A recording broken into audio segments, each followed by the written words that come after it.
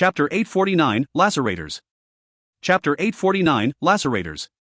Translated by Barrybuns. Edited by Tian and DeAndre R. Blue Wind City, Western Traders. All of you, focus. Clan Elder Richmond roared with an imposing might, causing everybody to tremble, and even the guards on duty could not help but straighten their backs. Everyone should know of what has been happening recently. The organization has met with trouble. I believe that everyone has confidence in the organization. The organization has stood in the Western region and not fell for so many years despite the many challenges, so it is nothing to be afraid or be shocked about. Everyone should also know about the rules of the organization, and at such an important time, if someone is able to stand up and do something for the organization will definitely repay him much more. Many of the younger generation's eyes lit up and their breathing became rapid. The Western Traders was a powerful organization with deep roots in the Western region. All of these guards were all locals, and were more emotional. It was like what Clan Elder Richmond had said to the Western Traders, it was just a small hiccup. No one believed that the bandits were able to sway the unified Western Traders in the Western region. To them, it was an opportunity. The Western Traders had many branches, causing competition to be intense. Every rise in rank became increasingly difficult. The easiest method to rise in rank was in such a unique situation. Clan Elder Richmond was satisfied with the results of his words. He stopped for a moment, and then raised his hand, hinting towards a malicious-looking man next to him. Of course, the organization will not be stingy with the reward, and the organization will not let everyone be in danger. Thus, the organization has decided to spend money and invite the famous mercenaries, the Lacerators, to help us, but... His words were like a grenade that exploded the guards in that instant. Lacerators! Oh my god, it's the Lacerators! Long live the Western Traders! Ha, that's great, come on, Gold Continent bandits, and... Quo. All of the guards were red to the neck, with their faces filled with disbelief. The Lacerator mercenary army was the Honorable Martial Continent's most famous mercenary army. They were all bloodthirsty and cruel people with tremendous strength. They were famous for not keeping captives. All the bandits that landed in their hands would be beheaded. As time passed, the enemies that were against them in any of their missions would voluntarily back off. If it were to be described that everyone were encouraged and their willpower were soaring because of Clan Elder Richmond's words, then the appearance of the Lacerators had completely made everyone believe that they had won. Now, they were even more excited for the Gold Continent bandits to come, that would truly be sending themselves up in a golden plate. Richmond was extremely pleased. In the Western region, as bandits were being a threat, the price of hiring the various mercenaries had all skyrocketed, and the Lacerators' price, which was initially already extremely expensive, had directly increased by a few folds. But Richmond still decided to hire them, and people could finally sleep in peace. This man beside me is the Lacerators' regimental command, Mr. Solomon. He will be laying the defenses. I believe that everyone will trust in Mr. Solomon's professionalism, and I hope everyone will go according to what the needs. He turned and smiled at Solomon. I'll hand everything over to you. Solomon replied loftily, you can rest easy. He waved his hand, and the members behind him started to walk in a line and take point. The Western Traders guards all watched the Lacerators pass by them with respect. Every Lacerator member was expressionless, their entire bodies emitted dense killing intent. As expected of the Lacerators, they are so powerful.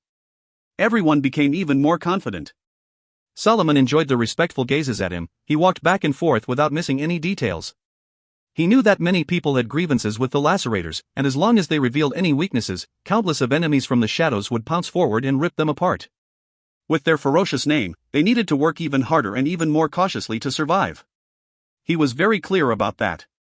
Compared to the Western Traders guards, the Lacerators had gone through such situations too many times, and were experienced in it, and finished their arrangements in a short while. The reverence in the eyes of the guards increased. There was a distinct difference between the experts and them. The Lacerators quieted down and did not talk or engage in chat. They quietly stood guard, their eyes filled with caution, and any slight movements would attract attention. Richmond had went down once to inspect their work, and left relatively satisfied. No one else knew that they had employed the Lacerators, and he even used special means to bring them into the city, so no one knew that the Lacerators were already guarding the Western Traders. It was his killing technique. The sky darkened. Solomon did not move, and sat in the corner and hid in the shadows. It was an extremely concealed position, where enemies would have difficulty detecting him. As long as something were to occur, he could easily launch a sneak attack. Solomon was used to leading the soldiers by the front. They were all mercenary soldiers, and if the leader did not lead by the front, no one would be willing to throw their lives for him. Suddenly, he stood up. A sense of danger was in the air. A warning suddenly surfaced in his heart. He squinted his eyes and looked all around, but was unable to find anything out of the ordinary. Am I wrong? He was unsure. The night was deep and dark like water, the lights in Blue Wind City gradually dimmed down, and the people in the streets grew fewer. A group of dark figures moved quietly. In his awakened state, Tang Tian was emotionless without any undulations in his heart. Everything that happened around him would reflect in his clear heart. The fine movements of energy in the air, to the little worms crawling on the wall a few tens of meters away, were all sensed by him. The feeling that everything was under his control made Tang Tian's actions very resolute. Regardless of advancing or stopping, they were as sudden and decisive as using a blade to cut down. There were no sluggish movements.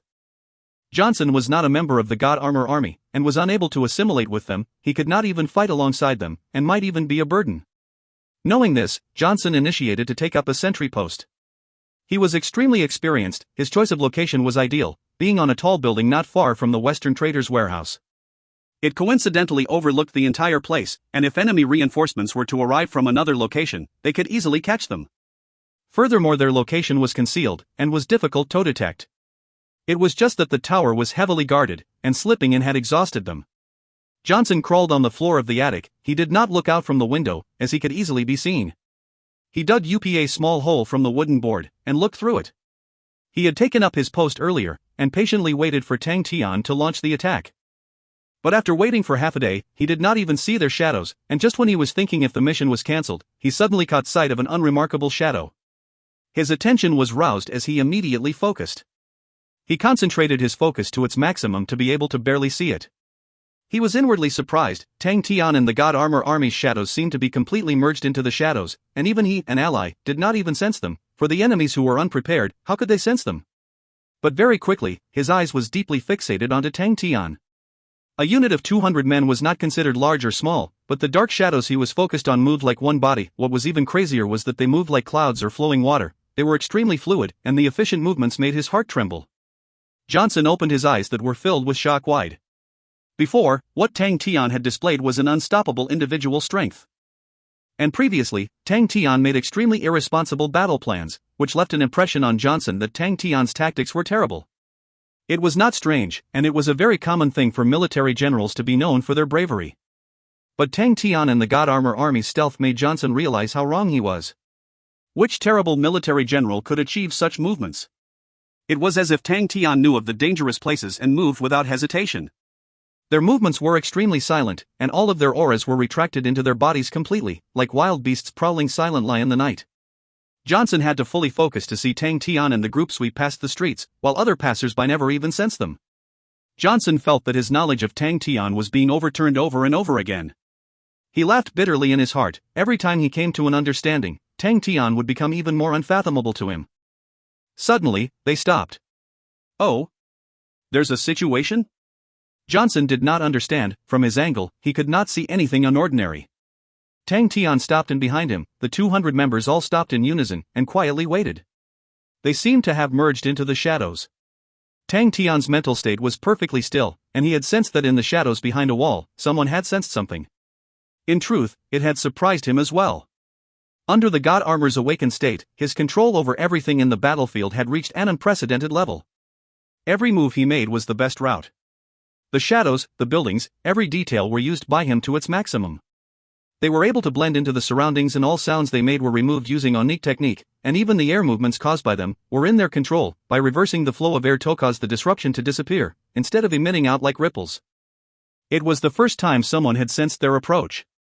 Surprised, Tang Tian's pupils flashed with a light, but it did not stir anything. To the current Tang Tian, the sudden appearance of a powerful person had changed a portion of the battle. Tang Tian stood as still as a statue. The periphery of the battlefield seemed to spreading ripples that continued to extend outwards. All the extremely light breathing and undetectable heartbeats gradually surfaced in Tang Tian's mind. The enemy's defensive area was also clearly grasped by Tang Tian. It was a deployment done by experience. It had perfectly used the terrain to place every soldier in optimal positions, and even using miraculous concealing techniques. Elites. Tang Tian's focus landed back on the expert concealed in the darkness. The enemy seemed to have sensed a whiff of danger, proving that his strength was far higher than the rest. It could be seen from his place of hiding, the opponent was extremely confident of his own strength. In such a situation, the enemy's deployment seemed to be invulnerable. But it has never been the case against me. In the darkness, Tang Tian's eyes flashed with a cold glint. He tiptoed and disappeared. At the same time, the 200 shadows disappeared at the same time. Right at that moment, Solomon, who was hiding in the shadows behind the wall, trembled. If you find any errors, ads pop up, ads redirect, broken links, non-standard content, etc., please let us know. Report chapter so we can fix it as soon as possible. Chapter 850, Light Sword Whale Song. Chapter 850, Light Sword Whale Song. Translated by Buns. Edited by Tian and R. Solomon's face changed. The disparity between the time when he sensed danger and when the enemy moved was so short that it could not be grasped. It was just a whiff of danger, like a flicker of light in the vast darkness, but at that moment, the enemy's killing intent soared and congealed into reality, like a sun suddenly dazzling in the night sky without any omen. The enemy completely did not mind revealing themselves. What he did not expect even more was that the opponent's target seemed to be himself. How do they know that I am here? Has my position been compromised? Did I reveal a flaw? He did not have time to think about those questions, as a sharp killing intent seemed to be aimed straight at his forehead. The intense danger immediately made Solomon's heart palpitate. If it were any military general facing such a sudden fluctuation, facing such an heavy killing intent, they would be at a loss. Solomon, who was known for being fearsome, immediately displayed his prowess. Gather light. Solomon's powerful roar suddenly came up in the darkness, causing all the Western traders' guards to be caught off guard, while the members of Lacerators all instinctively shot up.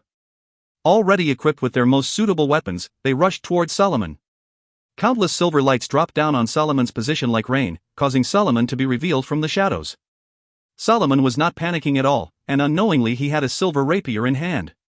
He had become serious. The silver rapier in hand flashed, producing an arc of lightning. It was as though the silver sword light had some attractive force, causing the silver lights in the air to gather towards the silver sword. The wall in front of Solomon was destroyed into powder. Solomon inhaled and pulled in his stomach, and slashed his silver rapier down. The silver light that poured down like rain converged into a wicker basket-sized silver ball at the right moment, and the silver rapier that slashed down, struck the silver ball like a whip. The silver ball exploded. Bang! Silver light beams surged out like a powerful current, cascading forward loudly. Blue Wind City, which was initially in darkness, was immediately lit up. Once he made his move, Solomon would not hold back. He had prepared for it. The sudden explosion of silver light did not affect his vision, but 90% of the time, the enemies would be blinded by the sudden burst of light.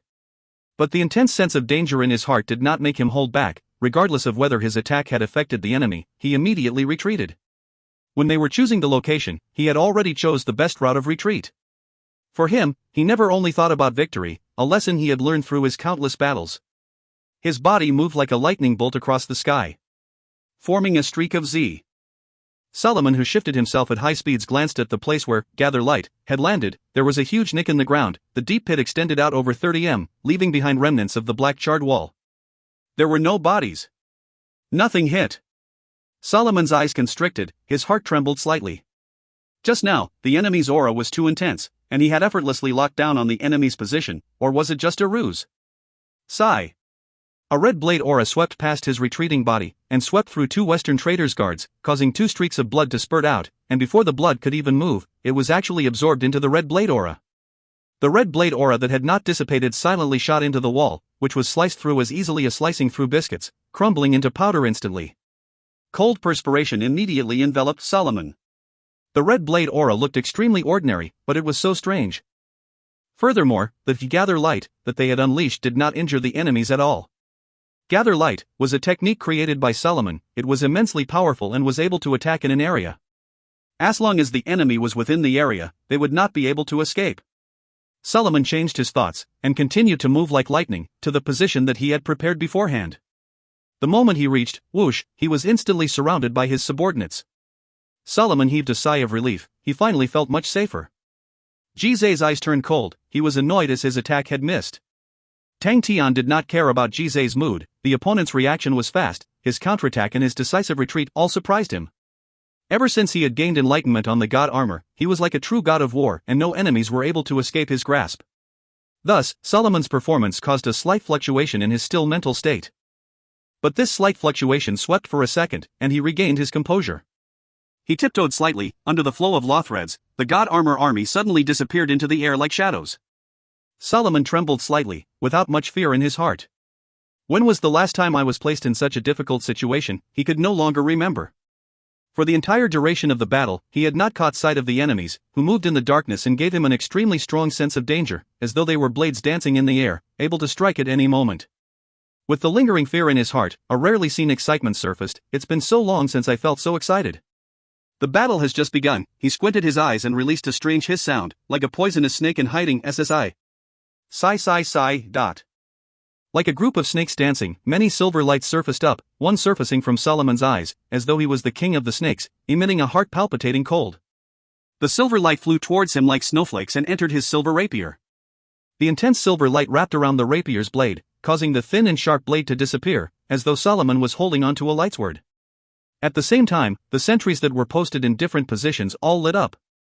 The number of sentries varied. The groups with lesser people had around 10, while there were 50 to 60 in another group, all of them glowed with silver light.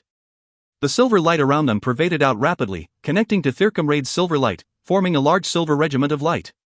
In the darkness, more than 10 regiment of lights formed out.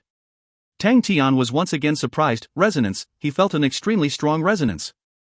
The enemy's light sword had produced a powerful resonance with the light regiments.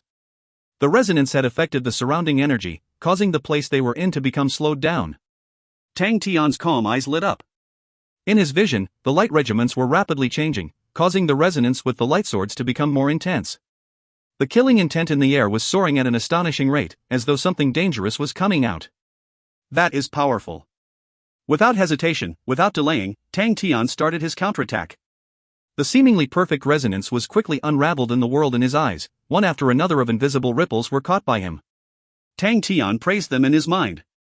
It had to be said, the enemy's understanding of energy resonance was extremely profound, to be able to create such a type of resonance. The 16 light regiments were like 16 amplifiers, while the light sword in his hand was the source, its resonance continuously strengthening with the 16 light regiments in effect. But, there are no invulnerable attacks. A flash of light flashed past Tian's eyes, and as though with a thought, the 200 God Armor army blossomed out like flowers, separating into different directions. After receiving the order from the Lothreads, the 200 men took action at the same time. 200 different colored light auras suddenly erupted in the sky. Solomon's light sword shivered at the same time with the 16 light regiments. He revealed a look of disbelief. Resonance. The enemy's 200 attacks actually formed resonance. They are using resonance to disrupt my resonance. His first reaction was, impossible. What he felt was impossible was not the speed of the enemy's counterattack, but the thought of using resonance to counter resonance. What he felt was impossible was the 200 attacks that were in a myriad of colors were clearly different attribute of energies. How can such a mix of energy form energy resonance? It was completely out of his knowledge. Suddenly, a cold feeling formed in his heart. Who are these mysterious people? Are they really bandits? Impossible. It's impossible for there to be such powerful bandits. Their comprehension of energy resonance is definitely not below mine. The strength they wield is definitely something not a bandit should have. Such powerful elites, only another place has it, temple. Are they moving against the Western traders? All of these thoughts flashed past his mind, but he quickly suppressed them down. The power struggle in the higher-ups were not related to him. He only had one consideration, which was to complete the mission. Temple. It is also rather difficult to have an opportunity to fight with such opponents. Come, I want to see whose comprehension on energy resonance is deeper. His silver eyes revealed a look of mania. Solomon's back was drenched with sweat, but his malicious face was extremely sinister. The resonance had reached an unprecedented level. The light sword in his hand was buzzing at a rapid frequency, which was the limit that he could control. It's time. He raised the light sword 1 inch at a time, his movements extremely slow, as though the sword weighed 1,000 kilos. A group of 50 sentries holding up their silver light regiment trembled as a silver light beam shot out from them, and when it was half formed, everyone was shocked to see that it was a light sword. 16 sentry groups formed 16 light swords that hummed in unison. Buzz. The heart-palpitating buzz completely overwhelmed the entire Blue Wind City. Upon seeing the scene, all the Blue Wind City citizens that were shocked by the commotion, all took in a breath and revealed shocked expressions. Johnson, who was hidden on the tower, was like an ice statue, his face pale white, a name flashing past his mind: Lacerator's mercenary army. That's Lacerator Army's most famed killing technique, light sword whale song. They actually have the Lacerators with them. If he had known that the Lacerators were around, he would have definitely thought of a way to get Tian to stop the plan. He was extremely vexed. Damn it, I didn't sense the Lacerators being here when I went to scout in the day. He was extremely unhappy about his failure. He knew how powerful the lacerators were, not from others, but that the Macefields trading had once fought with them. He had a deep impression with the ruthless and merciless veteran army, especially their strength. In that mission, they did not use their killing technique, but completed their mission perfectly. He never expected that their intention to fight in the city would meet the lacerators. It's my fault. Damn this shit. Was it a trap? He suddenly realized, and his hands and legs turned cold to sub-zero temperature. The citizens who were shocked also had people recognizing the Light Sword Whale song, all of them exclaiming out loud, but amidst the shock was joy. Knowing that the famous lacerators' army was garrisoned in Blue Wind City, it made all of the citizens feel safer. What made everyone feel the safest was that the lacerators looked to be going at full force, to even use their killing technique without hesitation. How many armies could survive from Light Sword Whale song? They were completely confident and excited. But no one could see the indescribable fear revealed in Solomon's silver eyes. If you find any errors, ads pop up, ads redirect, broken links, non-standard content, etc., please let us know. Report chapter so we can fix it as soon as possible. Chapter 851, Tang Tian's Idea. Chapter 851, Tang Tian's Idea. Translated by Berrybuns. Edited by Tian and Deandre R. Light Sword Whale Song, the Lacerators' army's most famed killing technique, the killing technique of a gold rank army. An army killing technique was just a common saying, frequently referring to extremely powerful and special tactics and the trump card of the particular army. In the Sacred Saint Galaxy, where armies ruled, army tactics development had an extremely long and rich history. Army killing techniques were the result of its history. Such formidable tactics could easily turn the tide of the battle, but the prerequisites to them were extremely harsh. Some might overdraft the soldier's strength, some would produce an astonishing amount of burden on the military general, some even leading to injuries. Thus, if it was not needed, no armies would use their killing techniques, and that was the reason why everyone were confident towards the Lacerators' army. Every army's killing technique was different, with the military general being different, soldiers being different. Naturally, the killing techniques were never the same.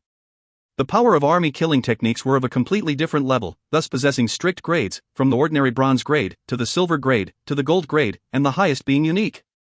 Gold rank army killing techniques would immediately become the focus of everybody in the entire Sacred Saint Galaxy. Very few people knew that to wield a gold rank killing technique was a prerequisite to being a lieutenant general. In the temple internal department where geniuses overflowed, gold rank army killing techniques were the Getesto, the realm of the powerful. To the citizens, military generals who wielded gold grade army killing techniques were extremely rare, and Solomon's talent was one of a kind. If not for Solomon being extremely ruthless and murderous, thus being disliked by Temple, he would have long been recruited by them. Solomon did not like being controlled. He had created the Lacerators by himself, and quickly pulled it to become one of the most famous mercenary armies in the Honorable Martial Continent. Mercenary armies held low positions in Honorable Martial Continent, as the army system in the Honorable Martial Continent was extremely flourished, with many armies present at different ranks. The Honorable Martial's robust history was one filled with war, and many of their armies were loaded with military achievements, with many silver armies having glory. In such an environment, a mercenary army's position could only be so much, as they were mostly made to service the rich businesses. The Lacerators did not do that, because of Solomon, because of the Light Sword Whale song. The first time the Light Sword Whale song appeared, it shook the entire Honorable Martial Continent. A gold rank army killing technique appearing from a mercenary army, it was an unprecedented matter, causing the Lacerators' name to soar. The dazzling silver light sword awakening in the darkness, the resonance that caused everybody's heart to palpitate, the immense might enveloped the entire city. As expected of a gold rank army killing technique. Everyone opened their eyes in shock and awe. Most of them were filled with curiosity. The chance to be able to personally witness a gold rank army killing technique could only be an encounter and never sought. Everyone was filled with confidence. The unstable period made everyone afraid, as they all hoped for Lacerators' Tawin. The one who was the most pleased was undoubtedly Richmond. Recruiting the Lacerators was a risk he had to make. If nothing happened, they would have spent the money for nothing, and his enemies would definitely take the chance to attack him. He was right. The imposing and majestic silver light in his eyes made him excited. Who can block against such a fearsome power? If they were able to wipe out the powerful bandits, the huge contribution would allow him to rise a few ranks, and allow him to step into the core circle. His face was flushed red with excitement. It was a dream that he had dreamt about countless of times, and it was finally close to him in a reachable distance. When this light aura dissipates, my dreams will come true. His body trembled involuntarily, his breathing became rapid, eyes opened wide. It was history's most beautiful moment to him, and he did not want to miss any detail. It really is beautiful. Tang Tian was expressionless. The enemy's energy resonance was truly unique. Its most special feature was that the enemy's resonance was not at a fixed frequency, but strengthened through the resonance. After being strengthened, it would reach another resonance, and strengthen once again. In theory, if this loop continued, it would become infinitely stronger. But Tian knew that it was impossible for it to be infinite, but that was not the main point. The main point was, they had chosen the wrong enemy. To the God Armor army that was birthed from the Sin domain, energy resonance, in the perspective of laws, was actually much simpler. As for controlling energy, it was a basic training they underwent daily ever since they stepped into the sacred Saint Galaxy. When the light sword released the heart-palpitating buzzing sound after resonating, the dazzling silver light star Tetto spread at an astonishing speed like poison. Even the myriad of light auras released by the 200 men was slowly being corroded. The silver light released an intense dazzle that lit up the entire Blue Wind City. What a terrifying, light sword whale song. Everyone who witnessed it all took in deep breaths. The power of the energy corrosion was unprecedented. It was asked how they had seen the end, at the time where the silver completely pervaded out, would be the time of the bandits' deaths. The dazzling silver light had become one whole. The sea of silver light had become so intense that even when the people looked away and into the distance, their eyes would still be somewhat blinded. Everyone was shocked, but became even more confident. The dazzling silver light made the ground beneath it unbearably dark. It was inside this blind spot that beads of perspiration trickled down Solomon's nose. His eyes were opened wide, with fear. How is this possible? The enemy's energy undulation was actually slowly closing in on them. What are they trying to do? The myriad of light auras were gradually turning silver, and to the outsides, it was the unique power of the light sword whale song. But Solomon knew that it was not the enemy's energy being corroded, but the enemy's energy undulation that was constantly closing in on his light sword's energy undulation. If not for him personally experiencing it, he would definitely never believe that there would be such a strange tactic. He created the light sword whale song. Its energy undulation was one of a kind, and the silver energy undulations that continued to resonate were always changing, therefore being able to unleash the unique energy undulation of the technique. It completely capsized his knowledge, as his enemy had actually imitated it instantly. Not only was the silver light of the light sword not harming the enemy, but instead seemed to have found an energy related to it, and was merging with the enemy's silver light.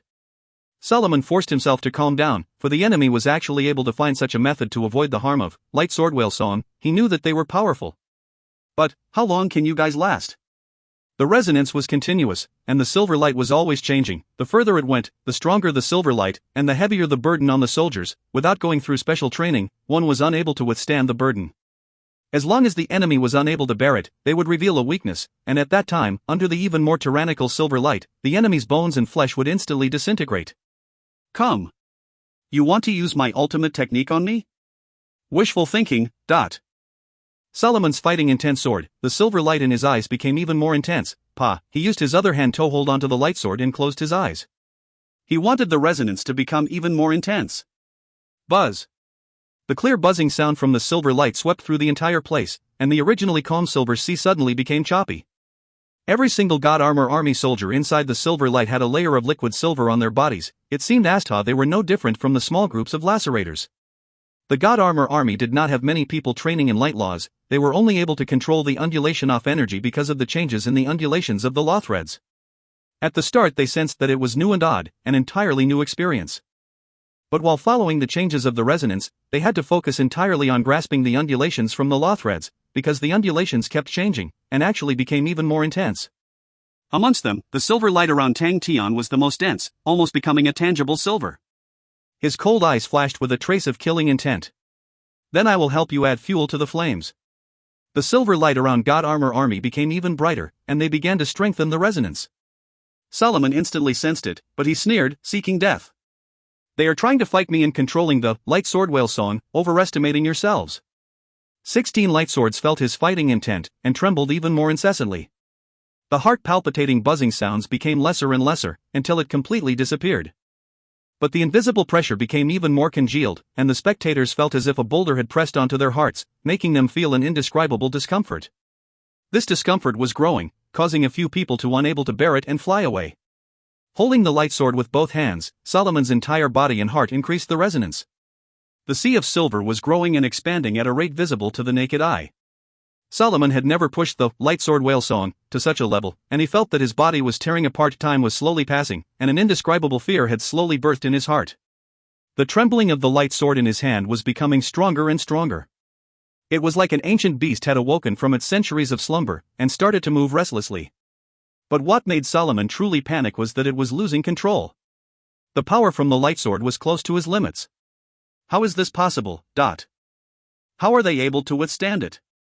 Once panic starts, it becomes difficult to extinguish, and he started to feel that the impact that the light sword was giving him was becoming stronger. Inside the sea of silver, everyone had completely turned silver like statues, all of their expressions serious. None of them revealed any joy or laughter. At the start they were still taking it easy, but as time passed, they started to feel the tension. It was already far more than their daily training. The silver sea of light was still growing at an astonishing rate. The light sword in Solomon's hands had already become a pillar of light, and Solomon was using all of his strength to hold onto it. It was as though he was hugging onto a powerful beast, and blood had started trickling down his blood. At that moment, he finally understood Tang Tian's intent. They want me to explode. The pillar of light in his hand could blow at any moment, causing him to feel despair, but the anger in his bones made him unwilling to fail. Then we will die together. He roared that thought in his mind, but his eyes remaining ice-cold, even with the intense silver light, it was unable to conceal the clarity of his eyes. Wait a minute. Solomon then saw clearly the enemy's movements. He was bent like a bowstring with his fist pulled out. That's... Solomon immediately stopped thinking. His mind was a blank as he stared at the fist that was extremely simple, striking the air. If you find any errors, ads pop up, ads redirect, broken links, non-standard content, etc., please let us know. Report chapter so we can fix it as soon as possible. Chapter 852, Completely Gone. Chapter 852, Completely Gone. Translated by Berrybuns. Edited by Tian and R. Tang Tian's body extended out as the 200 connected law threads were slowly pulled like bowstrings. The extremely simple fist that struck the air, struck on the resonance node. Solomon only felt a thunderous clap, as he was unable to react as the light pillar he was holding onto suddenly lit up with silver light aura. Tang Tian's face changed slightly. With a snort, he pulled everyone and rushed out. Solomon's last thought was on the endless silver light. The silver light that he was once most familiar with had devoured him. Bang! The silver light that lost control crumbled like the ocean waters, flowing in chaos. The silver light was an extremely high-grade energy that had been strengthened many times by the light sword whale song, and was brimming with destructive force. The Western traders' guards were the first to be devoured. They were not in time to make any sound and were disintegrated in the silver light. The Lacerator's soldiers all blossomed with dazzling silver lights, which pierced through their skin and penetrated through their bones, causing silver flames to ignite from within their bodies. Their screams and wails were incessant to the ears. They struggled to survive, but the silver flames from their body had already leaked out, and all of them turned into burning men. Their wails gradually softened, as all of them disintegrated inside the silver light until nothing was left. The walls that could defend against warship weapons, the layers of defense that were forged at an expensive cost, all crumbled like paper in the silver light, instantly turning into ashes. The silver light spread and flowed like water. In the silver light, Tang Tian and his unit were giving their all to rush out. The power of the silver light exceeded Tang Tian's anticipation. He was completely focused on his front, doing his best to imitate the undulating frequency of the silver light. The silver light that had lost control also lost its undulation frequency. Instead of it being stable, it had become extremely chaotic. He needed to ensure their energy undulation were equal with the silver light. Only by doing so would the silver light view them as itself and they would not be hurt. If he had a slight deviation, the silver light would become fatal. He himself might be able to rely on the god armor to escape and survive, but Jizai and the rest would be devoured whole. The direct threat of death had caused his attention and focus to reach an unprecedented stage, causing Tang Tian to enter a bizarre state.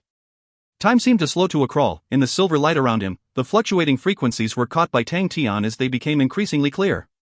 It was so clear that he could see that beneath the gorgeous and dazzling silver light, there was an invisible net that was constantly undulating. That's... Tang Tian suddenly realized, it's law surface. That invisible web is a law surface. His thoughts became clearer, and many things that were vague to him instantly became clear. He did not rejoice in that fact but maintained his calm manner. His mental state that was extremely focused made Tang Tian speckless. The endless undulation of the silver light had become clear to him. Jizai and the rest immediately sensed Tang Tian's change. The initial slow movements suddenly became fast and smooth. They were like a school of fish living inside the silver light, moving according to the silver light, as though they had merged with the silver light. Whoosh! Inside the silver sea of light, a group of people soared into the sky, bringing forth silver flames. They flew higher and higher. The silver light flames that they produced fell down like raindrops dropping from leaves. It was rather beautiful.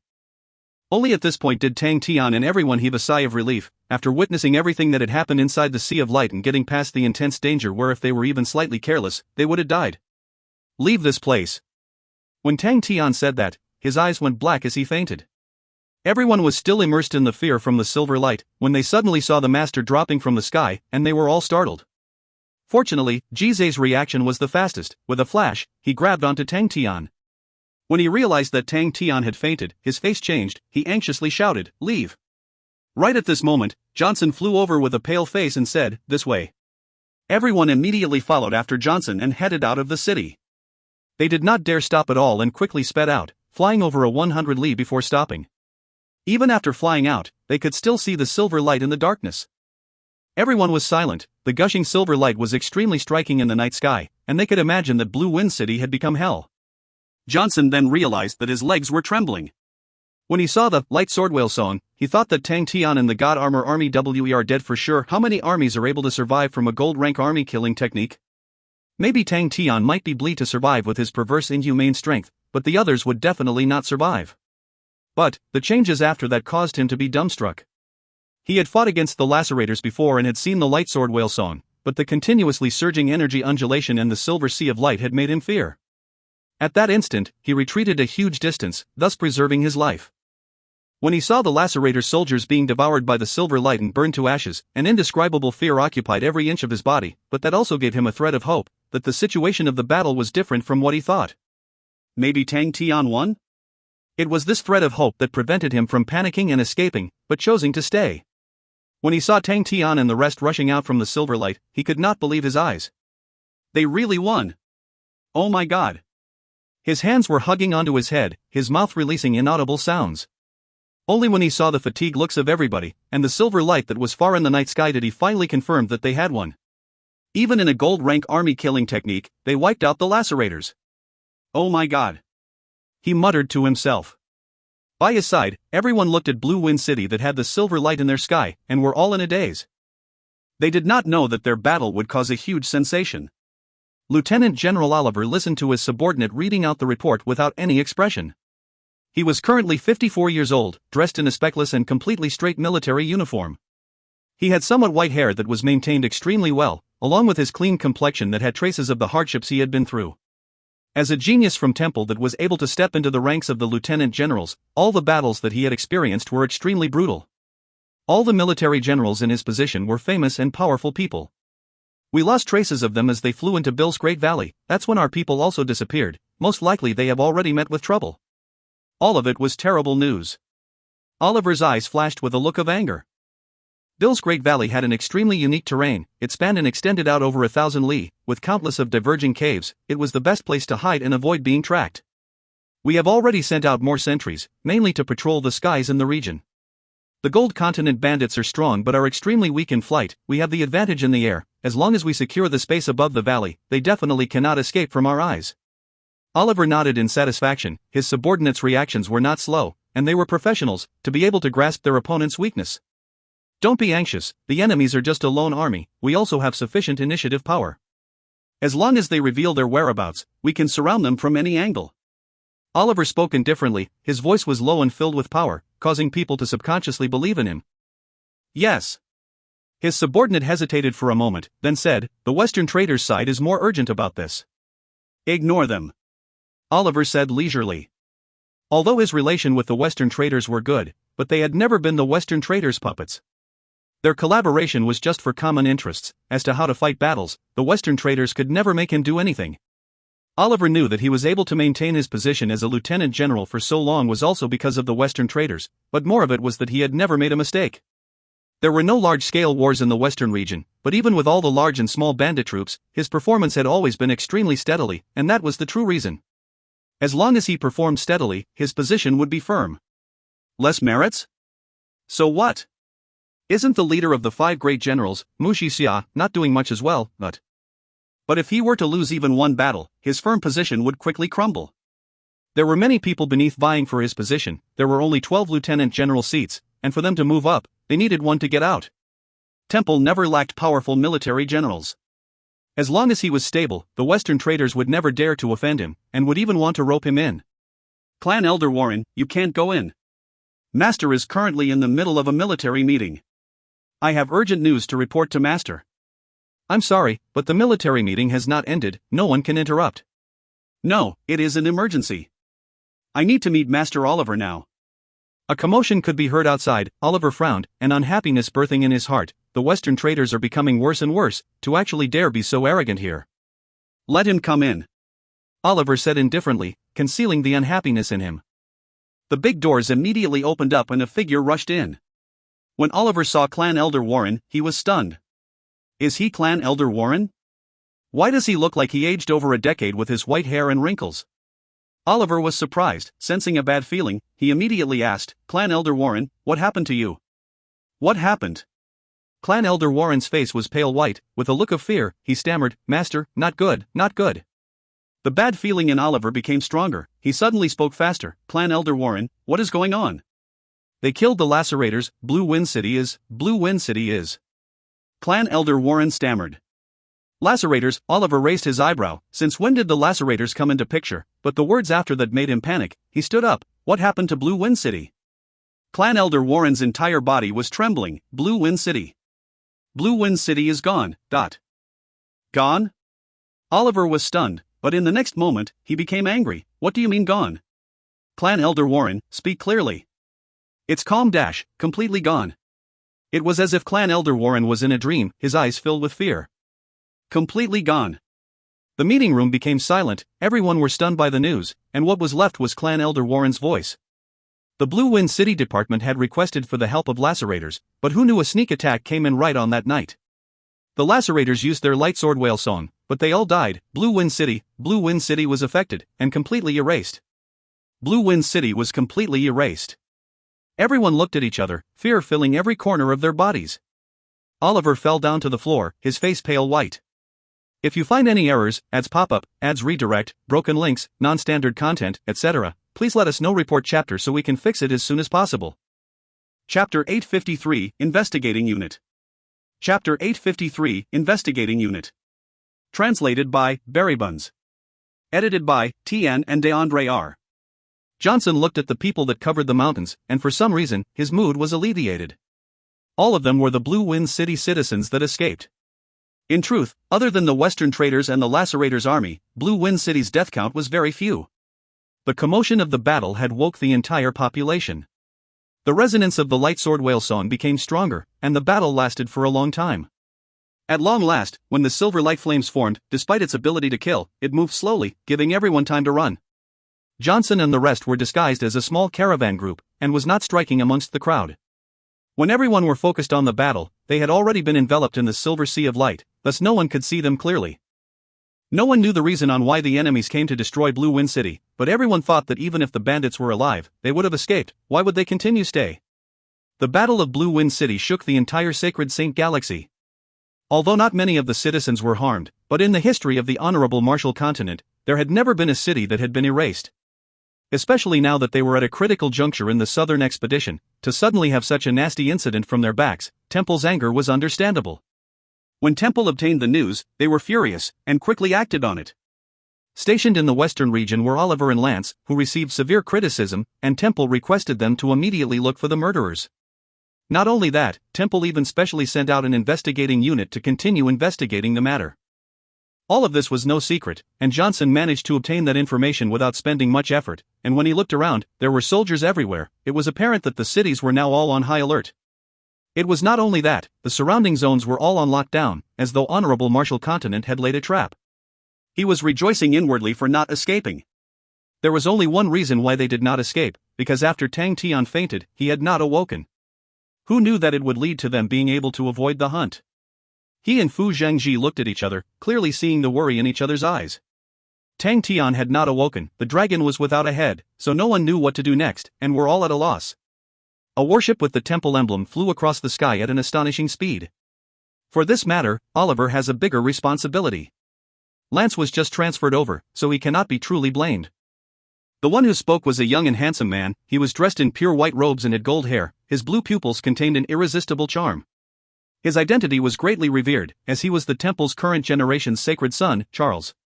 A female spirit floated beside him. She had a devilish figure with a pure and beautiful appearance. Her beauty could cause people to suffocate. She was dressed in gold armor, and on the back of the armor was a pair of snow-white energy wings, making her look like an angel. Her golden gloves were weaved with layers upon layers of scales, holding onto a sword hilt while standing straight. Her big sword reached the height of her chest, with a broad body. Its sword hilt allowed a dual hand wield. The sword sheath was covered with profound and beautiful engravings, with the Honorable Martial's son engraving the most prominent. That is not a reason, Sophie said coldly. She knew that Charles admired Lance more. Of course. Charles shrugged his shoulders, revealing a warm smile on his face. That's why we are here. It's said that Oliver lost the Gold Continent bandits. A personally groomed lieutenant general of Temple actually lost the bandits they were tracking. That's truly a shame. Could it be that all of his years of experience has been used to earn money with the Western region? Sophie immediately understood Charles's determination to get rid of Oliver. She had no sympathy and just spoke honestly. Oliver needs to be responsible for it. It is an extremely crucial time for the Southern expedition. For our own land to have such a nasty event, it is unforgivable. Charles retracted his smile. His handsome face became serious. Relieve Oliver from his duties. As for his direct subordinated army, temporarily put them under me. All of the other duties remain the same, and await for my orders. Send someone to bring Oliver back to Temple to receive interrogation from the clan elders. Yes. A person in the shadows replied. This order was sent with the quickest speed, and that was how Oliver's fate was sealed. What about Lance? Sophie coldly reminded. Charles covered his distressed face. His own subordinate was that direct with him. Fine, since I'm already used to it. If I don't give him a proper punishment, she will definitely push me all the way. He replied helplessly. We will penalize his salary for a year. What do you say? 3 years. Sophie said coldly. He will be in pain because of that. Charles laughed. We'll do as you say, penalize his salary for 3 years. When they reached Blue Wind City, what welcomed them were Oliver's subordinates. All of them had worried looks, worried about their own future. Oliver was already brought back to the temple for questioning, where he did not dare struggle at all. Let's go down, Charles said, then leapt down. Sophie did not turn and said coldly to the back, maintain caution. Yes. The troops standing silently behind her scattered like flowers, forming over 100 beautiful gold arcs, and dropping into every corner of Blue Wind City. Bang bang bang. The gold enchanting and strong figures landed into the ground. When the few generals saw the soldiers who were clad in full gold armor, their complexions all turned deathly white. Honorable Martial Banner of Knights. It was the legendary top elites of Temple, the Honorable Martial Banner of Knights.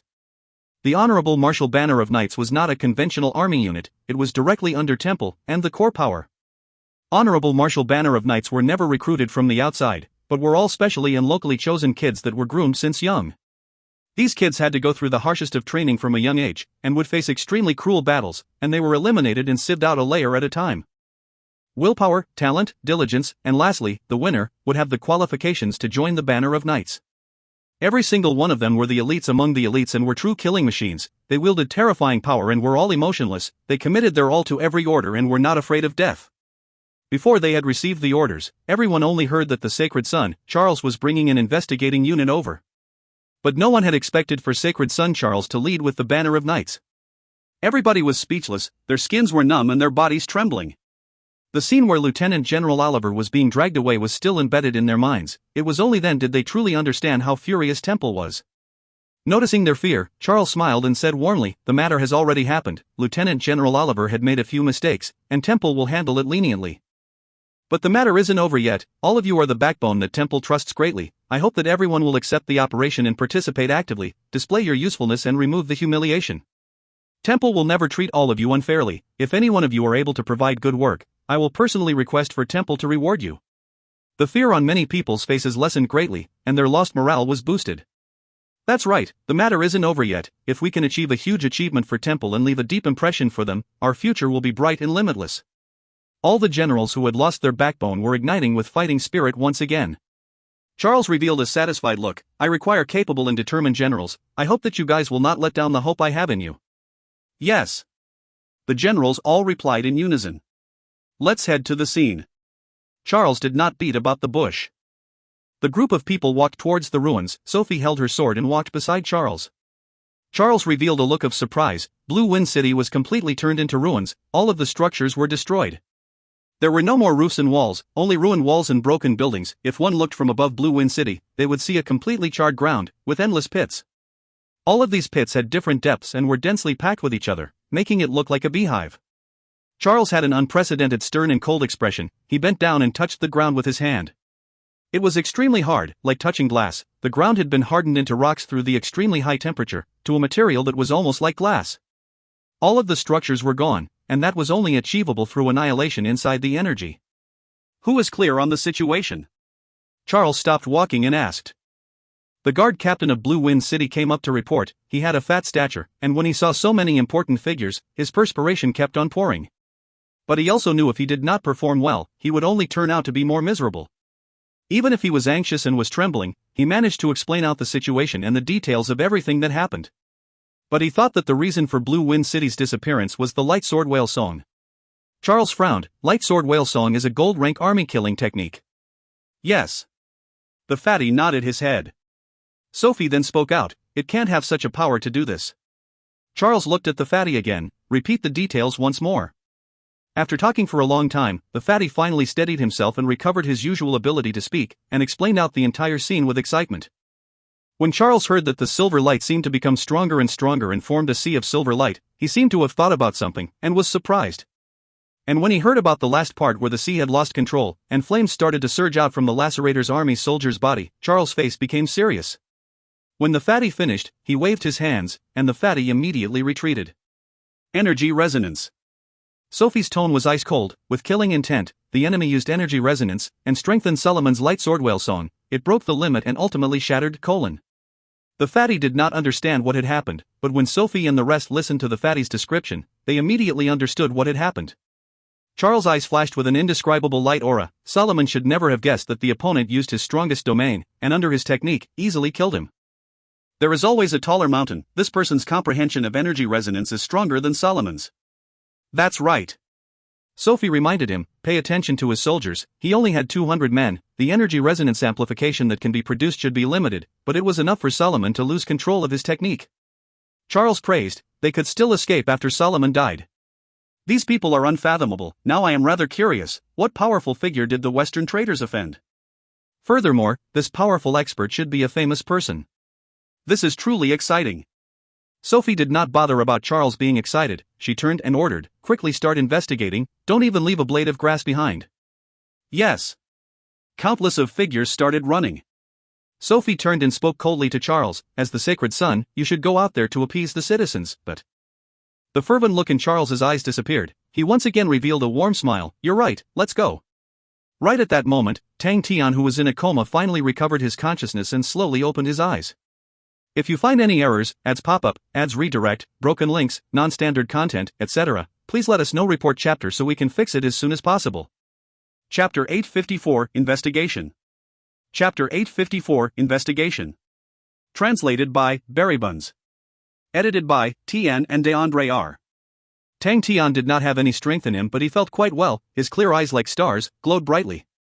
When Tang Tian awoke, everyone immediately found their backbone, and all of their panic and lost instantly disappeared. Johnson heaved a sigh of relief, although he felt that the sudden change of atmosphere was miraculous. All of them who were beaten up badly were currently in high spirits, their faces revealing ominous glints, as though they wanted to use their excess energy to look for fights. He was inevitably moved. Inside this unit, the master was irreplaceable. His gaze landed on the master, and when his eyes made contact with the master's, he lowered his head. After he woke up, his entire aura seemed to have undergone a huge change. The previous imposing and valiant aura had disappeared. He had become extremely ordinary, and if placed in a crowd, he would look just like another passerby. But his eyes were strangely bright, which even the darkness could not conceal. When the master looked at him, Johnson felt as if he was being seen through completely. Tang Tian looked at a group of people in the distance with interest, and asked Johnson, who are they? Johnson immediately noticed the commotion in the distance. He looked over, and his face instantly changed. He exclaimed softly, Sacred Son. Honorable Marshal Banner of Knights. Charles's smile was warm and gentle, making him filled with intimacy. He was extremely gentle and caring to the old. He shuffled the children's hair and encouraged them. He asked everyone what sort of problems they have encountered and what they needed him to do. Who would have thought that the high and noble Sacred Son would actually be so down to earth and warm? In the blink of the eye, he had convinced everyone. The gaze that everyone had towards him was filled with reverence and support. Many others had knelt down to worship him, losing their voices and crying bitterly. Sophie stood guard beside Charles's side, her gaze constantly shifting about, an undetectable undulation spread out from her as the center. Her hands never left the sword hilt, and she was constantly on alert. Relax, Sophie. Charles chuckled. Do you think the enemy will stay here? Someone was scrutinizing us just now. Sophie said coldly. Charles chuckled. Sophie is truly too inflexible, he teased her. You have to get used to us being the focus, how can we not attract eyes? Furthermore, you are so beautiful like a celestial, it is very normal for people to scrutinize you. Did you find anything? Not yet. Sophie said coldly. She felt that it was weird. She had truly felt a powerful gaze, but when she turned back, she could not feel anything. Out of caution, she even unleashed detection ripple. Heaven's Road unique point of martial techniques were the meticulous variations in energy, which was something that the Sacred Saint Galaxy did not have. Many of Heaven's Road martial techniques were not suitable to be used in Sacred Saint Galaxy, but as Temple had many geniuses, they started to make changes to the martial techniques, and the meticulous detection ripple, obfuscation, not was one of them. The detection ripple was a sort of probing martial technique, the energy undulation being extremely sensitive. Any outstanding military general or powerful martial artist would have control over energy as an instinct. When the detection ripple swept past them, it would immediately produce a minute feedback, and this feedback was able to reflect the person's strength. Sophie's detection detection action arple was EXT, detection remotely, detection powerful were, detection even the smallest of variations was, detection able to escape from her eyes. But from the feedback, she obtained nothing, and did not discover any suspicious characters. Was it a wrong feeling? Sophie looked around again, but did not find anything. Charles's gaze landed on a transport ship not far away and chuckled. The people from the Western traders are here. Sophie retracted her gaze and did not say anything. She had a very bad impression of the Western traders. Others might think that the Western traders were able to provide ample support being a wealthy organization, but Sophie did not care about that, and naturally did not show them any courtesy. I'll patrol. With that, Sophie turned and walked away. Charles was extremely clear of his knight commander's temper and did not care. His gaze landed on the old man with a huge goatee. This straightforward-looking man that looked like a bandit was the man with the highest authority in the Western traders, Carl. Carl, I never thought that you would be here as well. Charles smiled and walked up, as though he was meeting an old friend. Your Highness. Carl immediately jogged over to Charles and greeted Charles respectfully, with a fearful voice. I have given Temple too much of a trouble, to even get your Highness down, this lowly one deserves death. Charles maintained his attractive smile and spoke out words that caused people to feel a cool breeze. It is a breach of our interior. Temple has the responsibility to protect everybody and their assets. Carl, don't worry about it. The Temple is brilliant. Your Highness is brilliant. Carl revealed an emotional look. Charles continued speaking. The Western traders is the role model to the various continents in the Western region, and also the backbone. I hope that the Western traders will be able to rise to the occasion.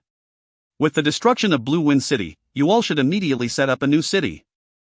On this, it will be impossible for Temple to follow up, so we hope that the various family businesses and organizations will be able to band together and build up a new and magnificent Blue Wind City. Carl immediately replied, Rest assured your Highness, for this matter, the Western traders will be responsible for it. The new city plans will quickly be handed to Temple, the costs will be fully raised by the various businesses and organizations, and the Western traders will assume at least half or more of the costs. Charles revealed a satisfied look. The undertaking of building the new Blue Wind City was to give Temple face, and also his own. He smiled even more intimately. With Carl taking charge, I can truly rest easy. Tang Tian, who was in the distance, listened to Johnson as he introduced Sacred Son Charles and the Honorable Martial Banner of Knights, and when his gaze landed on the golden-clad Banner of Knights, his heart trembled. Every single one of the fully equipped knights emitted terrifying auras. He recognized the aura, and could not help but think back about the saints from Heaven's Road's temple. They were loud and glorious, tyrannical, and filled with oppression. All of these Honorable Martial Banner of Knights auras were even more terrifying, to the point that it could cause people to choke. The gold armor on their bodies seemed to have suppressed and locked down their aura, but occasionally, a trace of it would leak out. The tyrannical aura filled with destructive caused people to be fearful. The strength of the Banner of Knights did not exceed Tang Tian's expectations. But what he never thought was that the commander of the Banner of Knights was a female spirit general. There were extremely few spirit generals in Sacred Saint Galaxy, so to have such a powerful female spirit general was extremely surprising. She was the strongest spirit general Tang Tian had ever seen. Even Sima Zhao's Magatama could not compare to her. Previously, when his gaze had landed on her for a moment, it immediately caused her to be cautious. And when she released the bit of undulation, although other people did not notice it, but Tang Tian was shocked. Heaven's Road martial technique. Although he did not know what technique it was, but Tang Tian was able to recognize it, and inwardly exclaimed at how powerful it was. This bit of undulation was like a feedback, and could easily react with the energy inside their bodies. If not for them being zero-energy bodies, they would have been revealed. And His Highness Charles, born to royalty, his father is currently the youngest clan elder of Temple, his mother is the daughter of the previous generation's clan elder. From young he was blessed, his talent is on a level that no one can compare to. He is hailed as the most potential for a leader in Temple's 100 years, and every word and sentence of his is greatly followed after. Sacred son Charles has displayed an intellect far surpassing his age since young, and when he was 15 years ago, through the agreement of the clan elders group, he was appointed to be the current generation's sacred son. Master Sophie's background is extremely mysterious. There are people say that she is the heroic spirit of a deceased sacred maiden, sent to protect sacred son Charles. But this subordinate accidentally heard a rumor, saying that Master Sophie was created. But this sounds too crazy. She was created? Tang Tian's eyes constricted, he suddenly thought of Sima Zhao's Magatama. In truth, Magatama was created. Could it be that honorable martial continent already wields the technique to do it? And, to create such a powerful spirit general, it truly is too scary. For some reason, Tang Tian kept all of Johnson's words to heart. In the Sacred Saint Galaxy, only the honorable martial continent was conducting research on spirits, and they looked to have substantial breakthroughs. If Sophie was truly created by Temple, then Temple's research on spirits is far more profound than what I thought. That is definitely bad news. The Sacred Saint Galaxy was not a place to birth spirits, but if they did, then the Sacred Saint Galaxy could easily become stronger. And if the spirit generals were extremely powerful, their speed of improvement would be godlike, as the energy in the Sacred Saint Galaxy was too dense. Sima Zhao's Magatama was a perfect example. She seemed to be changing on a daily basis. Temple is truly furious this time. For the Sacred Sun and the Banner of Knights, who are the core of Temple, to be here, it shows how important Temple sees this. If not, ordinary matters can never summon the Sacred Sun and Banner of Knights. Johnson spoke. Tang Tian did not think so. The matter of Blue Wind City was truly too huge, but the reason why they sent out the Sacred Sun and Banner of Knights was because Temple did not have sufficient manpower. Jaya was seated in the center region, the other four great generals were not around, thus Temple had to send out the Sacred Sun and Banner of Knights. Temple's intent was clear, they wanted to destroy the bandits with the quickest speed. Temple also knew that the southern expedition was at its critical juncture, but maintaining peace in their own territory was the most important matter. Tang Tian suddenly had a brazen thought. Get rid of Charles and the Banner of Knights. But instantly, Tang Tian jumped in fear from his own thought. The Banner of Knights did not have many people, but every single one of them were extremely powerful. Filled with the destructive power of the light attribute aura, all of them were like suns locked inside the armored jail, filled with an endless power of destruction. And there was Sophie. If the Banner of Knights were considered suns filled with endless power, then Sophie was the deepest abyss in the sea of energy, where not even a trace of aura was revealed. Can I fight against Sophie? Tang Tian did not know. And there was one more person. His gaze landed on the most ordinary-looking sacred son Charles, who was no different from the ordinary citizens, maintaining a smile the entire time. Tang Tian, who had extraordinary intuition, could sense that he was in no way simple. If you find any errors, ads pop up, ads redirect, broken links, non-standard content, etc., please let us know. Report chapter so we can fix it as soon as possible. Chapter 855 Enemies Meeting on a Narrow Path. Chapter 855 Enemies Meeting on a Narrow Path. Translated by Berrybuns. Edited by Tian and DeAndre R. Mu Xia stared at the bronze forest that was filled with killing intent, his gaze became gloomy, his heart filled with shock. He had always been bitterly looking for the Perseus King Court. The legendary goddess of war was the true crux of the unification of the savage continent. Mu Xia had long decided, regardless of what cost, he had to bury the savage continent and kill the woman. As long as he killed her, then the savage continent that had just started unifying would immediately crumble and scatter. But he never thought that not only was he unable to find any traces of them, but he would meet with a mechanical army in the savage continent. From the looks of the mechanical puppets, they were definitely mechanical puppets from the gold continent. Their lanky figures that did not have any swelled parts and their monotonous colored blades hung on their backs with their blade hilts below. On their backs were 6 pairs of wings to illustrate its outstanding agility. The monotonous metal armor that was riddled with decorative designs were only present in the highest grade mechanical puppet designs. They had a unique name, called the Gold Continent Marks. The Gold Continent Marks were able to increase its defensive capabilities to a high extent, and greatly increase its compatibility with energy, allowing its user to have an increased level of control over the energy and increase the mechanical puppet's performance. But its workmanship was extremely complicated and the cost of manufacturing one was extremely expensive. Only the highest grade mechanical puppets were more inclined to be equipped with it. This grade of mechanical puppets were never on the markets. But in Honorable Martial Continent's intelligence network, it was extremely outstanding, where Mu Jixia had gained knowledge on. Mu Jixia even knew that people that used the mechanical puppets that wielded the Gold Continent marks were the guards with the highest level of authority from Gold Continent. But there were over 2,000 of such mechanical puppets in front of him. If he did not personally witness it, Mu Jixia would never believe it. His face that was riddled with hardships was extremely gloomy. Did the Gold Continent find a way to resolve the high price of the Gold Continent marks? This thought flashed past Mu Jixia's mind, causing his expression to become even more serious. He knew what it meant for the Honorable Martial Continent. He only needed to kill the lady to resolve Savage Continent, and from the beginning, they never needed to fear the southern region. Aside from the Honorable Martial Continent, there was another powerhouse equally strong and unified, and that was the Gold Continent. Gold Continent was the most powerful continent of the eastern region. It held an extremely long and rich history, and was the true overlord of the eastern region. But what made Mu Jixia worried was that the Gold Continent's mechanical army had appeared in the Savage Continent, which could be considered a strategic intent. Are they trying to take over the Savage Continent? No. Taking over Savage Continent is not as beneficial as attacking the southern region and obtaining the benefits. If the Gold Continent and the Honorable Martial Continent were to attack the southern region together, the pincer attack from the back and front would easily divide the entire southern region up. And in the Savage Continent's history, they had never once been conquered before. Compared to the rich and abundant southern region, the Savage Continent was barren and poor. Even if the Gold Continent wanted to attack the Savage Continent, they would not just send an elite army of 2,000 men. What use would that be? Unless they have the same thoughts as I do? Mu Jixia's eyes lit up. That's right, a unified Savage Continent will equally be disadvantageous for Gold Continent. Most probably they have also seen the danger of a unified Savage Continent, and wants to kill that lady. This was the only plausible reason that could explain for the appearance of a 2,000 elite army appearing in the Savage Continent to Mu Jixia. The more he thought about it, the more reasonable it became to him, but the ever-cautious Mu Jixia did not loosen his guard, and carefully observed the other party. When he noticed the flag, he was somewhat surprised, as it was a striking bronze cross. Mu Jixia was extremely familiar with the emblems of the Gold Continent's elite armies, but he had never seen such an emblem before. Seems like they are in disguise, Mu Jixia thought.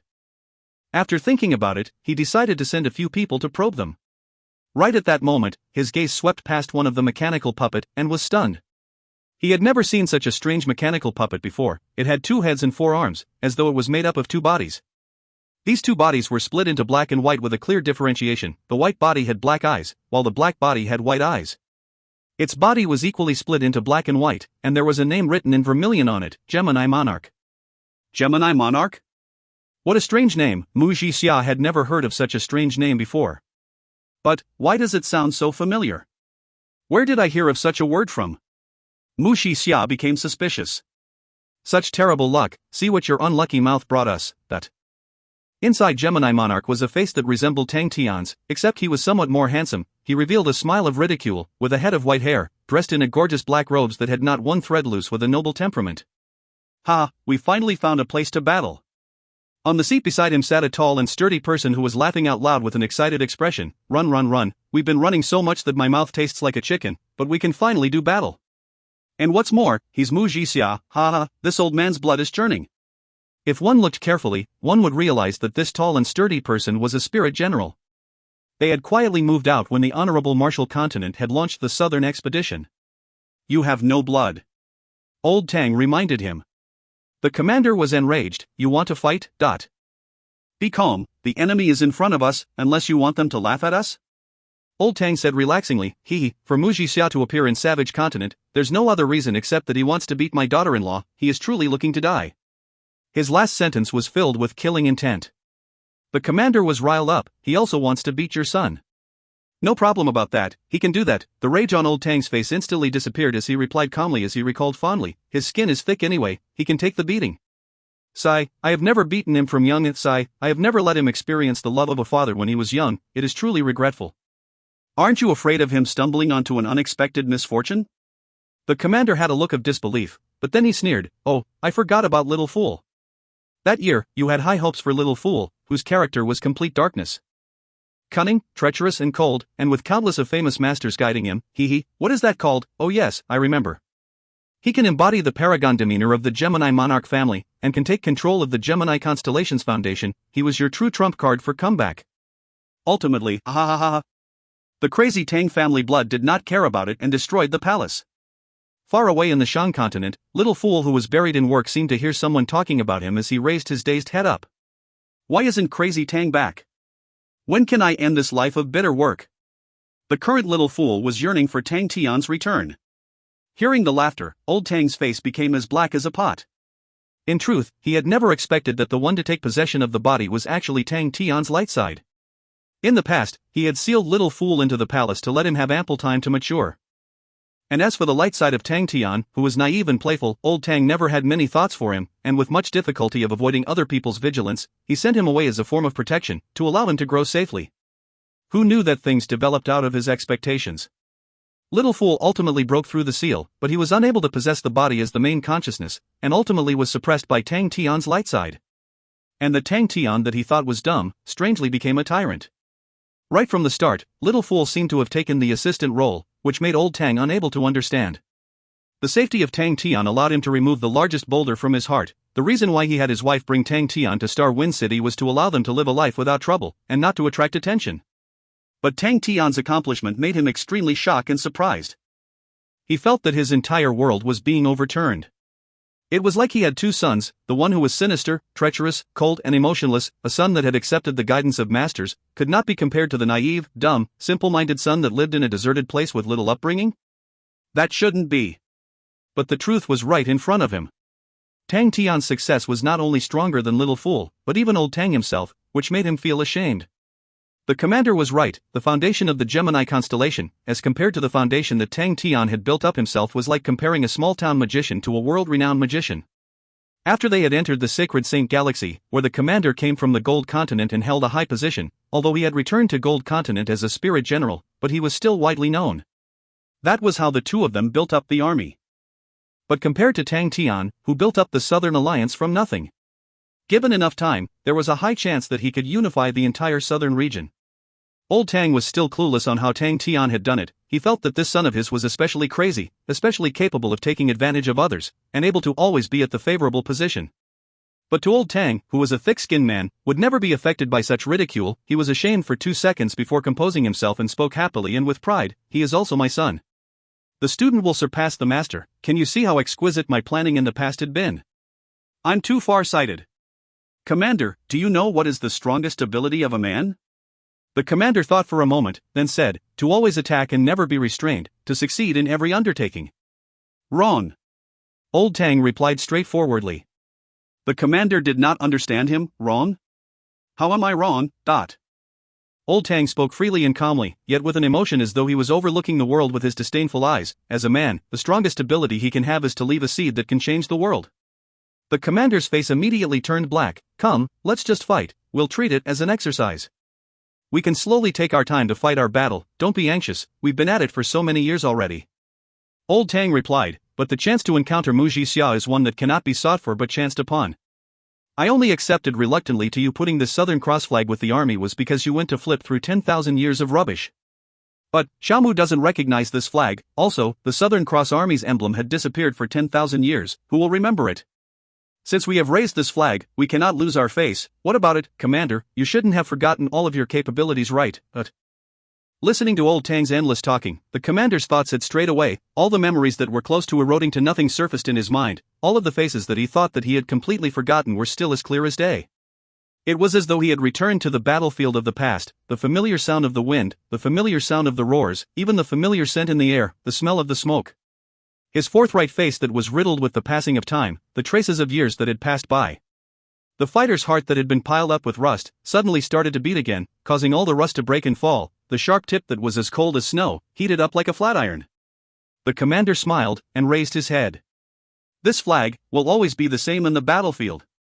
If you find any errors, ads pop up, ads redirect, broken links, non-standard content, etc., please let us know. Report chapter so we can fix it as soon as possible. Chapter 856, Come, My Green Red Cross Scythe. Chapter 856, Come, My Green Red Cross Scythe. Translated by Berrybuns. Edited by Tian and R. Yes, this flag will always be the same in the battlefield. Prepare for battle. The low voice seemed to have burst forth from Commander's chest. He looked ahead with a stern expression. The two had been partners for many years and had an extremely deep understanding with one another. From the start, Old Tang always held the main control, as the difference between their arrangement and strategy were on totally different levels. The jabbering Old Tang also quieted down, as he could feel the profound fighting intent emitting from his partner. Maybe the commander did not want to let down the flag, maybe the warrior in him was unwilling to let go of his pride, even after 10,000 years, even if the ground beneath him was not the ground he used to stand on, even if the sky above his head was not the sky that he used to see. A light sigh and a deep respect surfaced in Old Tang's heart. He did not perform as how he usually would, with formal criticisms or orders, but instead gave the authority to Old Tang. He knew that his own fighting capabilities were far inferior to that of the commander. Old Tang knew what fighting with the flag meant to the commander. Mu Jixia's army in front of them was extremely uniform and tight. He secretly praised Mu Jixia, as expected of the highest-ranked Fein general under the skies. How will commander perform against Mu Jixia? He was excited for it, but in the blink of the eye he became serious. He did not look down on Mu Jixia, and did not dare to. When he arrived in the Sacred Saint Galaxy, he was oblivious to everything, as their martial techniques had declined and lacked variations. But he slowly familiarized himself with the Sacred Saint Galaxy, and understood that the Sacred Saint Galaxy walked a different path, the rule of armies. The more he understood, the less the disapproval and discontent in his heart towards the Sacred Saint Galaxy, and instead he became even more respectful of it. The Sacred Saint Galaxy had an even longer history than Heaven's Road, its accumulation and richness far more than Heaven's Road. The army system had been in place for a long time and had already been developed to its peak. Every famed general in the Sacred Saint Galaxy were people who had experienced 100 battles and stepped over countless of corpses. Mu Jixia, maybe he was not the strongest military general in the Sacred Saint Galaxy, but he definitely had the qualifications to be one. What they were facing was such a monster, thus the pressure. Right then, Mu Jixia seemed to have noticed their movements, and also started to form their battle formations. The enemy's temperament started to change, everybody's aura seemed to have unified. The extremely dense light energy flowed quietly in their formation without any obstruction. The energy became denser and denser, ultimately congealing, causing the silhouette of the soldiers to vanish inside the light. It was a sea of white light, accumulating endless destruction and danger. If Tang Tian was here, he would definitely be shocked. Solomon's light sword Whale Song's full force mobilization could only reach such a state with his support, but Mu Jixia had just formed his army formation and had easily formed an equally strong sea of light. If little Tang could get shocked, Old Tang was even more shocked. In the sea of light opposite him, every small ripple that pervaded out would transform into a huge wave as though it was expanding into a huge thunder. The energy around Mu Jixia's army was being assimilated by them at an extremely fast rate. Old T. An was no longer the man he was when he had entered Sacred Saint Galaxy. After being in the Sacred Saint Galaxy for so long, he had extremely profound knowledge on the army system. For the scene in front of him to occur, there was only one way, to have a 100% synchronization. This theory of being in the most perfect state was hailed as an impossible synchronization actually appeared in front of him. Only by having a 100% synchronization could such a scene occur. Old Tang finally understood why Mu Jixia was hailed as the leader of the 5 great generals. Compared to the achievements of the other 4, Mu Jixia had always been stationed in Wei Yiguan continent, and did not have any outstanding battle achievements. But from the very start, Mu Jixia had been the leader of the 5 great generals. Many of the outsiders did not know why, and even the citizens of the honorable martial continent did not know. Many people would say that not having any achievements was also tough work, maintaining low profile and being humble, he was steady and reliable, so on and so forth, but no one truly believed that Mu Jixia was the strongest out of the 5 great generals. But when Old Tang saw their 100% synchronization, all of his doubts were cleared. Moxian was extremely balanced, Jia was strongest in defense, Xiao Suhua was extremely mobile and flexible, Go Chang Wendao's offense was unparalleled, every one of them had their specialty. And compared to them, Mu Jixia was extremely simple and not in the least bit fanciful or striking. 100% synchronization proved everything. No one had ever achieved it before, never in history. The true skill of a sword lay not in the sword skill itself, but on the depth of training cultivated by the swordsman. In this, Mu Jixia far surpassed all 4 of them. Old Tang's face changed. He thought that he had given enough face to Mu Jixia, but at that moment he then realized that he was still underestimating him. In battle, underestimating the enemy was definitely a dangerous and the most terrible thing to do. He took a glance at the commander. He believed that the commander could also see what he saw. The commander's command in battle, his skillful charge to break the enemy's front lines, could easily crush Old Tang's. In terms of intelligence, the commander was inferior to him. He had spent all of his heart and soul on the army, thus his standard was at an extremely high level. But on the downside, in a real battle against each other, Old Tang always beat him. Old Tang understood that the commander was stronger than him in bringing the soldiers to war. He saw the commander's pair of eyes, that was combusting with flames. In the white light, Mu Xixia looked coldly at the army in front of him. He had initially sent people down to talk to them, but he did not expect the other party to actually display a battle formation. Without hesitation, he too displayed his own. I'll beat them up first, the result is always better. Mu Xixia's state of mind was unperturbed. His face that was riddled with experience had an indifferent expression as he stood at the front of his troops as still as a boulder. For the army facing him, the strange Gemini monarch also stood at the front of the formation. This caused Mu Xixia to have some admiration for him, as not all military generals were brave enough or had the strength to stand at the front of the formation. But despite seeing the opponent being confident in his own strength and had a strength comparable to his confidence, it made no difference to Mu Xixia. Gemini monarch that was clearly differentiated in black and white bent its waist down, 4 of its arms drawing their blades at the same time. Behind it, all of the mechanical puppets did the same movements. Drawing their blades. Sha sha sha. 4,000 blades were drawn in unison, the friction between the blade and the sheath unleashing sounds that came out together. The echo of the sound that carried an indescribable tremble resonated outwards. Interesting, Mu Xixia squinted his eyes. He could clearly feel the change in aura on the other side. What surprised him was that the region of energy that he could control was actually suppressed. He had just stabilized the energy at the boundary of the region, but lost control over it due to the strange trembling. The synchronized energy was being suppressed, but Mu Xixia did not care. Having a large region of control did not mean that it was good, or having more energy. This logic had been comprehended by him from a very long time ago. The blades were unsheathed. The bizarre trembling disappeared, the sounds disappeared, and the place became silent. 2,000 mechanical puppets stood as still as statues with the same stance. They were slightly crouched with their bodies leaned forward, the wings on their backs had extended outwards with their blades in hand. The Gemini monarch had 4 arms, thus its stance slightly differed. One of the extra blades was raised up high, and one was close to its body with the blade tip facing downwards. A sense of danger surfaced in Mu Xixia's heart. Oh, this is? Right at that moment, a low and powerful voice broke the silence. Southern Cross Army. Are they going to attack? Mu Xixia had no expression. Southern Cross Army? I seem to have heard of it before. He had a vague impression of the name. Maybe it is some army that I came across before. Mu Xixia did not keep it to heart. Sacred Saint Galaxy had countless of armies. How could he ever memorize them all to heart? Furthermore, it was not important. In his eyes, regardless of what army the enemy was, it was not important to him, as victory belonged to him. Even if the enemy was a famed general, even if they were one of the other great generals. This was Mu Xixia, under his simple appearance held the deepest and most profound arrogance. His eyes that displayed the apathy of gods did not waver. Advance! A furious bellow shouted out, but with a tremble. Mu Xixia was surprised. They are powerful, but why did he have emotions at this time? Bang!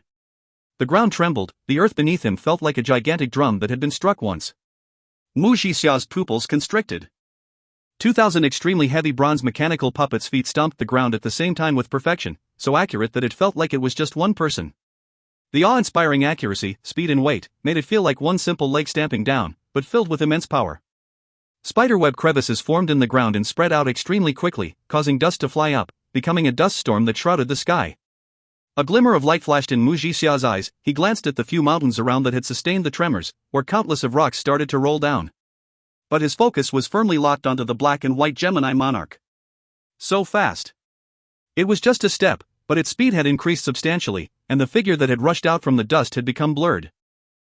In Mu Xixia's eyes, a red dot had appeared. It was friction caused by the high speed of the blade sweeping across the air, forming an extremely high temperature and causing the blade tip to burn red.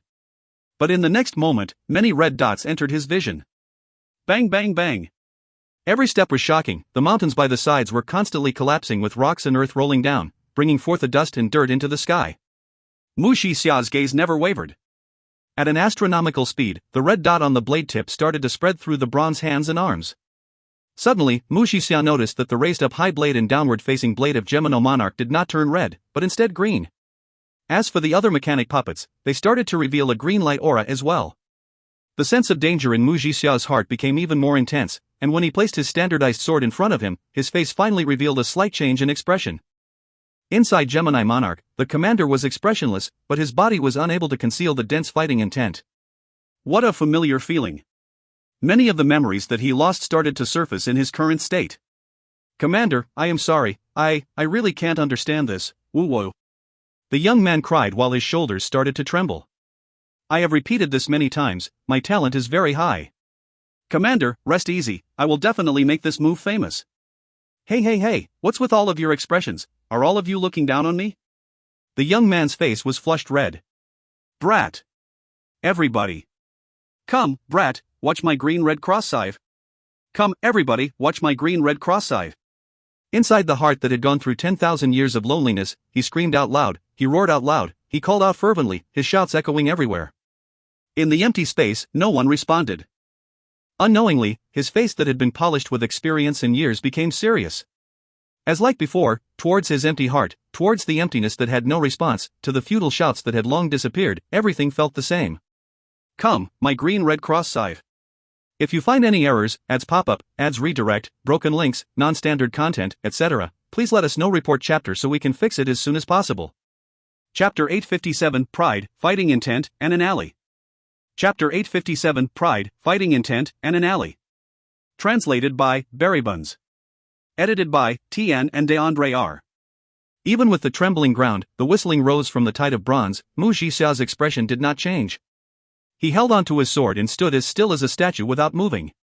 But when he saw Gemini Monarch's 4 swords that were held out and perpendicular to each other, forming 2 exact, Mu Jixia's eyes constricted. The 2 green and red light imposed on each other. All of the green and red light auras that had blossomed out of the mechanical puppets became attracted to it and flew into the Z.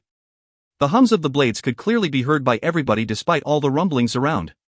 In the next second, the green and red appeared in front of Mu Jixia. Mu Jixia's sword was already pointed straight ahead, the light in his eyes burst forward as he welcomed the green and red with a thrust of his sword. The sea of energy that was flowing slowly seemed to have suddenly found a drainage point and fervently surged to his sword tip. The energy was constantly being compressed to its maximum. The dot of light on the sword tip was growing at a rate visible to the naked eye. Its brightness continued to intensify. In the blink of the eye it had become as bright as the sun, unleashing a dazzling white light and causing the entire area to become blank white, including Mu Jixia's face. Mu Jixia remained calm, but the aura unleashed by his body had suddenly exploded out like a sea creature surfacing from the water. The light reflecting on his face dimmed a little, and as it dimmed, little grains of energy crystals appeared on his sword tip. These were energy crystals formed by the terrifying compression of energy into solids. The snow-white rhombus energy crystals released faint white lights that were warm without any tyrannical aura, giving off an indescribable comfort. When the energy crystals appeared, all the energy in the formation became extremely lively. The snow-white energy crystals continued to grow according to the sword tip, making it look as though the sword was growing in length at a very slow speed. A snow-white light beam shot into the center of the green and red at the speed of light. The snow-white crystallized sword was extremely warm, while the green and red was dark and bone-chilling. Time seemed to have slowed to a crawl. After an unknown period of time, the dark and cold green and red crumbled like a biscuit. At the same time, the snow-white crystallized sword body crumbled. The green and red shattered aura flew out in all directions, clashing against the snow-white shattered aura, creating a clear line of distinction between the two. A loud bang occurred all of a sudden. The green and red shattered aura were blown away, back towards the Southern Cross Army. The snow-white shattered aura already flew back towards Mu Jixia's army in the same manner. The decisions of both armies were different. Facing the incoming snow-white aura, Mu Jixia's army remained unmoved like statues. The white shattered aura seemed to collide into a steel wall as the impact caused the aura to split into 2 flows, sweeping to the sides of the formation. Facing the green and red shattered aura, Southern Cross Army actually seized the chance to retreat backwards gracefully. Mu Jixia's army's performance was praiseworthy, but it was not surprising. Boo! The Southern Cross Army's actions caused them to exclaim out in shock. It was difficult to imagine that the large and clumsy-looking mechanical puppets were actually able to perform such graceful movements. Furthermore, it was not 1 or 2 sets, but the entire army. Their previous assault was earth-shattering and ferocious, while their sudden retreat was as graceful as butterflies. These 2 actions made them look as though they were 2 completely different armies. The blend of the strong contrast was enough to make others revere them. When this entire mechanical army landed on the ground like leaves dropping on the ground without affecting the sand and dust, this intense contrast feeling reached its pinnacle. Rumble! The upper top halves of the mountains by the side continued to produce landslides, ultimately collapsing and causing countless of rocks and boulders to cascade down, leaving behind the bottom half of the mountains in neat incisions. This became the highlight of the standoff. Inside Gemini Monarch, Commander's initial sinister face had become calm, his deep gaze landing on the enemy's army, a faint smile appearing on his face, as though he was recalling a fond memory. "Brat, this isn't the green-red cross scythe finishing blow that you had learned. Its name is called Dual Cross Slash." The commander regained his senses as he looked ahead, unconcealable admiration in his eyes. "Mu Jixia, truly worthy of your reputation." It was the first time that someone had successfully blocked the Dual Cross Slash in all of his memories. Although the Southern Cross Army that was standing behind him was completely different from the Southern Cross Army of the past. This brand new army was extremely small compared to the old Southern Cross Army in terms of size. Compared to the famous Southern Cross Army of the past that had many famed generals, this brand new army was extremely poor. But with the full support from the Gold Continent, with the newer and stronger mechanical weapons, and the abundant and vast army system with the carefully selected elites, adding on his decade of dedication into them, it made this new Southern Cross Army equally unique. It was not as large as the past, or had as many famed generals, its influence in a battle was completely negligible. Numbering only 2,000, the shrunken Southern Cross Army could not be considered as of standard. But its might could not be overlooked. For Mu Jixia to block my Dual Cross Slash so easily, he is undisputedly the strongest famed general. The commander who was recalling the past had become excited. There was nothing more exciting than to be able to meet a good match. What he did not know was that the calm Mu Jixia standing opposite him was overwhelmed with shock. His move might have looked extremely easy, but in truth it was an accomplished technique, honorable martial growing sword. It was not an army killing technique, but in his hands, its might definitely surpassed an ordinary gold rank army killing technique. Furthermore, he did not even need to lower his head to see that his sword already had an additional crack. The standardized sword in his hand had followed him for many years, with many cracks which were formed from training, not one from a battle. It was the first time someone had left a crack on his sword. He stared at the mechanical army in front of him. The mysterious army in front of him was stronger than what he had expected. Yes, it was far stronger than what he had anticipated. Since when did the Gold Continent have such a powerful army? He knew the strength of the Gold Continent's various armies at the back of his hand. Gold Continent was extremely far from the Honorable Martial Continent, and thus not the primary goal of Honorable Martial Continent, but the Honorable Martial Continent viewed preparation with extreme importance. Although their penetration into the Gold Continent could not be considered as strong, but they were able to sustain it. But all the information sent from their intelligence never wrote anything about this particular army, as though they had appeared from thin air. To be able to withstand the power of his army, such a fighting strength was definitely one that should not be overlooked. That only left one answer: the Gold Continent had intentionally hid the army. Who knew that the Gold Continent was actually hiding such a powerful trump card? Mu Jixia quickly calmed himself. The Gold Continent's history was far richer than the Honorable Martial Continent's, and it was not strange for them to have some surprising and unexpected trump cards. Although he was an extremely proud and arrogant man, but it was not to the level that he considered himself as number one of the world. A difficult opponent to handle. Mu Jixia also became excited. He was a low-profile person, and the Honorable Martial Continent gave him an important mission: to garrison Wei Yiguan Continent. He had always been cautious and conscientious while being meticulous at what he did. He handled difficult situations at ease, with his calm composition. Many of the higher-ups who knew of his plans all praised him greatly, but were saddened that his powerful fighting capabilities did not have any chance to be displayed. He did not care much about that, and maintained his modesty and low profile in front of everybody, because he knew that he was stronger than them. The fighting intent in him was like a ferocious beast with no natural enemy or rival, thus giving him a harmless disguise, a wild beast in slumber. Until today, when he finally met an enemy that gave him a sense of danger. The fighting intent that had always been slumbering was like a wild and ferocious beast that had struggled free from its chains, opening its blood-red eyes. The foreign sense of excitement spread through his body. He no longer thought about who the enemy was, and did not care about their goal. His only thought was to enjoy the battle. No one knew that in the desolate and barren Savage Continent, an earth-shaking battle was occurring. Other than Wei Yiguan Continent being an important position on the borders of Savage Continent and Honorable Martial Continent, the other places were relatively dangerous. An inconspicuous group was traveling quietly. They moved extremely slowly, each step they took requiring extreme care, as there were many spatial cracks and voids all around them, which intercrossed with each other, existing for unknown period of years. All of these spatial cracks were even more dangerous than the sharpest blade. As long as one accidentally touched it, they would not even feel any pain, but their bodies would be cut into pieces. The faces of every person were one of care. Even Xian, who was usually very loud and talkative, did not dare relax. Rather than calling the ground beneath their feet as a path, it was more of a stone path. The area that was covered with spatial cracks was hailed as the Black Death region, where even wild beasts did not dare step into. Inside, one would constantly be attacked by the corrosion from the spatial cracks that had already undergone a myriad of changes. There were many crevices that required flight to bypass, where fortunately, everyone was strong enough to do so. But upon seeing the interweaving black lines beneath them, everyone's hair stood erected while they opened their eyes wide as they avoided the spatial cracks in the sky. Out of all of them, the most dangerous were the hair-thin spatial cracks which one could easily overlook if they were not careful. Shang Bei took the lead, where he constantly reminded everyone to avoid the easily missed dangers. The long period of tension made everyone rather tired, and even Tai Ji himself had a look of fatigue. They had been traveling in the dangerous region for a full 2 months. In truth, the distance was not far, but they had to be extremely careful with every step, and thus their speed had slowed to a turtle crawl.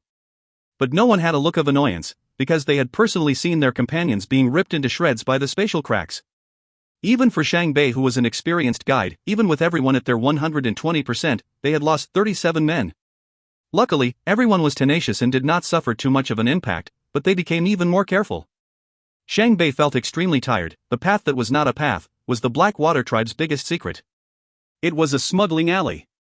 If you find any errors, ads pop up, ads redirect, broken links, non-standard content, etc., please let us know. Report chapter so we can fix it as soon as possible. Chapter 858, Obtaining Shang Continent. Chapter 858, Obtaining Shang Continent. Translated by Berrybuns. Edited by Tian and DeAndre R. This is the Honorable Marshall Continent. Xian looked around feeling rather excited. To personally witness his plan being realized, his fighting intent was soaring at an all-time high. When he knew that Mu Jixia had personally entered the Savage Continent, he knew that they were Mu Jixia's target, and thus came up with this brazen plan. Right now, the Perseus King Court's army would be bragging all around. Who knows if Mu Jixia found anything? Xian was rather excited thinking about it. No matter how familiar Mu Jixia was with the Savage Continent, he could never be as familiar with it as compared to the locals. You want to play hide and seek in Savage Continent? Slowly play it by yourself, good luck. A broken smile flashed on Xian's face, and he immediately became serious. Entering the Honorable Marshall Continent did not indicate victory, as the battle had just begun. Shang Bei spoke respectfully. Yes, we have entered the Honorable Marshall Continent, in a place called the Little Forest Continent. Although the Little Forest Continent is very close to the Savage Continent, there are not many defenses here due to the Black Death region. Xian nodded his head, knowing that it was true. The Honorable Marshall Continent would never think that someone would have actually found a small path through the Black Death region. But even if they knew, they would not care about it. Xian had personally traveled through it. The small smuggling path that Shang Bei and the rest found could not move a large-scale army. A transport ship would not be able to pass through, much less a warship. Do you have people that you are familiar with here? Xian asked. A few. Shang Bei replied carefully. They are a few smugglers. This subordinate's old goods were sold to them. Most of them are people that are unhappy with the temple, but this subordinate does not dare confirm that they are reliable. Shang Xianhui was barely listening to Air conversation, but carefully experiencing the difference between the Honorable Marshall Continent and the Savage Continent. The energy in the Honorable Marshall Continent was much denser, but did not have the unique energy that had the characteristic of isolating the internal region from the outside. Her first thought was to send a message to Tang Tian. The Savage Continent's unique energy in the sky separated the Bronze Star Door, preventing her from establishing a communication with Tang Tian. Previously, she was still worried that the Honorable Marshall Continent would be the same as the Savage Continent, but she could finally heave a sigh of relief. Her face revealed the eagerness of a young lady as she eagerly activated the Bronze Star Door. Blue Wind City had become a large construction site buzzing with activity, with countless of busy workers everywhere. An even more magnificent city was being constructed in place of the old Blue Wind City. Carl was extremely busy, but he was not furious about it. He knew that this crisis was the Western trader's largest crisis in history, where mid-ranked General Oliver's termination had shocked him. Mid-ranked General Oliver was the Western trader's largest backer in the Western region, and for them to act so wantonly in the Western region was due to the General Oliver. General Lance was recently sent over, and compared to General Oliver, who only thought about profiting, the younger and more talented General Oliver was obviously more focused on achievements, thus he was more difficult to deal with. Sacred Son Charles was the crucial person, as he was clearly biased towards Lance. Carl knew that it was an opportunity for them as well. If they were able to establish a relationship with Sacred Son Charles, it would benefit the Western trader's expansion in the future. He knew, but never wanted to think about it, how the trading organizations were considered worse than ants in front of temple. It was a heaven-gifted opportunity laying right in front of him. Of course, to attract sacred son Charles's attention and interest was not easy. He had to complete the task beautifully. Sophie seemed to dislike him, but he did not care. He understood people like Sophie, whose dislike would never affect sacred son Charles's judgment. But currently, he did not appear in the construction site, but stood guard right outside sacred son Charles's lodging. Kriak, the doors opened, and sacred son Charles, who was dressed in white robes, walked out. Carl's eyes lit up. It had to be said, sacred son Charles's temperament and image portrayal was perfect. His spotless white robes accentuated sacred son Charles's lanky and tall figure, with the gold embroideries that made him look refined and honorable. His sufficiently handsome face was enough to cause countless of ladies fall head over heels for him, adding the spring smile that he maintained on his face, his self-confidence and amiable personality. Every word of his was extremely convincing. Only such an outstanding person has the qualifications to be the successor of Temple. Carl immediately went forward to welcome him. "Your Highness." "My apologies, Carl, you will have to continue working tough for this period of time." Sacred son Charles spoke with sincerity. "Blue Wind City's construction is of utmost importance. I truly cannot hand it over to anyone else, and only you can continue taking charge. To be able to work for your Highness is Carl's and Western traders' glory," Carl immediately said. Charles then continued, "There's some matters that require me to return back to Temple immediately. As for the Gold Continent pirates, I have already sent Lieutenant General Lance to investigate." "Thank you, Your Highness." Carl gave a look of gratitude. "All the best for the work." Charles patted Carl by the shoulder and encouraged him. "I will do my best for Your Highness." Carl bent his back even lower. Charles no longer spoke and boarded the warship, which was quickly started up and flew into the sky. Carl only got back up after the warship disappeared, thinking about what might have occurred. Something big must have happened for sacred son Charles to rush back so hurriedly, but it was not something for him to think about. He simply had to do his work well, and that was the important matter for him. Charles rushed back to Temple was truly because something huge had happened. Go Chang Wendao finally took down the Shang continent. The Shang continent is finally in our hands. Charles spoke with a look of excitement. His ordinary calm temperament had been thrown aside. It is truly moving. The door is finally about to be opened. What is Heaven's Road like? I have thought about that countless of times when I was young, and the day has finally come. Sophie, are you not excited at all? Sophie was her normal self as she replied coldly. According to Master Go Chang Wendao's report, the Southern Alliance did not struggle to the death, but retreat strategically. If that is the case, the enemy definitely has another move to make. Another move to make? Charles laughed out loud. So what? The Shang continent is already in our hands, that's what matters. With it, Heaven's Road is also in our hands. We will have an endless supply of spirit generals, we will get stronger, what is there to fear? Sophie, don't be so pessimistic. I hope so. Sophie replied coldly. She had a feeling that the matter was definitely not that simple. As of the moment, the Southern Alliance's performance in the expedition surpassed everybody's expectations. Regardless of whether it was the commander-in-chief's commanding capability or the fighting capability of the armies, even their fighting spirit and determination could all be rated as stunning. Although the Southern Alliance was no longer in a good position, Go Chang Wendao had to sacrifice a lot of his men to move forward. It caused the death toll on both sides to increase exponentially, but no matter how difficult it was, it could not be compared to the start. Previously, no matter how difficult it was, the Southern Alliance never retreated, and for them to suddenly retreat, it made people doubt their actions. But if the Southern Alliance initiated their retreat, what would their future plans be? Sophie racked her brains and a few possible scenarios came to mind, for example attacking their supply line, or forming a trap at the Shang continent. But Sophie also knew that Temple would still move, and even knowing that it was a bait. As long as they took control of the Shang continent, they would hold the authority over the passageway to Heaven's Road, and that was worth any amount of sacrifice. The betrayal of the Honorable Marshal Temple in Heaven's Road had caused the Temple to be furious and shocked. For so many years, the Temple had always regarded Heaven's Road's temple as a branch of them, and spared no efforts to groom them, so that when they wanted to conquer Heaven's Road, the Heaven's Road temple would actually assist them from the inside. Who would have expected that when it was about time, Heaven's Road temple would actually establish themselves as an independent group? Thus explaining Temple's anger. Regardless of what price they had to pay, they had to take down the Shang continent. Compared to the Shang continent, Blue Wind City was nothing. Sophie was still worried, but she did not speak up. Sacred son Charles claimed that he would leave a few honorable martial banner of knights to ensure Carl's safety, but in truth only gave him one. But Carl still specially went to visit this esteemed knight.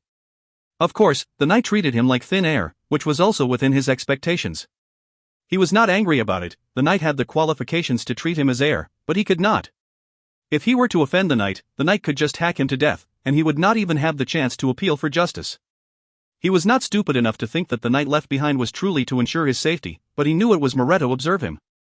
The knight that was left behind was Roger, and Roger was not happy at all.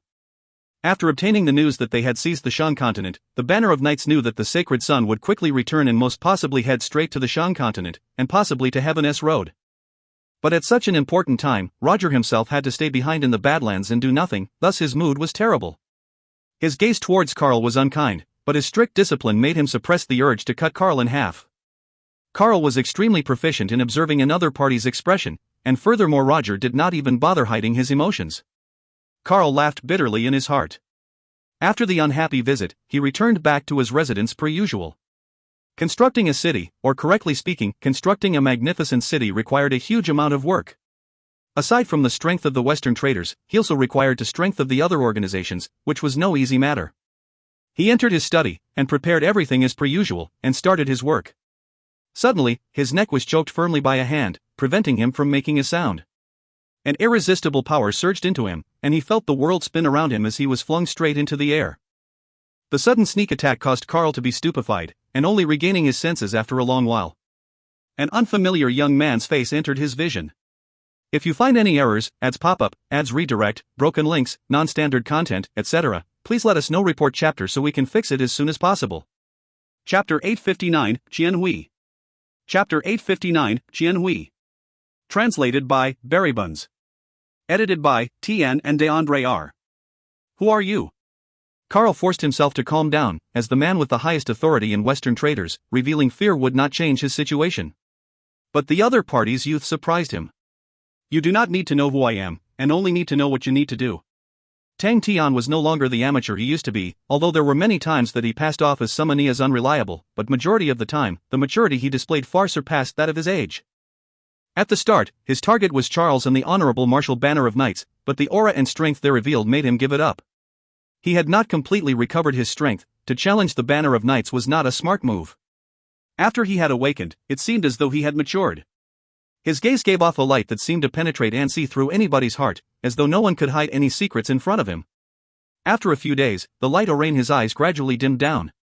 The sharpness seemed to have disappeared, and Tang Tian became extremely ordinary, and unknowingly, people who did not know him ignored him. Tang Tian knew of his own improvement, and this gave him even more confidence. He knew why Charles and the Honorable Martial Banner of Knights had to rush off suddenly. Bing had started to implement his plan. The Shan continent was an irresistible bait for Temple, but Tang Tian also knew that it was just the start of Bing's grand plan. And the crux was on him.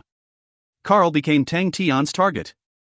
Regardless of how one looked at it, Karl was the optimal choice. The hatred between both parties was undispellable, and to wreak havoc in the Western region, he had to first cause trouble for the Western traders. In the past few days, Tang Tian truly witnessed and sensed the strength of Western traders in the Western region. Rebuilding the Blue Wind City, Charles gave the Western traders the entire Western region, and the ability of Thus. Turn traders to rally power caused Tang Tian to be secretly surprised. Johnson had specially went to gather intelligence. The famous trading organizations of the Western region all joined in to rebuild Blue Wind City, showing the Western traders' strength.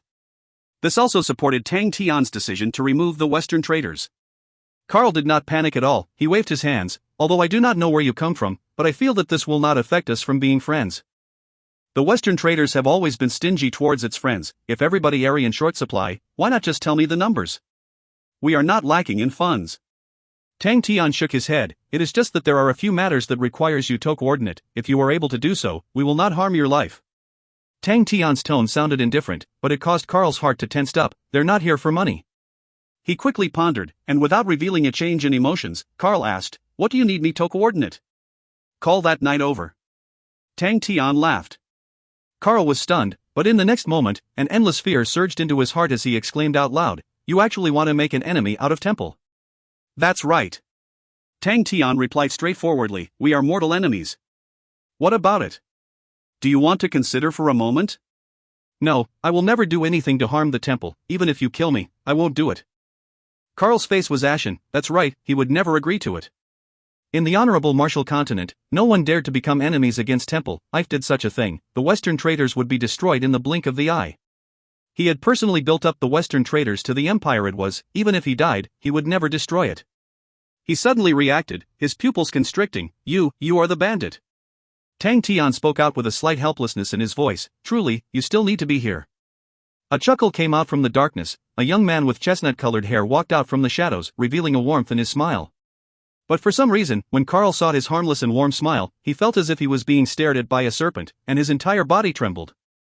Although I look forward to the light, but I have to admit, I am more proficient in shady business in the dark. Sima Xiao stood there, with Magatama suddenly appearing behind him.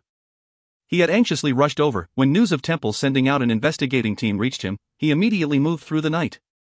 After fighting alongside Tang Tian for the period of time, he understood Tang Tian rather well. Regardless of whether it was charging through enemy lines or fighting and killing, Tang Tian was an expert, but when it came to shady and under-table planning and tricks, it was still rather difficult for him.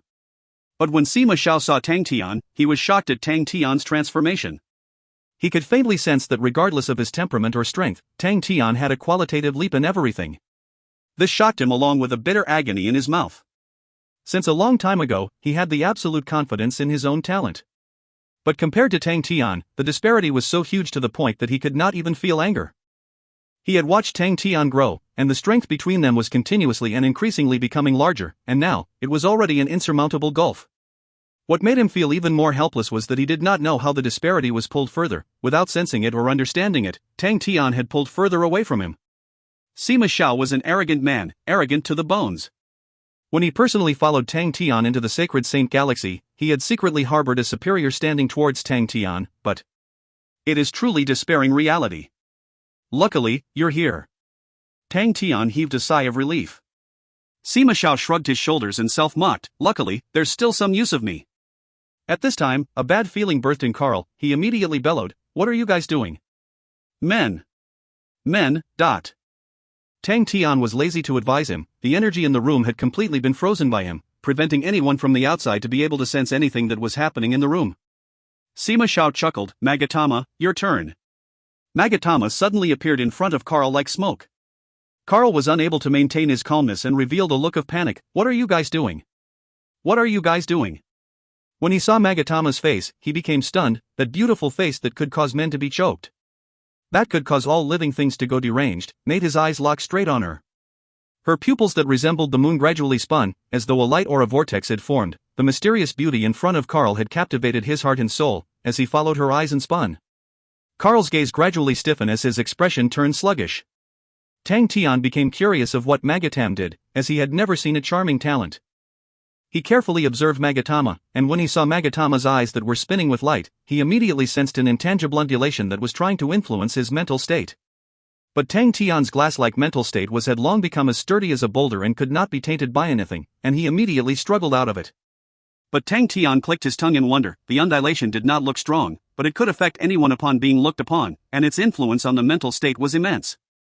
If a person did not specially train in mental state martial techniques, it would be extremely difficult to resist. Unluckily for Carl, although he held a high position, it was not due to his personal strength, but by his tricks and crafty planning. Facing such a direct manner of standoff, he had no way of resisting. Tang Tian was pensive. In the Sacred Saint Galaxy, winning an individual standoff was far more efficient than using any methods. Magatama's charm was something that not even Xieyuan and the rest might be able to resist. Magatama stopped, and quietly returned back behind Sima Xiao. It's done. Sima Xiao spoke leisurely. He was not overly disappointed, for his own strength was also improving. Unknowingly, he was far stronger than he was in the past. When his strength became stronger, Magatama became stronger as well. And with Magatama becoming stronger, it would also increase his strength. His life and Magatama's life had in a way, become one body. He could not help but think about his senior brother that had a frail body and was constantly sick, yet held unfathomable strength, forever shading him from wind and rain. Yes, in my life, I have seen your brother in Magatama. Maybe I can't be as perverse as Tang Tian, but how can I despair and give up just because of this? A lot. Sima Zhao's eyes regained its clarity, as though he had gained clarity and enlightenment. It made him feel extremely carefree and relaxed. He was filled with joy, not only because he knew that his mental state had improved by a level, but even happier that he finally thought it through, what he considered as most precious. Behind Sima Xiao, Magatama seemed to have sensed Sima Zhao's emotions, as she revealed a faint smile, her bewitching and beautiful face revealing some life. Her original face, despite being an unparalleled beauty, was extremely cold, as though she was lifeless. Only at that moment did her beautiful face reveal some life. Being extremely sharp, Tang Tian had sensed Sima Xiao and Magatama's change instantly. But suddenly, an undulation caused his heart to tremble, making him stunned. Inside the long and bronze passageway, a thunderous rumble sounded out as a figure swept through it like lightning. He shot forward like an arrow piercing through the air. Every time his feet touched the vacuum, it would instantly be compressed to the maximum and explode. The thunderous rumbles and intense explosions continued to surge inside passageway.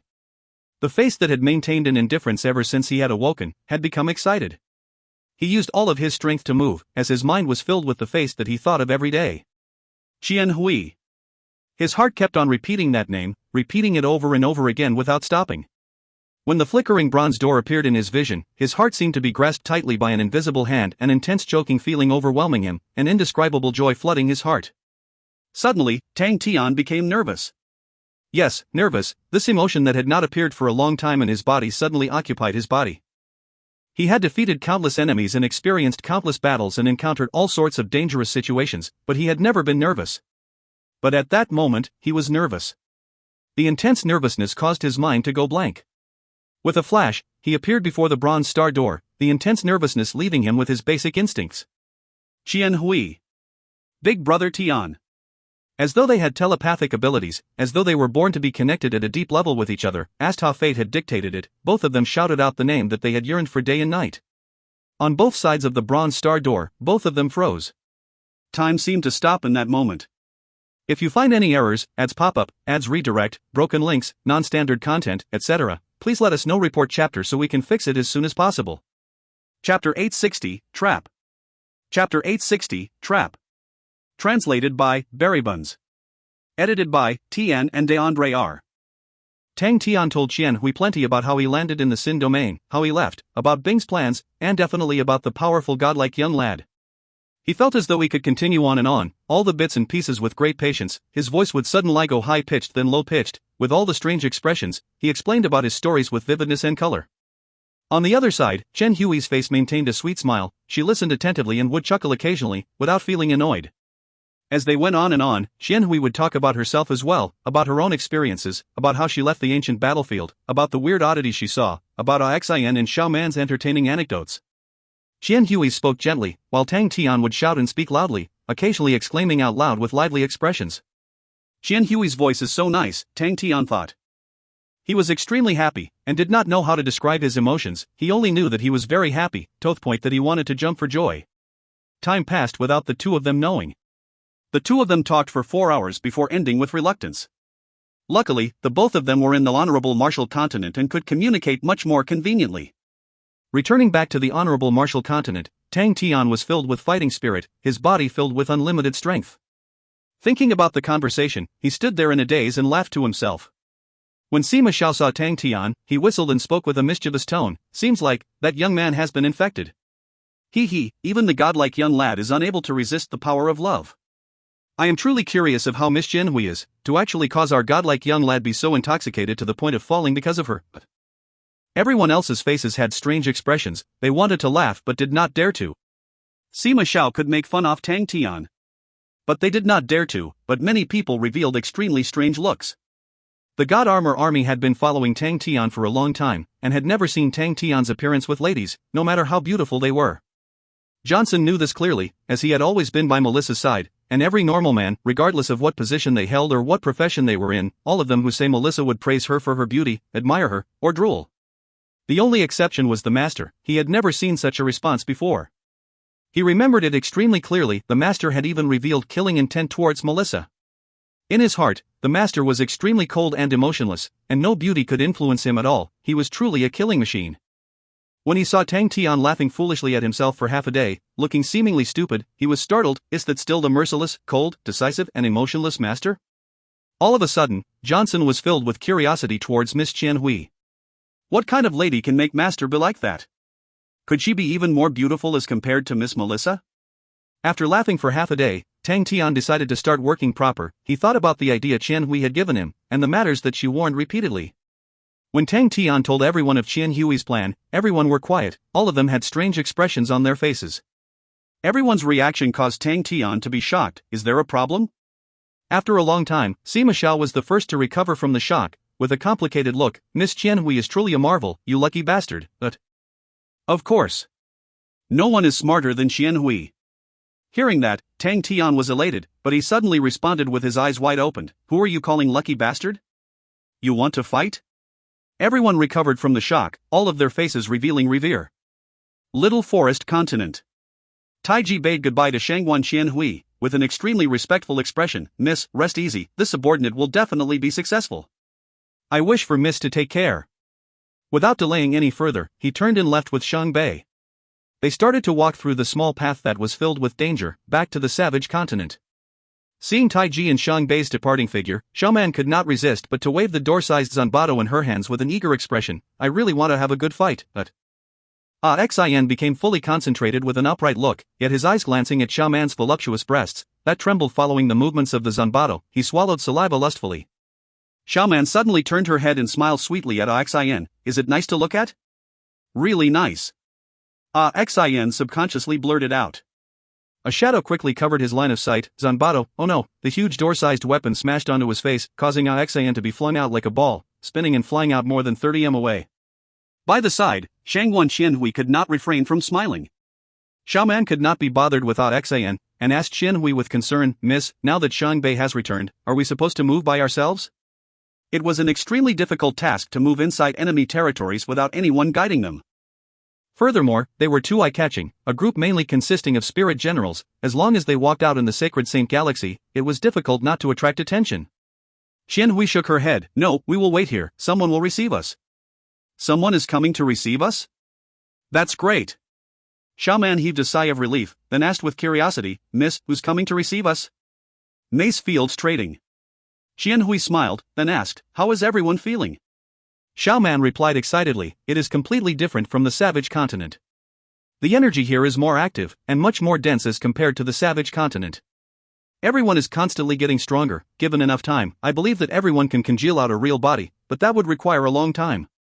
Qianhui laughed and said, we will have the time. Looking at the construction site that was swinging in full activity, Roger was not happy at all. An honorable martial knight, who held such a noble position, was actually left behind in a construction site where not even a bird would come to be a foreman of the construction. That's right, he felt that he was a foreman. There's nothing here, and most likely, my companions must be heading towards the Shang continent with the highness. He revealed a look of yearning. Heading to the Shang continent signified achievement, and most probably, they could leave their names in the history of Temple. What about me? In the history books of the glorious honorable martial banner of knights, the unlucky Roger became a foreman. Roger still had to protect Carl, that's right, an honorable martial knight, actually had to protect a traitor, causing him to feel embarrassed. The entire banner of knights had been influenced by Sophie, and none of them had any good feelings towards traitors like Carl. In the honorable martial continent, Temple was the true ruler, and inside Temple, the banner of knights held esteemed positions. Every single knight was a genius amongst the geniuses, and Roger himself was extremely talented and selected through many layers of filtering and tests. With their high and esteemed positions and overflowing talent, they were all powerful individuals, with the qualifications to show disdain towards even outstanding characters. Roger could not go against the Sacred Sun's orders, as he was completely loyal to the temple and the Sacred Sun, and started to think whether his thoughts could be considered offending the Sacred Sun. Just then, a guard suddenly rushed over. Roger recognized the guard. He was Carl's trusted aide. Master Roger, Master Carl has invited you to go over. The guard spoke softly, Master has a new discovery. When Roger heard the first half of the sentence, his expression turned cold. This Roger dares to be so brazen, asking me to go over, but when he heard the latter, he was startled. New discovery? He became suspicious. What discovery? The guard spoke softly, Master discovered a patch of ruins, and found some unique energy remnants. Unique energy remnants? Roger's eyes lit up, interest growing in his mind. The energy remnants must be left behind by those bandits. Could there be something different about them? Lead the way, Roger said without hesitating. With the guard leading him, Roger quickly found the location, where the security was extremely tight with many unfamiliar faces. Roger knew that a huge organization such as the Western Traders would have a wealth far deeper than any ordinary organization, and held even more experts. All of the unfamiliar guards were such people. Jerome was inwardly excited, for Carl to treat this place so importantly. Is there truly something? If there was an extraordinary discovery, to Roger, it not only meant something of interest, but also an opportunity. The investigating group did not have anything concrete against the bandits, mostly because of Go Chang one day attacking the Shan continent. If Roger could discover something valuable from the investigation, it would benefit him greatly. He saw Carl, who was squatted on the ground, as though he was discussing something softly with the guards around him. Roger walked towards the group without hesitation and spoke loudly. "Speak, what discovery is it?" When the guards who were bent down heard him, they stood up. Roger's eyes instantly constricted. A bewitching blood-red blade aura suddenly appeared from them and instantly enveloped his vision. It was too late for Roger to unsheath his sword, but ultimately, he was still powerful with abundant fighting experience. He did not panic facing the sudden attack, but growled and raised his right palm that turned into a fist, drawing out a white light aura that struck towards the blood-red blade aura. The moment the fist aura and blood-red blade aura collided, the blood in Roger's body seemed to be gripped by some invisible rope. It was the first time Roger encountered such a weird feeling, and his face changed. The fist aura suddenly increased in strength, and the white light aura enveloping the fist suddenly became as sharp as a needle as it shattered the blood-red blade aura. Ji groaned, but he advanced instead of retreating. The blood-red blade aura blossomed into some sort of net that was flung at Roger. Roger became furious, but facing the enemy's fast attacks, he was unable to defend and lost in the key moment, falling into a passive state. But every honorable martial knight had experienced the toughest and most cruel training. Even in a state of danger, they never panicked. Roger realized that the opponent's blade aura was weird, his eyes brimming with anger, and the gold armor around his entire body expanded with light aura. White flame seemed to have soared out from the armor's surface inside the white light, when Roger's entire body became covered with the white flames. Countless of tiny gold lines cracked inside the flames, making it look as though there was flashing gold lightning in the flames. When the blood blade web interacted with the white flames, it was like a droplet of water that had fallen into the blazing flames. With a hiss, it was extinguished. Ji faltered, blood dripping out from the corner of his mouth. Roger, who was inside the flames, looked like a god of war. His pupils had turned white as he spoke indifferently. "Carl, you dare to betray Temple, I will punish you with death." Using his palm as a sword that was enveloped with flames, he thrust it at Carl. It was a simple thrust, but everybody's face changed. The energy around them exploded, causing them to be unable to resist. "Ha!" The voice of a young man scoffed. An ordinary-looking fist suddenly appeared without any warnings as it stopped Roger's hand. The explosions in the sky stopped abruptly. If you find any errors, ads pop up, ads redirect, broken links, non-standard content, etc., please let us know. Report chapter so we can fix it as soon as possible. Chapter 861, Roger's Death. Chapter 861, Roger's Death. Translated by Berrybuns. Edited by Tian and R. Tang Tian's hand had firmly blocked Roger's palm sword. In truth, he did not plan to make a move so early on, as their plan to ambush Roger was not to kill him, but Tang Tian wanted to see to what standard the honorable martial banner of knights were at. Roger was not his only enemy, but the entire honorable martial banner of knights, and he needed to probe all of them. So the first to test Roger out was Ji. Out of the group, aside from Tang Tian and Sima Xiao, Ji had the strongest individual strength. But from the looks of it, Ji was not adapting to the Sacred Saint Galaxy fast enough, thus without hesitation, Tang Tian blocked Roger's attack. When the fist in hand interacted, Roger immediately knew that he had encountered an expert. Roger's flaming white eyes, that had no emotions, finally changed for the first time. It was an extremely minute change that flashed past, but his attack transformed like a torrential storm without any warning, and erupted out. The gold armor on him seemed to have come alive, as every scale squirmed as the blazing pure white flames exploded and rained down. Inside the rain of flames, Roger's right palm thrusted out again, and the sea holy flames that covered the sky were instantly summoned to fly at Tang Tian. Tang Tian's face turned serious. He did not dare look down on the attack. All of the seemingly slow, warm and gentle white flames looked like adorable spirits, but whoever thought that they were truly adorable would end up miserable. As long as the person touched the flames even slightly, even if the flame was a grain size, then in half a second, they would burn to a crisp. Roger's attack did not influence any wind, and seemed to have no power, but it bore an intense sense of danger in Tang Tian's mind. Expert. At different standpoints, a person's understanding towards power would be different. The current Tang Tian could easily handle attacks that could raise mountain peaks or produce over 10 kilometers of crevices in the ground. Such attacks that looked to be vast and powerful was in truth over a dispersing. Their strength. The path of an individual and an army was completely different. The energy that even the strongest martial artist could utilize was incapable of comparing with one of an army. The pursuit was for more focus, more compression, and a more efficient attack. That was the main path of a martial artist. If one could compress the power that could raise a mountain peak to the size of a needle, it could cause spatial tears. That was Tang Tian's current goal. His control over his power had reached an inconceivable level. However, he was still unable to compress such a power to a needle tip, but was able to compress it into an inch space. It was not any profound logic, but it was a reasoning that he had come to after countless of battles. He never thought that Roger and him would walk the same path. That seemingly slow and harmless thrust accumulated a powerful force. Tang Tian did not retreat. He stepped forward, his fist turned into a palm blade and welcomed the opponent's thrust and slashed down. Tang Tian's move attracted everybody's attention. Tang Tian's subordinates had all learned the heavy demonic execution before, or even Jizai and Sima Xiao had participated in the training. The heavy demonic execution's first slash, Blade Devil transformation was something they were all too familiar with. But Tang Tian's Blade Devil transformation was completely different from the Blade Devil transformation that they knew of. The firm palm that slashed downwards was extremely simple and did not stir any movements in the air. Tang Tian's palm felt like a bottomless black hole that had an astronomical suction force, where light, shadow, and wind were all devoured. Roger's face finally changed. He thought that his opponent was strong, but he never expected for him to be able to unleash such a degree of attack. After the long period of being invincible and winning, the honorable martial banner of knights became arrogant and looked down on others. All of them firmly believed that they were the strongest group of people in the world. Ever since Roger became a knight, all of his victories came easy. Very few people were able to withstand a move from him, and at that moment, he finally experienced the bitter consequence of his arrogance. He was filled with remorse that he did not unsheath his sword. He had underestimated the powerful enemy in front of him, and Roger knew how fatal that was. When the two hands collided, Roger only felt emptiness, and felt that the air around him actually did not have energy. Before Roger could understand it, a strange and surprising suction force came out from the opponent's palm, causing all of the hair on Roger's body to stand, and he almost lost control of the energy in his hand. Impossible. Roger was overwhelmed by shock. Winning or losing was just a fine line away in a battle between experts, and if Roger had exploded out the energy accumulated in his hand, the power unleashed would naturally be stronger.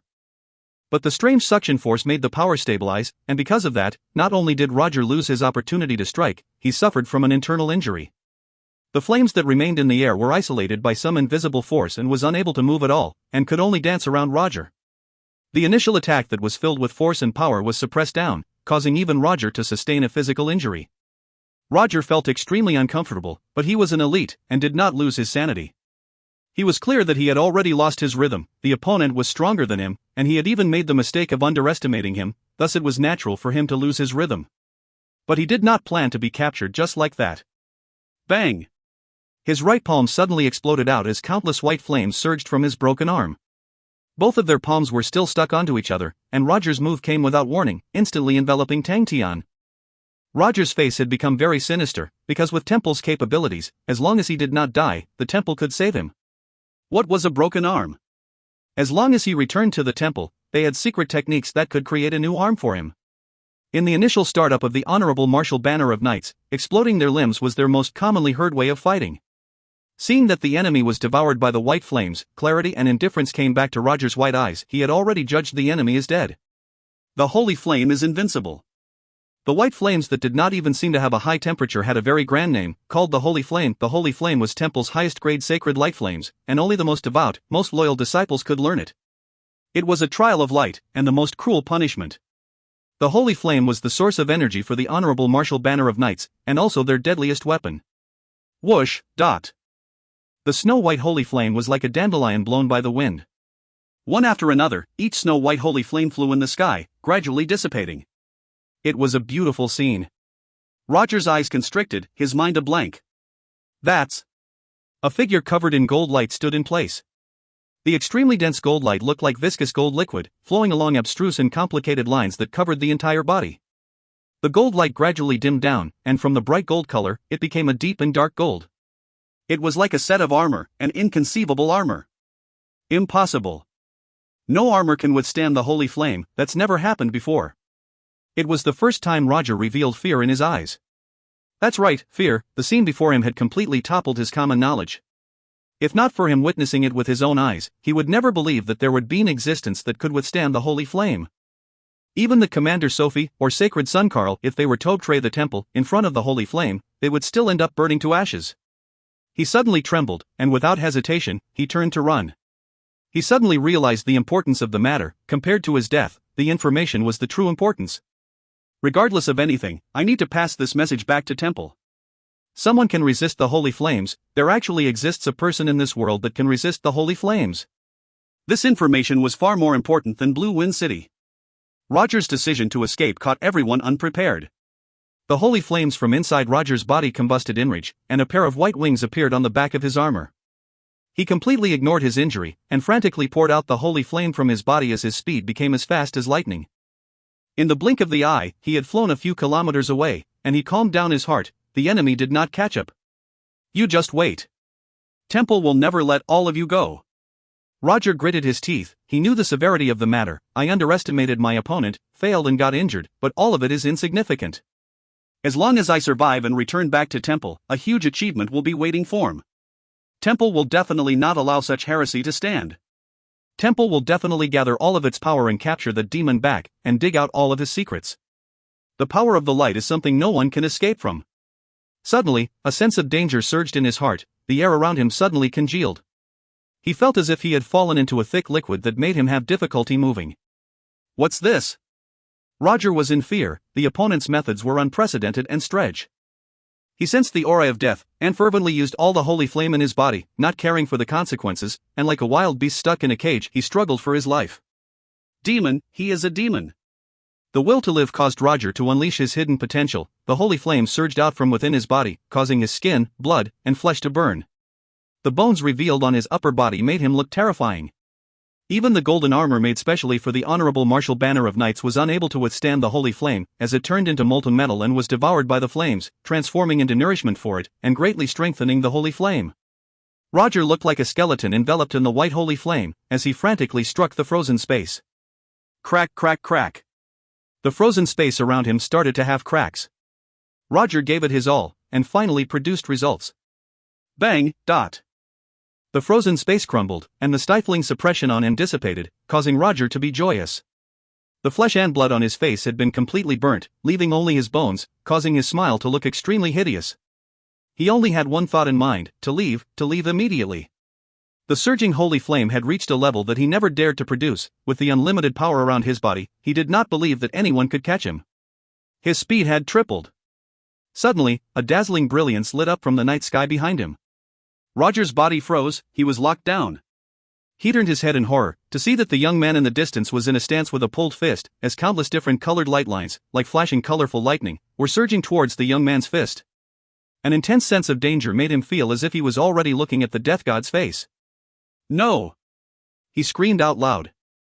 The holy flame seemed to have sensed danger as well. Its light aura exploded even further, burning Roger's white bones, completely transforming him into holy flames.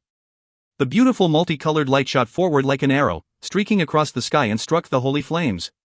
Bang! The holy flames instantly shattered as countless of snow-white feathers scattered about, disappearing into the air. Roger was gone, as though he had never been born. If you find any errors, ads pop up, ads redirect, broken links, non-standard content, etc., please let us know. Report chapter so we can fix it as soon as possible. Chapter 862, Go Chang Wendao's Situation. Chapter 862, Go Chang Wendao's Situation. Translated by Berrybuns. Edited by Tian and DeAndre R. Conquering the Shang continent took exactly 5 days, but Go Chang Wendao's face was still as black as before. The generals under him knew why he was angry, and tacitly did nothing to provoke him. It was normal for him to be furious. The Shang continent that they took over was a land of ruins. All of the citizens had long been moved, and all of the structures had been destroyed, and not a perfect house could be found. The estuary of the Shang continent was too narrow, and even mid-scale warships were unable to enter, much less large-scale warships. In the 5 days of them being in Shang continent, they experienced huge downpours of rain for 4 days. With everybody's strengthened bodies, they naturally did not worry about falling sick, but the dampening of the mood was real. Seeing the mud everywhere, everyone inside the small-scale warship felt their mood dampen. Even the fragrant sun tea had lost its flavor. Is Master still worried about the Southern Alliance? Zeke glanced at the ashen-faced Go Chang Wendao, who was holding the teacup in hand with a serious expression. The 3 famed great generals under Go Chang Wendao had their own specialties. Cliff was decisive and determined, Ken was honest and firm, while Zeke was naturally astute. The 3 of them had worked with each other for many years and had a tacit understanding. They tacitly avoided their boss. If they were to speak the wrong thing at such a time, they would provoke their boss, and die a meaningless death. But in the siege of the Shang continent, after the consecutive bitter struggles, it made everyone's mental state stretch taut, causing them to be mentally fatigued. Finally they had the time for a breather. The three of them sat together around a stove while drinking tea, to lakes in their minds. Ken nodded his head and said, "The enemy gave up the Shang continent so easily, they definitely have some plan in mind. We cannot drop our guard." Zeke objected, "I think that you are all over thinking it. Their only possible plan is to retreat. Only with that can they obtain the strategic depth, otherwise, would they sit here, waiting for us to destroy them?" Ken did not refute him, he also did not know what to say.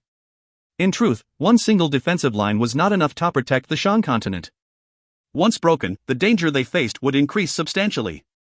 Cliff spoke out indifferently, "Don't underestimate the enemies, Zeke."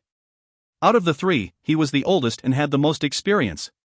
In the past, Zeke had even been under him, and Cliff was the one to promote him and recommend him to the boss, and that was how he obtained Go Changwendao's recognition to lead his own army.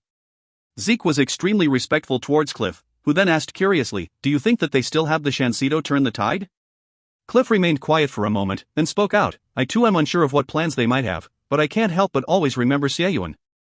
He doesn't lack in willpower and never gave up so easily. It isn't their character to surrender." Cliff did not have any grounds to explain what he felt, but his elaboration on the enemy's style and character was convincing enough. Ken nodded his head, but Zeke's expression became solemn. They had fought to a stalemate with the Southern Alliance for a long time, and had experienced the enemy's tenacity. Yes, regardless of anything, the enemy had surrendered too easily. That's right, they are enemies worthy of respect. I am truly curious of what their next move will be. Zeke's eyes flashed with a light as his fighting intent soared. Cliff saw Zeke removing his arrogance, and no longer said anything. He turned and asked Ken, "Did you find the entrance into Heaven's Road?" No, Ken shook his head. "We have already investigated the entire Shang continent, but we have not found the star door." "It might not be a star door." Zeke thought quickly. He thought for a moment. It is also possible that the star door isn't on the ground or sky. Not on the ground or sky? Ken was startled. "The blue swamps, don't forget the blue swamps," Zeke reminded. "Possible." Cliff nodded his head. The Southern Alliance first came out from Shang continent. There had been many verification on this report, and it is definitely not wrong. If there is no star door on the ground or sky, the most possible place can only be the blue swamps. Don't forget, they once sold a considerable amount of Empyrean ice blue spears. It was obvious that they had entered the blue swamps. If it is in the blue swamps, then that'll be troublesome. Ken laughed bitterly. Ken had an honest character and did things meticulously, never finding it troublesome. If he were to say it was troublesome, it meant that it was truly troublesome, causing the other two's face to change. If we were to describe the savage continent as being isolated and had never been conquered, then the blue swamp was a vast mystery that made people fear. The savage continent did not sever the trade path to honorable martial continent, and people were still able to obtain some information with regards to the savage continent. The blue swamp was a completely different world, where the blue dwarves existed. The blue swamp reached out to every corner of the sacred Saint Galaxy, where many continents were in touch with the blue, but what everyone was most worried about was the blue tide. The blue dwarves were natural enemies to the human race. No one knew the depth and scale of the blue swamp, and there were once many powerful martial artists that thought of investigating, but no one made it out alive. If the star door truly existed inside the blue swamp, it was definitely a terrible thing for them. From the current looks of it, the probability of it being in the blue swamps was very high. Cliff noticed the gloomy atmosphere, then spoke out, "Even if it is in the blue swamps, we will be able to find it. Everyone knows what Heaven Road means to the honorable martial continent and to us. We have taken the Shang continent, so how can we retreat at such a time? Furthermore, if we find it difficult, then how did the Southern Alliance people do it? They came to the sacred Saint Galaxy from Heaven's Road. Could it be that the threat of the blue swamps exists only against us?" When Ken and Zeke heard that, they were roused. "That's right." Zeke's mind raced quickly. Since they are able to appear at the Shang continent, the star door shouldn't be too far from it. Ken spoke without hesitation. "I'll send people to investigate the nearby blue swamps immediately." Cliff added in, "If we split the place into 3 parts and investigate together, we can increase the efficiency." The 3 of them immediately rushed under the rain and gathered their troops, and personally went into their sections of the blue swamp. At the current moment, looking for the star door to Heaven's Road was their most pressing target. Even if they could not find it immediately, they could at least lock down on the general location of the star door. The Southern Alliance would definitely not wait to be captured, but as long as they found the star door, then any counterattacks initiated by the Southern Alliance would be a joke. By borrowing the spirits in Heaven's Road, they could quickly grow stronger, and the initially already strong honorable martial continent would leave the Southern Alliance far behind. The Honorable Martial Continent already had decades of spirit research, although they could not mass-produce spirits, but they found a way to use them. As long as they had the spirits, their strength would take a qualitative leap in a short span of time. Many warships were stopped outside of the Shang Continent's estuary. The sight of the masts was a spectacular scene. All of the large and mid-scale warships and transport ships under Gochangwondao were all unable to enter the Shang Continent, and could only be parked outside the estuary. The stronghold recently built at the estuary had been completely destroyed, and everyone could only garrison on their warships. But word from the crew members that moved to and fro from the Shang Continent was that the situation inside the Shang Continent was even worse. There was heavy downpour and even the master did not have a place to seek shelter from, and could only hold up in the smaller scale warships, causing the people outside to feel much better. The large-scale warships were large and spacious, making it extremely comfortable for them to live in. Being cautious, Gochangwondao had ordered half of the warships to be in war-ready states, to handle any sudden ambushes. Other than that, all the agile small-scale warships were split into groups of 10, forming a tight patrolling network to prevent enemies moving in small numbers. But everyone was not that much worried. After the continuous battles, they were all familiar with how Southern Alliance fought. They were proficient in their positioning battles, proficient in using defensive structures for defense and proficient in complicated terrain, for example urban warfare, or using the Belt of Ruins to battle. Their expertise did not include fighting with warships. Now that the Honorable Martial Continent had occupied the estuary, the large-scale warships were like heavily guarded strongholds. It was only possible to attack strongholds with warships. Even if they managed to sneak in people, they would not pose a threat against the fleet of warships. So as a whole, everyone was rather relaxed. With the strict orders from their superiors, no one dared to party, and despite the neat event, everyone longed to return home with the victory. The big battle was over. That was what many middle-level officers and soldiers thought. The enemies had been driven out of their nest. How could they still turn the tide and take the Shang Continent from them again? Stop joking. Finished with patrol, Wu Kai arrived in the dining hall of a warship and joined in a group of his comrades to chat. Are there any activities for tonight? It's truly boring. Sigh, when we are in battle, we longed for rest. Now that we have rested for so many days, it truly is boring. There's only cards to play. What other activities can there be? Oh my god, I already want to puke upon seeing the cards. Can anyone bring in something new? For example, finding some girls? The entire Shang Continent is empty. Where do you want to get the girls from? If the bosses under the rain knows you are finding girls here, Wu, that scene is too glorious, I will not dare to look. Wu Kai butted in with an exaggerated look. Everyone else laughed out loud. Then do you have any entertainment? The soldier who was being laughed at stared at Wu Kai. Maybe we can make it more interesting. Wu Kai was inwardly pleased. He decided to throw out his idea, and pointed to the gigantic energy vortex outside the window. Do you guys see that huge toy? Everyone looked at the energy vortex and jumped. It was a gigantic energy vortex said to be formed in the middle of the battle, which was near the estuary. When they docked the warships, they had intentionally maintained a distance away from it as everyone was afraid that it would suddenly explode. Do you guys know how the energy vortex is formed? Wu Kai scoffed. I heard that there are a few hundred spirit objects in there. Spirit objects? A few hundred? The soldiers exclaimed out in shock. Spirit objects were priceless treasures in their eyes, and they had never thought that there would be an instance where a few hundred spirit objects would be together. That is definitely some news. Wu Kai acted mysteriously, then incited everyone, since we're so bored, why don't we have a large-scale treasure hunt? There lies a few hundred spirit objects. If we are able to take one or two, we will be rich. After a momentarily short silence, everyone became restless. If you find any errors, ads pop up, ads redirect, broken links, non-standard content, etc., please let us know. Report chapter so we can fix it as soon as possible. Chapter 863, Heavy Man. Chapter 863. Translated by Berrybuns. Edited by Tian and DeAndre R. The energy vortex near the Shang Continent's estuary had long become a famous sight of the Southern Alliance. All the traders who traveled would usually head over to witness the sight. It emerged from a battle. At that time, the smoke and flames in the Southern Alliance had long dissipated, and only the energy vortex was brightly lit. Every traveler who saw the energy vortex would be shocked by its intensity. Its diameter reached 2 kilometers, while its height was 13 kilometers. It was not as if they had never seen large energy vortices, but the slowly revolving dazzling beast was a product from war, and was the result of men. To personally create it, how powerful was the Southern Alliance? It was the Southern Alliance's strongest symbol. When the Honorable Martial Continent's fleet had arrived, everyone who saw the energy vortex was shocked.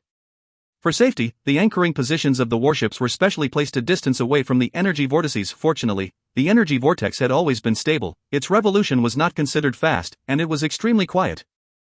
There were various energy vortices inside the sea of energy, and they were all the subject of research for the big powerhouses as it was related to the safety of fleets. The experienced crew could tell from a look that the energy vortex in front of them was in its stable and safe phase, thus would not be dangerous to them. Wu Kai also saw that point, and thus suggested the idea. It had to be said, when his idea was proposed, it immediately attracted everybody's attention. The energy vortex was extremely stable, not only Wu Kai could see that, it was just that no one had thought that there would be spirit objects in the vortex. Spirit objects were unattainable objects to the soldiers. But they were clear of the value of spirit objects, and even the lowest grade spirit objects were extremely precious. Even if they could not use it for themselves, selling the spirit objects would definitely allow them to live a life without worries. As long as they could find one, they could retire and NBSP immediately and live a millionaire life. The deadly lure was enough to make the hall filled with heavy breathing. The soldiers who were so bored to the point of agitation, found a small-scale warship and flew towards the energy vortex. Someone noticed the small-scale warship, but did not bother about them. Aside from executing their patrol positions, they did not need to care about the movements of other soldiers. They maintained a tight exterior but lax interior, to allow everyone to relax their already strained mental states. The scouts had already been spread far out and wide, because the patrolling radius of the patrols were also extremely huge, any wind blowing and grass swaying could not escape from their eyes. It was practically impossible for anyone to sneak in under such a tight defense. Even the Banner of Knights would not be able to achieve such a thing, that was why the officers on duty were sore-laxed. When the small-scale warship flew close to the energy vortex, everybody's attention was instantly attracted. It was a completely different feeling seeing the energy vortex up close. From afar, the feeling they got from the energy vortex was that it spun slowly, but up close, the dazzling energy flow formed an impassable wall, causing their skins to go numb. The high-speed flow was extremely threatening.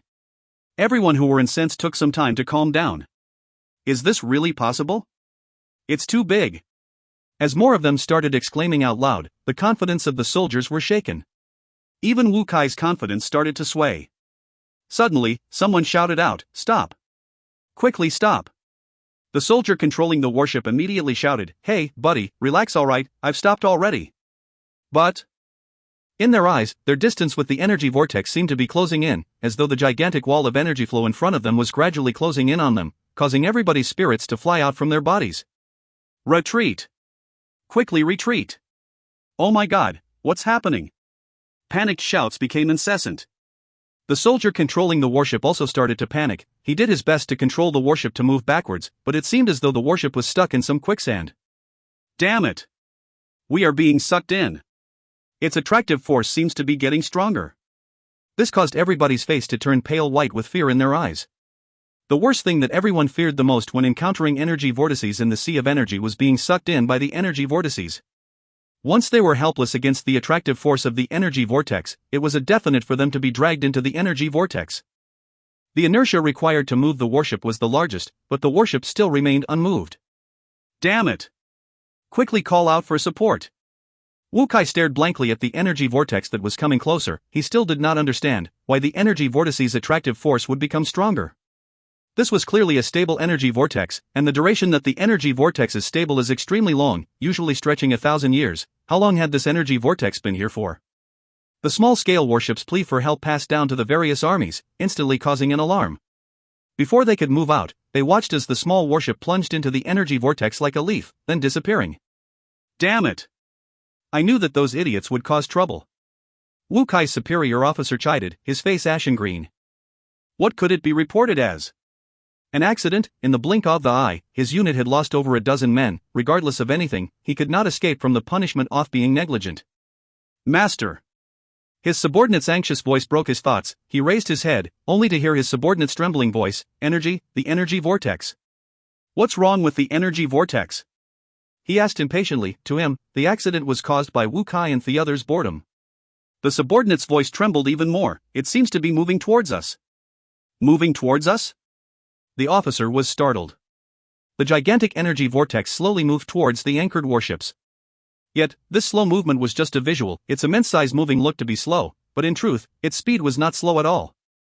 A mournful alarm resonated across the entire fleet. No one knew that in the center of the gigantic energy vortex floated over 100 treasures, forming a sphere. And inside this sphere was a figure who had a sword in hand. It was Jing Hao. Go onwards, heavy man. Jing Hao raised drunk on saint blood and shouted in the void, when a thread of divine consciousness responded, and the energy vortex rumbled forward. When Jing Hao saw Ling Su and Crane revealing their talent as military generals, Jing Hao was envious. It was not an envy towards them being military generals, but envious that they could go to battle, and could be of assistance to war. Crane and Ling Su were busy with training, and although he could not help, he did not stop his bitter training. Until when he sensed a divine consciousness. He suddenly thought about the time when Tang Tian had unintentionally spoken to him about it, that the energy vortex seemed to be harboring something. Jing Hao's intuition was never as sharp as Tang Tian's, but his knowledge foundation was far denser and stronger than Tang Tian. After carefully thinking about the process of forming the energy vortex, he roughly guessed what was inside the energy vortex. Over 100 star treasures were destroyed, however the spirits did not disappear, but they merged together to birth one new spirit. This new spirit's growth was astronomical with the dense energy. Jing Hao tried to communicate with this divine consciousness. At the start, it was not smooth, but Jing Hao was an extremely tenacious man. Aside from training, he would spend his time communicating with the energy vortex. Ling Su and Crane are at the front lines, while I'm at the back and unable to help. Jing Hao's understanding towards star treasures was far more profound than anyone else. The new spirit started to accept Jing Hao, and Jing Hao tried various methods to communicate with it, for example entering the energy vortex. He did all of this quietly without anyone knowing. When Bing decided to move out of the Shan continent, Bing received his intense opposition, but when he understood Bing's intent, he gave a response of his own.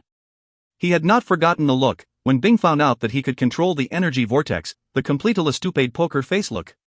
Bing reacted very quickly to his ability, and quickly formulated a new plan that included his ability, making this plan extremely dangerous and deadly. The energy vortex sped quickly towards the location of the anchored warships, and started to crush them. Its quiet revolution was overwhelming enough, but when it moved, the overwhelming pressure choked the army. This giant monster's diameter was over 26 kilometers, with a height of 13 kilometers. When this pressure moved, it gave the Sol de Ursa a feeling of helplessness. The fleet was in a mess. No one had ever been in such a terrifying situation before. The majority of them were awoken from their slumber, and on every warship, all the panic-stricken soldiers made the place even messier. As there were limited positions for the anchoring of warships and with too many warships, all of them were anchored side to side. Many of the warships close together only had the intent to rush out for their own safety. Once they were pulled into the energy vortex, there was only one ending for any warship. The scene became chaos. The instinct to live exceeded their relaxed state of mind, adding the sudden attack on the fleet, it made them lose their effective command and control. If Go Chang Wen Dao was around, or if any of the three generals were in command, the situation would not have been so terrible. But lacking a powerful officer to offer his guidance, the differentiated armies and warships naturally became chaotic. Death came closer, and the helplessness and the chaos made every commanding officer of the armies choose self-preservation without hesitation. All the different-sized warships retreated with all their might, breaking out of the encirclement. The small-scale warships were in the most terrible situation inside the chaos, aside from a few agile ones that took the lead to escape. The other small-scale warships were smashed into smithereens by the larger-scale warships. Many of them chose to disembark their ships, completely disregarding the corrosion from the sea of energy. They just wanted to preserve their own lives. The only thing worth rejoicing was that although the energy vortex was powerful, its speed could not be compared to warships, and it was not as agile as the warships. But when the warships that managed to escape looked back and saw the energy vortex occupying their previously anchored positions, with the countless shattered wood remnants being sucked into the energy vortex, all of their faces changed. Looking around at the remaining and sparse warships, everybody's face became uglier. In the extremely short and chaotic nightmare, it had brought them an extremely large loss.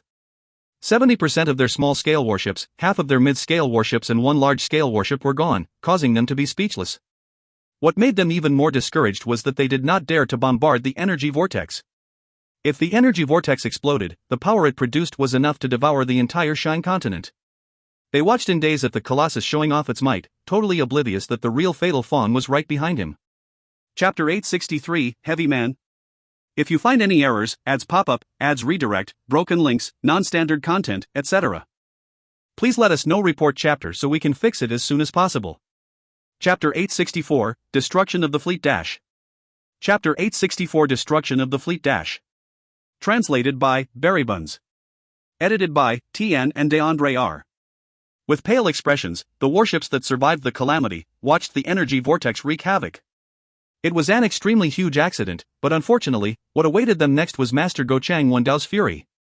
He was famed for being harsh and cold, so how many people would die under his wrath? Everyone sunk into fear, and many of them even started crying. The fleet's tight exterior defense and lax interior was a fixed plan, but the sudden movement of the energy vortex made them helpless. But the real reason for the immense destruction was because the warships were docked too close to each other, and the panic due to the sudden change of situation. The energy vortex's destructive ability was shocking, but its speed, compared to the warships, naturally paled in comparison. If the warships were not as tightly packed, most of them would have avoided the danger. The officers also could not be blamed, there was no problems with their positioning. The extremely terrible conditions of the Shang continent was the true culprit. The Shang continent was only a small and isolated continent, it did not have the conditions for a large fleet to anchor. The extremely narrow estuary posed a huge problem to majority of their warships, thus making them anchor in the Sea of Energy near the estuary to Shang continent. But the Sea of Energy around the estuary was also very limited, the gigantic energy vortex had taken up a huge part, and on the other side, laid the extremely dangerous undercurrent region. The moment Go Chang Wendao took over the Shang continent, he immediately conducted a thorough survey around the entire area, and even the undercurrent region nearby was investigated. The undercurrent region was an extremely dangerous place, where even the strongest fleet would have no chance of surviving if they fell in. To prevent any accident, they had specially established a striking demarcation and marked out the undercurrent region. The surviving warships leaned towards the undercurrent region that were only a 150 m away from the demarcation lines. Inside the undercurrent region 150 m away. Crane opened his eyes, his faintly lit pupils were cold and sharp. By his side floated many bubbles of light, and within them were people. All of them revealed traces of fatigue, as they had already stayed inside the undercurrent for a full 5 days. Even with the protection of star treasures, staying inside the undercurrent region was an extreme test of willpower and strength. Whether or not everyone could persevere inside the undercurrent region for 5 days, Crane did not know either. But he had accepted the mission with determination, because he knew that it was the only opportunity to strike heavily at Go Chang Wendao's fleet.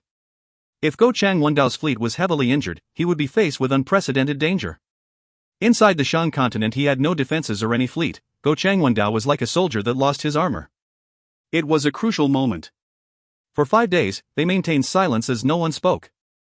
They were too close to the enemies, if there were even a bit off movement, if they accidentally attracted the attention of their enemies, the whole plan would have gone to waste. When they heard the rumblings outside, everyone who were already somewhat numb slowly opened their eyes, their stiff faces instantly becoming excited. Jing Hao had made his move. Everyone called their partners up, and warmed up their stiff and frozen bodies. To lessen the exhaustion, none of them moved for the entire duration. But on every person's face revealed excitement and agitation. They had long settled their resolve to implement the plan, for they knew that if they were successful, the battle was definitely worthy of becoming a legend. And the enemies were Honorable Martial Continent, as they had a deep-flowing hatred with the Honorable Martial Continent, there was nothing as compelling as to use such a legendary method of striking at their mortal enemies. Wei Ting was equally agitated, but she looked to be much more experienced as compared to last time as she drew the God Gold arrow proficiently. For the battle, the Southern Alliance had taken out all of the good stuff. Crane did not give any orders, every detail had been thoroughly discussed multiple times before the battle, and everyone knew what they had to do. Looking at all the excited and agitated faces, Crane did not say anything, he unsheathed his sword and took the Leto rush to the border of the undercurrent region. Behind him, everyone else followed. In that short burst, everyone's vision lit up. It was the warships that lit up their vision, they looked to be in a mess, without any proper formations. Occasionally, lights would blossom in the distance, which came from the beautiful background given by the energy vortex. They looked like spirits that had suddenly appeared behind the fleet. No one noticed them, as all the soldiers on the warships had their attention towards the energy vortex. Crane had discussed with everyone regarding the formation to extreme details, deducing all sorts of situations and how to respond accordingly. The situation in front of them did not exceed their deductions. They moved extremely carefully and borrowed the shadows of the warships to sneak in closer. Their main target was the large-scale warships. The members on the large-scale warships were still in their frightened states, they had anxiously escaped and did not activate their barriers. What could the barriers do? If they were pulled into the energy vortex, the barrier could not save them. As to sneak attacks, they were under so much pressure that they never thought that it could happen. Crane and the rest carefully snuck beneath the warships. The large size of the warships projected dark and huge shadows that gave them the best cover and concealment. After placing a star treasure at the bottom of the boat, they immediately distanced themselves. According to Little Fool's estimation, they needed to rush 3 kilometers away before it detonated. This was their secret weapon, star treasure bombs. They had planned out their battle plan and had chosen the large-scale warships as their main target, when everyone suddenly realized that they had overlooked one problem: how could they destroy the large-scale warships? Large-scale warships had extremely sturdy hulls and body, and ordinary attacks were incapable of destroying them. They had used the warship remnants in the belt for cover, and knew how sturdy they were. Thus, destroying the large-scale warships became the biggest problem they had to face. And the one who resolved this problem was Little Fool. Little Fool, who was about to go crazy from being forced to refine treasures, was on the border of going psychotic every time. Bing would sigh with emotions and compliment him as a good boy, then continued to exploit him. With his spirit-devouring flame as the detonator, he could cause treasures to explode, thus naming them star treasure bombs. It produced an astonishing effect that made it the best weapons to handle the large-scale warships. For the fight, the Southern Alliance handed out all of their remaining treasures. The treasure suddenly emitted a strand of flame, which was the spirit-devouring flame, and the treasure instantly lit up, and started absorbing the energy around it frantically. The light aura emitted from the treasure rapidly became brighter and brighter. The intense energy undulation immediately alarmed the members on board. Enemy ambush. Barrier protection. Quickly activate the barriers. Spread out. Everyone spread out. The shrieks and screams came out as the fleet, who had just managed to calm down, plunged into chaos once more. Right at that moment, dazzling light regiments suddenly appeared outside of their windows. The dazzling light auras caused the entire place to be lit up, and no one could see anything. A gigantic rumble caused everyone to become temporarily deaf. Everyone were stupefied as their minds went blank. Before they could even make any reaction, the hull beneath their feet trembled. They had not even done any preparations when they were all flung upwards and smashed onto the walls and ceilings. All of them woke up from the intense pain. They frantically crawled back up and looked towards the direction of the explosion, but when they saw what it was clearly, they were all stunned. It was Master Go Chang Wendao's ship. Go Chang Wendao's warship was the most extravagant, sturdiest, strongest in terms of offensive capabilities, and the most heavily protected warship, and what remained was a half-charred wreckage, with intense flames still spewing out from the ship that continued to blaze. The warships around it were all affected, also appearing to have sustained heavy damages. No, impossible. Everyone were stunned. How could a large-scale warship be so weak? No one had thought that it was just the beginning. The terrifying light aura came again. This time, it was even more intense, and the experienced members knew that the attack was coming from a few places at once. Their minds were a blank, as though they had been heavily punched in the head. The large-scale warships, the other large-scale warships. One after another, light regiments blossomed from within the fleet. All of the large-scale warships were devoured by white light. Boom! One of the large-scale warships was devoured by the light aura, and a spherical shockwave instantly spread out. In the face of this shockwave, all of the nearby warships were blown apart into pieces like paper. Wei Ting Ting and the rest were shocked by the power of the star treasure bombs. All of them stared with their mouths wide opened, as though their jaws were locked. Now they finally understood why they had to run 3 kilometers away before the detonation. Seeing the warships being struck by the shockwave, they knew that if they remained in the area of impact, what would be left would be a pile of minced meat. After the fear, they quickly became excited. The star treasure bombs were too effective, far more than what they had expected, meaning that they had already accomplished the lowest requirement of their goal. The destruction of the large-scale warships meant that the fleet had lost more than half of their fighting strength. Furthermore, the fight was not over. Wei Ting Ting and the group were the first to react, and immediately launched an attack at the middle-scale warships. The Gold God arrow did not have much use towards the large-scale warships, but towards the middle-scale warships, they were able to deal substantial damage.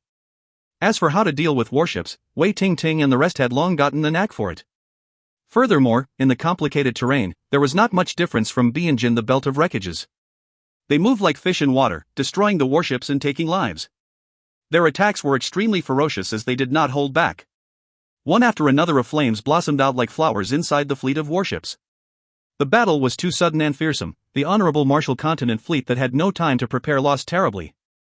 Wei Ting Ting shot out the last Gold God arrow.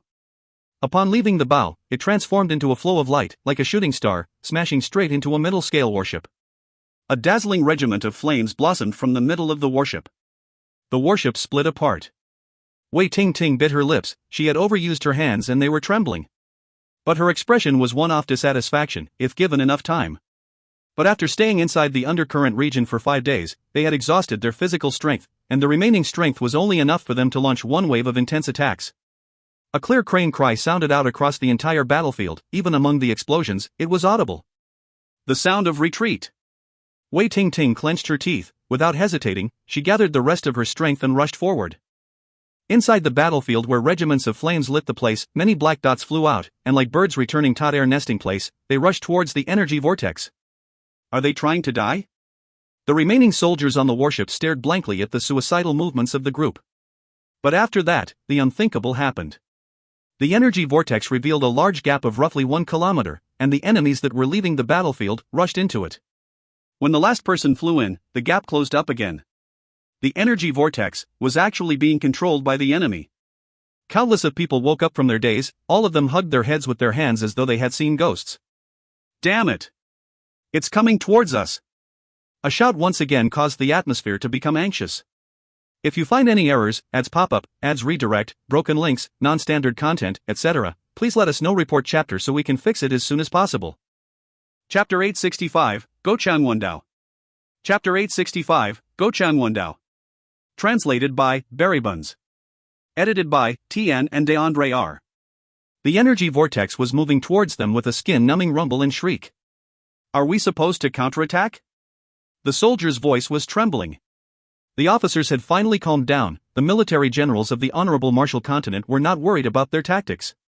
For them to be able to be under Go Changwondao, all of them were of some standard, especially for the captain of the warships. All of them had rich experiences and were powerful military generals. After experiencing the powerful ambush, they had started to counterattack. The fleet had suffered tremendously. The large-scale warships were all destroyed. 90% of the small-scale warships were also destroyed, leaving the remaining few middle-scale warships as their fighting strength.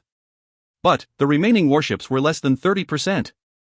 The surviving officers recovered from their shock, their eyes instantly bloodshot. When had they ever suffered such huge losses? In the entire history of Honorable Martial Continent, it was the first time that such a scale of warships had been destroyed. It was complete humiliation. All of these arrogant military generals had already thrown aside their thoughts of living. In such humiliation, living or dying no longer held any meaning. They only wanted to get back some honor. Counterattack, we have to counterattack. The remaining captains of the fleet were in intense discussions. All of them had the same thought: they had to destroy the energy vortex. Whether it was to clear their humiliation or to ensure their safety, regardless of anything, they had to destroy the energy vortex. The Southern Alliance was actually able to control energy vortices. Such a secret weapon posed too much of a threat. They were all experienced generals, it was just that they were helpless in their prior situation, adding the lacking of a commander to unify everyone. Since they already embraced the idea of death, they did not have any fear, and quickly found the weakness of the energy vortex. It was slow. The energy vortex was extremely destructive, but it lacked speed. Adding its immense size, it was a rather easy target. The only worry was if the energy vortex were to explode, it might destroy the entire Shang continent. Go Changwondao and the 3 generals were still in the Shang continent. If the energy vortex was to erupt, no one in the Shang continent would survive. Even if the Shang continent was somehow saved, the destruction of the estuary was still terrible. They could only follow the energy vortex, wait for it to retreat, then destroy it. They quickly formulated a plan. The speed of the warship was much faster than the energy vortex, and much more agile. The energy vortex could not escape. No one took their time and quickly made their decision. When the energy vortex arrived, the surviving warships would dodge like agile fishes. To prevent the attractive force from the energy vortex, they would maintain a certain distance from it. They did not take the initiative to occupy the route where the energy vortex was going, but to prevent it from escaping, they chose to follow and destroy it. But when they saw that the energy vortex resembling a grinder, devouring all the wreckages, all of their eyes turned bloodshot.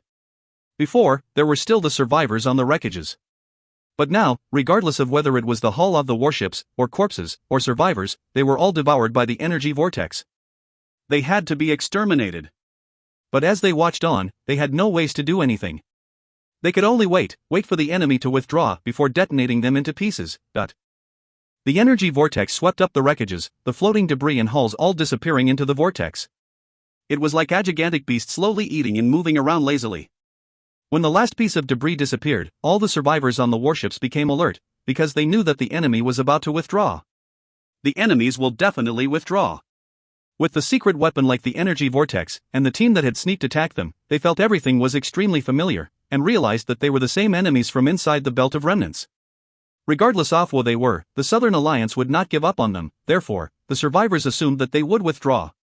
Maybe the Southern Alliance had prepared reinforcements in their retreat path, but so what?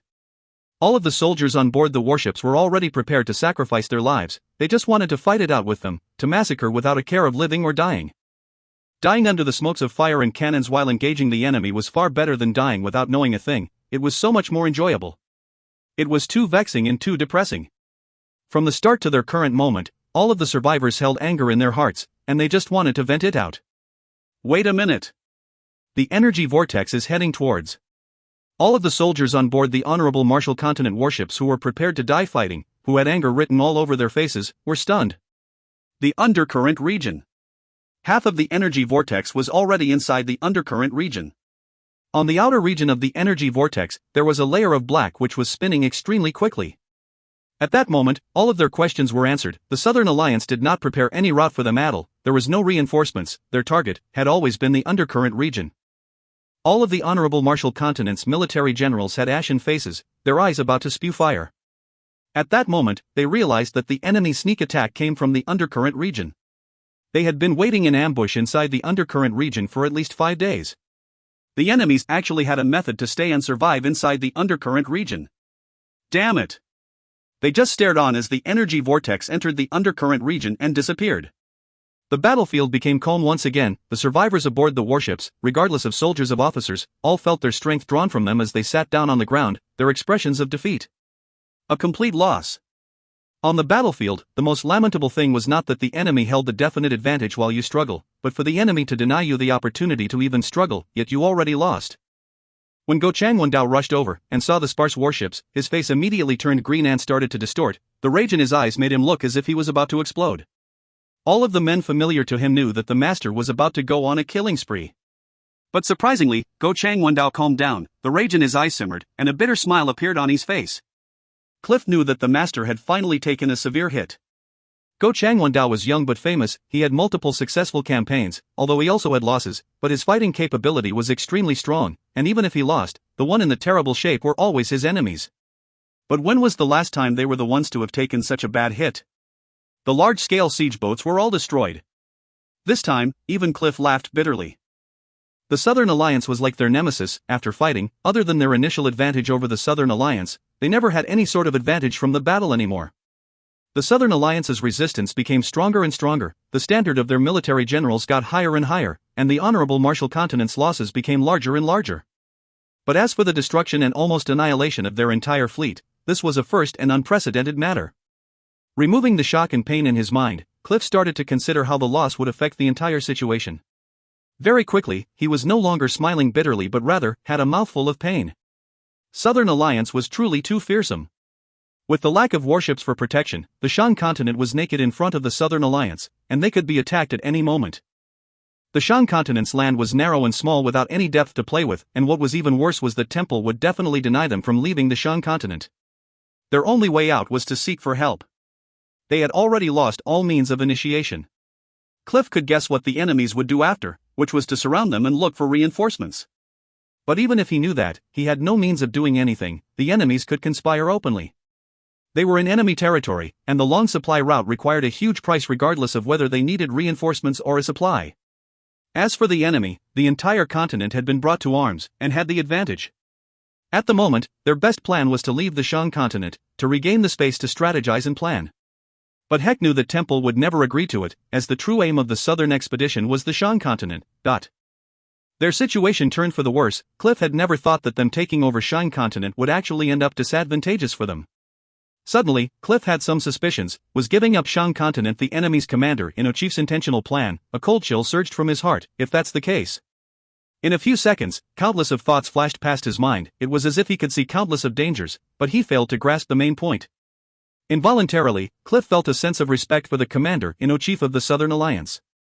If not for that ambush on their fleet, they would have never guessed that it was the enemy who had chosen to give up the Shan continent. Even Go Changwon-dao was wrong, meaning that the commander was truly commendable. Unknowingly, the situation was being played into the enemy's rhythm. Cliff wanted to clarify, if the fleet was not sneak attacked, would they be in such a terrible situation? But the situation was gradually being played according to the enemy. To dare give up the Shan continent was truly a praiseworthy determination. From the start of the battle, the enemies had already obtained the first move advantage. What a terrifying man! Cliff gasped for breath. He now hoped that he did not understand anything. Aside from being able to see the entire picture, the enemy definitely has another backed-up plan, but sadly, Cliff could not see through them. Go Chang Wendao, who was silent, suddenly spat out 3 words: "Let's seek help." Yes. Cliff's heart trembled. This subordinate will directly request for reinforcements from Temple. No. Go Chang Wendao's voice sounded as though he spoke through gritted tooth, which was bone-chilling. Aside from Temple, there's still Moxan and Xiao Suhua. Tell them to come gather here at full speed. But Cliff was startled. He seemed to have understood something, and his face turned pale. They can help us divert the Southern Alliance's attention. We only have one task: before Moxan and Xiao Suhua becomes exhausted, find the pathway. We win upon finding it. If we don't, everyone can just die together. Go Chang Wendao's voice was like the winter wind, causing everyone's body to turn cold. Under the night sky, Blue Wind City was in chaos. The places where the Western traders' troops had garrisoned were being burned.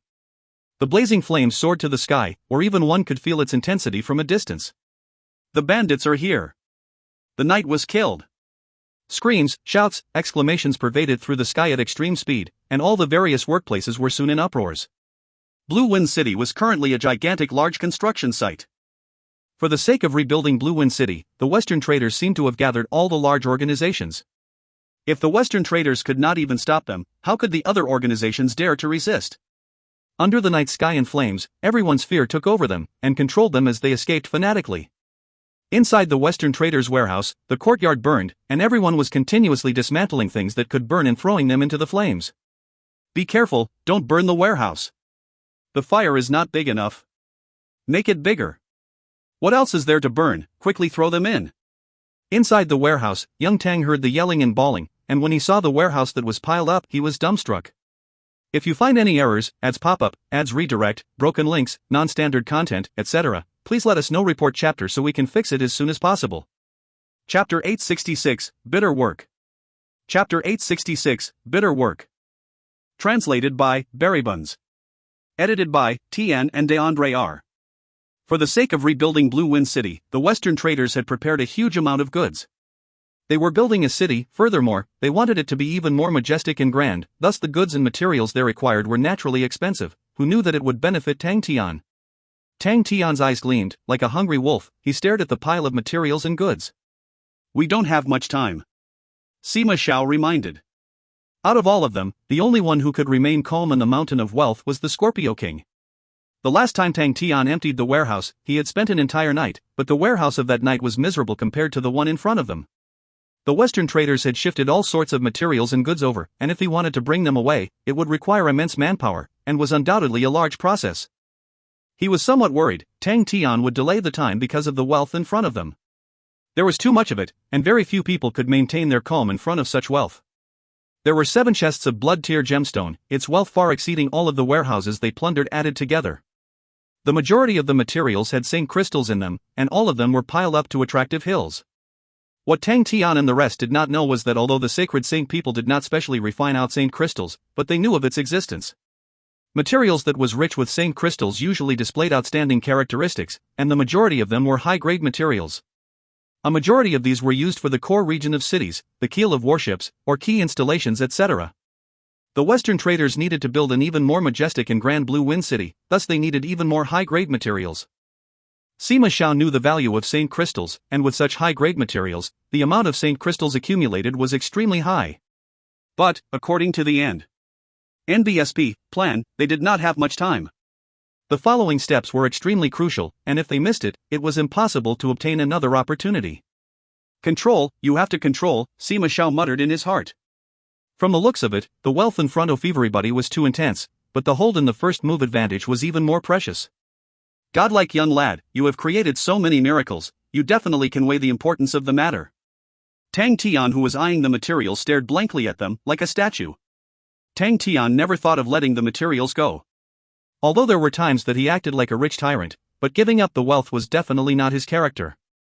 He also knew the importance of the plan, but he was clear that once they carried out the plan, they would never return back to Blue Wind City. Are you joking? Unable to give up on the wealth and with the urgency, Tang Tian felt as though he was plunged in a desperate situation, and his pitiful brains was working frantically. Sima Xiao could not resist but to advise him again, when Tang Tian suddenly smacked his head with his eyes growing bright. I have an idea. 3 Spirits City.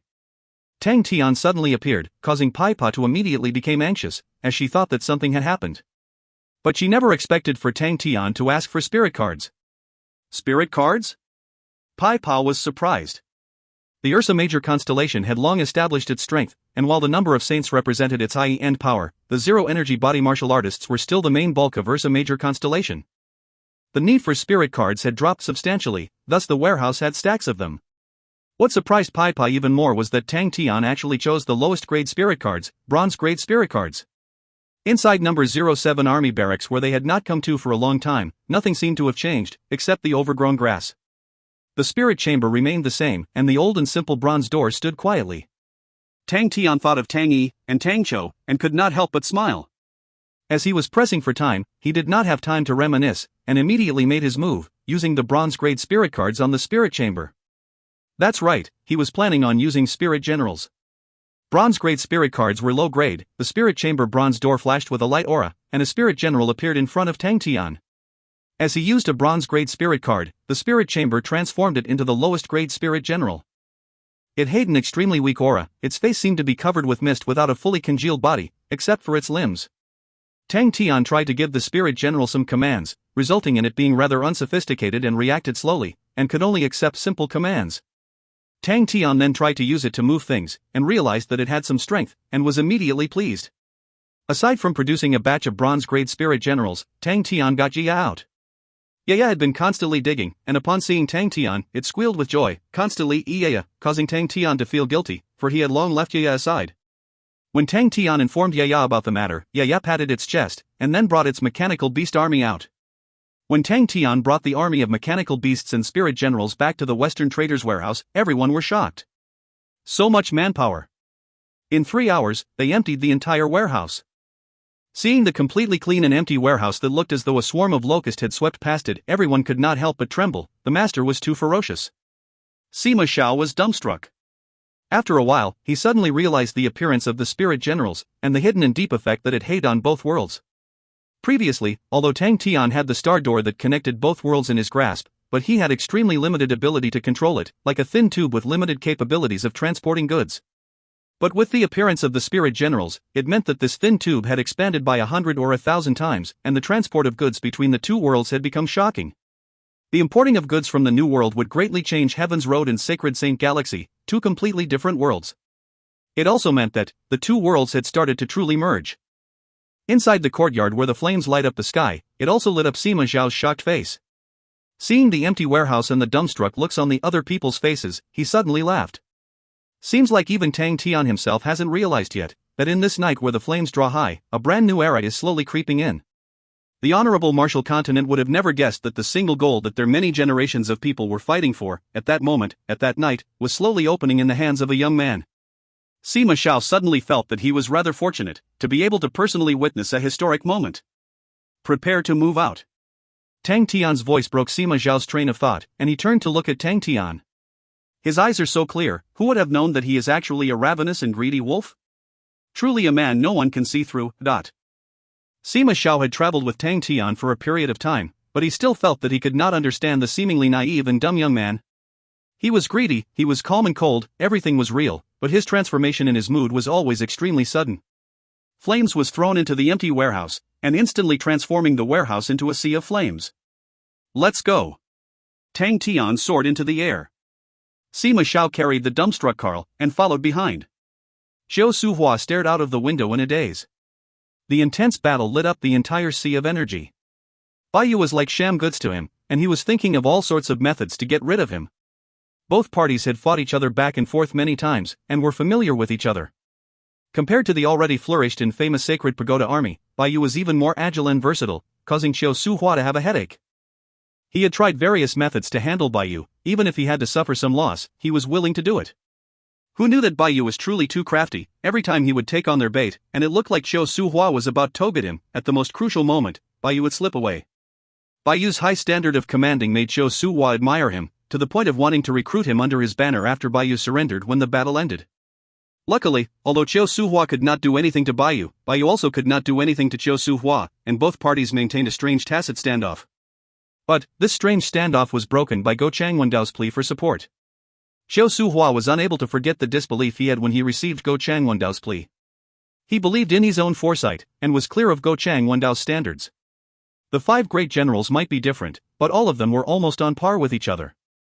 All of the warships were almost annihilated. No one would ever believe that the failure came from Go Changwendao. But Go Changwendao was the one who personally called for support, and had explained in detail the reasons for his loss. After reading everything once, Chiu Su-hua was stupefied, and only regained his senses after an hour. When he recovered, an intense fear took over him. On one look, it was just the warships of the army being destroyed, but the effect that it had on the entire battle was nevertheless absolute. Go Changwendao also saw that they were beginning to lose their first move advantage, and thus personally sought help from Chiu Su-hua. Without hesitation, Chiu Su-hua immediately moved towards the Shan continent at full speed, but Baiyu was unrelenting and continued to chase after him fervently, continuously entangling in battle with him, causing the fleet's speed to be delayed. Chiu Su-hua knew that if it continued, the situation would only become worse.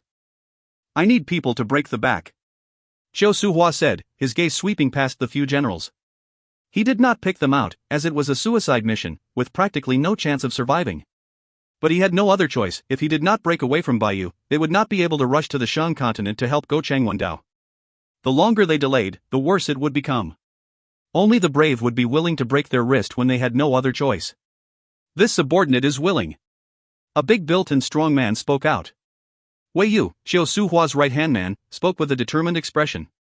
Chiu Su-hua stared at Wei Yu for a long time, feeling the pain in his heart. Before the expedition, who would have known that the battle would actually become so desperate? Out of his direct subordinated 3 generals, Feng Yunman had already sacrificed himself, and now that Wei Yu was about to be sacrificed as well, there would only be Ziche Jiajing left. Wei Yu's unit rushed out, giving the majority of the troops the chance to struggle free and rush forward. When he heard the explosions behind them gradually becoming softer, and the fleet that disappeared, Chiu Su-hua could no longer hold it in, and tears started to fall from his eyes. He did not understand why the war had unknowingly become so terrible. Xia Yuan was extremely busy, but when he received his next order, he became excited and eager. After being the ambassador for the recruitment, the results was remarkable, but after being pulled away from the life of smoke and battle, it made him extremely uncomfortable. Fortunately, Bing would never leave such an outstanding military general behind to do nothing. After replenishing the army ranks, Xia Yuan received a secret task, which was to quietly leave the Southern Alliance. He only had one mission, which was to snipe down Moxin. Using any methods, he had to snipe down Moxin, and delay Moxin's retreat path. At the start, Xia Yuan had many suspicions regarding the mission, but he did not ask much, and went to execute it earnestly. It wasn't until the day before, when he heard about Go Changwendao's fleet become destroyed, that was he enlightened. So it's because of that. He felt complete respect towards Master Bing, completely unable to comprehend how the master did it. And now, it was time for his test. His entire body was filled with fighting spirit. If you find any errors, ads pop up, ads redirect, broken links, non-standard content, etc., please let us know. Report chapter so we can fix it as soon as possible. Chapter 867, Xia Yuan's Fence. Chapter 867, Xia Yuan's Fence. Translated by Barry Buns. Edited by Tian and DeAndre R. Previously, although Xia Yuan did not reject being the ambassador for the recruitment, he had angry thoughts harbored in his mind. He was an introvert, and did not like to be on stage and do public relations, but as a soldier, he had to unconditionally accept all orders, and it made him work harder instead. Unknowingly, he had already reached a status that he had never thought before. He was already the Southern Alliance's most famed military general. In the southern region, many people did not know who the highest commander-in-chief of the Southern Alliance was, but everyone knew who Xia Yuan was. He did not lose himself over the success and recognition. The shocking life and death battle at the Ocean Guardian stronghold had left behind an irremovable mark on him. Life and death was that bitter and cruel. He had survived, but many of his companions had perished, and it was the largest and most bitter loss that the Swift Army had ever suffered ever since its conscription. He remained quiet as he digested it, as he worked even harder. Although he did not like working as an ambassador, he gave it his all, and his footprints could be found in all the recruitment drives. He was pragmatic despite being reserved, but that did not lower his prestige, but instead earned him even more praise. The southern region's various continents all greatly respected and praised him. Xia Yuan's mission thus benefited from it. When Xia Yuan received the mission, the question that he had in mind was how to delay Moxin. Although the swift army had been replenished in its ranks, and the standard of the newly recruited soldiers was extremely high, but He still needed time to form an actual fighting strength. If I don't rely on the swift army, how can I complete the mission? Then, Xie Yuan thought of a brazen idea. Moxian observed the battle come to a close, as a wisp of haze flitted across her mind. From the Tim. They started to return back on the day before, it was already the fourth battle. The intensity of the battle was not high, and the enemy seemed to not have much determination and tenacity, and only relied on defensive structures to resist them. The majority of the time that they spent fighting was to defeat the defensive structures. When the defensive structures fell, the enemy's army would disperse in confusion, showing that they were merely just a mob of people. But, after continuously encountering mobs of people, it made Moxian cautious. His initial mission was to attract the attention of the southern region, to prevent their forces from converging with the Southern Alliance. His mission could be said to be successful, as wherever he swept, he was invincible, and had directly entered the hinterland of the southern region, causing the southern region to be uneasy, and all of their focus landed on him. When he received the cry for help from Go Changwondao, his initial advantage became an enormous disadvantage. After going deep into the center region of the southern region, the path home looked extremely long and arduous, but he had no other choice, and he could only send down the order to quickly retreat. He guessed that the Southern Alliance would intentionally stop them from reinforcing Go Changwondao, so when he encountered resistance, he was not surprised. But in the short span of time, he had encountered 4 battles, and each battle was exactly the same, making him feel uneasy. On their only path back, there were many more defensive structures. Every single one of these defensive structures became resisting points. The defensive structures were not high grade, and looked to be made without regard for quality. It was obvious that it was the result of a rushed work of the enemies. However, all of these defensive structures were sturdy enough, and was far more reliable than what it looked like. Moxian's large army had to spend a great amount of time to destroy them. The armies garrisoned inside the defensive structures were roughly of the same standard, and each different defensive structure had different armies, causing Moxian to confirm that they should be the local armies of the nearby continents. All of these armies only had one mission, which was to help defend the defensive structures, and the moment when these structures were broken through, they did not need to uphold any resistance and escape. They also realized that Moxian's large army did not have time to pursue them, thus they started swaggering around and became touring groups. Once would be called random, but to encounter it 4 times, it was definitely no accident or random chance. Furthermore, all of these sloppy yet sturdy defensive structures made Moxian think of one man, Xie Yuan.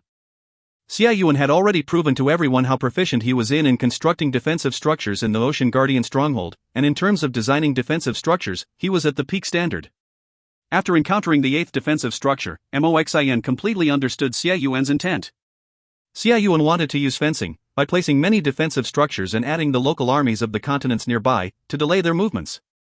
All of these defensive structures were incapable of stopping them, but could greatly increase the time needed to move. That's right, time. Xie Yuan had practically used his own advantage to its maximum. If the quality of the armies were not high enough, they would use quantity, and if the strength of the army was not strong enough, they would use defensive structures. Truly a powerful man. Moxian had to admit that Xie Yuan was worthy of being a famed general. The plan looked simple, but it required a leader that had prestige and the power to convince everyone, and the ability to coerce large groups, as the plan required the use of too many armies. To obtain the trust of so many local armies was not an easy matter at all, but Xie Yuan did it. Simply on this point, Xie Yuan was already considered powerful. Being completely convinced of Xie Yuan's strength, Moxian's headache came. Against such a simple and crude method by using numbers, Moxian realized that he had no idea on how to counter it. When he encountered the 15th defensive structure, Moxian's large army suddenly turned their direction and advanced in a completely different direction. Although Moxian had decided to divert, and would take a detour, but thinking about the densely packed defensive structures that made his army despair, detouring would save much more time. But when the familiar defensive structure appeared in Moxian's vision again, he was dumbstruck like a chicken, asked how he was struck by lightning. Why is there one here as well? When he regained his senses, Moxian ordered his large army to advance, not believing in the fluke. When he encountered 4 more identical defensive structures, he was completely in despair. This path is also fenced up. Moxian had never thought that Xie Yuan would be so fanatical. After Xie Yuan thought of his plan, he marked down on all of the possible pathways that Moxian could take to head towards the Shang continent. He personally headed to the various continents and advised them on how to build the defensive structures. Xie Yuan used his prestige completely to saturation.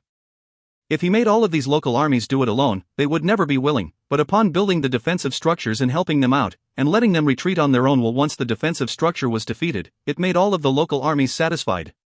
The southern region's wealth was also displayed to its saturation. Xia Yuan's fanatical plan had completely garnered the support from all the various continents. How much was it only to build such low-grade defensive structures?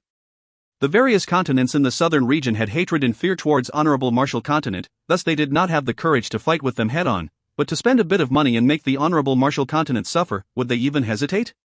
Some of the continents even doubled the number of defensive structures that Xia Yuan taught them. Their abundant manpower caused the plan to rapidly stretch out. The originally empty ship channels had become densely packed with defensive structures, becoming an extremely strange landscape. What Moxian did not know was that when his army had started to withdraw and break through a few of the defensive structures, the entire southern region was churning. Originally, everyone had doubts regarding Xia Yuan's plan. Will Moxian even withdraw? Doesn't seem like it, but they still had their trust and respect towards Xia Yuan, and thus completed the job.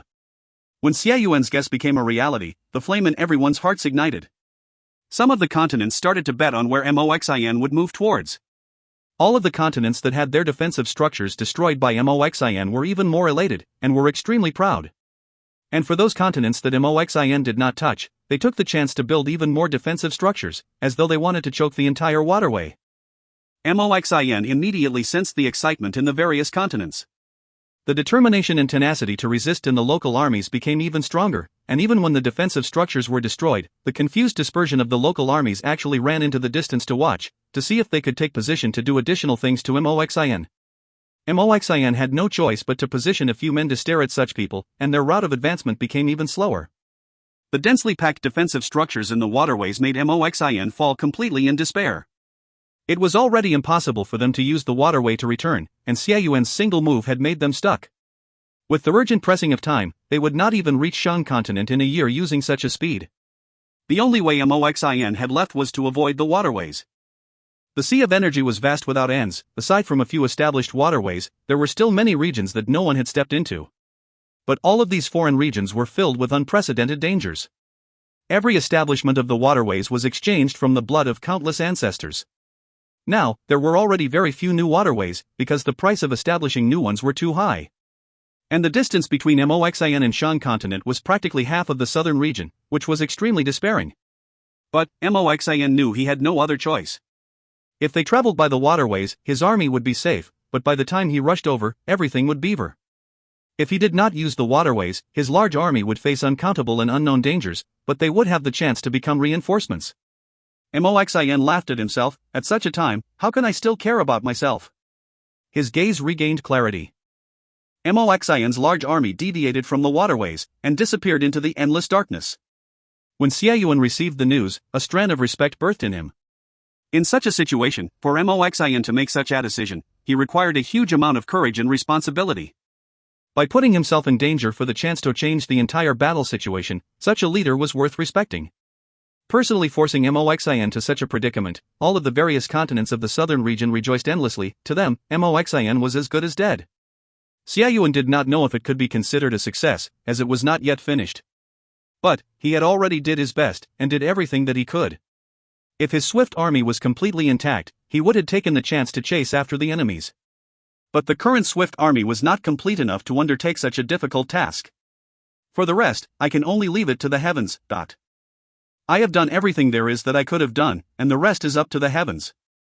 Xia Yuan suppressed his mood. He was not overjoyed or sullen about it. His opponents were not ordinary, but instead, were all the famed generals under the heavens, and also possessed subordinates with the same courage and dignity. But he could the dawn of victory. If you find any errors, ads pop-up, ads redirect, broken links, non-standard content, etc., please let us know. Report chapter so we can fix it as soon as possible. Chapter 868, Assassinate. Chapter 868, Assassinate.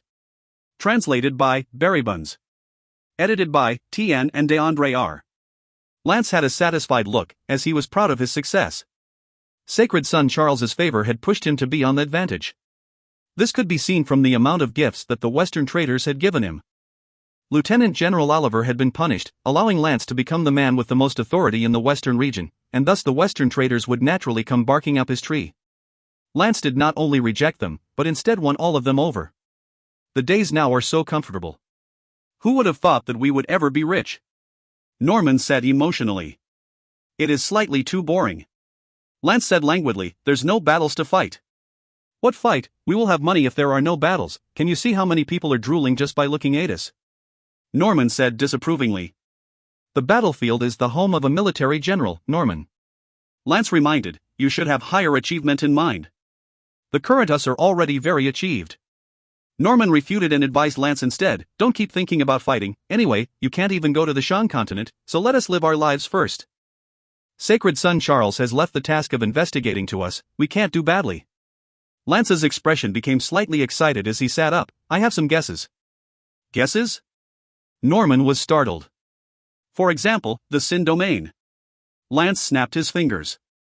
Norman's eyes instantly constricted. Sin domain. He knew of the Sin domain. If one talked about the Honorable Marshall Continent's journey of unifying the Western region, the dark part of the history would be the Sin domain. In truth, the Honorable Marshall Continent's internal department held different opinions towards the Sin domain system. Many people thought that the opposition's will be killed to prevent them from staging a comeback in the future, and there was not a need for a place like the Sin domain. But, regardless of the standpoints on the Sin domain, the higher-ups of the Honorable Marshall Continent knew that the Sin domain would forever be their enemies. Enemies that had to die before they could ever rest easy. So when Lance spoke about Sin domain, Norman became anxious. Their earliest appearance was the Whitefield continent, and you should know that it is the closest to the Sin domain. Lance's expression became serious.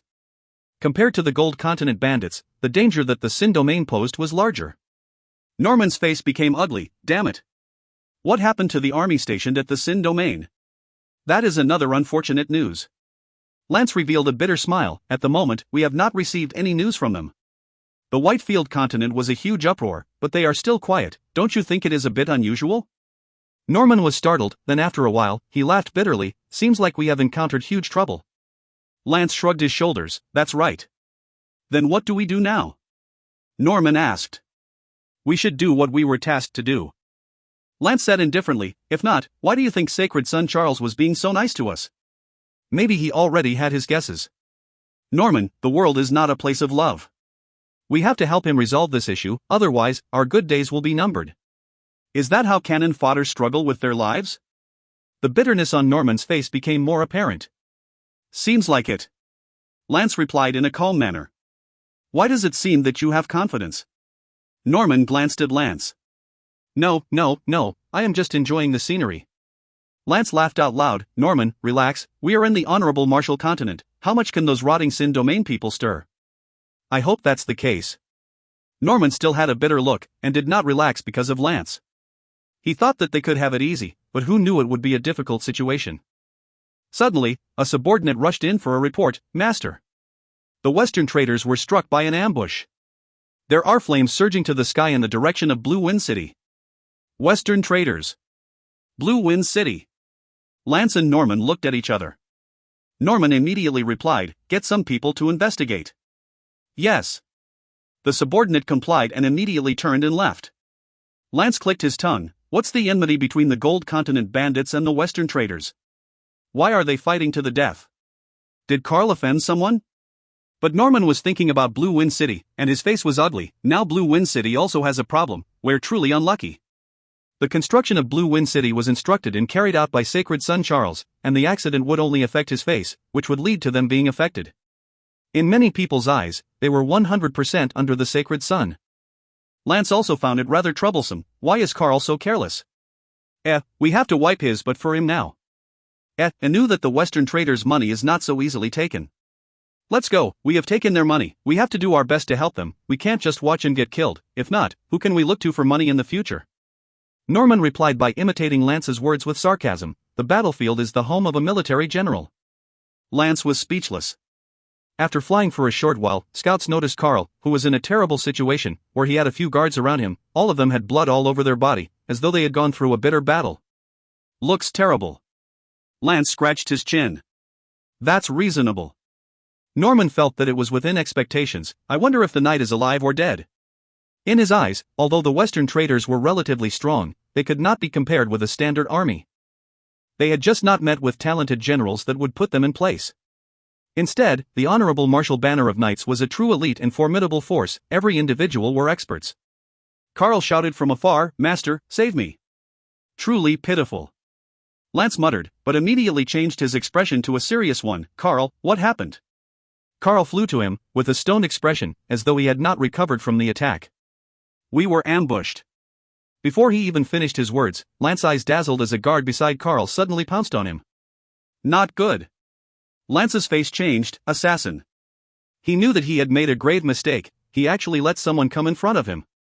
As a military general, it was the dumbest and stupidest mistake to allow an assassin to touch his body. A military general without the protection of soldiers was as weak as grass. The Western traitors have colluded with the enemy. It's a trap. Tang Tian had focused on Lance, and at such a close distance, he would definitely not fail. He was like an extremely heavy wild beast, ferociously colliding into Lance's body. Lance had the intent to react, but his movements, in front of Tang Tian, were as slow as a turtle. Bang! A numbing sound emerged. It was the sound of bones shattering into powder. Norman did not have the chance to move as well. The moment Tang Tian made his move, Sima Xiao had taken action. Magatama appeared behind Norman, and with a gleam in her eyes, Norman's head was already in Magatama's hands. In the entire process, Lance's guards did not even react, and their leaders had already died. All of their eyes turned bloodshot. They were stunned by what had happened. After a momentarily silence, all of the soldiers lost their rational, and pounced ferociously over. Carl, you actually betrayed Temple. Kill them. Tang Tian was not afraid at all, as soldiers started dying one after another in front of him. They were all lambs in his eyes. He did not retreat, but continued to attack. Like an arrow, he shot into the crowd. Without any fanciful moves, he used his terrifying strength to become the strongest killing machine. Anyone that was touched by him were either killed or severely injured. Bang! The sound was multiple times louder than the first. Countless bodies were struck and flew in all directions. Before they even landed on the ground, they had already died. Tang Tian did not give the soldiers any chance to reorganize themselves. As long as he noticed any soldier or officer gathering the troops, he would kill them without hesitation. In such a short distance, the might of the army could not be unleashed. They were constantly being interrupted by Tang Tian, and everything was in a mess. Like a ghost, Magatama's efficiency at killing was astonishing, and in the blink of the eye, the place was littered with corpses.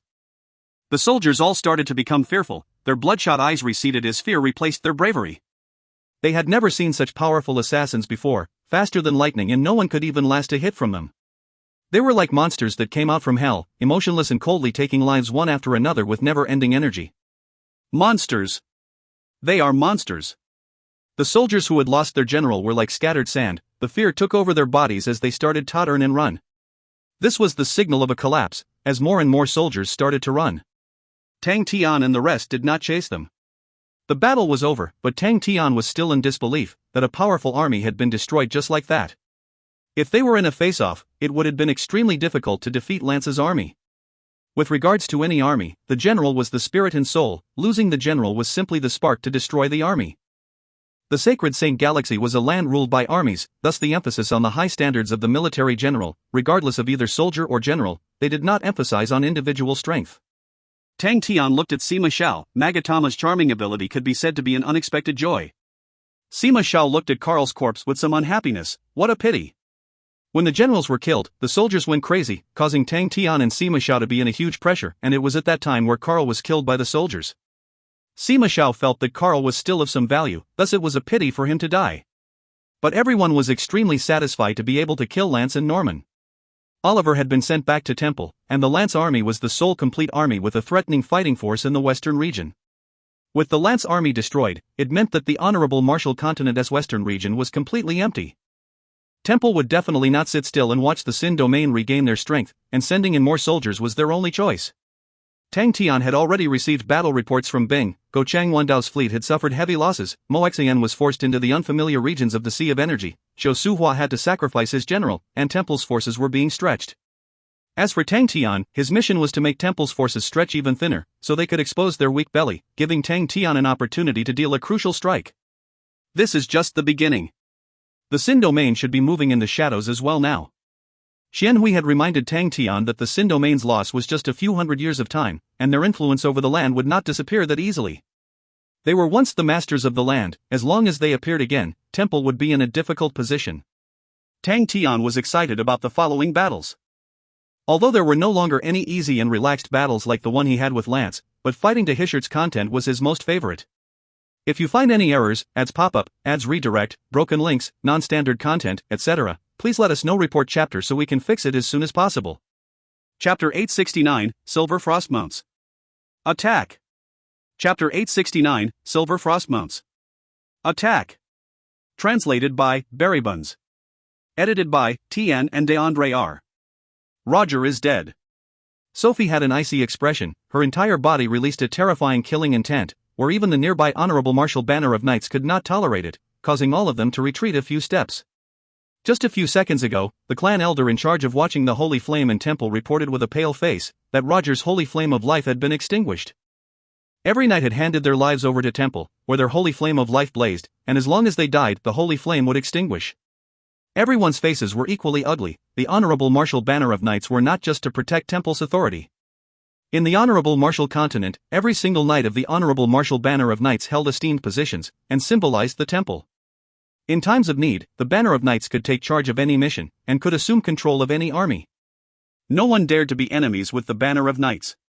When had the Banner of Knights ever suffered a loss? When the Honorable Marshal continent was unifying the Western region. Charles' handsome face remained calm. Roger isn't weak at all, and should not be killed so easily.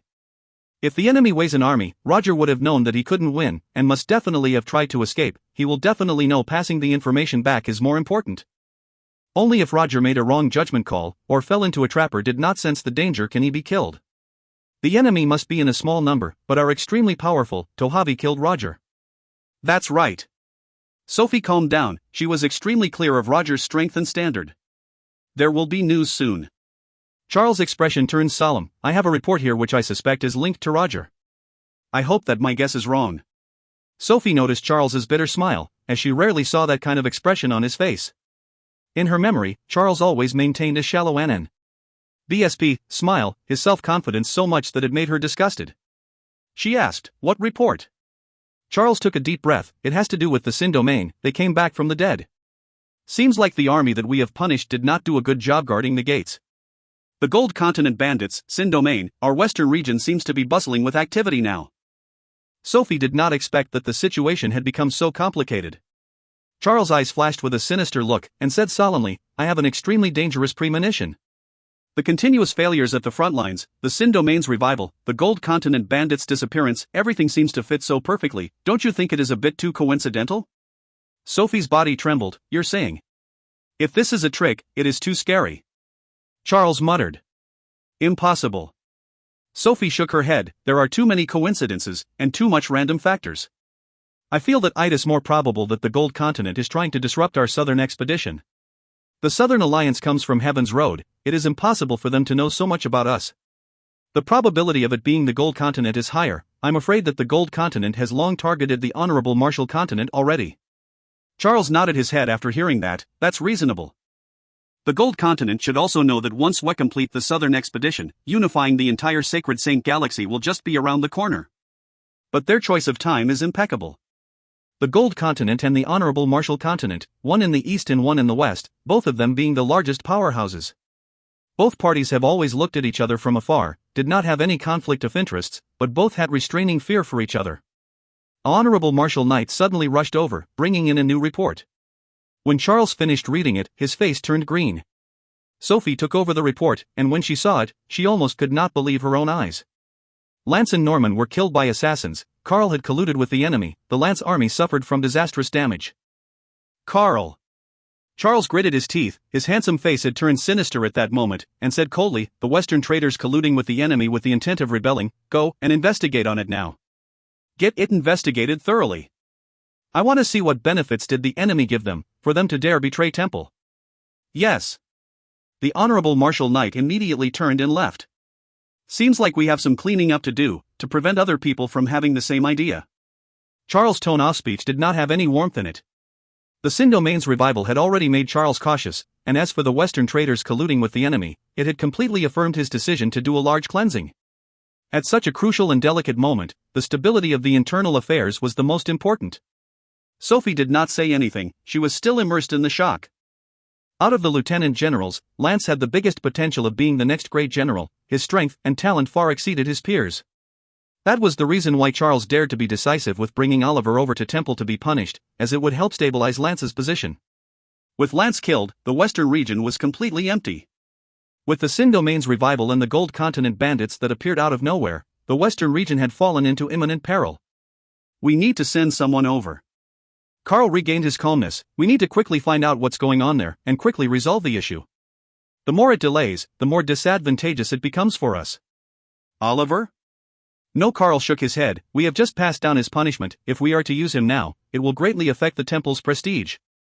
Send Colin over, give him the authority to administer everything there. Whichever person or army that dares defies the order will be killed on the spot. Sophie knew of Colin. He had outstanding ability. Compared to the slightly lazy Lance, he did things more firmly. Then what about us? We will prepare to go to the Shang continent. Charles decided, regardless of what moves they want to play, as long as we find the pathway, victory will be ours. Seeing Charles' determination, Sophie nodded her head. Ling Su took a deep breath. He had prepared for a long time for the ambush. Before the battle, he could only watch as Crane went around to massacre the enemies, establishing many contributions and making a name for himself. Even Jing Hao, who was left behind to protect the Shang continent, controlled the energy vortex while collaborating with Crane, and somehow destroyed the enemy's fleet. What about me? I haven't even made even the smallest of contributions. Damn it! During this period of time, he kept training his Silver Frost mounts. Compared to the invincible and achieved Silver Frost mounts of history, his subordinates were lacking too greatly. Luckily, he had the Silver Frost Sheep Horn Seal, where he could impart the techniques and trainings of the Silver Frost mount inside. Ling Su knew that he was not some genius or big figure. He did not have Crane's intelligence, but only had his absolute confidence to fight.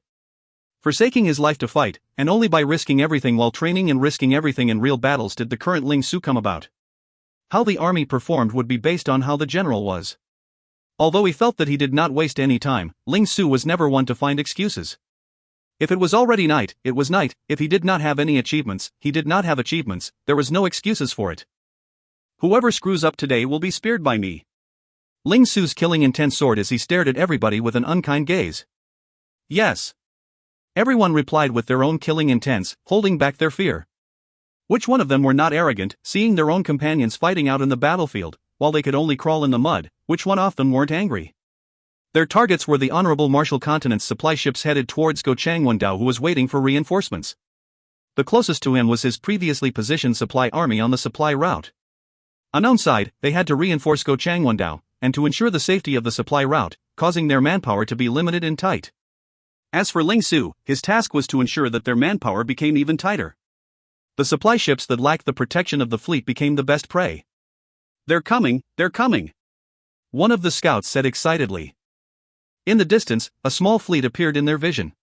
3 supply ships, with the protection of 3 small-scale warships. Thinking about the large and vast fleet that covered the skies, Ling Su could not help but be moved. Crane and Jing Hao was truly too ferocious. It was obvious that the fleet was worried about being ambushed, and moved extremely carefully. Ling Su's killing intent was apparent. Without saying anything else, he spoke out coldly, "Get ready." All the clamor disappeared, as everyone became serious. They had an extremely unique formation. The 2 flanks resembled a ram's horn, curving and extending outwards, while Ling Su's center group was deferred backwards. The Silver Frost Sheep Horn Seal floated above Ling Su's shed, releasing a faint silver light that enveloped the entire unit. Many rays of silver lines appeared beneath the feet of the soldiers, like the spiral patterns of the horns. Ling Su's expression was equally serious, and for some reason, he thought of his teacher. If teacher could see that I have formed my own Silver Frost mounts, he would definitely be dumbstruck. An undetectable warm smile appeared on Ling Su's emotionless and cold face and quickly disappeared, his gaze fixed back on his enemies, when a surge of heroism surged from his chest. The heroes that disappeared and the legends of the past left Aries constellation with no glory. The sheep hornwind bells moved although there was no wind, and along with the sound of the bells, an ancient and cold battle song emitted out from the seal above his head. The silver spear should be as soft as snow, and be as pure as the clouds. The sheep horn wind bells, the cool breeze will never capture your sound. The sun shines but no shadows can be overcast, for the spear will always be too straight. Everyone unknowingly straightened their backs, and held onto their silver spears tightly. Silver Frost mounts. Ling Su bellowed, raising his silver spear high in the air. Silver Frost mounts. Everyone shouted out together, and raised their silver spears. The battle formation was majestic with them not moving a single inch. The silver spears hummed with the song. The horns became white as its extremely sharp aura dazzled out. Ling Su's eyes dilated, and a roar came out, "Attack!" What replied him was roars that flooded together, "Kill!" The silver light that had disappeared for 1,000 years, bloomed once again from a distant alien land. The warships that were extremely cautious immediately sensed them. Enemy attack. The loud and sharp warning sounded out across the fleet. The three warships immediately made a response, originally by the flanks of the supply ships. The warships quickly sped ahead and arranged themselves horizontally. The soldiers on the warships quickly flew into their battle formations. All of the warship weapons on the warships lit up, and after their preparations, they could engage at any time. The soldiers of the Honorable Martial Continent were all furious against their enemies as they revealed hatred in their eyes. Even though they were on board a small-scale warship, they firmly believed that they could defeat any enemies. We are the elites of the Honorable Martial Continent. We are invincible. All of these dirty people dare to sneak an attack on us to try and take us down. They are afraid of us. They dare not fight against us in actual combat. Come, let us let these dirty ants know that they are not fit to be our enemies. The officers roared in anger, their voice resonating above the warships. The enemies actually dared to assault them with such few numbers. It was bare insult and disdain towards them. The enemies moved faster and faster, like a flash of silver lightning. The officers were about to give the orders, when their pupils suddenly constricted. What the hell is that? If you find any errors, ads pop up, ads redirect, broken links, non-standard content, etc., please let us know. Report chapter so we can fix it as soon as possible. Chapter 870, A Victory. Chapter 870, A Victory. Translated by Berrybuns. Edited by Tian and R. The horn-shaped formation was continuously closing in. They were like two silver lightning bolts tangling in the air. The entire formation resembled thunder and lightning that churned and turned, bringing along their long silver taillights, which shot out concentrated ripples. The sea of energy around them was completely stirred. The soldiers and officers on board the warships were stunned by the imposing momentum of the silver frost mounts, and were lost in a daze for that moment. But in that short moment, the silver frost mounts had barged into their area of attack. The officers woke up from their daze and roared, "Fire!" The soldiers trembled, and all fired. On the battlefield, grandeur, or vigor, is an extremely subtle thing. It deeply influenced battles in all sorts of aspects: determination, focus, self-confidence, etc., etc., and the power exhibited by the soldiers had a direct relation to it. 3 small-scale warships, each warship was equipped with 6 warship weapons. These 18 warship weapons were the largest factors of confidence that the Honorable Martial Continent officers had. To them, every warship weapon held a large advantage compared to an army's attack. In a battle inside the Sea of Energy, there was a stark difference between having warships and not having one. Without a warship, one needed to withstand the constant energy corrosion in the Sea of Energy, and thus energy synchronization would become extremely difficult.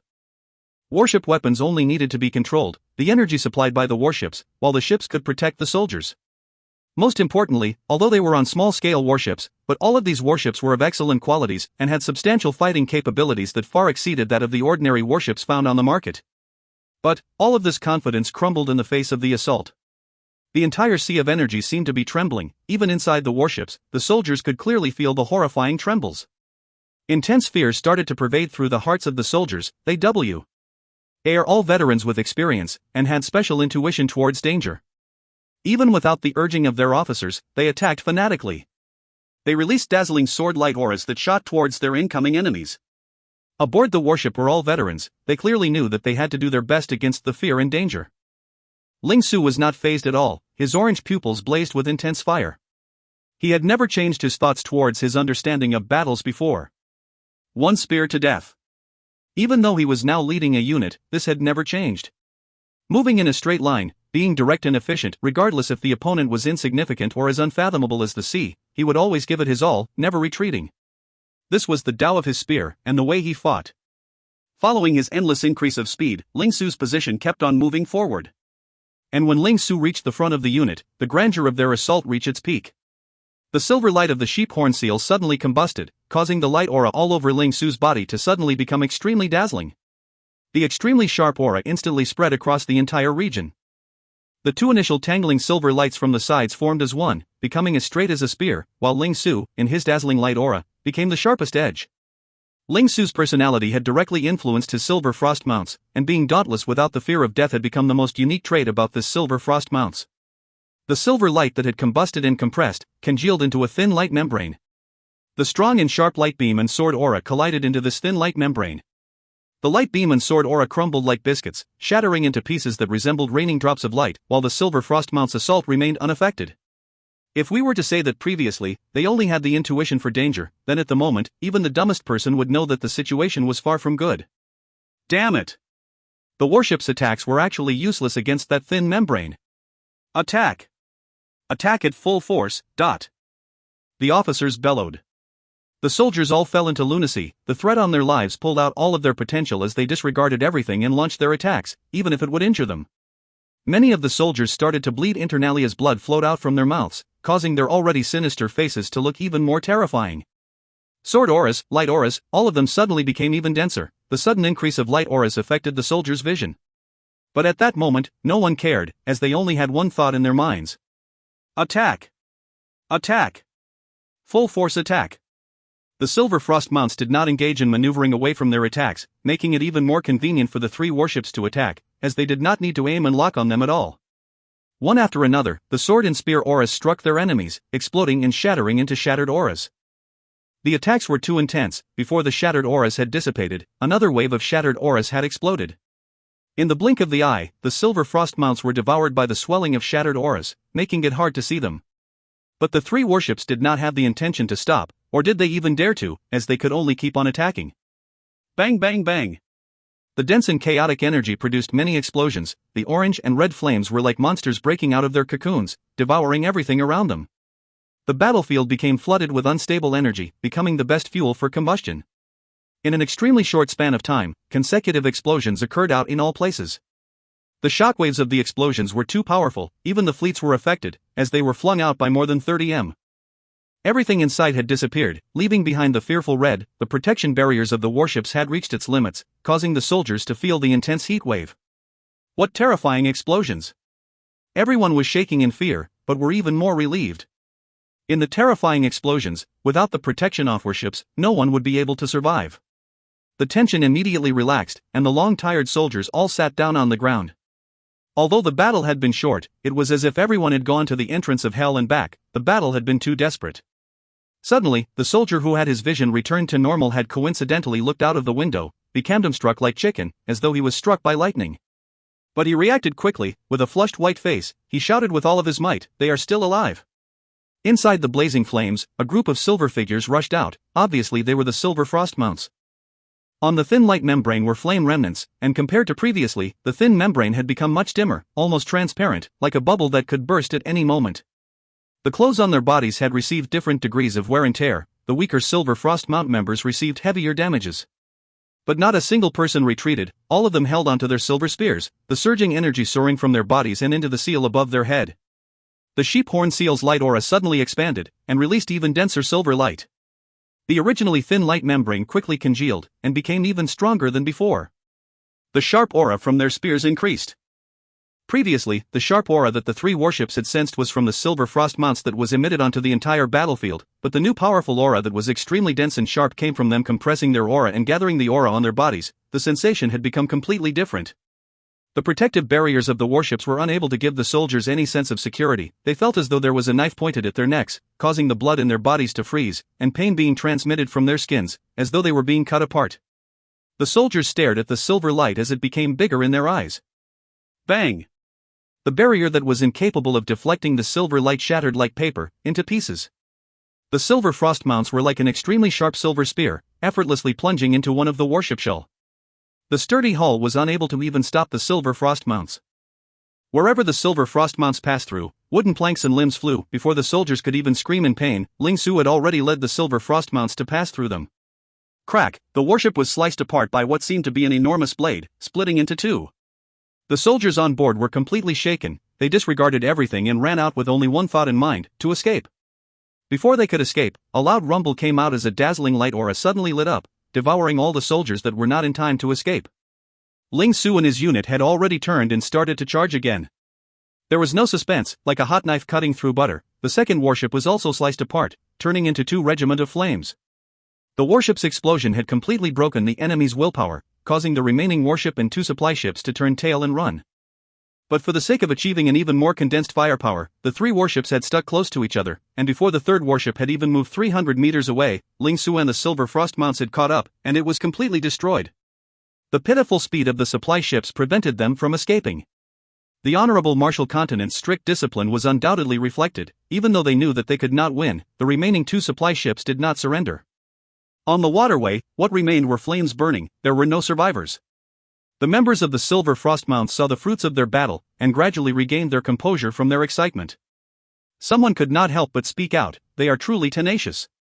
Yeah, none of them surrendered, no wonder the Honorable Martial Continent is so powerful, but it seemed as though the joy of their victory had been dampened. Even the disciples from the 5 southern island families had ugly expressions. One tiny hint was able to reveal the whole picture, proving that the Honorable Martial Continent was definitely not an easily defeatable opponent. The 5 southern island families held deep hatred towards the Honorable Martial Continent, and this enemy of theirs was stronger than they had imagined. Ling Su did not find it strange at all. In Heaven's Road, he had seen how Temple treated their military generals. Heck knew that it was not that the soldiers wanted to surrender, it was that they did not dare to, as it would implicate their families. Although this high-pressure strategy was able to yield some results, but it did not stem from their own faith, and once it reached a certain level, it would quickly crumble. But he did not explain this to his comrades, if not they would be arrogant with the small victory. Ling Su's mood was rather good. In any case, the victory had allowed his team to have a small breakthrough. It was something worth being happy about. Master, can we truly defeat the Honorable Martial Continent? When the other members heard it, they all stopped everything they were doing and looked towards Ling Su. Ling Su frowned. "You don't say. But the enemies are so tenacious." The member whined. It had impacted greatly that even their supply ship was so tenacious. Ling Su suddenly stopped, his gaze as sharp as blades as he swept across everyone, causing some of them to lower their heads, but even more people looked straight at him, filled with anticipation. "As long as you are even more tenacious than them," Ling Su replied coldly. Seeing the members in front of him who looked to have their determination ignited once again, he was somewhat annoyed. As he realized that his own Silver Frost Mounts actually did not have the self-confidence, he announced emotionlessly, "Tomorrow, training will be increased." Silver Frost Mounts whines immediately filled the land. If you find any errors, ads pop up, ads redirect, broken links, non-standard content, etc., please let us know. Report chapter so we can fix it as soon as possible. Chapter 871, Confusion of War in All Directions. Chapter 871, Confusion of War in All Directions. Translated by Berrybuns. Edited by Tian and DeAndre R. Go Chang Wendao read the report emotionlessly. Although he had guessed the Southern Alliance's next attack pattern, when it truly happened, his mood was still dampened. The supply routes were continuously being attacked, and from how he saw it, he reckoned it was 2 small armies. One of them was the Underworld Continent's demonic mounts, which many people knew of. The Southern Alliance had an extremely powerful unit of Underworld Continent's demonic mounts. This unit of Underworld Continent's demonic mounts had attracted countless of attention as they were a declined armed forces that found its glory once more in the Southern Alliance's hands. Compared to the Underworld Continent's demonic mounts and its rich history, the other unit, the Silver Frost Mounts, was actually a nobody. It was said that this was a newly built army where even their general was an amateur. But with this amateur army led by this amateur general, it actually made their supply route unsafe. Go Chang Wendao did not have any more ideas. His fleet was heavily injured, and he was left with a pitiful number of small-scale warships, which if he them sent out, would simply be a feast for the enemy. The Southern Alliance was extremely proficient in traveling in the Sea of Energy and fighting in it, indicating that they had gone through specialized training before. Before this, Go Chang Wendao would have never believed that there would actually be people persistent in doing such training. The Sea of Energy was still the world for warships, that was the most basic common knowledge. The Southern Alliance had completely toppled this common knowledge. Ever since the ferocious attacks in the Wreckage region, it seemed as though the Southern Alliance was constantly trying to display to them how armies could fight against warships in the Sea of Energy. These tactics that completely went against common knowledge were displayed extraordinarily under the Southern Alliance's hands, where Go Chang Wendao had even personally experienced it profoundly. The ability to control energy vortices, the ability NN. BSP, to hide inside the undercurrent region for a full 5 days. All of these tactics sounded even more inconceivable one after another, because they were all unprecedented. Now, even the Silver Frost Mounts and the Underworld Continent's demonic mounts made Go Chang Wendao experience what was truly called being unable to eat or rest in peace. What made Go Chang Wendao even more worried was not just the entire battle situation. He suddenly realized that their estimation of the Southern Alliance's strength deviated greatly. Go Chang Wendao knew why there was such a huge deviation. Looking at the cards the Southern Alliance had compared to the Honorable Martial Continent, there was only a bad hand. In the entire Southern Alliance armies, the only one that could be considered to be famous was actually Baiwa. But with this bad hand, the Southern Alliance actually did the impossible, and transformed it into a good hand. Xiaoyuan, who used to be just an ordinary military general whose highest and most dazzling achievement was being responsible of maintaining public law and order. What was even worse was that the swift army and him were bought by Tang Tian. And the price was extremely cheap to the point that it made others mad. Another unit that was bought were the Skull Unit, a mercenary army that would never be in the eyes of the honorable Martial Continent. But it was this unconventional mercenary army that exhibited an extremely cruel and bitter path in the Stone Forest Sand Continent, their tenacity and fighting spirit awing the sacred Saint Galaxy. There was no need to explain about the underworld continent's demonic mounts. They had long declined to the point of being forgotten in everybody's eyes. They had become cheap trash. But under Tang Tian's command, they transformed into a horrifying army that sent shivers down their enemies' spines. The current underworld continent, that had long forgotten about their demonic mounts tests, blazed with excitement again. Endless new blood caused the demonic mounts to become even stronger. And there was the 5 southern island families that escaped death, and the unknown Crane, and the newly built Silver Frost mounts, or Jinghao who was hidden in the energy vortex. All of them unleashed their dazzling light auras, shocking the entire sacred Saint Galaxy. Go Changwon-dao was a fanatical and self-confident man, but he was not stupid. With just this group of people, he had to go through great difficulties just to make progress, but still ended up being in such a predicament. Watching their growth rate, Go Changwon-dao felt a bone-chilling cold. He did not know how Tang Tian had recruited such a group of people, but behind all of them was yet another mysterious figure. Bing, Southern Alliance Commander-in-Chief, history's first Spirit General Commander. It was because Bing was seated in this position, deploying his armies and sending them on missions, that brought Go Changwon-dao stomach trouble. Even the arrogant Go Changwon-dao had to admit that Bing was an outstanding general. It could be said that Bing had used his own strength to bring the Southern Alliance to where they were. He suddenly heard footsteps outside the door. Go Changwon-dao trembled slightly, and anticipation birthed in his heart. Could they have found the entrance to Heaven's Road? Ken walked in, and when Go Changwon-dao saw Ken's terrible look, his heart plunged. We encountered an attack from the Blue Dwarves. Ken's voice sounded tired. Blue Dwarves? Go Changwon-dao was startled, but unknowingly he heaved a sigh of relief in his heart. He quickly sensed his strange emotions, and could not help but smile bitterly. Seems like the fear I have of Southern Alliance is stronger than I thought. Yes. Ken's voice was hoarse. There were many blue dwarves. It should be a blue dwarf army. Their attacks were extremely regulated, and we suffered a huge loss. Blue dwarf army. Go Changwon-dao squinted his eyes. He was in shock. It was not strange for them to encounter blue dwarves in the Blue Sea, as it was their world, and not encountering them would be weird. It was also not weird for them to suffer a huge loss from the Blue Dwarves, as it was not suitable for the honorable Martial Continent armies to fight inside the Blue Sea, while the Blue Dwarves were able to unleash their full powers inside. Go Changwon-dao had already anticipated for such a loss. But the name Blue Dwarf Army made Go Changwon-dao surprised. The sacred Saint Galaxy had experienced many years of blue tides, and had gradually gained experience and knowledge regarding the Blue Dwarves.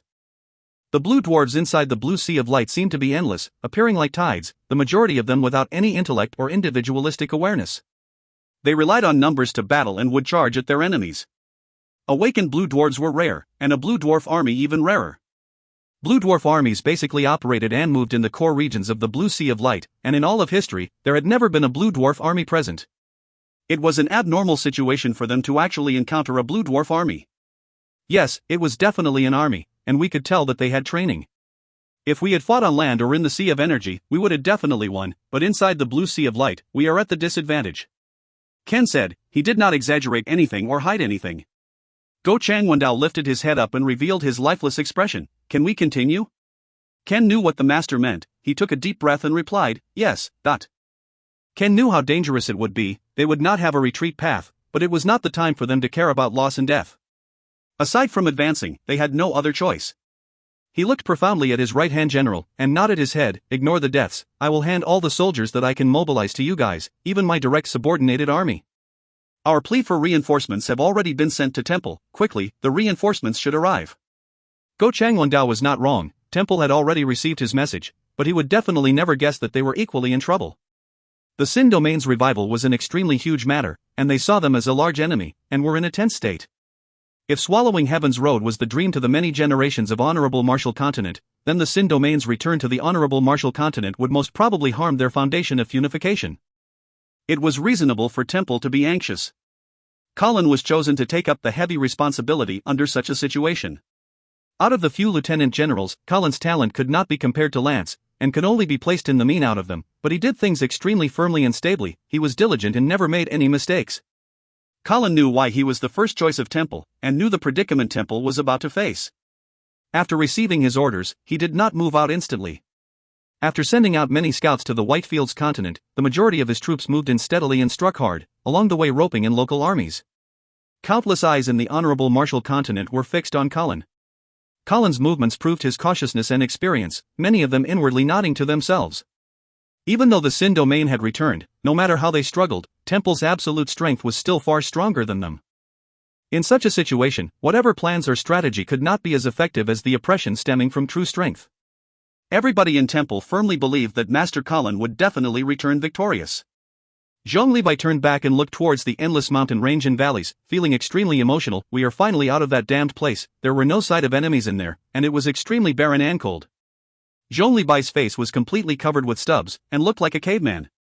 He did not care, his pupils that resembled a ravenous wolf, flickered around with dangerous light. He had used the ravines to get rid of the enemy, which meant that he was holding on to the advantage to strike first once again. To a man of destruction, such an opportunity was extremely rare, as though there was a cave that would lead him to where he wanted, and could launch attacks from wherever he planned to. Tian, I changed a piece of fatty slab in front of him to cave that would lead him to anywhere, as having a piece of fatty slab in front of him makes no sense. He was like a dangerous and sharp blade, ready to pierce into the enemy's soft stomach. Zhong Libai did not waste time, he quickly led the monster army, and launched a surprise attack on one of Temple's local barracks. This barracks was a holding place for a local army equipped simply to maintain law and order, and they had never thought that they would encounter such a powerful enemy. And to prevent them from alerting the enemies, Zhong Libai had specially ordered for the monsters to use their pitiful flight ability and quietly fly to the outskirts of the barracks. When the bronze monsters flooded the barracks, all of the sleeping soldiers did not even have time to resist, and were all captured by Zhong Libai. He did not keep any one of them alive. Zhong Libai did not have any intention to hold back. In a short period of time, he continued to launch attacks, and attacked a few barracks. He did not leave anyone alive in any of these barracks. The entire Honorable Marshall continent was shocked by Zhong Libai's savageness. The Honorable Marshall continent itself had not gone through wars for a long time, and such cruel actions were even more unprecedented. In the history of the Honorable Marshall continent, it had always been them bringing pain on to others. Zhong Libai was like a cunning fox, his movements were fast and hard to fathom. What was deemed even more cunning was that he only found the weak local armies and killed them. More and more local armies died under his hands, and the massacres that dripped with blood made the atmosphere in the Honorable Marshall continent even more anxious. The local armies all felt fear and unsafe. Facing such a powerful army, they feared that the Gold Continent army would come and kill them in their own homes. The fear continued to ferment, until the Gold Continent bandits fought from the western region to the center. When a place in the center region called the Yongming continent fell, the fear reached its peak. If you find any errors, ads pop up, ads redirect, broken links, non-standard content, etc., please let us know. Report chapter so we can fix it as soon as possible. Chapter 872, Honorable Marshall Temple. Chapter 872, Honorable Marshall Temple. Translated by Berrybuns. Edited by Tian and DeAndre R. Trash. All trash. A thick and solid light pillar shot down from the distant blue skies, where the dense radiant energy enveloped the entire White Palace. The snow-white palace looked as though it was made out of the purest and whitest jade, the white light continuously surging into the palace from the white light pillar. Only the geniuses who had visited before would know that the entire palace was formed from the radiant energy. Tian, I will change from light energy to radiant energy being an exclusive energy formed out from techniques of Honorable Marshall continent. You will all know why in the last few chapters towards the end of the novel. The Honorable Marshall Temple was the most mysterious place. It was where the source of the light came from all the entire Honorable Marshall continent and temple. The great clan elder's roar sounded out through the entire temple, and even the light of the pillar of light trembled slightly from the reverberations. Inside the palace, everyone was trembling in fear with pale faces. In front of them stood a tall and sturdy figure which was completely enveloped in gold flames, distorting and preventing his face from being seen. The voice came out from the flames, and all of the eyes beneath him were fixated on the gold flames, revealing reverence and respect. It was Holy Flame, the highest level of the Holy Flame. No one had ever seen the great clan elder losing control and shouting. In their hearts, it was as though even if Temple disappeared, the great clan elder would remain indifferent. The great clan elder had not asked about affairs of the world for many years, his heart completely focused on the martial techniques of Heaven's Road. The ordinary matters in Temple had completely been tasked to Charles and the other few clan elders, while the great clan elder no longer seemed to exist, as even the new ordinary clan elders had never seen him. But at that moment, the entire temple was worshipping the great clan elder's imposing power, then the air and energy were trembling. Charles, Charles, who had his waist bent, trembled. The stare shot out from the great clan elder felt extremely real. causing Charles to feel as if his back was burning, as there was actually a burning sensation on his back. But his handsome face remained as calm as water as he replied respectfully, "Great clan elder. I handed everything over to you, why did you hand me such answers?" The golden holy flame spat out. Charles knew that asking for forgiveness or pushing the blame would only make the great clan elder even angrier. He took a deep breath. "Great clan elder, please issue your punishment." "Punishment? I will definitely punish you." The clan elder's face was completely covered by the holy flame. No one could tell if he was happy or angry, but his right shoulder suddenly raised up, the golden holy flame flowed along his arm and extended to his hand, and transformed into a golden fiery whip. Bang, dot. The fiery whip struck Charles's back, causing him to tremble, his handsome face distorted slightly. It was as though the whip had struck his spirit, causing an immense pain that caused his mind to go blank while his body bent and cramped up. The clothes on his back remained as per usual without any scars, not even the slightest crease was created. Everyone bent their backs even more. The Honorable Marshal Temple was in dead silence, where only Charles gasped for air that sounded like a wild beast in pain could be clearly heard. Everyone knew that the great clan elder was truly angered. The holy whip of penance was a punishment for the spirit, and everyone knew its pain. The great clan elder was biased towards Charles, and there were even rumors that Charles was the illegitimate son of the great clan elder. Thus it was the first time that the great clan elder had punished the sacred son Charles, and it was even such a severe punishment to use the holy whip of penance. Everybody was stunned. Only after 5 minutes did sacred son Charles's lifeless eyes regain some vitality, but could not help but reveal the fear in them. It was an extremely horrifying experience. Even with his determination, he never wished to go through it a second time. 7 barracks were slaughtered. It is truly terrible. The great clan elder did not speak very quickly, but his voice was filled with power and aura. Every word sounded like hammers smashing down from the sky. No reasons, no excuses, only results. The great clan elder's eyes slowly swept across the hall. When those words came out, it buzzed in everybody's ears. Everyone suppressed the fear in their hearts and replied in unison, "Yes." A regiment of golden flames soared into the sky, and disappeared by transforming into a shooting star. The overwhelming pressure suddenly disappeared, and the choking atmosphere became lively again. The Honorable Marshal Temple started to relax. Everyone was stunned. They all looked at each other, revealing bitter smiles. All of them were high authoritative and respected nobles, but in that situation, they were unable to resist at all. The great clan elder was truly too terrifying. What do we do now? A clan elder spoke up. Everyone remained silent for a moment. Many of them had not recovered from the shock. Jaya is seated in the center region. Colin is on the way to the Whitefields continent. Lance is dead. Oliver is still imprisoned.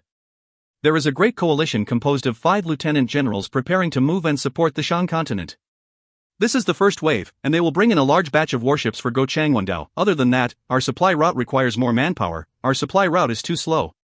So we need to prepare a second wave. The Honorable Marshal Banner of Knights will move as well. I need to find the entrance to Heaven's Road as quickly as possible. Ordinary soldiers are extremely weak in the Blue Sea. Now, the question is, who will handle the Gold Continent bandits? All of the clan elders look at each other, all of them with vexed looks. Silence. It was a strange silence. After calculating and thinking, all the results made the various clan elders reveal looks of disbelief. The Honorable Marshal Continent had actually fallen to a day where they did not have enough manpower and armies. The powerful Honorable Marshal Continent, the Honorable Marshal Continent that became famous with its powerful military forces, the Honorable Marshal Continent that had many generals under its banner, actually did not have enough manpower. Everyone looked at each other, shock revealed in each other's eyes. Charles was equally as shocked. He never thought that Temple would actually be strapped for its armies, but he maintained his calm and steadiness. The fleet that is to reinforce the Shan continent is to move out immediately. Do not delay. Master Jaya cannot be touched. Urge Colin to be faster. Tell him, he needs to resolve Whitefields continent by the second wave of reinforcement. It is a must. We have no time left to waste. Then what about the Gold Continent bandits? One of the clan elder asked with worry, gaining the nods of the other various people. The scene of the great clan elder in fury was still vivid in their minds, and thus no one dared to pay lip service at such a time. The Gold Continent bandits are extremely proficient in playing hide and seek. We cannot be anxious. Charles said calmly, what we have to do first is to limit the scope of activity that the Gold Continent bandits can move in. They are just roving bandits. Once they are out of space, they will be like sashimi on the chopping board. The 4 lieutenant generals in charge of the second wave will move from 4 different locations. We will stretch the net and suppress the Gold Continent bandits' space. I need all of you to prepare a trap for the Gold Continent bandits. Once they are ensnared, we can exhaust them up with just a few local armies. Why not deal with them straight on? One of the clan elder asked. Time. Charles was endowed with extraordinary intelligence, and replied indifferently, "We have limited time, more importantly, our manpower is tight, especially with elites. Instead, we have many local armies, in abundance actually, their fighting strength is unable to help reinforce the front lines. Since that's the case, why should we exhaust our precious elites?" The clan elders all saw the light and nodded their heads. "Then why must we get Colin to rush?" someone asked. Charles replied, "Once the second wave of reinforcements leave, we will only have Master Jaya and Colin. Master Jaya will definitely not move. If Colin doesn't clear the Whitefields continent by then, it means that the Honorable Marshal continent will be completely empty. If any accident were to occur, we will not even have Piaplito fight the fires for us." This time, no one had any other opinions. Colin received the orders from Temple and did not say much. He was extremely clear of the current situation of Honorable Marshal continent. From how it looked, he knew that it was the Honorable Marshal continent's most difficult times, and was the most important and crucial. Although Temple's orders had made it even more troublesome for him, but the circumstances compelled for it, and without hesitation, he immediately made his move. The scouts ahead continuously sent back news. It was truly the remaining Sin Domain people. But it was not the Whitefields continent, but the desolate continent. At the location where the Sin Door's army were located, there was a stronghold erected with extremely tight security. What no one would have expected was the desolate continent would actually be transformed into a place resembling the Sin Domain. The entire desolate continent's energy was extremely thin, and the scouts who entered were unable to adapt to it. Colin's expression became serious. He had thought of all sorts of situations before, but he had never thought that Sin Domain would actually transform the energy in its environment. This will not be a good battle to fight. Target, the Whitefields continent, move at our fastest pace. The order was sent down quickly, and the large army quickly sped towards the Whitefields continent. Colin had decided to garrison in the Whitefields continent, and take a look at how the desolate continent had changed. If energy was truly thin, it would be a huge trouble, especially that they were in such a crucial time. When Colin's large army arrived in Whitefield continent, he was stunned by its emptiness and the desolate scene. It looked as though there was not a single person in the Whitefields continent, every city was empty. After the Gold Continent Bandits incident, Whitefield continent's population started to dwindle. And as Whitefield continent was too close to desolate continent, many Sin Domain martial artists had appeared endlessly, causing even more panic. The citizens who had prepared to spectate also chose to leave, and this was a common scene in various places of the western region.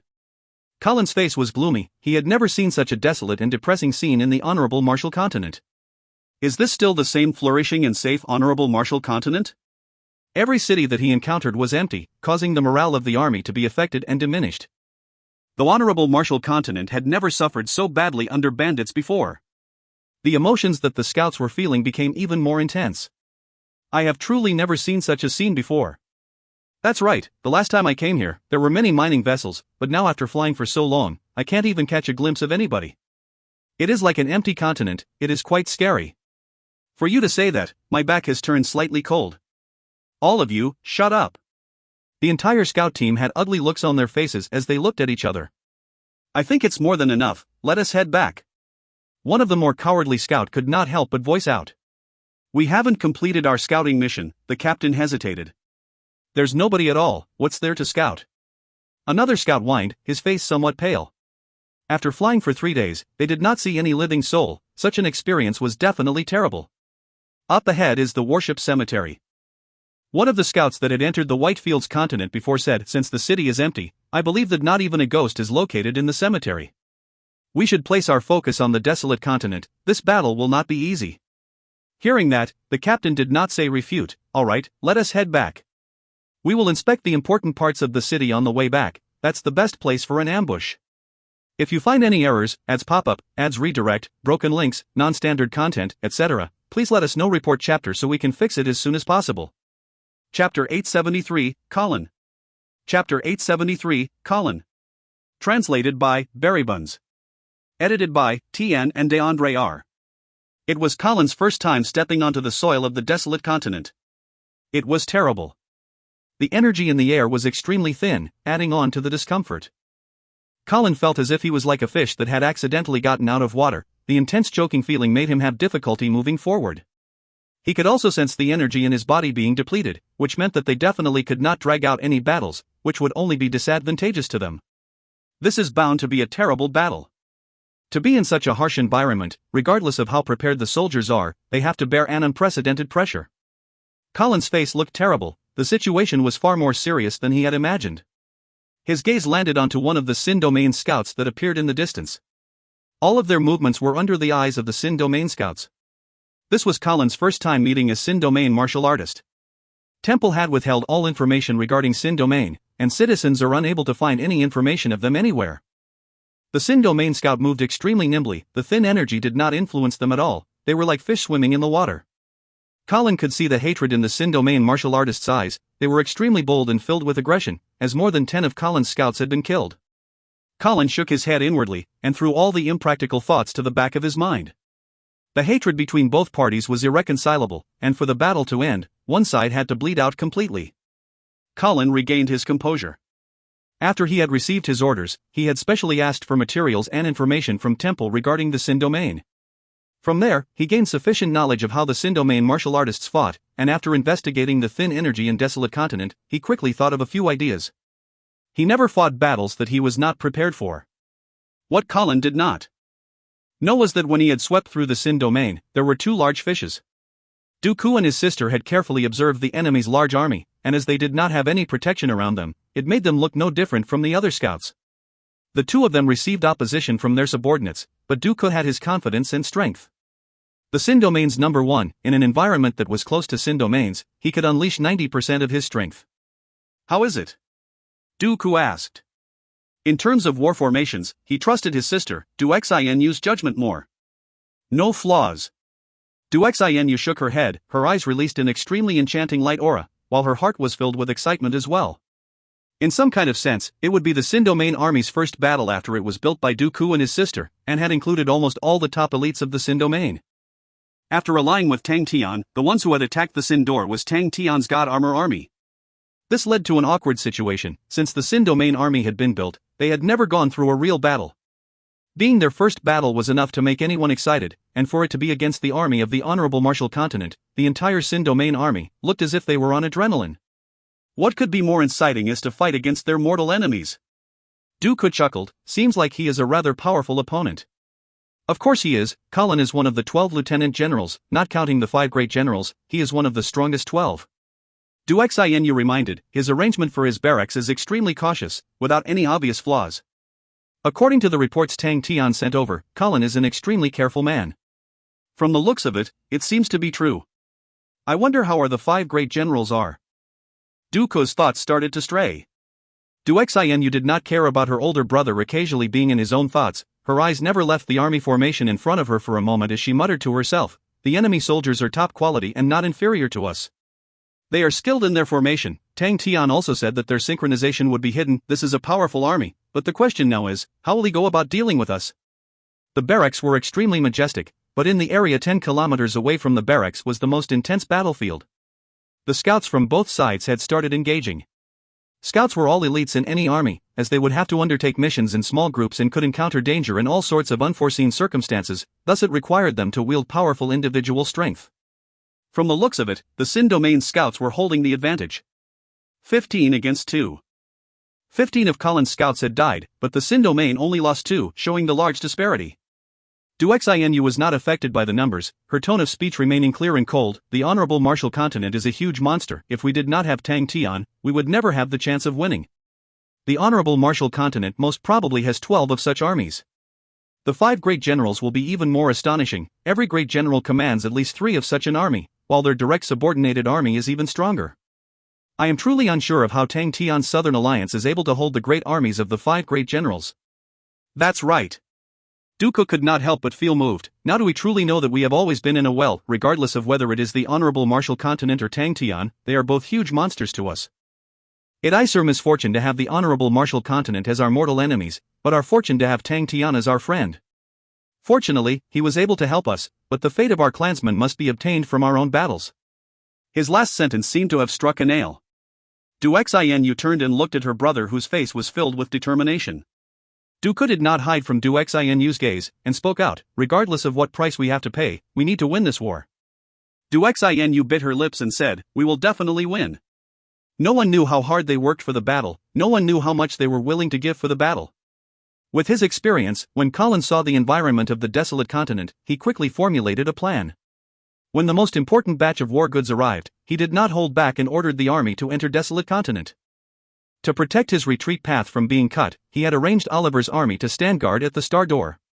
With Oliver in prison, his army was about to encounter a calamity as well because of the Western traders incident, but they placed the army back in the battle. Only when they met Colin were they viewed importantly once more. The first thing Colin did upon entering the Western region was to incorporate elites. With Oliver in prison, his army was a dragon without a head. The morale of the soldiers had fallen extremely low, but its entire strength was not influenced much, as they were still a rather elite force. Only by giving these soldiers that did not see a future some hope would they be willing to fight with their lives. Colin did not have enough manpower, so regardless of anything, this army was required, and it was far stronger than all of the cannon fodder local armies. With this elite army guarding their retreat path, Colin completely relaxed. The Gold Continent bandits had just appeared at Yongning Continent, which was extremely far away.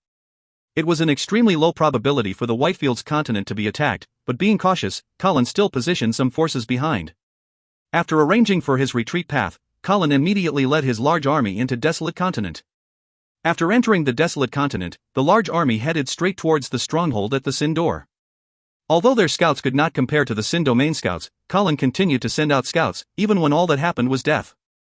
The great quantity of deaths garnered them precious information. In the Desolate Continent, aside from the stronghold at the Sin Door, the surviving Sin Domain people did not build any other strongholds. That meant that they only needed to attack the stronghold at the Sin Door, and they could once again lock them inside Sin Domain. This made Colin heave a sigh of relief. In such an intense situation, time was extremely precious, and he was most afraid of Atu and of Frotussel. The majority of the Sin Domain scouts flew around the large army like flies, seeing if they could obtain any opportunity. But Colin did not care about them at all, ignoring them and moving forward. The Sin Domain scouts were all powerful individuals, but facing the robust formation, they did not pose any threat. As for their observations and scouts on them, Colin did not really care. He had already planned for the battle to Butte Front without any underhanded tricks. When they were 10 li away from the Sin Door stronghold, the large army stopped and placed camp, while a majority of the scouts continued to observe them from the distance. Colin did not care about them, although they were many in numbers, but their noisy movements made them look like amateurs. In a large-scale war, individual strength did not have much use. No matter how strong the scouts were, no matter how many of them there were, it did not change the fact that they were useless. His gaze landed on the Sin Door stronghold in the distance. The Sin Domain called it Desolate City, but Colin persistently called it Sin Door Stronghold. It was the Honorable Marshal Continent's territory. What rights and qualifications did the Sin Domain survivors have to name the place? Compared to the imposing and majestic Honorable Marshal stronghold, the stronghold in front of Colin looked extremely ugly. But he did not attack them urgently, but called to garrison. Many barracks were built up. Even when he previously thought of methods to quickly end the battle, but now that the battle had truly started, he had forgotten about everything. The order was passed down, and he went around to patrol, making sure everything was in place. In the stronghold, Dooku and Duxinu looked at the army making encampment. Its strict and uniform formations made them look extremely dangerous. "We have powerful enemies," Duxinu praised. Even Dooku could see Colin's high standard. From their movements to their encampment, to the building of their encampment, the entire process was extremely smooth and methodically arranged. They all had sequences, as taught every soldier knew what they had to do. As for the Sin Domain scouts who were glaring at them like tigers, they could not find any opportunity to break in, and could only stare from a distance.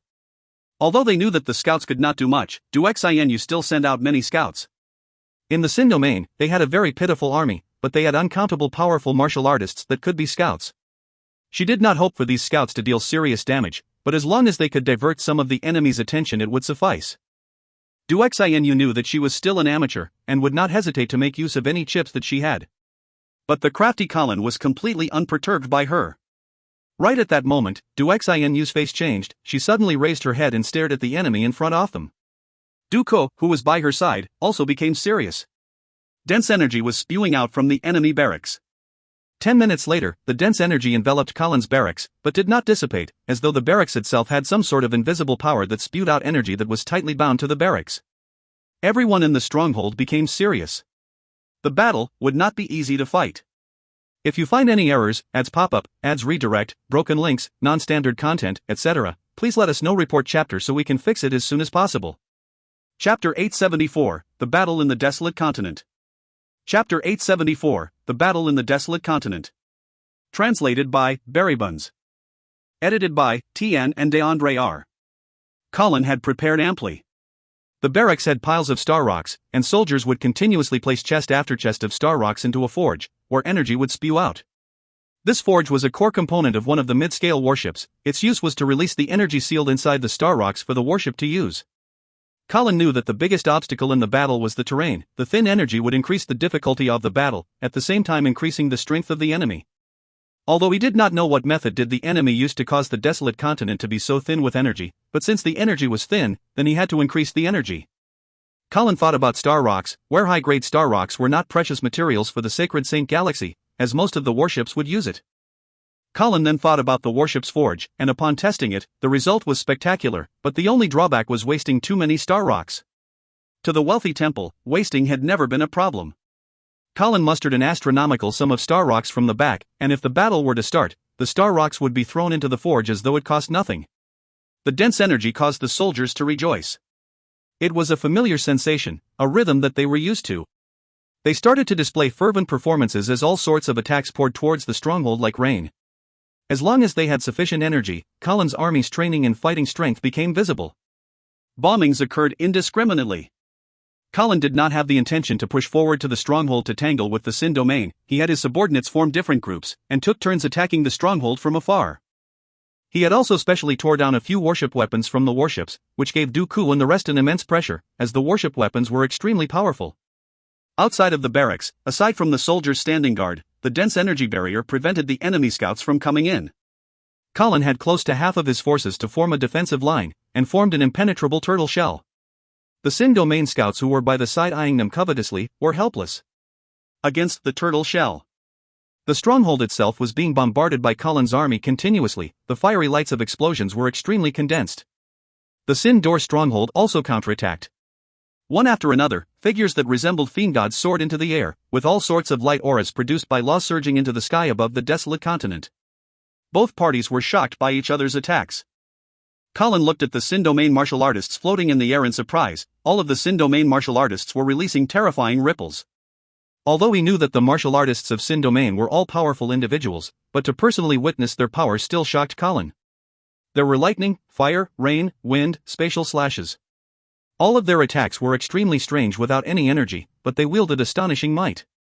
Fortunately, these Sin domain martial artists fought alone. If they were somehow proficient in being part of an army, that would truly be a trouble. At the start, Colin's army lost quite a bit due to the unfamiliar and strange fighting tactics. The lightning, rain and fire attacks were blockable by the energy barrier, but the spatial laws were extremely unfathomable. At the start, both parties suffered. But as time passed and both parties started to get familiar with one another, Colin's army started to slowly gain the upper hand. Comparing long-range attacks, Colin's army had a bigger advantage. Colin's army was better at long-range attacks, while the Sin domain had a larger disadvantage, as the number of laws that could initiate long-range attacks were limited. Colin heaved a sigh of relief. The situation did not differ from what he had expected. Colin's mindset was simple: as long as there were sufficient star rocks, he could completely attrite the Sin door stronghold, and force the enemy to initiate a siege on him, while he would wait for them to exhaust themselves, then firmly capture the power to take any initiatives. As for star rocks, he had prepared an abundance of it. All of the warehouses, barracks, and organizations en route were all taken by him, thus he had plenty of star rocks, which could allow them to engage in a 1-month-long battle. He was not impetuous or rash. His army acted as if they were not tired at all as they took turns attacking. But very quickly, he knew that his enemies had their own methods as well. All of the Sin domain scouts outside of the barracks suddenly started to launch attacks on the formation. Initially, Colin did not care much about them, as he had specially laid defenses meant to counter the scouts. But the Sin domain scouts' attacks surpassed his expectations. They did not have a strict grouping. Like a pack of wolves, they would form different groups of 3 to 5s and launch attacks. Every small group of scouts would have a powerful expert. In such a close-distance brawl, Colin finally experienced how destructive the Sin domain martial artists were. They were as quick as lightning, moving in and out like ghosts. They would come and go extremely quickly, some suddenly appearing right outside the energy barrier, or some directly attacking the barrier. Both parties were extremely close to each other, and they could see the sinister faces of the Sin domain martial artists, affecting Manyoth the soldiers, who immediately panicked and became chaotic. The energy synchronization dropped, and the energy barrier became slightly unstable. Colin's face turned gloomy, as he berated his soldiers. He believed that as long as they did not panic, the enemies were definitely not able to break through the energy barrier. The energy barrier formed by the army was able to withstand the attacks from warship weapons. No matter how strong the enemies were, Colin did not believe that they were able to break through the energy barrier. But very quickly, Colin knew that his understanding on Sin domain was still too shallow. The experts of the Sin domain grew up in an extremely harsh environment, and all of these famous martial artists had experienced countless of battles. And the experts on the list of powerhouses were people who managed to crawl out from the mountains of corpses that they had killed. Maybe they might not have any attainments on war formations, but their understanding of battles and their acute senses towards opportunities were something that Colin, a military general, could ever understand. There will always be an indescribable understanding between the experts. The eyes of one of the Sin domain martial artists suddenly flashed with a fierce glare. The power that his law surface had projected surged out. Over 100 watermelon-sized lightning balls suddenly appeared around him. The dazzling blue lightning balls emitted extremely dangerous auras. The terrifying power of the laws caused the air around to distort. The soldiers behind the energy barrier had never seen such a terrifying enemy. Their eyes instantly filled with fear. This Sin domain martial artist revealed a sinister smile. The hatred they had towards the honorable martial continent had long been ingrained into their bloodstream. The over 100 lightning balls struck onto one point. The dazzling light aura instantly blossomed and caused the soldiers to become temporarily blind. Even Colin jumped in shock from the sudden outburst of light, but it was the intense trembling of the energy barrier that made his heart jump to his throat. The martial artist who had already released his lightning balls was quickly received by his companion behind him, because his attack had exhausted all of his law surface. But his actions were like a match that ignited the entire battlefield. A continuous flow of martial artists advanced dauntlessly wave after wave, unleashing their full strength. The martial artists who had gained enlightenment on law surfaces disregarded everything and unleashed their full force attack, which was extremely powerful and terrifying. Colin's head turned numb. He was dumbstruck by the scene in front of him. He had never seen such a fanatical attack before.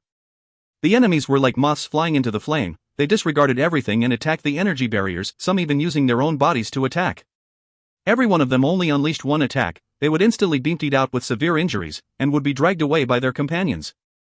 All of their bloodied faces revealed fanatical smiles. Their eyes held a hatred ingrained into their bones, causing a cold chill to rush down Colin's spine. Desperate criminals! Lunatics! The onslaught of fanatical attacks caused a small crack to appear on the energy barrier, when one of the Sin domain martial artists proficient in spatial laws suddenly flashed and disappeared. In the next moment, he had appeared within the enemy's formation like a ghost. In that instant, blood was drawn, as bloodied lines appeared on a few soldiers' throats. Colin was the first to react. He bellowed, "Kill him!" The dense energy inside the formation had greatly affected the Sin domain martial artist's strength, but he remained dauntless, like a ferocious wild beast, and only after killing more than 10 soldiers was he pierced and killed by a sword and spear light aura. Colin did not even have time to heave a sigh of relief as he suddenly realized that not only did the situation become lax, but had become even more intense. The crazy Sin domain scouts had gone completely mad. They saw the hope of victory, and nothing could make them more excited, thus they went crazy. They suddenly realized that facing the honorable martial continent's large army, they actually held a chance to win. The countless corpses in front of the Sin door had made the honorable martial continent a legend of being undefeatable, which had been ingrained in the hearts of all of Sin domain citizens. When this legend cracked, the hatred and adrenaline hidden deep in the Sin domain citizens spewed out like a volcano. They surged in like torrents from all directions, pouncing onto the honorable martial continent's formation. All of them were in a frenzied state. Colin believed that he had overlooked something, resulting in the robust energy barrier becoming in peril. But at that moment, he no longer had the time to consider. He had to assemble a portion of his forces to increase the number of people supporting the energy barrier. It was at that moment that he suddenly realized that there were too many scouts. He was shocked. Could it be that the scouts were the true attacking force of the enemy? Colin became vexed, but he knew that he should not be, as he had to stabilize the situation first. The enemy's fanatical attacks, their dauntless onslaught while disregarding their lives, had greatly affected his soldiers. Colin's army were experienced and trained, and were able to perform well, but inside the honorable martial continent, when had they ever experienced such a desperate battle? When had they ever met such terrifying enemies? If even Colin himself was shocked, one could only imagine how the soldiers felt. Colin sensed danger. His own morale was unstable. If the situation becomes disadvantageous, they would most probably crumble. Colin quickly made a decision: defend first. Stabilize the situation. He prepared to increase the strength of defense and even gave up attacking the stronghold. He had to first defeat the enemies that were coming in. They only needed to send in a few volley of fire to increase the death toll of the enemy. What the enemy is depending on is sacrifice. Colin calmed down. He was prepared to deal a fatal blow to the enemy. Right at that moment, his eyes glanced onto the human tied outside of the energy barrier. From a scattered mess, they had revealed a pathway. Colin's pupils suddenly constricted. That is. If you find any errors, ads pop up, ads redirect, broken links, non-standard content, etc., please let us know. Report chapter so we can fix it as soon as possible. Chapter 875, The Sin Domain Army's Killing Technique. Chapter 875, The Sin Domain Army's Killing Technique. Translated by Buns. Edited by Tian and R. An army. Colin almost thought that he had gone blind. An army. The Sin Domain actually has an army. Although he was unfamiliar with their formation, he had never seen before a seemingly messy formation, but Colin was 100% sure that it was an army, an actual army. The Sin Domain has an army. His heart continued to plummet. He knew he was wrong, Temple was wrong, everyone was wrong, but in all of the information that he had come into contact to, the Sin Domain's method of fighting was the one that was raised up the most. The Sin Domain only knew how to fight individual battles and did not have an army. In all of these information, this was how the analysis was so thorough. Colin believed in it wholeheartedly. He never thought that Temple would make such a mistake on such an important matter. But clearly, Temple was wrong. The Sin Domain have definitely gone through some change that Temple does not know about. One wrong step and it leads downhill. All of his planning was structured to be against the Sin Domain's supposed way of fighting, and he finally realized that he had been so wrong. In almost that instant, Colin understood a few points of the enemy. They are much more brilliant than I thought. The so-called stronghold was just a cover. The Sin Domain's true killing technique was their army. They are extremely cunning, to send a large amount of scouts at the start, to kill my own scouts. The Sin Domain scouts that Colin had long gotten familiar with made him tremble. As expected, Colin quickly saw through the scouts. All of them were strong individually, but lacked an organized system. They did not have any formations, and with their huge numbers, Colin only needed to maintain the complete formation to prevent the scouts from rousing the soldiers, and he would have nothing to fear. But all of these features are what the enemy wanted me to see. And there is that stronghold. The standalone stronghold made it the perfect target. As long as he took over the stronghold, he could resolve the battle. This was the most luxuriant bait they had set for him. It was so perfect that Colin could not refuse. Time. What he lacked most was time. What Temple lacked most was also time. Thus Colin had brought out a few warship weapons and designed a plan to siege the stronghold, but unknowingly, they had already played into the enemy's hands. A series of traps, just to conceal their most fatal weapon. And this most fatal weapon was the Sin Domain army. Colin's thoughts were extremely organized, and he knew that NBSP, he had lost. Even their final killing technique had been thought of extremely carefully. Hidden amongst the scattered and fanatical scouts was the opportunity for them to strike. Truly powerful. A heart-palpitating light aura entered Colin's field of vision. The intense battlefield suddenly calmed down, an indescribable pressure enveloped the entire place, even the active energy in the formation had become sluggish, to the point of being congealed. The Sin Domain army had completely entered its battle state. When Dooku was building the Sin Domain army, he had included all of the strongest and talented batch of people from Sin Domain, where even Tang Tian's God Armor army could not compete with Dooku's Sin Domain army in terms of the quality of men. It could be said that Dooku's army contained the most elite of the entire Sin Domain. They were all proud people that looked down on others in disdain, but were actually suppressed firmly by Tang Tian's God Armor army. The God Armor army that was simply comprised of 200 men overwhelmed them in terms of fighting strength, so how could these prideful individuals swallow it down? They started training fanatically, unlike anyone had ever done before. To these geniuses that grew up in a confined place, training with all their lives was an extremely normal situation. In the cruel and brutal Sin Domain, one had to risk his life to survive. Compared to this, what was training fanatically? All of them harbored the resentment in their hearts. Furthermore, they were facing the Honorable Martial Continent. The hatred between the Sin Domain and the Honorable Martial Continent caused them to move without even needing any command.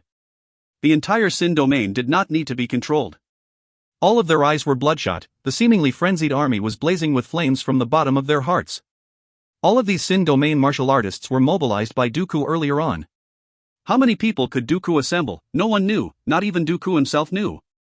But everyone saw how one after another, families of martial artists started to pour through the Sin door, totaling over 10,000 martial artists that entered the desolate continent. In truth, the Sin Domain army soldiers did not harbor much hope for these martial artists. Their weapons were broken and spoiled from the start, they had mediocre strength and talent, and to these prideful soldiers, the Sin Domain people could only be considered cannon fodder. The Sin Domain army firmly believed that they were the factor to decide the battle. Yes, they were truly the factor, they were responsible for the last attack. But when they saw how all of these ordinary martial artists, all of these people whom they would never look at twice, attacked so fervently without caring about their own lives. Their attacks that completely disregarded all consequences which were hardly seen in Sin Domain. But every single person from the surging tide was doing it, their passionate faces, their furious roars, using their own bodies to strike the energy barrier. As long as a crack was formed on the energy barrier, countless of people would rush in, even when they knew that entering the energy barrier was death. All of them were outdoing each other. Shock, an unprecedented shock. All the arrogant martial artists in Sin Domain army were completely shocked. All of them felt their breath becoming rapid, their eyes red, an unfamiliar feeling was surging from their hearts. It felt as though they were all carrying something heavy on their backs. It was something they had never felt. In the Sin Domain, murder and fighting for survival was the most familiar feeling everyone had. The logic that Dooku and the rest spoke about, all of them understood as they were all intelligent. What was the Sin Domain's determination, the sea of blood and hatred of over 300 years? It was the Sin Domain's only hope of leaving that prison. It was their first ever battle to seize back what was once theirs. All of them understood that. But they did not feel as deeply as they were currently from watching the ordinary martial artists. All of them were risking their lives. The ones whom they saw as ants in Sin Domain, every single one of them were risking their lives and fighting with everything they had. Why? Dooku resisted the overwhelming excitement in his heart. He had never expected the battle to become so intense. When he ran over to the Sin Domain, he only hoped to move people to help support the battle in the desolate continent. The number of people who came over exceeded his expectations, and the way they fought with all off-tier power and disregard for their own lives also exceeded his expectations. No one was clearer than him. In the past 300 years, the honorable martial continent had left such a deep mark on the Sin Domain citizens by being undefeated. In the 300 years, the Sin Door had piled up with bones, causing the Sin Domain citizens to lose their determination and fighting spirit. Dooku knew about that, and never placed any hope on anyone else, and everything he had done stemmed from him being unwilling. But the scene before him had moved him emotionally. It was not only him, Du Xianyu was moved as well. She was not only moved because of everybody's unyielding attitude, but was more emotional because she saw the chance of winning. She had arranged and planned everything, and in her plan, the ordinary martial artists were only used to hide the tracks of the Sin Domain army. But she had never expected the ordinary martial artists to be more useful than she had planned. Seeing how the energy barrier was being struck down by the surging tide of attacks, Du Xianyu knew that their opportunity had arrived. The opportunity to win has arrived. As long as they could crumble the enemy's energy barrier, it would greatly tip the chances of winning to their favor. Fighting at close quarters or in a mess did not matter. The honorable martial continent was definitely not their opponent. Without hesitation, she roared with all her might. Tactic number 9. Almost every single person in the Sin Domain army felt their hearts tremble, but they had never thought that they would launch their strongest attack from the start. Tactic number 9. Ever since she witnessed Tang Tian's God Armor army's overwhelming tactic number 9 at the Sin Door, Du Xianyu was greatly affected, and decided to create a strongest tactic for the Sin Domain army. Dooku and her spent a great deal of effort to finally make a move, and Du Xianyu also adopted the same name, Tactic No. 9. In her heart, Tactic number 9 was the strongest tactic. No one had expected Du Xianyu to launch Tactic number 9 from the start, even Dooku did not anticipate it. But in the Sin Domain army, Du Xianyu held the largest authority, where even Dooku had to listen to her orders. At that moment, Dooku was greatly motivated. When he heard Du Xianyu shout, he immediately went into motion. Gold-like light aura surged from beneath Dooku's feet, which quickly spread in all directions, quickly enveloping the entire Sin Domain army. The Sin Domain army seemed to be standing in golden liquid, as countless gold lights shot out from the ground, strand after strand quickly twirling in the air. A golden palace gradually took form, and at the same time, countless light auras formed inside the palace. Some started to flicker with lightning, the bicep-thick lightning auras twirling up the golden palace like snakes. Some had formed wind with their hands, the wind blades soaring and surrounding the palace. Some emitted extreme cold, which extended into the golden palace. Every single person had unleashed the power of their laws to the maximum. Many of them had long entered the realms of the law surface, and had become extremely powerful. In time, the golden palace was brilliantly lit with a varied amount of things. Lightning and thunder boomed about, hailstorms were being summoned, and fiery destruction was in the air. But regardless of how powerful these light auras were, the golden palace stood there majestically without being harmed, because it was Dooku's law domain. The only man who had gained enlightenment on the law domain, under the pressure from Tang Tian's God Armor army, with his most profound understanding of laws and Du Xianyu's intellect, as well as the most powerful elites of Sin Domain, they had created their strongest killing technique. The golden palace seemed to be covered in a myriad of colors, making it look magnificent. All of the light auras in the sky seemed to be devoured, forming the best backdrop. All the roars in the battlefield had disappeared. Time seemed to stop, the air became sluggish and the energy stopped flowing. An unprecedented silence and pressure completely locked down the entire battlefield. Inside the chaotic battlefield, everyone stopped what they were doing and looked at the sky in a daze, at the majestic and colorful palace, but the palace collided into the energy barrier without a sound. Ping! The sound of glass breaking sounded out in everybody's mind. In Colin's eyes, the extremely thick energy barrier broke like glass. It had completely broken. Silence, deadly silence. After that, countless of earth-shaking roars came out, like a large tornado, it swallowed him whole. If you find any errors, ads pop up, ads redirect, broken links, non-standard content, etc., please let us know. Report chapter so we can fix it as soon as possible. Chapter 876, The Defiled Honorable Marshal's Roar. Chapter 876, The Defiled Honorable Marshal's Roar. Translated by Berrybuns. Edited by Tian and DeAndre R. The current Whitefields continent was completely empty, with no signs of life. The only place that had a human footprint was the star door heading to the desolate continent.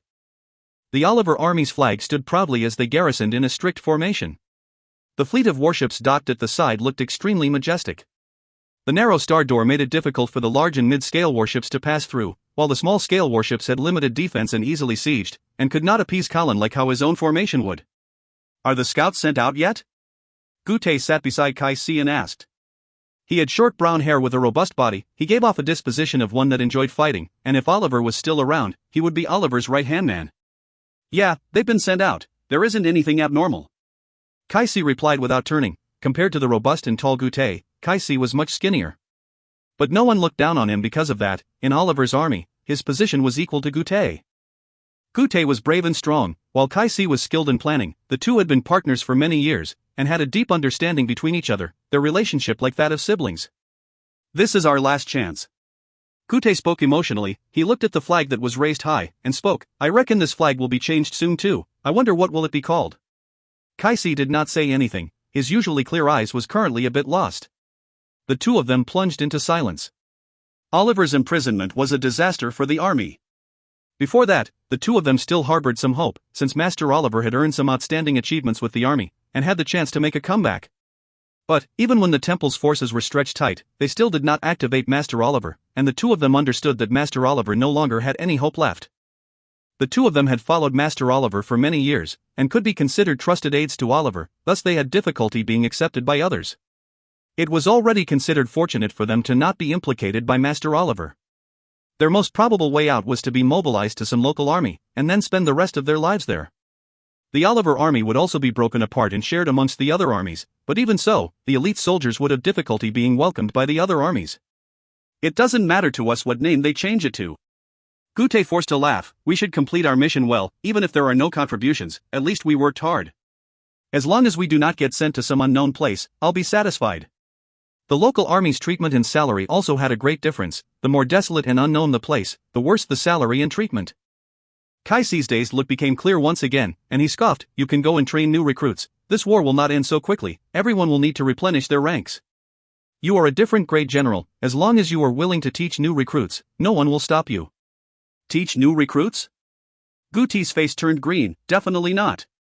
If I look at those new recruits every day, I will go crazy. Kai-Si laughed out loud. He was deliberately poking fun at Gute. Gute was a battle maniac. If he did not fight daily, he would feel extremely uncomfortable. He could actually retire and lead a carefree life, since he had followed Master Oliver and earned sufficiently for the past few years. But he knew that Gute would definitely not retire, as living a carefree life would only destroy him. After laughing, Kai-Si spoke unhurriedly. Relax, it isn't like we don't have a chance, Colin. Gute's eyes lit up. He had absolute trust in Kai-Si, and immediately turned. Tell me quick, what chance do we have? Kai-Si explained, according to what I know, our forces at the front lines are being strapped tight, and the shortage of army forces is extremely serious. Furthermore, the situation at the front lines is not doing well. Master Go Chang Wendao, Master Chiu Su Hua and Master Moxin have all encountered trouble. Gute inhaled in a breath of cold air. How can it be?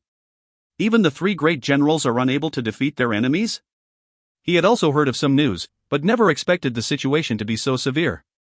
The five great generals were undefeatable in the eyes of the Honorable Martial Continent.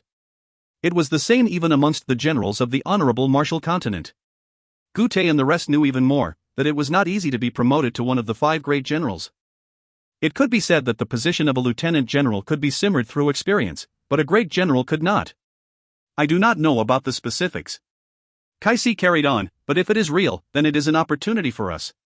If the front lines are not stretched tight, we will definitely be separated to replenish the other armies. But now that the front lines is extremely tight, they can send our complete army to the front lines to be used. Temple will definitely not overlook such a thing at such a critical juncture. Guti's eyes became brighter. Now that you said it like that, it is really possible. Kaisi laughed. Furthermore, with the offense on us, we will fight even harder. As long as we have the opportunity to fight, it is enough. Gute spoke without hesitation. His eyes were bright once more. He had regained his fighting spirit. We must first complete this mission. Kaisi reminded him, we have to showcase our fighting strength to the higher-ups. Relax. Gute patted his chest and spoke with heroism. Whoever dares come find trouble will be beaten till they pee in their pants. Suddenly, the warning alarm sounded out. The two of them immediately stood up and looked at each other, both able to see the cautiousness and seriousness in each other's eyes. To them, they could not afford another loss. Let's go take a look, Gute said. Without hesitation, Kaisi immediately went to prepare the troops. When Gute finished listening to the report, his expression turned strange. What? An ultimate army warship? Are you sure you got it right? Ultimate army warship, it was the Leviathan amongst warships, the strongest of all warships, where every single ultimate army warship was of the gold grade. Ultimate army warships were never sold on markets, and in the entire Sacred Saint Galaxy, the number of shipyards able to build an ultimate army warship could be counted with one hand. Its cost of manufacturing was extremely high, requiring countless of precious materials. Even the wealthy Honorable Marshall continent, after pouring in the forces of all the continents, could only create 5 of them. But now, the scouts had informed them that they realized that an ultimate army warship was flying towards them. One could only imagine Gute's expression. If it were not for a few scouts reporting the same thing, he would have definitely assumed that the scout was spouting nonsense. Kaisi seemed to have thought of something, and asked, where did they come from? From the warship cemetery. Warship cemetery. Kaisi immediately realized, I understood it now, the warship cemetery does have an ultimate army warship. Seeing Gute's strange look, he explained, the legendary warship, Honorable Marshal's Roar, is kept at the warship cemetery. Honorable Marshal's Roar? Gute then understood, and immediately relaxed. You're talking about that old legend. Did they refurbish the Honorable Marshal's Roar? Ha ha.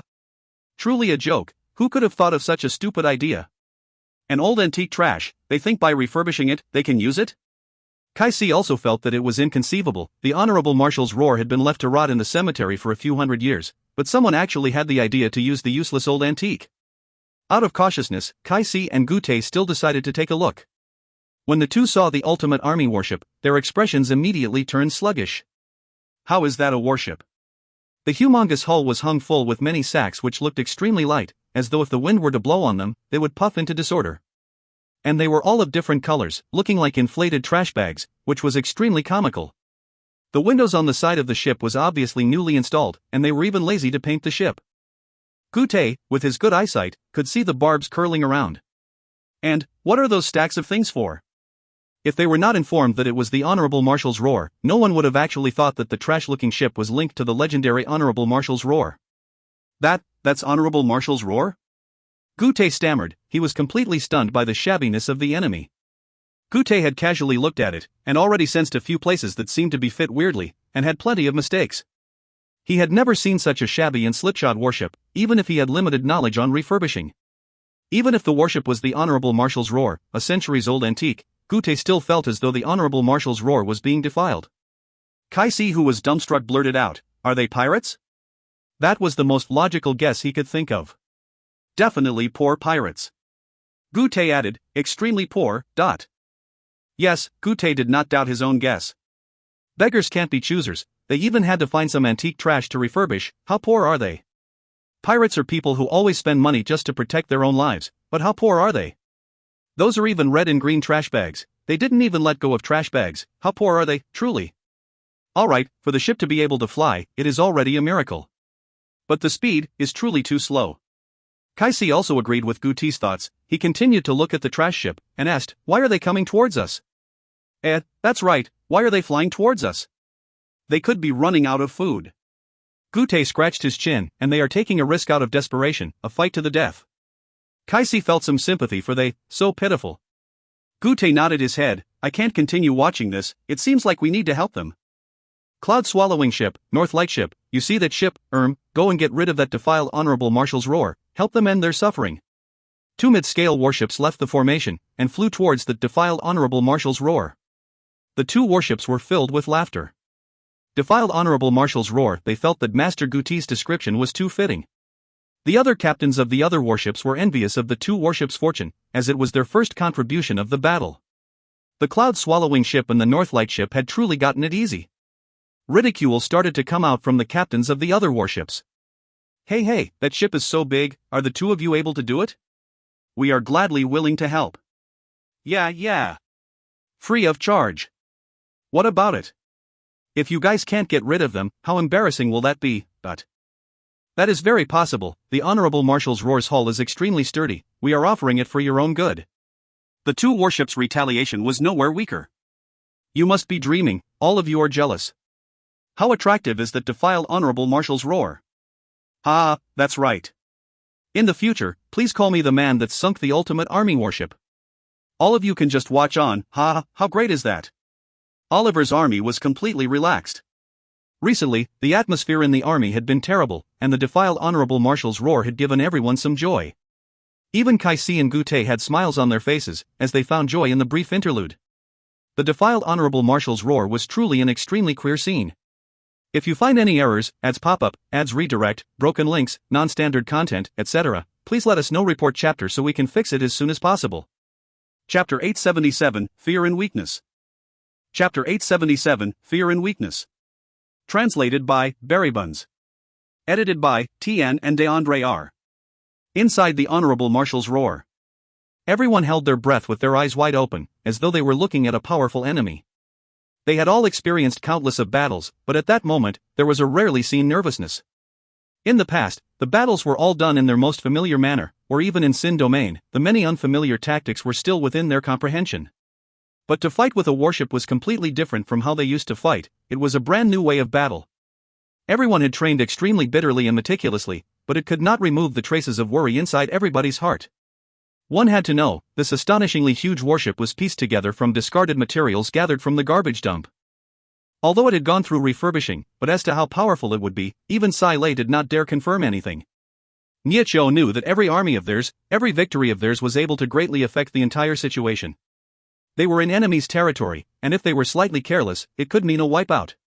But if they were able to win the battle, the enemy's manpower would drop further, and the originally stretched tight forces would become even tighter. He did not know Tang Tian's full plan, but he could see that the master's plan was extremely important. He did not hope for the master's plan to fail because of the Null Division's failure, that was something he could never accept. Because he did not have any opportunity, Niechio left the Leo constellation to join under Tang Tian's banner. Tang Tian did not discriminate against him, but trusted him greatly, which he knew was not easy to do. Soldiers would die for those who appreciated them, that was not just empty words. He knew that he was not the only one thinking about that, but the entire Null Division thought the same. The main bulk of the Null Division were from the Lupus race that were completely devoted and loyal to Tang Tian, along with Aimoli, Han Bing Ning etc., all of them were companions of Tang Tian when he was younger. All of them were extremely clear of how powerful their enemy was. Aside from winning, they had no other path to take. It was an invisible pressure. Under Zhang Libai's lead, the monster army had fought out a series of beautiful battles, causing the Null Division to be pressured as well. Initially, when the Null Division was already dazzling in the battlefield, the monster army was still a group of bandits. Regardless of anything, they could not be overtaken by the monster army. This was the power of competition. At the moment, the Null Division members inside the warship were filled with anxiousness, excitement, worry, all sorts of different emotions, but the harsh training allowed them to maintain their steadiness. They watched as the enemy's warships drew closer, while inside the Honorable Marshal's roar, not a single noise could be heard, it was extremely quiet. Like the calm before the storm. Inside the stifling silence, Niechio's eyes flashed with a bright aura as he spoke out, "Prepare for battle." Whoosh, all of the Null Division members who were long ready straightened their backs at the same time, their eyes revealing a glimmer of light, like ferocious tigers coming out from their dens, the killing intent soaring out from within the warship instantly. Attack! Niechio's command drew the curtains for battle. All of the battle positions lit up with light auras, like a giant whale deep underwater. The Honorable Marshal's roar's body suddenly lit up with many light dots. This ancient warship that had slumbered for a few centuries seemed to have awoken, and once again revealed its fangs to the world. Without any warning, a rain of light blossomed in front of the soldiers of Oliver's army. The dazzling rain of light covered every angle of their vision, the bright splendor causing everyone to turn momentarily blind. A stifling, killing intent surged out. The captain of Cloud's swallowing ship roared out upon coming to his senses, "Een!" Before he could even call out for ambush, his voice was drowned out by the endless light aura. As though the cloud-swallowing ship had struck a mountain peak, the entire hull trembled. The immense power caused him to feel as though he was struck by a horde of wild beasts, instantly losing balance and flying out. Bang! An intense pain came out from his back. He could not move his waist, he did not know what had smashed onto his forehead, but something seemed to be flowing down. It should be blood. But at that moment, he could no be bothered with his own injuries. A boundless amount of fear was buzzing in his mind. Ultimate Army Warship. That name exploded in his mind like thunder, causing his entire body to tremble.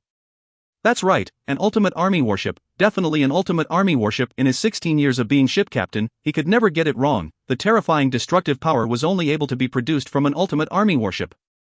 This is a real Ultimate Army Warship. He knew that his judgment was right, but it made no difference to his situation. In the face of an Ultimate Army Warship, the cloud-swallowing ship, a mid-scale warship, did not have any ability to resist. Both parties were completely of different grades, regardless of defense or offense. He felt that he was like a docile sheep in front of a tiger. He did not know how he should react, and did not know how he should run. It was as though he could see the sharp teeth that were drooling with blood. Fear had overwhelmed him, causing his body to tremble even more. All of the ridicule and teasing previously, in the face of such horrifying firepower, was the mock of the death god. The intense explosions were deafening, adding that it was concentrated. It felt like heavy punches from a shower of gales, the hull being the sandbag, trembling like a sieve. Regiments of flame blossomed out like flowers of death. Even so, the explosions could not be compared to the attack from the enemy, as the captain of the cloud-swallowing ship started to regain his vision.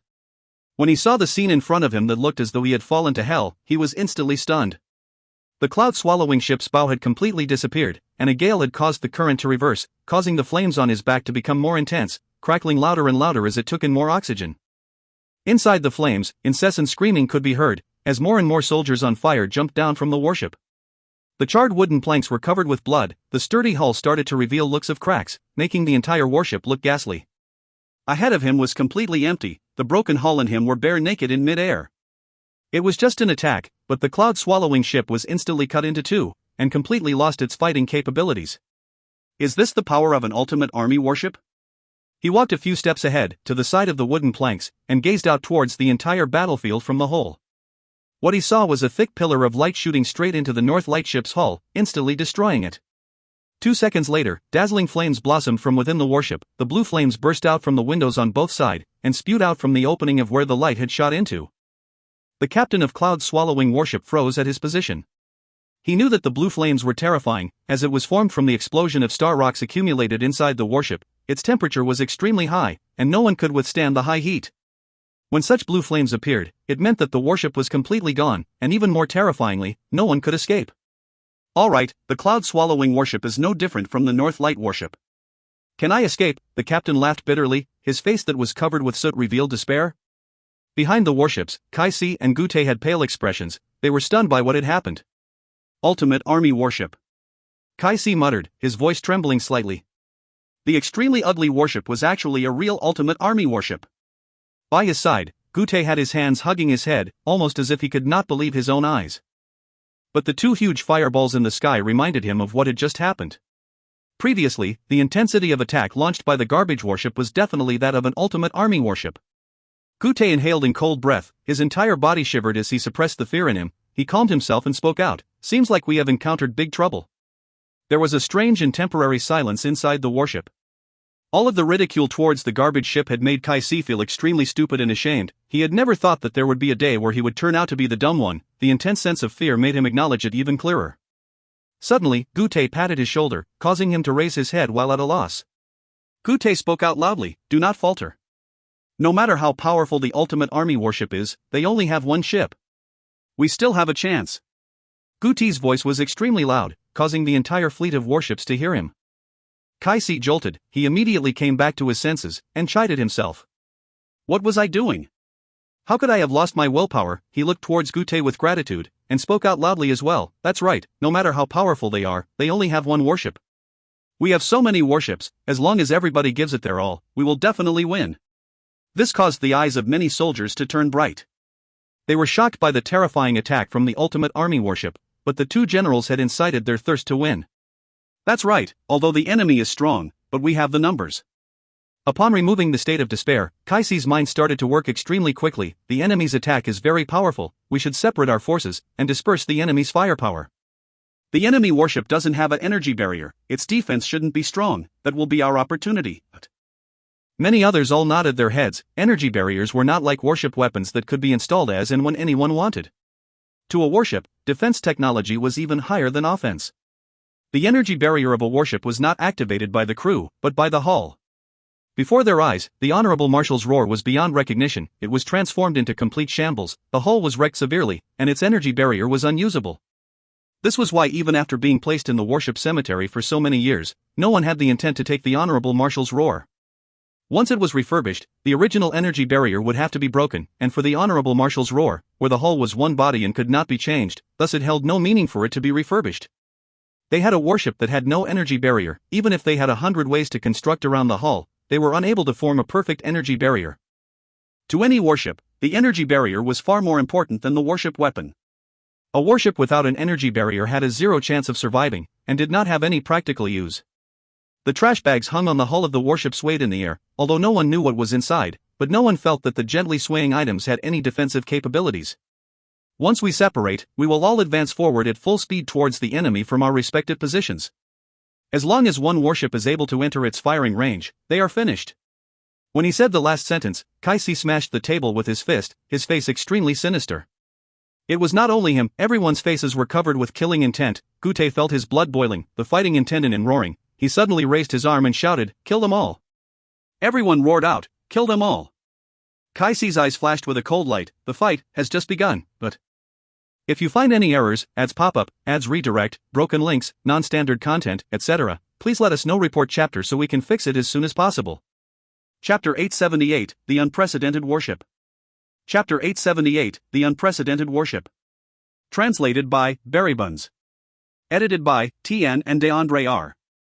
Niacho's attention had never slacked. He was born blind, but had extremely sharp senses, and all the tiny fluctuations and changes were grasped by him. To him, the dark world had never been dull, it was extremely plentiful and filled with uncountable mysteries. It was his world. When the enemy warships scattered like birds, he immediately understood what the enemy general was trying to do. Attention, the enemy wants to fight at close quarters with us. Niacho reminded, after the enemy separates into their places, they will attack us from all directions. Understood. Han Bingning answered straightforwardly. I'm only scoffed, they are truly looking down on our offense. The others scoffed as well. In the period of time that they used to train, they became extremely familiar with the Honorable Marshal's roar's offense. If it were to be said that the defense system that Sai Lei and Screw had created was not reliable, then the offense system that they had made was definitely worth relying on. It was extremely strong.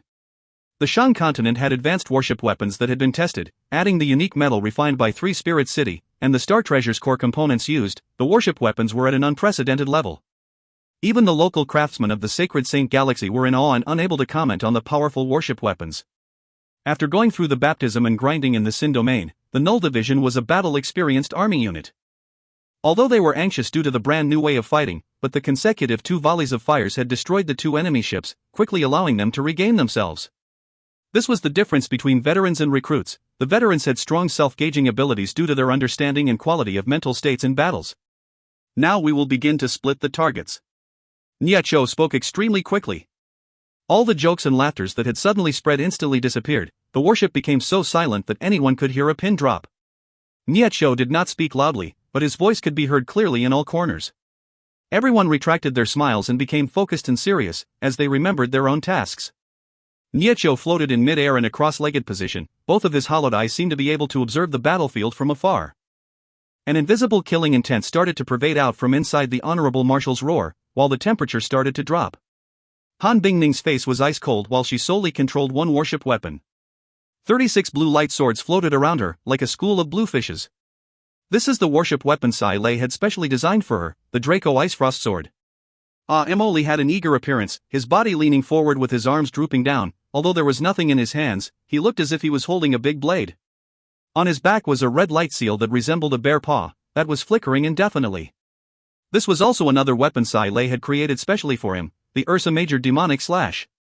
The two of them were the strongest in the Null Division, to the point that they were able to rely on their own strengths to control individual worship weapons. For the sake of completely unleashing their fighting capabilities, Sai Lei had put in a lot of thought and effort into the two worship weapons. The Draco Icefrost Sword's core component was a gold rank star treasure from the Draco constellation, the Draco Sword, while the core component of the Ursa Major Demonic Slash was a gold rank star treasure from Ursa Major constellation, the Bear Paw Hatchet. These two worship weapons no longer held the traditional meaning of a worship weapon, as not only did Sai Lei use gold rank star treasures as the core component, but also added many spirit treasures to refine them. They were extremely formidable, with power far exceeding what anyone could think of. The only weak point was that it was unable to weaken its attack, causing Han Bingning and Amoli to be afraid of using their full power while training. Finally, they were able to unleash everything on the battlefield. Amoli felt as though he was overflowing with power. If it was in the past, he would be excitedly screaming his head off, eagerly wanting to pounce forward to fight. But after the long period of training in the army, he was no longer the impulsive and hot-headed Amoli of the past. He could finally control his own temper. He was waiting for the command. Every minute detail on the battlefield was reflected in Niechio's mind as clearly as water in a lake.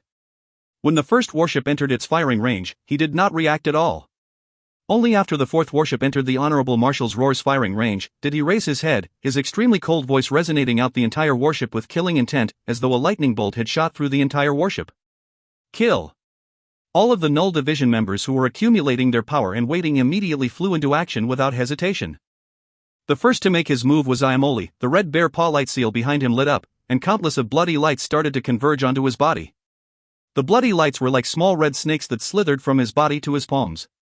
Amoli's palms were in a position as though he was holding onto something, started to glow. With his glaring eyes, all the muscles on his body started to tense up, as he suddenly slashed out with the red glow in his hands. Heavy Demonic Slash. A red blade light shot out. Before the red blade light had even flown out of the warship, a light aura burst forth from beneath Amoli's feet, as though it was trying to devour him. The red blood light suddenly swelled up by 10 times. Inside the bloody aura, there was a vague image of a savage demon. This savage demon took a step forward, and before it could even complete this step, it suddenly disappeared. 10 li away, a warship was instantly dazzled, as the blood red light aura exploded right in front of them without any warning. The endless amounts of bloody lights made them feel as though they were in a sea of blood. What kind of attack is that? All the soldiers on board the warship were overwhelmed with shock. Before they could even react, the warship beneath their feet trembled intensely, as though they had collided into a mountain. A powerful force was transmitted, causing them to lose control of their bodies and were flung out, falling to the ground and rolling all about. Stabilize! The captain knew that they were in a dangerous situation, and roared out loud. A shattered piece of the warship struck his forehead, causing blood to cover his face, making him look horrible. A few of the stronger soldiers ignored the pain on their bodies, and struggled to crawl back up. The captain wiped away the blood on his face and roared, "Energy barrier! What's the status on the energy barrier?" The soldier had a look of panic as he replied with trembles in his voice, the energy barrier has cracks on it." "Damn it!" The captain chided. His face was extremely terrible. It was only one hit, but the energy barrier already had a crack. It was his first time encountering such a situation. An ultimate army warship? Is this the power of the ultimate army warship? Its attacking power is too scary. The captain did not know if they could continue advancing forward, but at that moment, even the slightest hesitation would only make them die a quicker death. Rush in! Full speed ahead! Don't stop, dot. The captain roared for the entire warship to hear. All of the soldiers had pale faces and were trembling from head to toe. They had already entered the enemy's firing range, and were already sheep waiting to be slaughtered. How could they still have any power to retaliate? They were already praying in their hearts, praying that they could get over this phase. The explosions outside continued, its concentration so dense that it caused everybody's heart to beat even faster. The brave captain looked outside his window, and what he saw was something he would never forget. Bang! The sound produced from 10 fiery shots that occurred at the same time was extremely low-pitched and bassy, as though someone had used a large hammer to smash onto every person's heart. The captain's head received the shock, causing him to tremble and his expression to blank. He watched the 10 fiery lights being released by the enemy's warship in a daze. The sparkling red flames were like flowers of death. A small-scale warship was directly struck by the firepower, and before the wreckage of the warship could fly out, they were devoured by the flames. The captain had never seen such a terrifying scene, his face turning as white as paper. Ultimate Army Warship, his gaze turned towards the Honorable Marshal's roar. Countless light auras were spewing out from Honorable Marshal's roar. It was like a hedgehog covered with thorns of light. Gute and Kai Si had the same expressions. If we were to say that the destroyed cloud-swallowing ship and North Light ship already proved that the Honorable Marshal's roar truly wielded Ultimate Army Warship grade attacks, then them personally experiencing it made them realize how wrong they were. Ultimate Army Warship grade attacks? No. Although Kai Si and Gute had never served on board an Ultimate Army Warship before, they still had knowledge on its attacking power, as they had personally witnessed an Ultimate Army Warship attack before. But it was incomparable to what they were witnessing in front of them. Rain of Light, this phrase was frequently used to describe a ferocious barrage of attacks, but only the people who were there, witnessing the Honorable Marshal's roar, truly know what was called a rain of light. It was craziness. The entire battlefield was completely enveloped in the rain of light, to the point that he could not even see his ally warship. The only thing he could see was the light auras, the rain of light aura. No, it could not be called a rain of light anymore, they were in an ocean of light. What made him feel inconceivable was that the terrifying barrage of attacks actually came from one warship. That was also why he felt that it was no longer an Ultimate Army Warship grade attack, because no Ultimate Army Warship could wield such terrifying attacking power. There definitely isn't any. This betrays common standings. It was not difficult to frantically increase the number of battle positions and warship weapons on board a warship, but no one had ever done that. Because the soldiers could not endure it. The stronger the warship weapon, the more the energy charge and burden placed on the soldiers. It was not as if there were no stronger warship weapons, but the energy charge it placed on the soldiers could reach so high to the point that it could hurt the soldiers with irrecoverable injuries. But this battle had completely capsized Kai Si's knowledge. The enemy's attack was too powerful. From one look, he guessed that they needed countless of soldiers to be able to do it. Such a grade of warship weapon would usually only be produced from the main weapon of the warship. But all of the attacks from Honorable Marshal's roar were actually so powerful. How many soldiers would they need? It must be an astronomical sum. But even if we treat the Ultimate Army Warship as a huge warship, it cannot fit that many soldiers. And what made Kai Si felt even more despair was the frequency of attacks the enemy warship was producing. It was as though they did not stop, wave after wave of attacks, not knowing what fatigue was. Do they not know that the warship weapons would produce an energy charge on the soldiers? Kai Si felt that he was in a bizarre dreamland. He had never seen before such a warship or warship weapon, he had never seen before such frequency of attacks, and had never before seen an ocean of light. I truly hope this is a dream. Go go go. Gute was like a sinister wild beast forced to desperation. He roared out loud, that's their killing technique, their killing technique. They must have a weakness. All warships have a weakness. Rush over, rush until we win. All of the warships advanced fanatically, like moths flying into the flames, they charged into the ocean of light. If you find any errors, ads pop-up, ads redirect, broken links, non-standard content, etc., please let us know. Report chapter so we can fix it as soon as possible. Chapter 879, Mu Shixia's Predicament. Chapter 879, Mu Shixia's Predicament. Translated by Berrybuns. Edited by Tian and DeAndre R. Gute and Kai Si's courage did not cause any trouble to the Null Division, as they were completely focused on one thing. Attack. Attack with full force. They had never been as concentrated before. The energy charge that the warship weapons had produced were mere trifle to these beast-like people. Although they were not as strong as Iamoli and Han Bing-ning to the point of being able to wield a warship weapon single-handedly, but they still surpassed the top standards for soldiers of the Sacred Saint Galaxy by a few times. Gute and Kai Si would never have thought it was possible, despite breaking their heads, that there would be such a bizarre thing like the zero-energy body in the world. In the Sin domain, the law refinement and heavy demonic execution tempered their bodies even further to an extremely horrifying level. Although in terms of control of warship weapons, the Null Division were still lacking as compared to Kai Si and Gute, what does it matter? Their extraordinary bodies easily compensated this weakness. If they could not hit with one strike, it didn't matter, they just had to try a few more times. For the time it takes Kai Si, Gute, and the rest to launch an attack, the Null Division could launch a few. Niechou also noticed this point. Thus, in the training, he never chased for accuracy, but for synchronization. Using synchronization to achieve the same number of attacks would produce a rain of attacks that prevented the enemy from escaping, not weakening their wounding ability but making it stronger. Accuracy did not really matter. Their unique bodies did not only bring about this one innovative point for tactics. If Gute and Kai Si boarded the Honorable Marshal's roar, they would definitely be shocked to realize that all of the extremely powerful warship weapons were controlled with only a maximum of 20 members. It was practically impossible in any other warship. A standard 20-man controlled weapon belonged to the smaller-sized warship weapons in Sacred Saint Galaxy. All of the stronger and larger warship weapons required several hundred men at every turn. Not only was it difficult to control, but its rate of attack was extremely low, and frequently affected the amount of warship weapons able to be installed on the warship. The amount of energy charge a zero-energy body soldier could withstand far surpassed that of an ordinary soldier, thus not only increasing the frequency of attacks, but greatly decreasing the number of manpower required to man the warship weapons. All of this meant that the warship could have even more warship weapons installed. This was also why when Kai-Si and the rest saw the amount of lights shooting out from Honorable Marshal's Roar making it look like a hedgehog, they believed that the number of weapons on board the Honorable Marshal's Roar had broken the record of any warship in the Sacred Saint Galaxy. The more warship weapons there were, the faster they could attack, ultimately producing a rain of attack, making it look like an ocean of light. The Null Division members were completely unaware of the shock they had given to the enemy. They had never thought their actions would deeply impact the Sacred Saint Galaxy. They were focused on their attacks, all of them immersed in the joy of battle. A few of the Null Division members were so into it they started taking off their upper garments.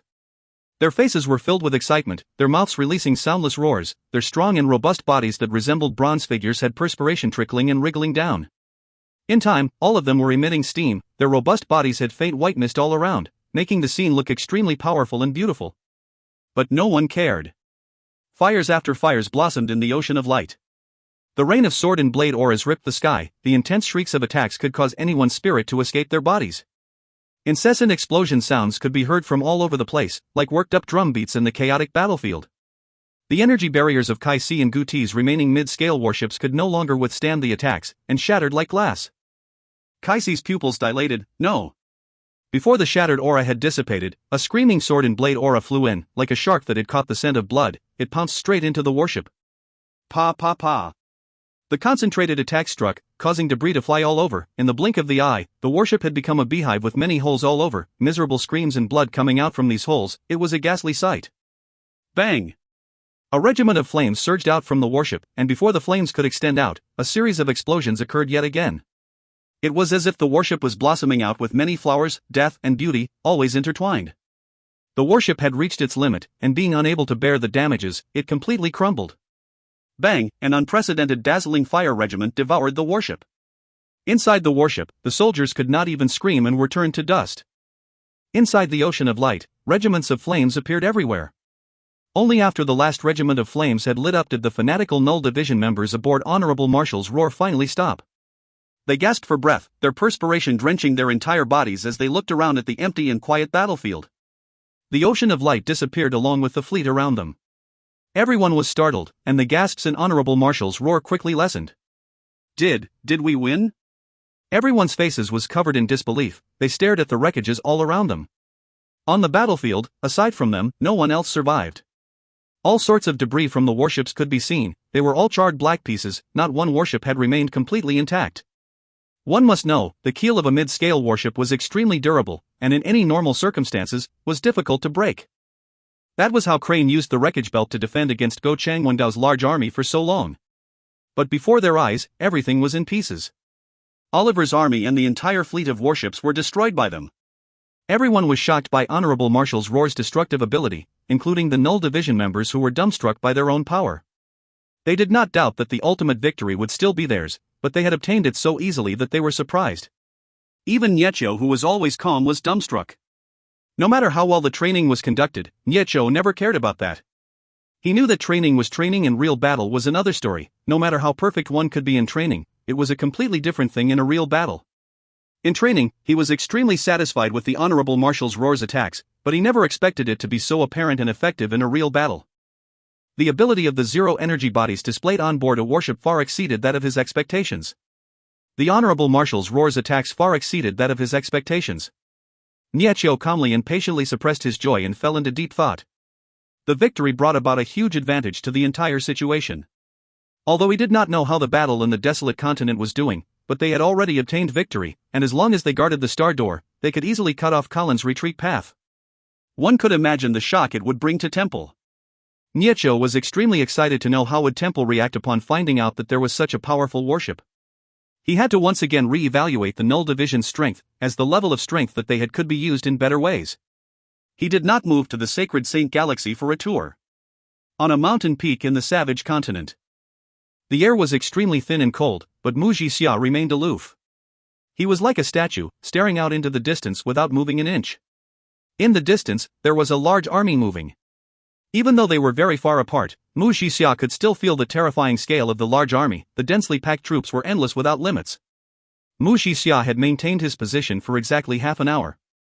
He had interacted with the various tribes of the savage continent for decades, but had never seen such a scale of soldiers before. It was not a tribe, as not even a few tribes could bring in such a number. The army in front of him was at least over 10 tribes, to be able to amass such a large number. A cold intent surged in Mu Jixia's heart. In the savage continent, a land of chaos, such a thing had never occurred before. The savage continent had many tribes that fought their own battles for their own sake, and this had lasted for countless of years. Even the most insignificant matter could be the catalyst for a decade-long war between two tribes. No one had ever seen someone able to unify the savage continent in the past. But now, someone did it. That mysterious woman. Mu Jixia was 100% certain that the army before him was created by her. What made him even more shocked was the direction in which the large army was heading towards. They're going to the Wei Guan continent. He sensed a trace of danger. The honorable martial continent must be in trouble. He did not know what had happened, but the scene before him indicated that something bad must have happened. She hasn't even unified the savage continent. Why is she suddenly recruiting men to attack the Wei Guan continent? That doesn't make sense. Wei Guan was a strategic town under the honorable martial continent which Mu Jixia had spent decades to build up, and had become an impenetrable defense. That woman isn't an idiot. Instead, she is an extremely powerful person. She must have another intent by doing so. It was a pity that she was not present inside the army, otherwise, he would do everything to take down her head. He had to admit that she was extremely powerful. Because of her, he had mobilized all of the most elite forces from the Wei Guan continent. Mu Jixia revealed a bitter smile, as his mission in moving deep into the savage continent was a complete failure. Not only did he fail to get rid of the Perseus Queen, but he even let the Wei Guan continent fall into danger. Now, the immediate action he should take was to quickly return to Wei Guan continent. But they are coming. A scout's report entered his ear. Mu Jixia took a deep breath, and threw all the complicated thoughts aside, his eyes revealing a dense killing intent. His hand reached for his sword hilt, and he spoke out, "Prepare for battle." Indeed, the influence and spirit still lingers on. Both parties had fought more than 10 battles, they were evenly matched and both had great losses and at the same time felt the fatigue. But both sides did not have any intent on giving up, they were both not willing, and continued to pester each other. Mu Jixia still did not understand why. Generally speaking, for them, an army that had a strength that was close to being a peak-grade army, unless there was a deep hatred between them, both parties would tacitly leave after sending a few probes. The only outcome from the continuous harassment and attacks would lead to unfavor on both sides. Only when he saw the enemy's flag did he finally remember where he had seen it before. The Southern Cross Army, in A Legend of Heaven's Road, one of the 3 great overlords of the army era. He saw it once in a report of Heaven's Road given by Temple, that was why he felt that it was so familiar. When he knew where the enemy came from, he no longer thought that everything was by a fluke. The mechanical army is not some gold continent elites, they are Tang Tian's allies. When he understood where the enemy was from, and when he saw the savage large army heading towards Wei Guan continent, Mu Jixia knew that it was no coincidence. This also made him completely aware that they no longer had any path of retreat. Either we trample over Southern Cross Army's corpses and return to reinforce Wei Guan continent. Or we die. If you find any errors, ads pop-up, ads redirect, broken links, non-standard content, etc., please let us know. Report chapter so we can fix it as soon as possible. Chapter 880, Temple's Most Critical Moment. Chapter 880, Temple's Most Critical Moment. Translated by Berrybuns. Edited by Tian and DeAndre R. You really think we can break through the Wei Guan continent? Si Ming looked at Tai Ji. Behind them, the large army stretched out to no end. This was the savage continent's largest army in history, and was the recently formed Perseus King Court, in its largest mission. Si Ming could not be blamed for being worried, he had never commanded in such a large-scale war before. Furthermore, it was facing against Mu Jixia's Wei Guan continent. The savage continent had no lack of proud and arrogant people, but from the beginning, the Wei Guan continent had always stood tall and imposing, like scalding hot soup, firmly guarding the major road into the honorable martial continent. Ever since Mu Jixia garrisoned in the Wei Guan continent, no one had ever broken through before. Mu Shixia was able to hold the Wei Yiguan continent firmly and at the same time infiltrate the savage continent not because he was an amiable person, but because he was strong. The savage continent worshipped the strong, and believed that the bigger fist was the right one, otherwise, why would a small tribe be willing to take advice from him? Mu Shixia became the strongest outsider to the savage continent, although very few people knew of his military successes, but no one had ever heard of Mu Shixia losing to someone else. People like Siming had more knowledge on such matters, and were more clear about how terrifying Mu Shixia was. Siming did not understand why the queen would have the intent of attacking the Wei Yiguan continent. If not for his utmost trust in the queen, he would have thought that there was a hidden motive behind. Taiji objected his views, as long as we accomplish what the queen wants. The queen definitely has some plan, or do you think that we are even more powerful than her? Siming thought for a moment, then shook his head. How can you say that? The queen is our goddess of war, she is undefeatable. Mu Shixia is truly unlucky this time. He was rejoicing in Mu Shixia's calamity. Most of the powerhouses in the savage continent did not have good feelings towards Mu Shixia. Mu Shixia had intentions on the savage continent and might be able to cheat the smaller tribes, but the local powerhouses would not take him in at all. Mu Shixia had secretly tried to contact a few of the powerhouses, but despite his strength and caution, he had never succeeded. To Taiji and Siming, it was a pity for him to encounter the queen. To Siming, the person who could definitely defeat Mu Shixia in savage continent was the queen. Although to him, the queen had no need to be anxious about it as she still had plenty of time after unifying savage continent. But of course, since the queen had already decided to do so, Siming would not refuse. Whether Mu Shixia is unlucky or not, I do not know. Taiji shook his head, but in the blink of the eye, his smile became even wider. But I know for sure that the honorable Martial continent is out of luck this time. Furthermore, they will have to bleed for it. Taiji definitely knows something, but Siming did not ask further. The queen disregarded her personal safety and ran to the honorable Martial continent, obviously having intentions to do something there. This hatred towards the honorable Martial continent made Siming extremely happy. He felt that the queen was displaying heroism and strength. The queen is definitely not just satisfied with unifying the savage continent. Now that she has set her eyes on the honorable Martial continent, she truly has the heart of an overlord. When the vast army appeared in the region near the Wei Yiguan continent, the soldiers garrisoned there were completely stupefied. The honorable Martial continent was shocked. Temple was shocked. Countless of emergency pleas for help caused Temple to fall into panic. The clan elders did their most to suppress the anxiousness and panic in their hearts, forcing themselves to talk cheerfully and wittily, speaking dry jokes and pulling exaggerated smiles. But their pale white faces, dark eye bags and sluggish footsteps betrayed their expressions. Their lost eyes made their ruse look so much like a joke. Temple had never fallen into such a predicament at all. The front lines were steadily losing their ground. Go Changwendao's plea for reinforcements came nearly thrice a day. Xiao Suhua had encountered heavy losses, and Moxan's location was unknown. Furthermore, the savage continent's large army had appeared outside of the Wei Yiguan continent. This pushed the clan elders, whose mental states were already on the brink of collapsing even further, to the point that they were about to cry. Since when did the simple savage continent join in on the action? The honorable Martial continent had intentions on the savage continent, otherwise, they would not have persevered with the mission on infiltrating the savage continent. But that did not mean that the honorable Martial continent dared to provoke the savage continent. Even though they always spoke of the savage continent in disdain, in their hearts, they were extremely clear of their horrific strength. The savage continent was like a large hornet nest. Whoever provoked it was bound to die. The countless skeletons belonging to the ambitious people in the savage continent proved this point. The only thing that made the honorable Martial continent more at ease was that the savage continent had never sought to expand their continent in history, as all of their efforts were always in their internal strife. The savage continent's history did not seem to have a break in the messy and chaotic wars. This was why the savage continent had never been unified as a whole before.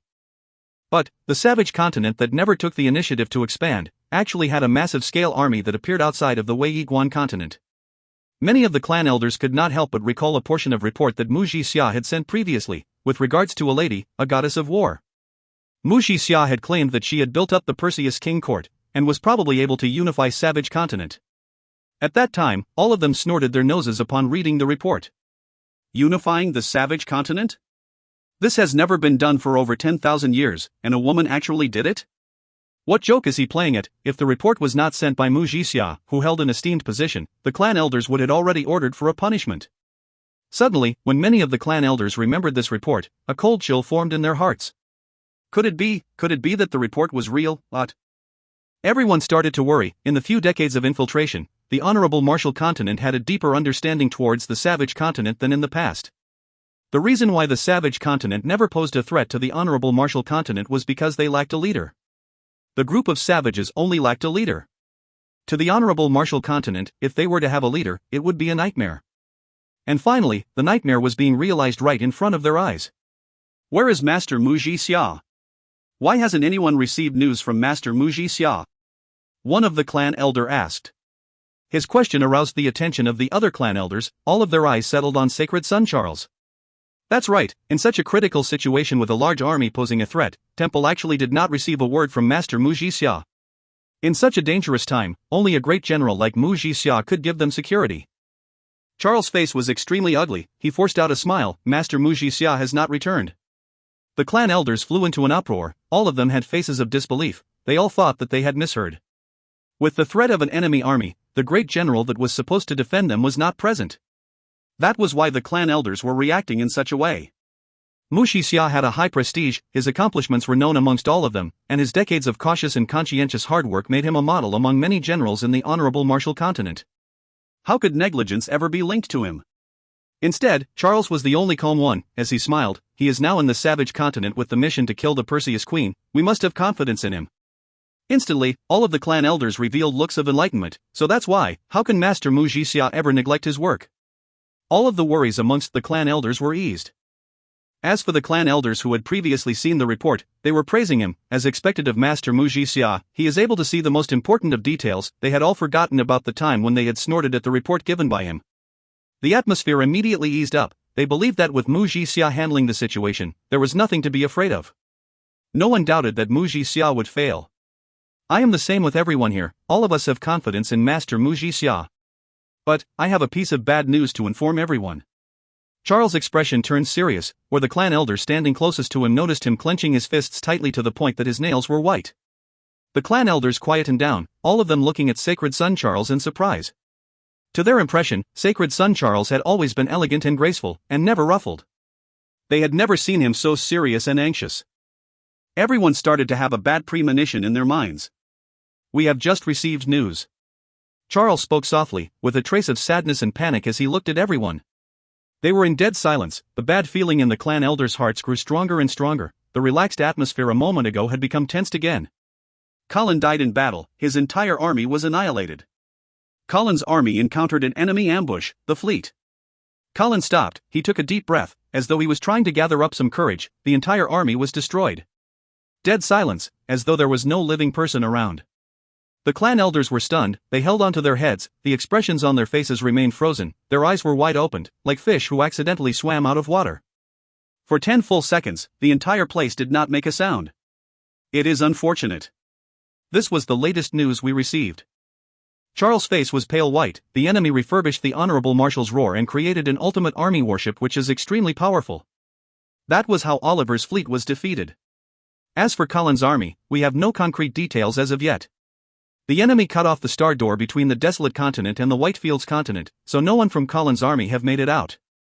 Countless of exclamations came out together, when the palace suddenly exploded, the roar causing everybody's mind to go numb. Temple is at its most critical moment. Right at that moment, a low-pitched voice sounded out from behind Charles, instantly suppressing all the hurrah. An imposing and holy aura instantly enveloped the entire place, as though a god had descended. A figure clad in gold light slowly walked out. Great Clan Elder. All of the clan elders awoke from their stupor. The panic on their faces had disappeared, replaced with respect and revere. All of them lowered their heads and bowed down. Wherever the great clan elder passed, the golden holy flame would flow on the ground. The Honorable Martial Palace rumbled as radiant energy started to fall from the sky. Under the power of a god, no one could stand. Everyone on site immediately knelt down on the ground, their entire bodies trembling incessantly. Whether it was from excitement or fear, no one knew. The dignified and indifferent voice resonated out through the entire Honorable Martial Palace like thunder. Let's go, to strike the holy bell. If you find any errors, ads pop up, ads redirect, broken links, non-standard content, etc., please let us know. Report chapter so we can fix it as soon as possible. Chapter 881, Holy Bell. Chapter 881, Holy Bell. Translated by Barry Buns. Edited by Tian and DeAndre R. When Tang Tian received the news regarding the outcome of the battles in the Desolate Continent and the Whitefields Continent, he and his God Armor army was already far away from Whitefields Continent. Well done. Tang Tian's mood was rather good. Regardless of Dooku or Niechio, their performances had exceeded Tang Tian's expectations. Tang Tian did not have much worries regarding Dooku's side. They had cleaned up the Desolate Continent, thinning the energy in the continent, and making it suitable for Dooku's Sin Domain army. Even if the army could not be unleashed, Dooku's perverse individual strength was enough to bring a huge trouble to the enemy. Furthermore, behind the stronghold was the Sin Domain. With Dooku's prestige in the Sin Domain, he could easily mobilize the entire Sin Domain. In Tang Tian's speculation, even if Dooku was unable to defeat the enemy, it would not be a problem for him to delay the enemy. But Tang Tian did not expect that not only would Dooku win, but obtain such a huge win, Colin's entire army was destroyed. It was definitely not easy to do that. If Dooku's victory made Tang Tian have the motion to evaluate the Sin Domain army again, then the Honorable Marshal's roar was truly an unexpected happiness. A century-old warship that was discarded like trash and a group of amateurs that had never controlled a warship before, with tactics that had never been tested before, actually achieved such a huge victory of destroying the enemy's fleet. When Tang Tian saw this report, his chin almost dropped to the ground. But very quickly, he became pleased. As expected of the subordinates of mine. See, with this influence of this godlike young man, everyone has become so powerful. Yes, it must be because of me. Being beyond pleased, Tang Tian started to consider how the two victories would affect their plans. After thinking about it earnestly, Tang Tian quickly realized that the victories benefited their plan greatly. Temple must be having a huge headache now. Tang Tian laughed, then started to move again. Tang Tian would never have guessed that the two victories had impacted Temple beyond what he could ever imagine. A trading ship flew steadily in the air with its Macefields trading emblem on the side, the city below clearly visible. According to the plan, they would not stop in the city, but had to quickly head over to the gathering point. Upon thinking about the fact that he could meet Xianhui soon, Tang Tian's heart was on fire. Oh man, seems like I need to do some training. Once I'm excited, I can't sleep. Tang Tian, who had long felt that his skin and muscles were extremely thick, with his bronze skin, steel bones and strong psychological state, never thought that he would have trouble sleeping. Alright, to lose sleep over Xianhui is not embarrassing at all, others don't even have the chance to do so. Tang Tian became pleased again. Right at that moment, he suddenly felt something. He opened his eyes, revealing a cold glint. His figure instantly disappeared from the boat. Somehow at the same time, the others all rushed out of the trading ship. When they rushed out, they were shocked by what they saw. The energy above the entire city suddenly surged, as though an invisible hand was stirring it. Energy from all directions converged, releasing ripples after ripples, forming visible white light scars in the sky, which was formed by the radiant energy rubbing against the air, showing how dense the radiant energy in the region was. All of the warships, trading ships and transport ships in the air stopped, many rushed out with shocked expressions. All the citizens inside the city had exited their homes, countless flew into the sky, the uniform thing being the same shocked faces. By his side, Melissa covered her lips with her eyes opened wide, her face revealing the same shock. Johnson, too, had a change in expression. Tang Tian gasped, his gaze fixed onto the location where the energy was most concentrated. Radiant energy surged towards the same location from everywhere, and producing a halo of white light. More and more energy surged, and the gigantic white halo light grew at an astonishing speed. In the blink of the eye, a gigantic bell appeared above the city. Tang Tian expressed surprise. The majestic-looking bell was completely constructed from radiant energy. Dong! The loud chime sound resonated out across the entire land. Tang Tian stared at the giant bell gloomily. It was his first time seeing such a technique, and the bell contained a lot of energy. If it were to explode, Tang Tian knew that half of the city would be razed. The bell contained a unique energy undulation, which was able to transmit the energy.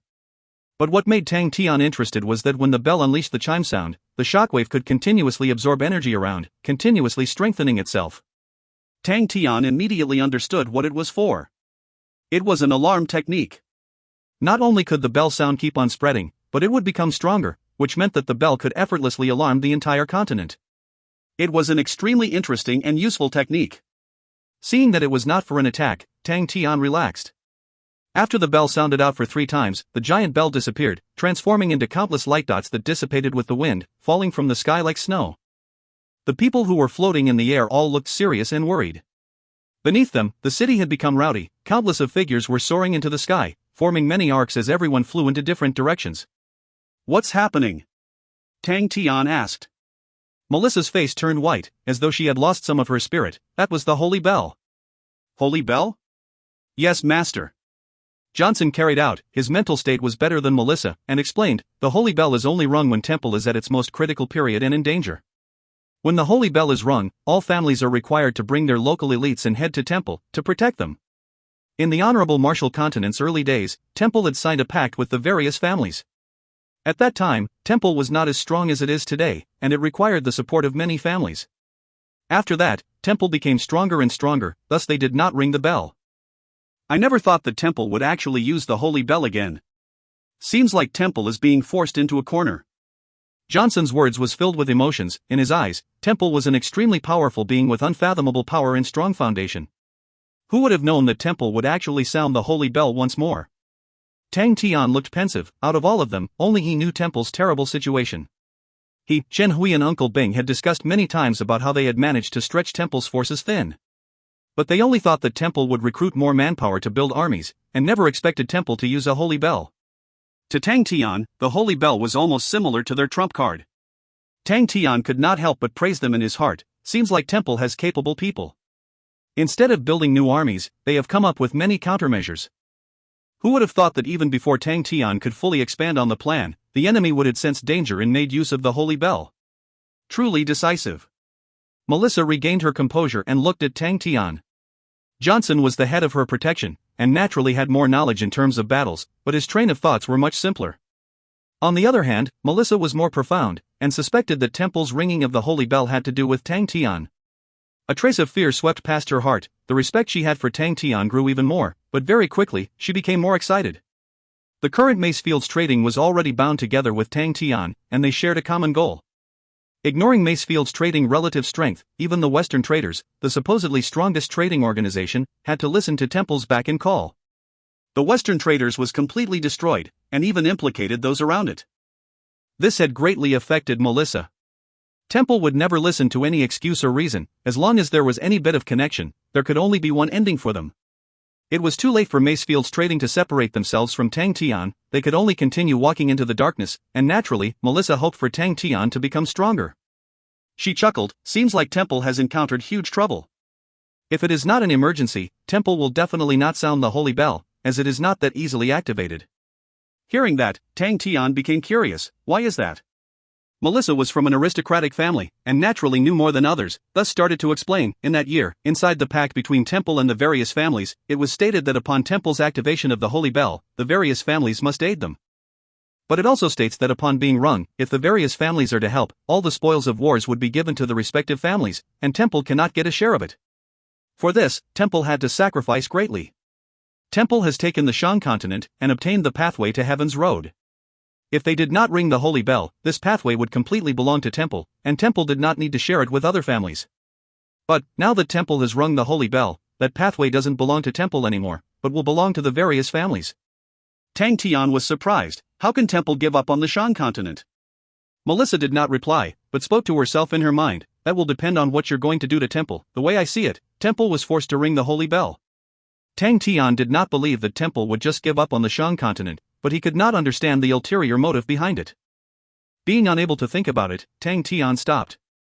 I have many intelligent friends, I can just ask Xianhui or Uncle Bing. He then asked, how many people can they gather? I do not know. Melissa shook her head. Temple hasn't rung the bell for a long time, it is hard to estimate how many people they can gather. But even the families with a bit of strength will be going. Just in case Temple will be giving out the remuneration, even if they have to strut around, they will all go. Tang Tian suddenly noticed a problem. What about the citizens? Are they being conscripted as well? Citizens? Melissa was surprised, but she immediately corrected him. What can they use the citizens for?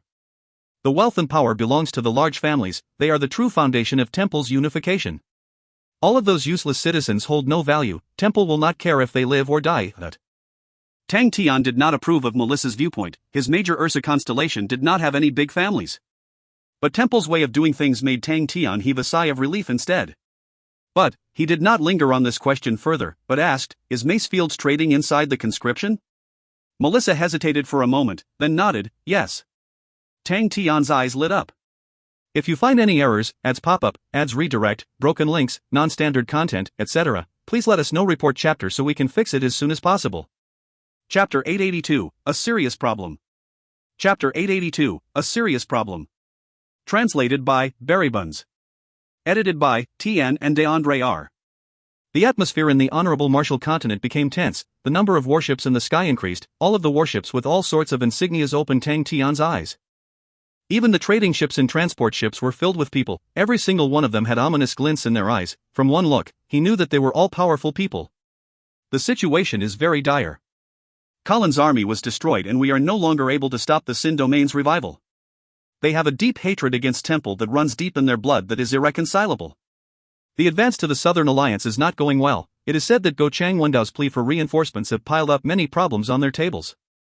But now, the most critical event for Temple is the Wei Yiguan continent. A large army from the Savage continent suddenly appeared outside of Wei Yiguan continent. The scale of this army is immense and unprecedented. When Temple received the news, all of the clan elders went into panic. While Melissa was talking, she did not even look at Tang Tian, trying to conceal the shock in her heart. In such a crucial moment, it was too much of a coincidence for the Savage continent to produce an army. She thought about the lady called Qian Hui that Tang Tian had spoke about. Wasn't she from the Savage continent? Her grandfather's decision to join Tang Tian had always worried Melissa. In her heart, Temple's strength was as unfathomable as the ocean, like a majestic and impenetrable citadel. Although Tang Tian was very powerful, had outstanding strength, had powerful armies under him, and had Southern Alliance behind him, but to her, all of these strength was a world apart from Temple. Why did grandfather choose Tang Tian? When she had completely gained all the information, she finally realized that Tang Tian actually also had the power to influence the Savage continent. And the Sin Domain that had revived from the death was also under him, causing her to be stupefied. The worry in her heart had unknowingly lessened.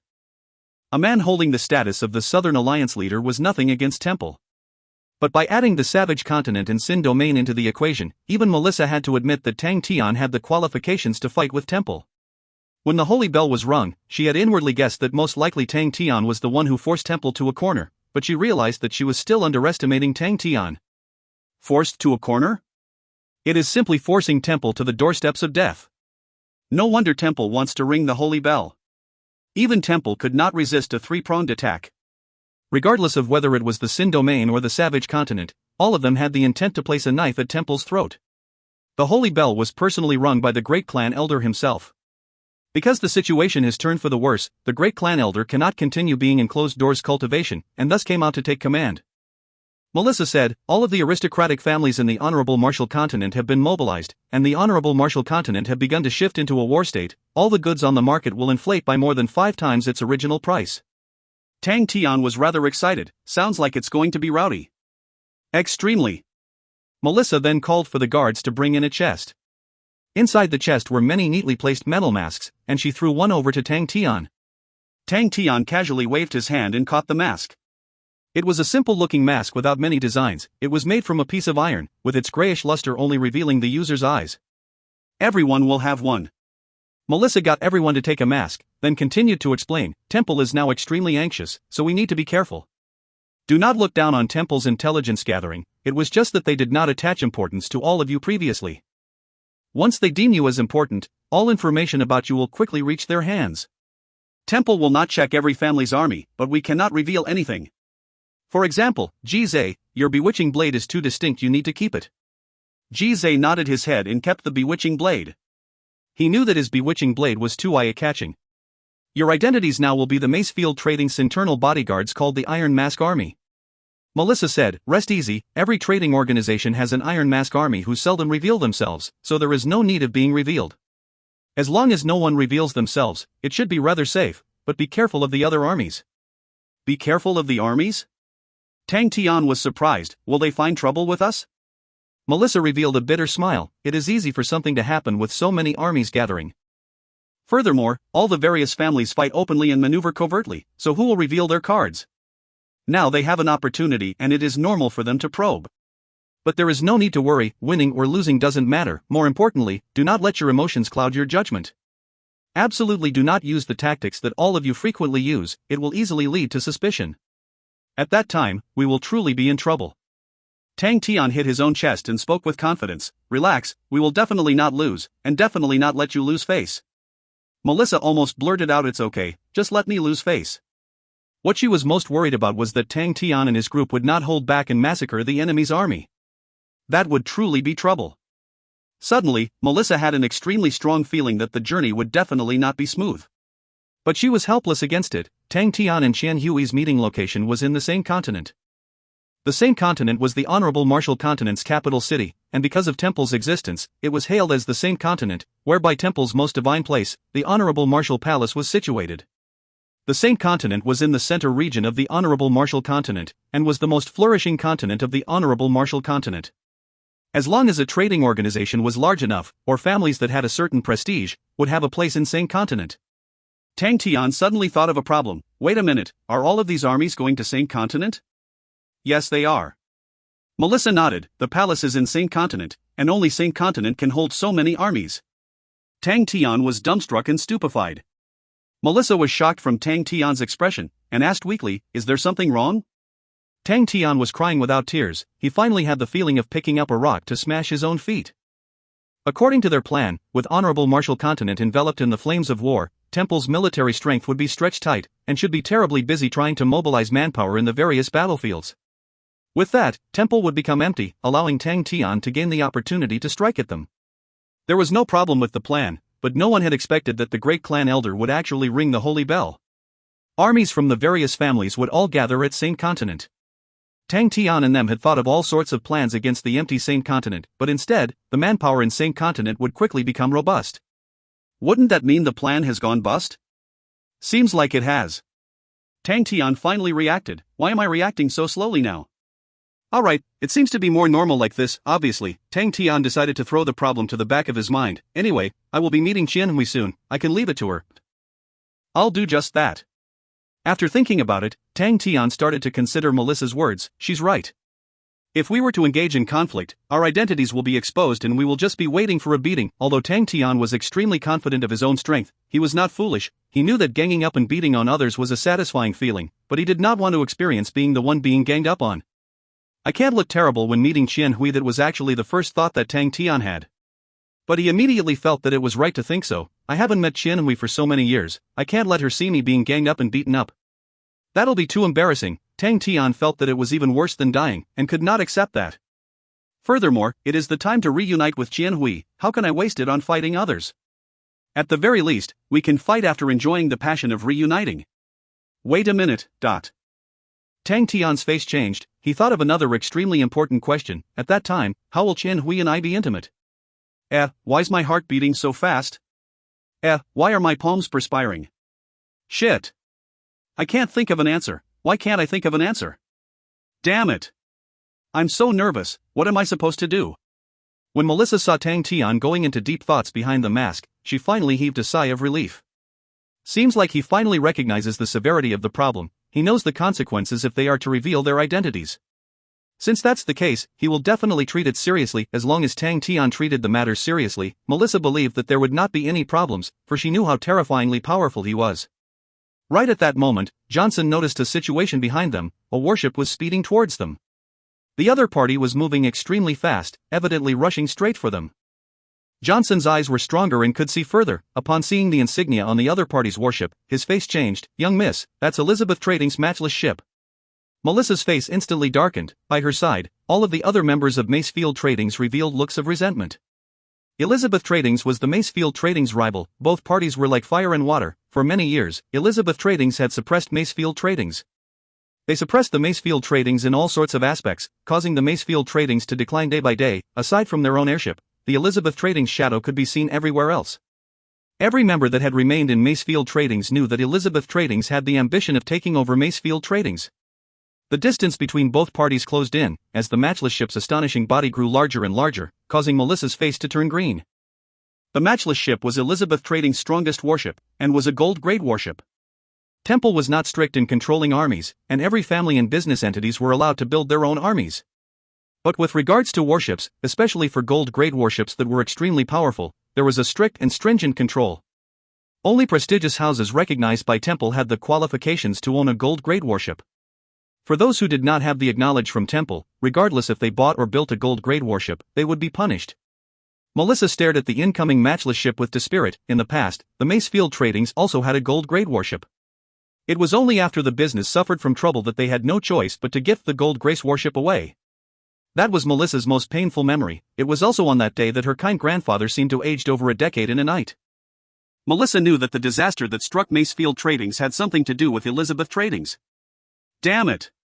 They are still not slowing down. Johnson's face changed. The matchless ship was extremely close, but did not seem to have the intention of slowing down, making it feel as though a large mountain was descending down on them. The shadow casted by the gigantic hull clouded over the small trading ships. If you find any errors, ads pop up, ads redirect, broken links, non-standard content, etc., please let us know. Report chapter so we can fix it as soon as possible. Chapter 883, Claudia. Chapter 883, Claudia. Translated by Berrybuns. Edited by Tian and DeAndre R. Asshole. Melissa, who was always ladylike, broke out in vulgarities. Her face was green and her eyes spewing fire. Her fists were clenched so tightly that her knuckles were white. It was practically Elizabeth Tradings bullying them. The matchless ship did not have any intention to slow down, and was aiming to bump into them. If that were to happen, the trading ship would definitely shatter. Johnson reacted quickly, and rushed to the control room. He shouted, "Dodge! Dodge them quickly!"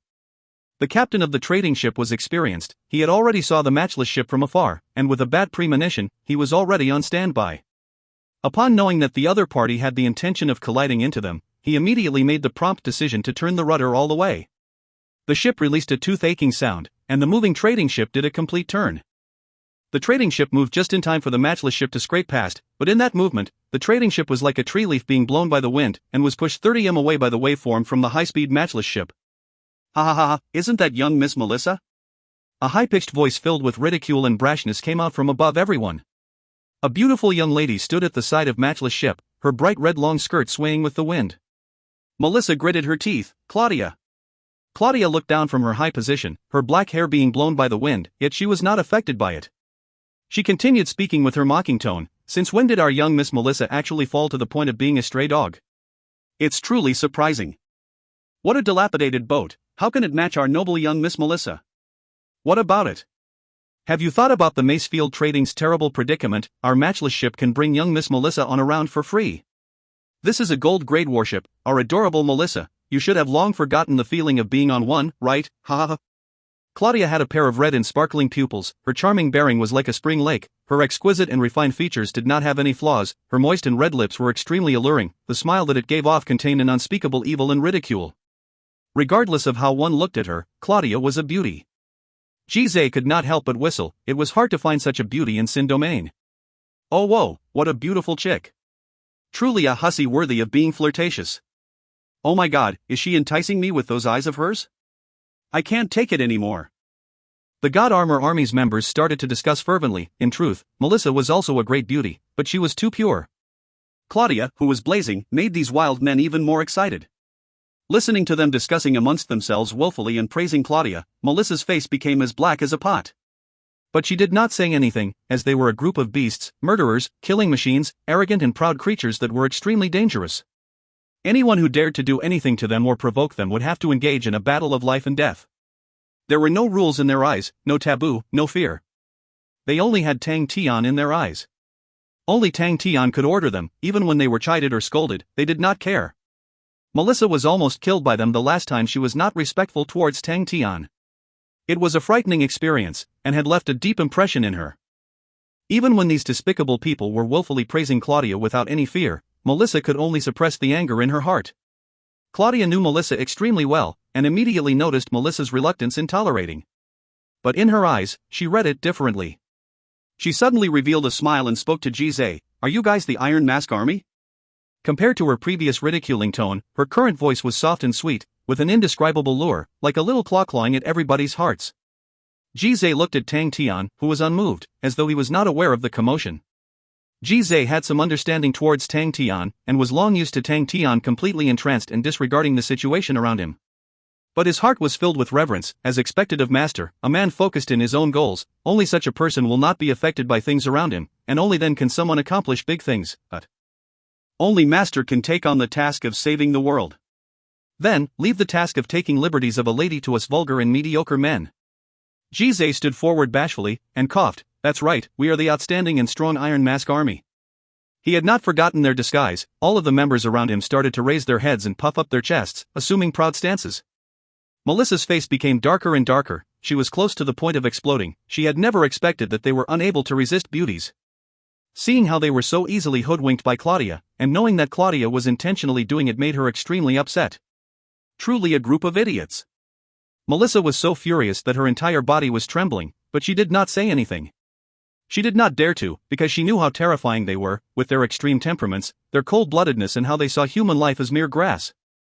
Noticing that Melissa was angry but was controlling herself, Claudia's eyes lit up. As an old competitor of Macefield Tradings, she knew that Macefield Tradings would have a mysterious Iron Mask army, and it was said that they were the last trump card that Macefield Tradings had. No wonder Melissa is clearly angry but has to control herself. Seems like the rumors are true. The Iron Mask army is Macefield Tradings' last card to play. Furthermore, it seems like Melissa doesn't have a good relationship with the Iron Mask army. Otherwise, why would they disregard her and treat her like nothing? What if? Her eyes became blurred, her voice increasingly sweet. She spoke with glee. I have long heard of everybody's fame. I wonder if this young miss can request a favor from everyone? Jize smacked his own chest loudly. We will never say no to helping a beauty, but...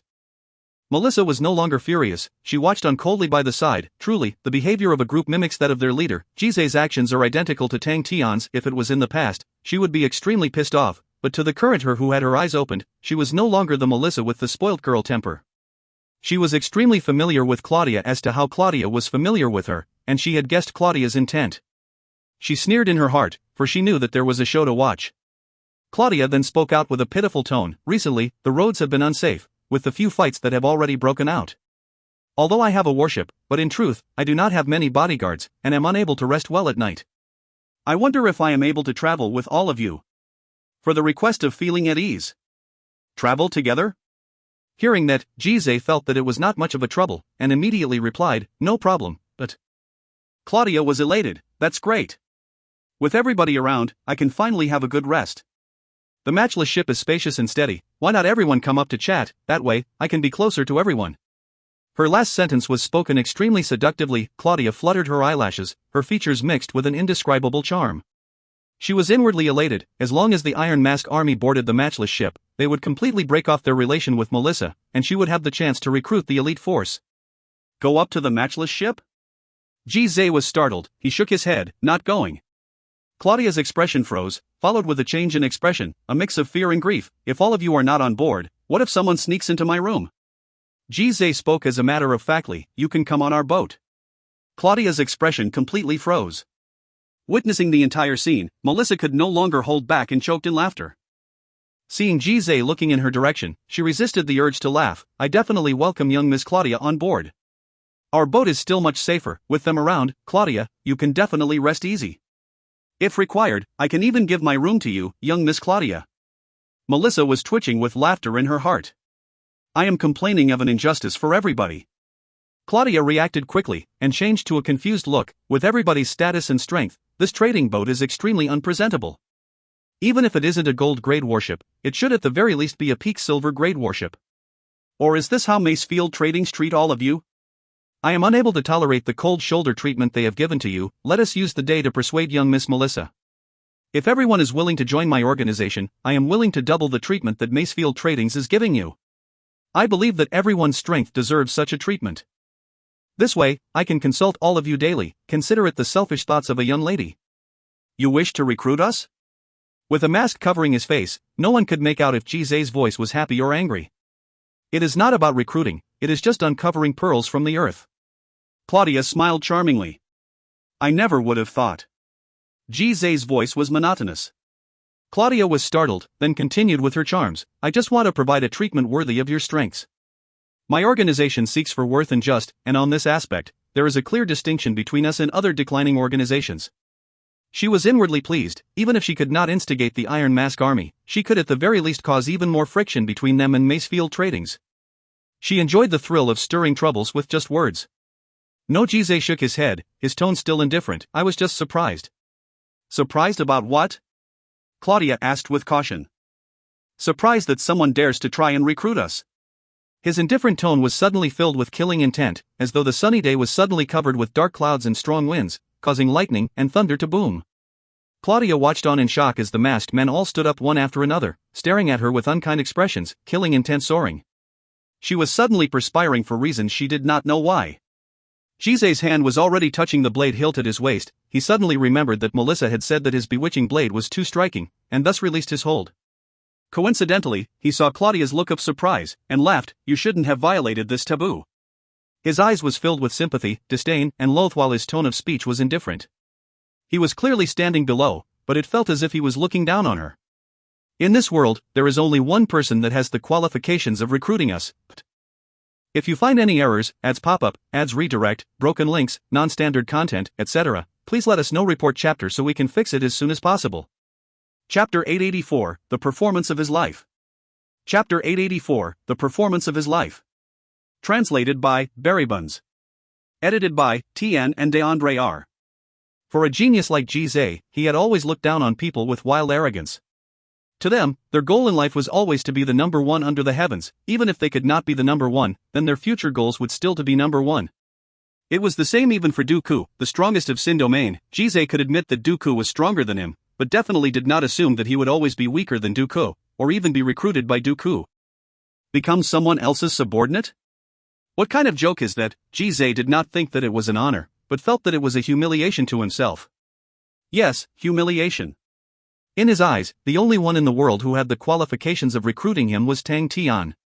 In truth, Jizai was not completely convinced towards Tang Tian, but instead, he was initially only afraid and shocked by Tang Tian's strength, and lowered his head in the face of death, but in his heart, he had always plotted to escape. But as time went past, he became more and more convinced by Tang Tian. It was a strength no ordinary man had, and his shocking speed of improvement made Jizai's heart to rebel dissipate quickly.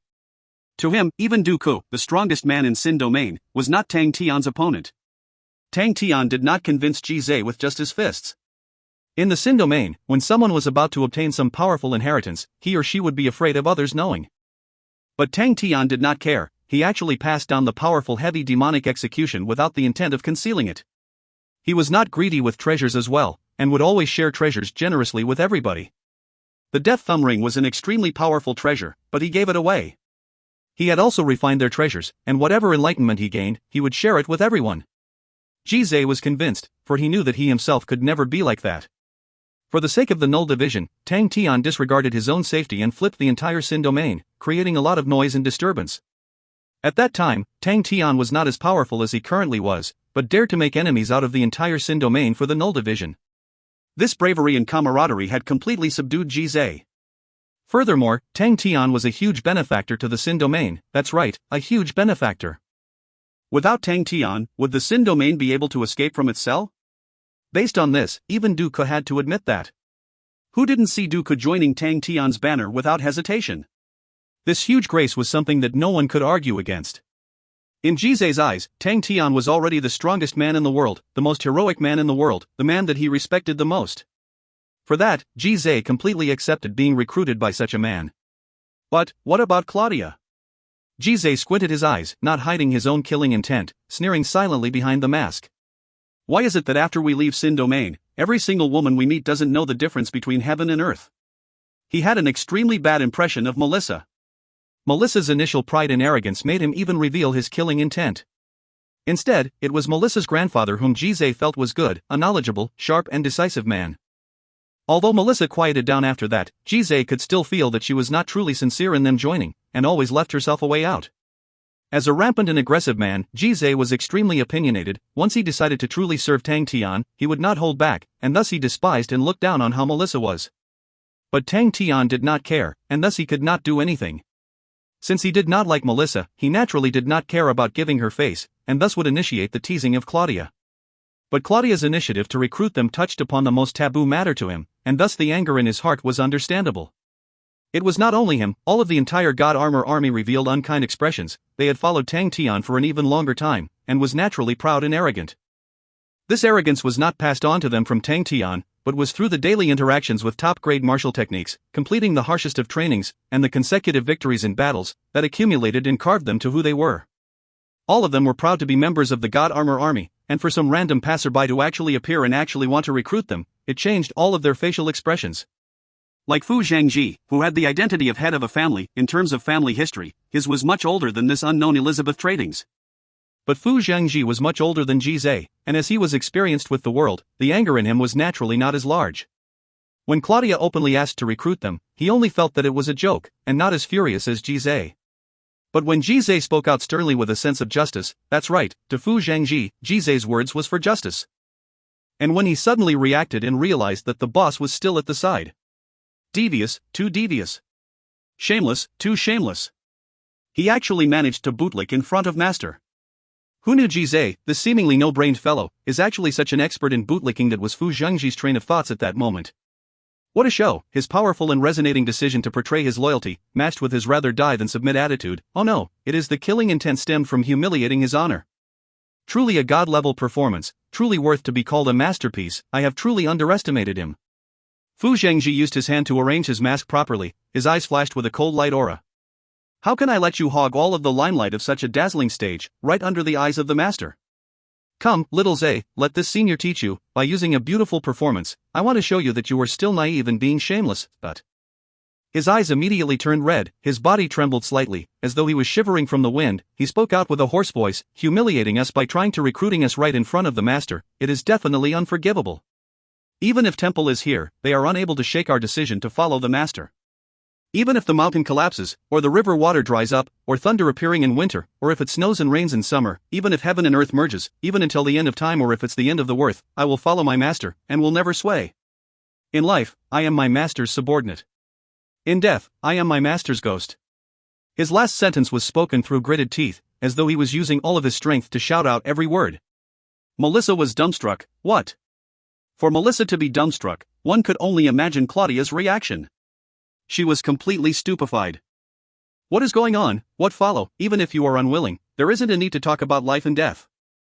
Alright, even if you're humiliated to the point of wanting to fight to the death, where did these mushy and emotional speech all about? Claudia suddenly felt that she was a brothel owner breaking up a couple, an evil tyrant breaking apart an affectionate couple. But, I was just trying to recruit you guys. That's all. Claudia, who usually felt that she was experienced enough and had the confidence of handling all sorts of situations, suddenly felt that she did not know what to do. Awkward silence. It was a completely awkward silence. A high-velocity wind blew past, causing everyone to be in disarray. Everyone of the God Armor army were dumbstruck. Even Jizai, who was soaring with killing intent, was stunned. He was completely shocked by what had happened. Immersed in his own thoughts, Tian was completely oblivious to the hubbub around him, something that frequently happened. Upon being lost in his own train of thoughts, no amount of noise could influence him. But, it was the sudden silence around him that awakened him. Hey, what are you guys doing? Tian was startled by everybody's dumbstruck appearance. Evidently, he did not know what was going on. Fu Zhangji froze. Was my heartfelt performance just now not seen by master? If it was Jizai, a young man, he would definitely be embarrassed. But, who was Fu Zhangji? What a pity, I've wasted my emotions. Little Zay, let this senior teach you once more. When you've wasted your emotions, oh, then pull everyone down with you. He sorted out his expression calmly, his red eyes instantly becoming normal, his voice no longer strange. Oh, we were just rejecting young Miss Claudia's invitation, and slightly revealed our decision to follow our master forever. Everyone shares the same sentiments and are on the same page. Slightly. Everyone almost puked. Tian understood, then turned to look at everyone. Everyone, who were experiencing completely different emotions from Fu Zhangji, were completely caught off guard. They were implicated just by being present, and were scolding Fu Zhangji heavily in their hearts. But when Tian's gaze swept past them, all of their hearts trembled. They subconsciously stood straight up, puffed their chests up and lifted their heads up. They preserved a corrected posture and everyone's actions were in unison. All of them stood in formation and nodded their heads, then spoke with determination, following the master for life. This was completely a subconscious movement. The long grueling and torturous trainings had left a shadow in their hearts, and had long become their instinct. Sob sob sob sob, why are our bodies so honest? Tian was moved. He suddenly stood up and replied excitedly, great, we will forever fight alongside each other. Melissa and Claudia were once again dumbstruck, but both of their reactions were completely different. Melissa simply wanted to cover her face. How embarrassing, and it's even in front of Claudia. Oh my god, why did I disguise them as the Iron Mask Army? The prestige of the Iron Mask Army, Macefield Trading's fame. On the other hand, Claudia herself felt that she was being played. That's right, it must be this bitch. She intentionally made this play out, just to make me a fool. Her face flushed red as she became furious. She had never suffered such a humiliation since she was young. Furthermore, it was right in front of Melissa, and unprecedented shame filled her heart. Due to the stir of emotions, her eyes turned bloodshot, all of her ruse completely disappeared as she screamed, "Kill them all! Kill them all!" The moment Claudia screamed, whoosh, all of her bodyguards that were all longing to take action soared into the air as they leapt out, and pounced towards the trading ship below. Melissa's face changed. "How dare you, Claudia? The Holy Bell prohibits this. Under the Holy Bell, whoever dares to cause an internal strife will be killed." Claudia turned sluggish. The Holy Bell had not rung for a long time. There were many rules that many had forgotten. Upon Melissa's reminder, she suddenly remembered it. There truly was such a ban. The Holy Bell meant the temple was at a critical juncture, and at such a moment, any internal strife would weaken temple's strength, thus it was forbidden. But, with so many families gathered together, and with the few generations of accumulated hatred between them, how can there not be friction? Thus, there was some leeway with the Holy Bell bans. As long as no human lives were lost, the temple would not care. Claudia revealed a sinister laugh. "Break their legs. And slap every single person's mouth 50 times. In the air, many figures descended with killing intent. If you find any errors, ads pop up, ads redirect, broken links, non-standard content, etc., please let us know. Report chapter so we can fix it as soon as possible. Chapter 885, Forbidden Hoop. Chapter 885, Forbidden Hoop. Translated by Berrybuns. Edited by Tian and DeAndre R. Claudia's eyes were sinister as killing intent surged from her heart. She did not even put Melissa in her eyes. No one could stop the Macefield Trading's decline. Regardless of her using her ship to suppress the other party, or openly ridiculing Melissa, she did everything unbridledly. She did not even truly place the Iron Mask army in her eyes. Elizabeth Tradings had many elite armies under their belt, so what was one Iron Mask army to them? Could an army of 100 men pose a threat to Elizabeth Tradings? What a joke! Her interest towards the Iron Mask army was just a pretense. She wanted to leave a mark on Melissa, to be betrayed by her trump card. She wanted to feel that joy. She was extremely confident of her own charms. Compared to directly ridiculing Melissa, she enjoyed playing with Melissa more. But, the Iron Mask army actually challenged her, to ask what qualifications she had to recruit them.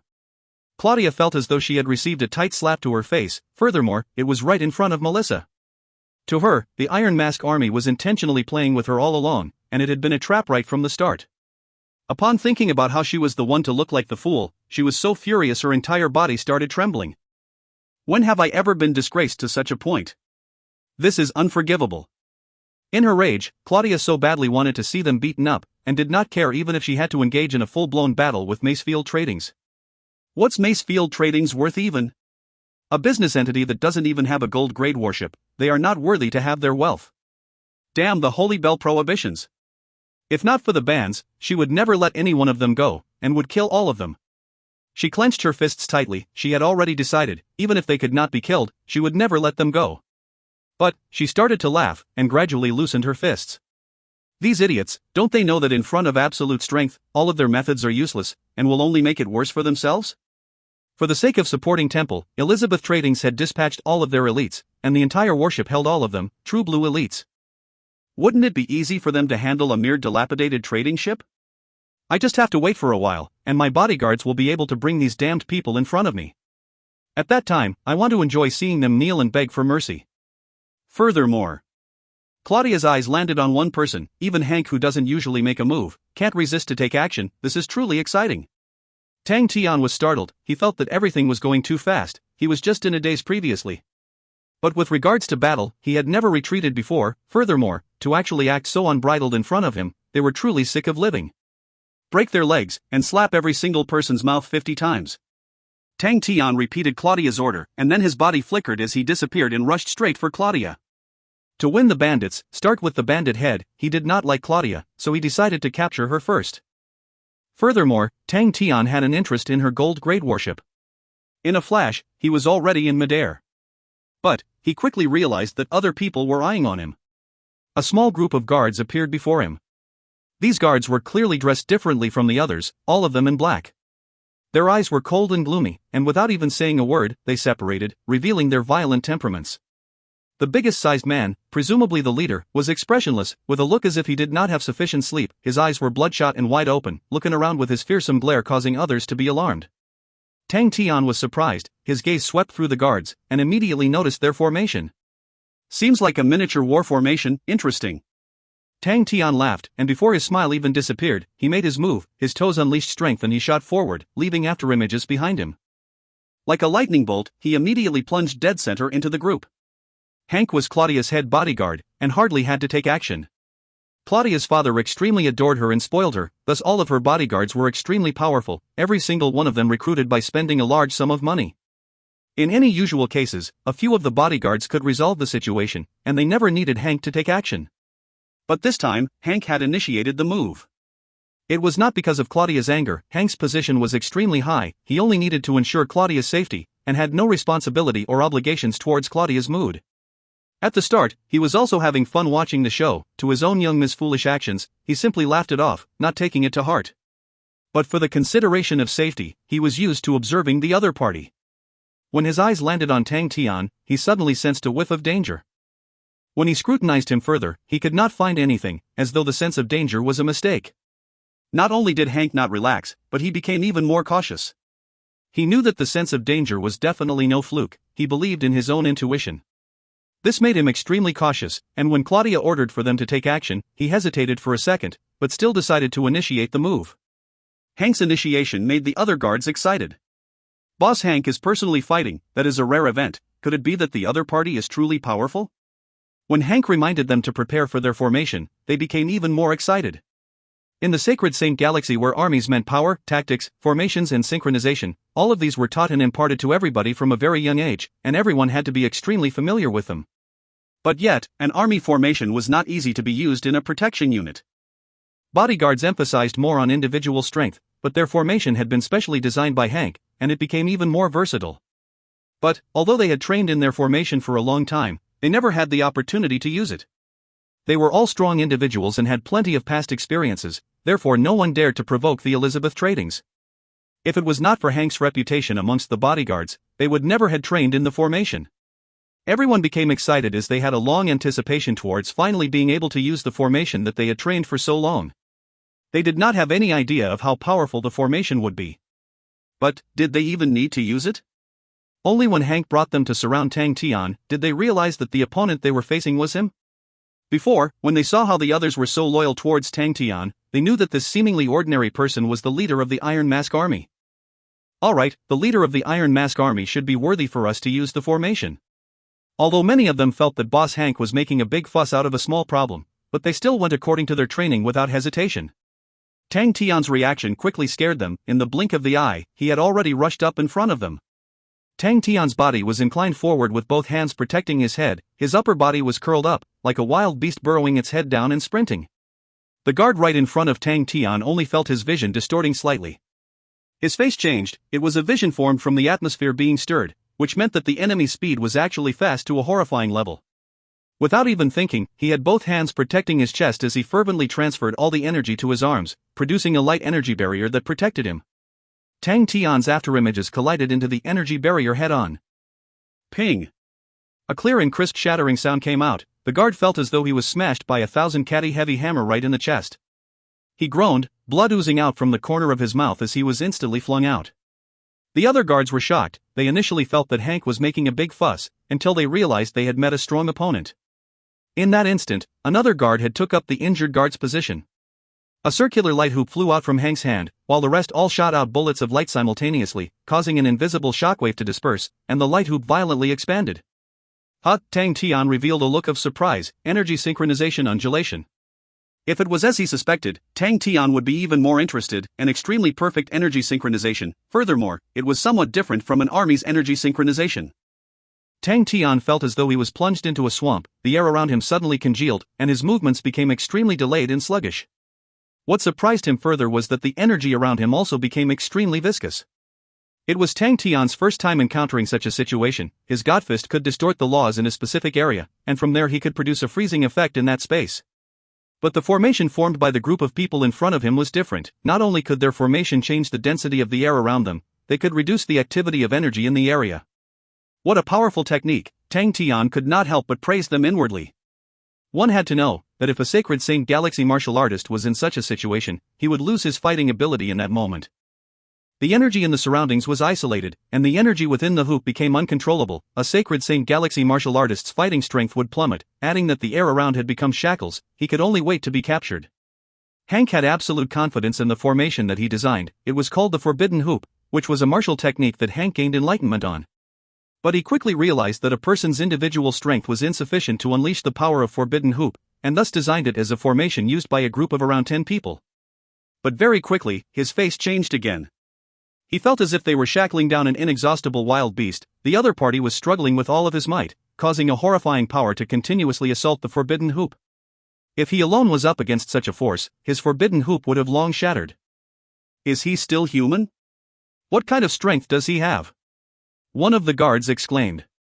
The rest all became serious. They continued to increase the energy undulations, while still maintaining a perfect synchronization. The Forbidden Hoop's light aura became brighter and brighter, the light so dense that it was becoming tangible. The strength of the Forbidden Hoop continued to increase. Every single person did not dare to hold back. The Iron Mask leader inside the Forbidden Hoop was like a berserk wild beast that was chained up, gradually being calmed down.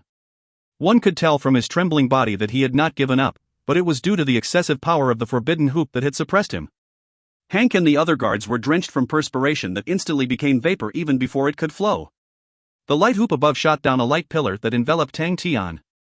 Inside the light pillar, Tang Tian was like an insect stuck in a flame, unable to move. Sensing that the enemy had been firmly locked, Hank heaved a sigh of relief. Once the Forbidden Hoop was completed, it would continue to absorb the energy from the air around and become more and more secure. Only then did Hank have the time to observe the rest of the people. What he saw stunned him instantly.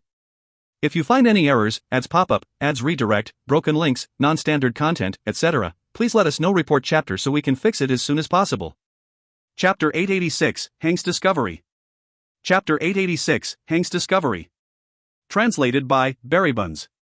Edited by Tian and DeAndre R. Hank was completely stunned.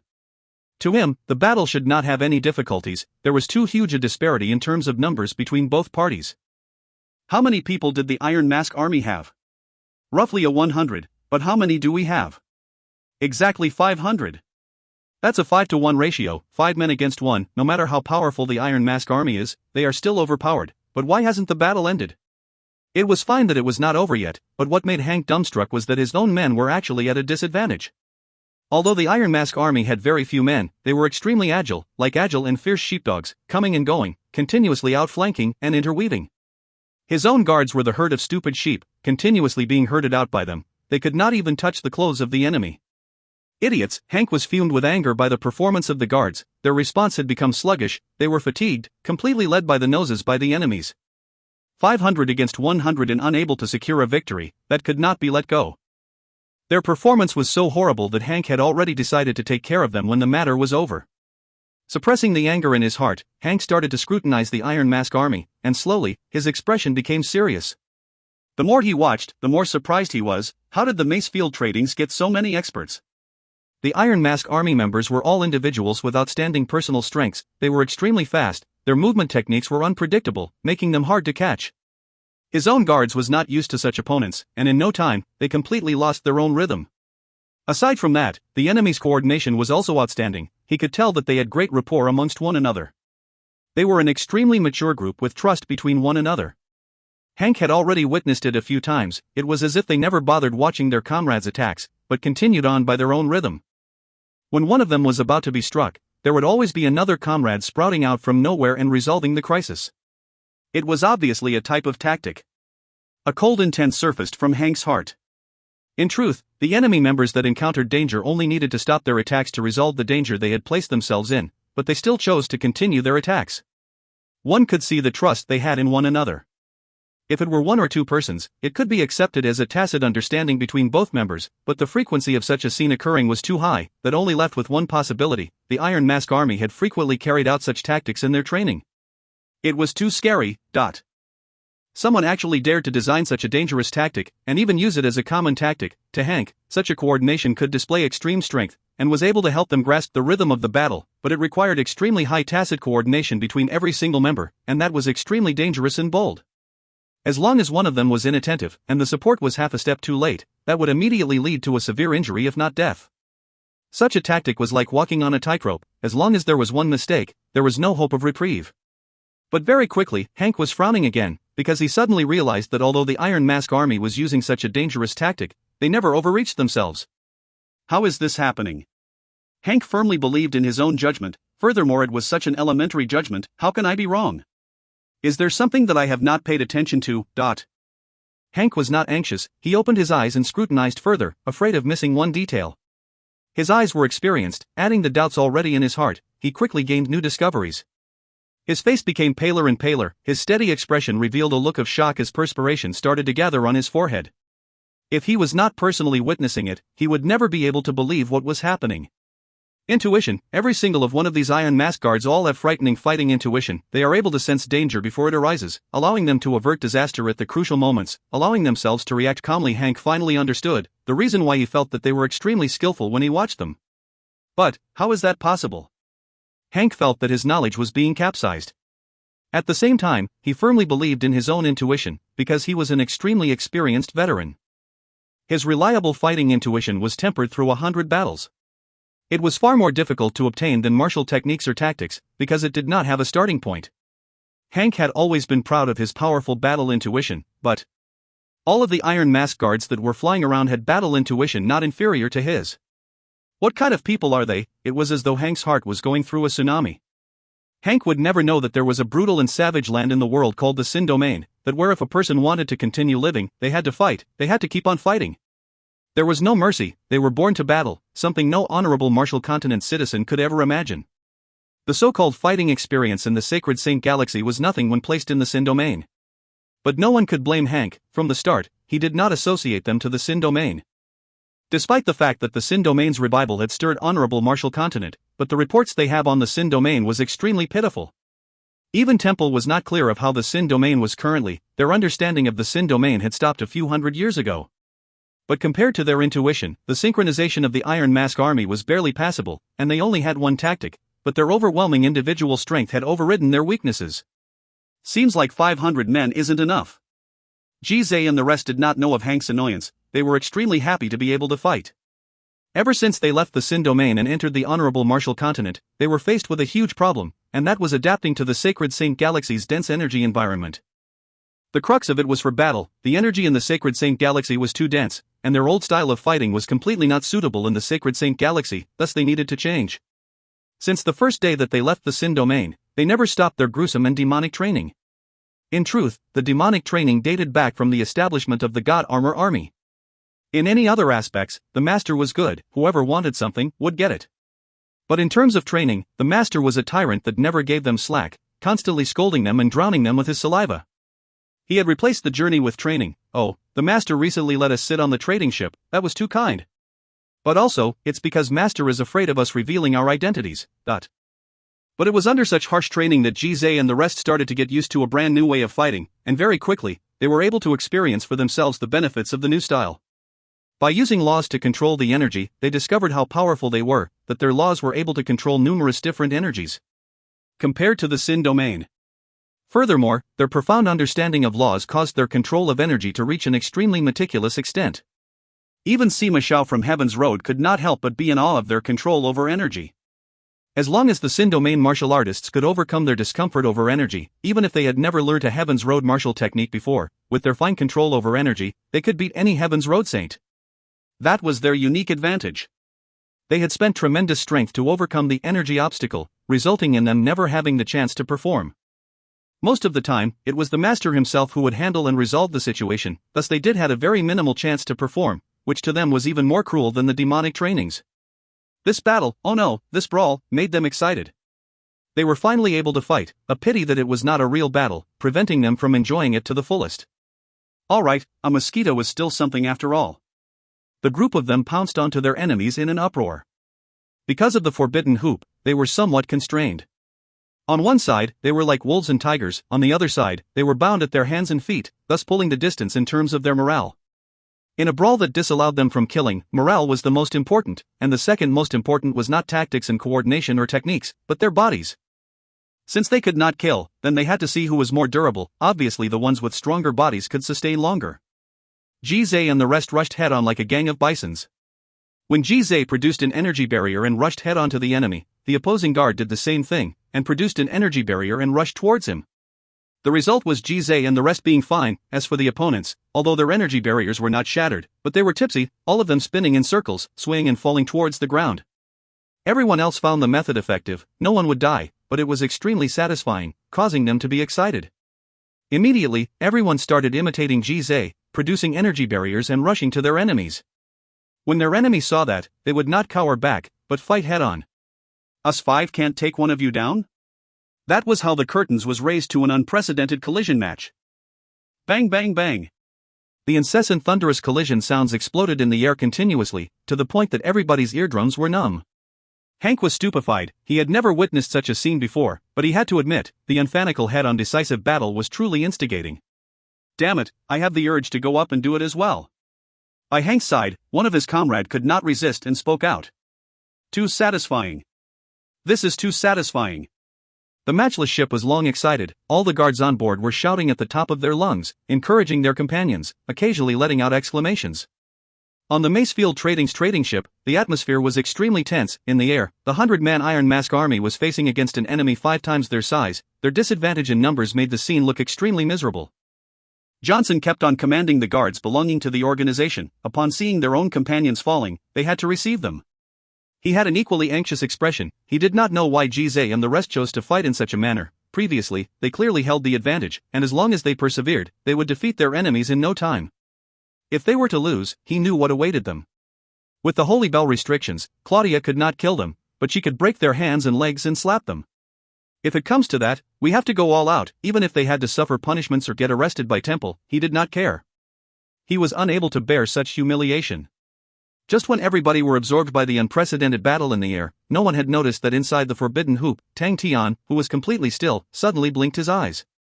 If you find any errors, ads pop up, ads redirect, broken links, non-standard content, etc., please let us know. Report chapter so we can fix it as soon as possible. Chapter 887, An Epiphany. Chapter 887, An Epiphany. Translated by Berrybuns. Edited by Tian and DeAndre R. Inside the forbidden hoop, Tian did not even look at the battle outside, all of his focus completely on the forbidden hoop. The wonderful train of thoughts on the unique energy undulation had made his eyes lit up. He was no longer the amateur he was. Heaven's Road martial techniques, Sin domain laws, Sacred Saint Galaxy army killing techniques, all of these had allowed his strength to improve by leaps and bounds, and had opened up his eyes to the world, upgrading his knowledge and his skills. The number of techniques that could allow his eyes to light up like the forbidden hoop got less and less. I finally encountered one after so much difficulty. Naturally, I need to study it. Ji and the others' fighting style seemed to be flawless to ordinary people, but they were about to barge into the same continent, where the majority of the barracks were held, where the number of experts filled the skies. If they were not careful, they could possibly be consigned to eternal damnation. Like Sophie, whom Tian saw the last time, who had unfathomable strength. And upon listening to Melissa's words, the strongest of Temple did not seem to be Sophie, but the great clan elder. Sophie had already left a restraining fear in Tian, so how strong was the great clan elder? No one knew. Melissa had said that no one had ever seen the great clan elder taking action, but no one dared to ever go against the great clan elder's orders. Even sacred son Charles would have to be punished if the great clan elder said so. The only confirmed information about the great clan elder was that his holy flame was gold color. In the entire temple, only the great clan elder's holy flame was gold. Tian had seen the holy flame before, and had a deep impression of the terrifying flames. Out of all the flames he recognized, the holy flame was the most terrifying flames, even more terrifying than the flames of hell. Gold holy flame. That meant that the white holy flame had undergone a transformation, but before they truly fought, Tian was unable to extrapolate and guess how much stronger the power had transformed. I shouldn't be thinking about that right now. Let me first resolve this problem. Right when Hank had unleashed the forbidden hoop, he had already sensed the power of the technique. To the current Tian, the simplest methods and techniques did not mean much.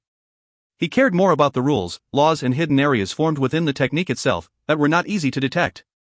How could an expert like Hank allow people to see through his killing technique?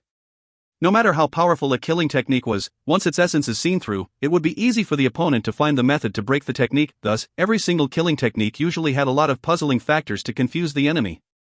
Tian wanted to see through its marvel, and only personally experiencing it was the most effective and straightforward way. Of course, for Tang Tian to have that confidence, he naturally had something to rely on, which was his glass-like mental state that could not be affected, reflecting the various profundities of the forbidden hoop. Hank could never ever imagine that his self-created forbidden hoop would be so easily seen through by somebody. Tang Tian, who had blinked his eyes, saw a glimpse of the sky. He immediately understood what Jizai and the rest were trying to do, and calmed down. For direct collision that did not involve any tricks, what they competed with was physical strength. How can martial artists of the Sacred Saint Galaxy compare with Sin Domain martial artists in terms of physical strength? Tang Tian wanted to shake his head. The current Sacred Saint Galaxy was blind and had no knowledge towards the Sin Domain. After everyone familiarized themselves with the Sin Domain, there would definitely be no one who would engage in such folly anymore. Tang Tian's attention landed on the matchless ship. He eyed the gold grade warship in envy. Come to think of it, this godlike young lad doesn't have a gold grade warship yet.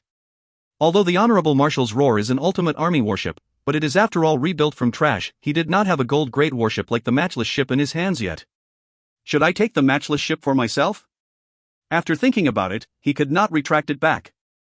It was perfect that Tang Tian felt annoyed by Claudia, and with the number of bodyguards on board the matchless ship, anyone could tell that Claudia was a person who had position, and since they had offended her, she would not let them go that easily, and it would only become more of a tangle in the future. Tang Tian frowned. He did not want it to implicate themselves further.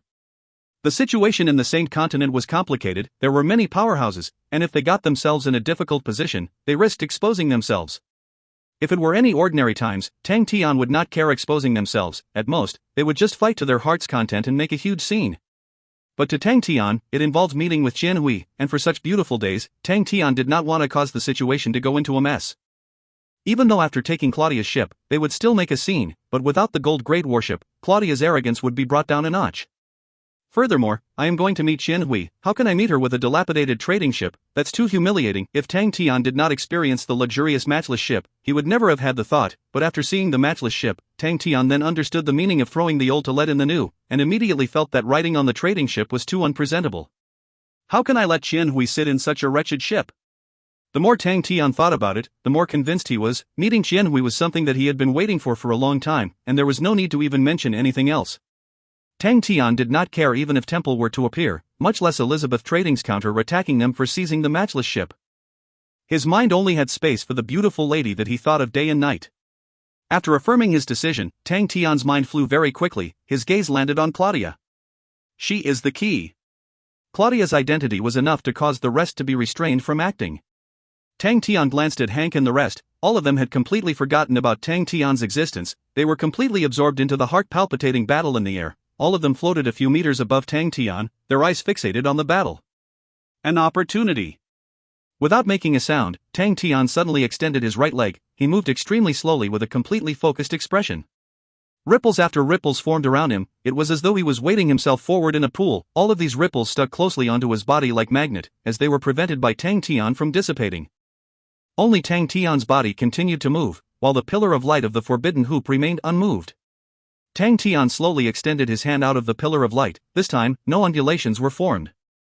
Following that, Tang Tian's face, then his body, struggled out of the pillar of light. Struggling out was not the most apt description at all. It was more like Tang Tian floated out of a water surface, floating out of the wall of the pillar of light. The entire process was done without making any noise. The pillar of light did not even tremble, and Hank and the rest, who were floating above Tang Tian, did not even sense anything. Tang Tian heaved a sigh of relief, feeling extremely pleased with himself. From a third person's perspective, it looked extremely easy for him to struggle free out of the forbidden hoop, but in truth, Tang Tian's mental state was pulled to its maximum from the start of the process till the end. He had some understanding towards the forbidden hoop, but he did not have the time to test whether or not his comprehension was right or wrong. If he was even a bit too impulsive and attracted Hank's attention, his own plan would have been a bust. Since the matchless ship was related to meeting Qian Hui, to Tang Tian, there were no other discussions on it. The most crucial moment went smoothly without a hitch, allowing Tang Tian to loosen up in joy.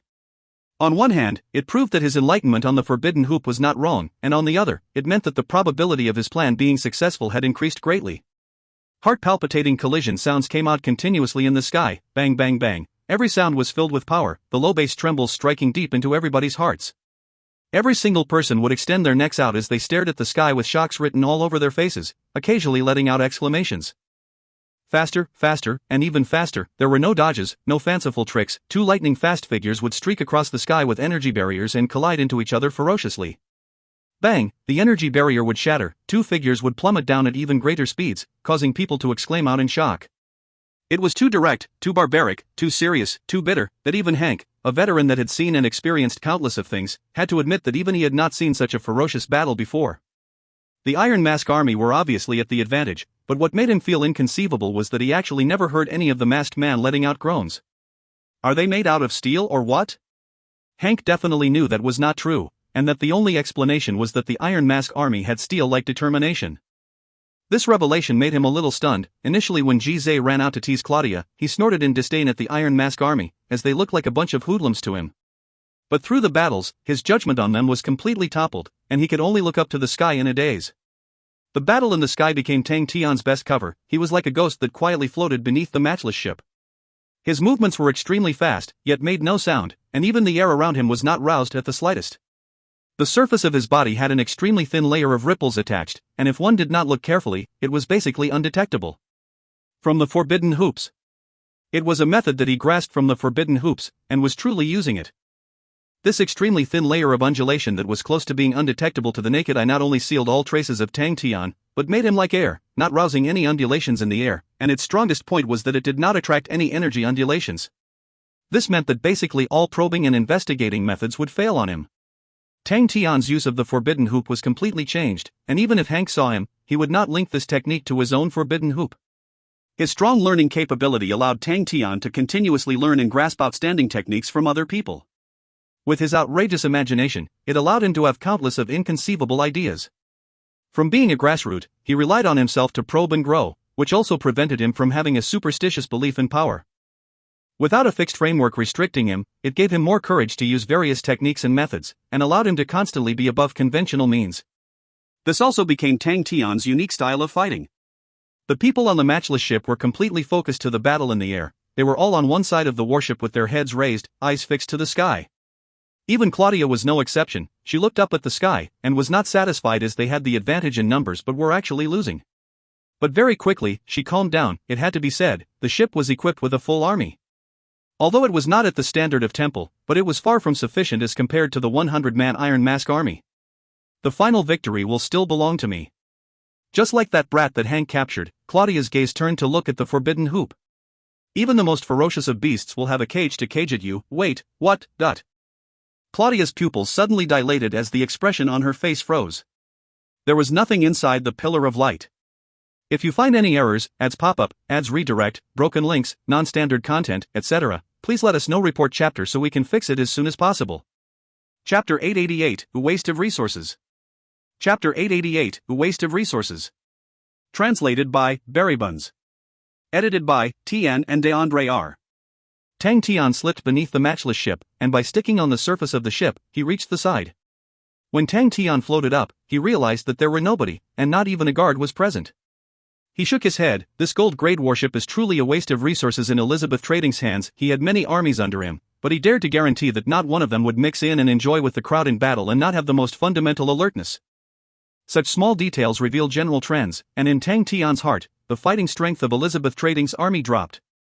Tang Tian's judgment was more or less accurate, but he did not know that this was an extremely ordinary situation in the Honorable Martial Continent. The Honorable Martial Continent's armies being proficient in battles were raised through long-term planning. Before the Southern Expedition, although there were no large-scale battles, there were constant small-scale battles occurring. Adding Temple's interest in improvement, Temple's armies were very powerful. But the armies of trading organizations were a completely different picture. Safety in the Honorable Martial Continent could be said to be the best in the Sacred Saint Galaxy, and the trade business environment was also the best. With Temple's existence, battles and struggles between trading organizations were controlled. Thus the armies of trading organizations usually lacked battle experience. They could recruit the military generals that were retiring from Temple's armies. All of these outstanding military generals could bring about an increase in standard of training, and could design outstanding tactics, but even the military generals could not do anything about the lack of opportunity for real battles, as the number of bandits and thieves in the Honorable Martial Continent could be considered minimal. The lack of real battle experience became a general problem to the trading organization armies in the Honorable Martial Continent.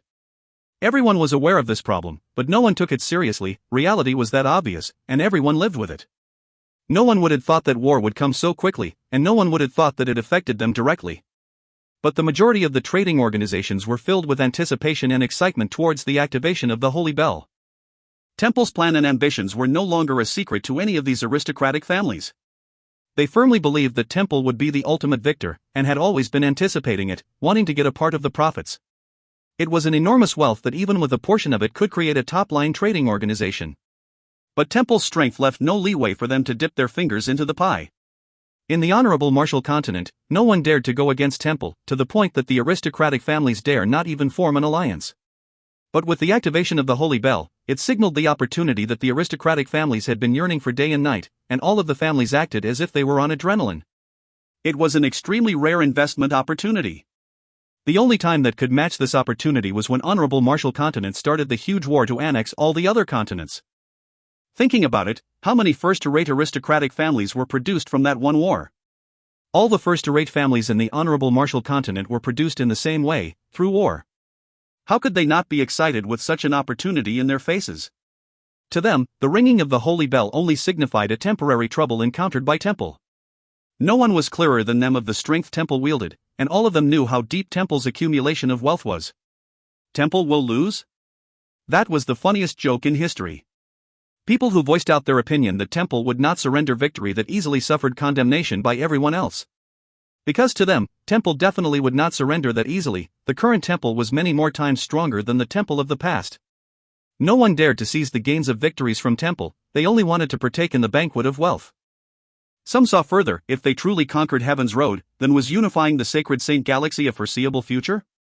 The riches and favorable circumstances contained within this foresight made everyone eager. They wanted to participate in the battle. How could the armies that they spent money on grooming do nothing? So what if our own armies lack the experience? By participating in the battles, their experience will naturally come. Elizabeth Tradings had the same thought. To them, even with the lack of experience, with the matchless ship, self-preservation was not a problem if they encountered danger. With the flow of time and with experience, their army's fighting capability would naturally increase.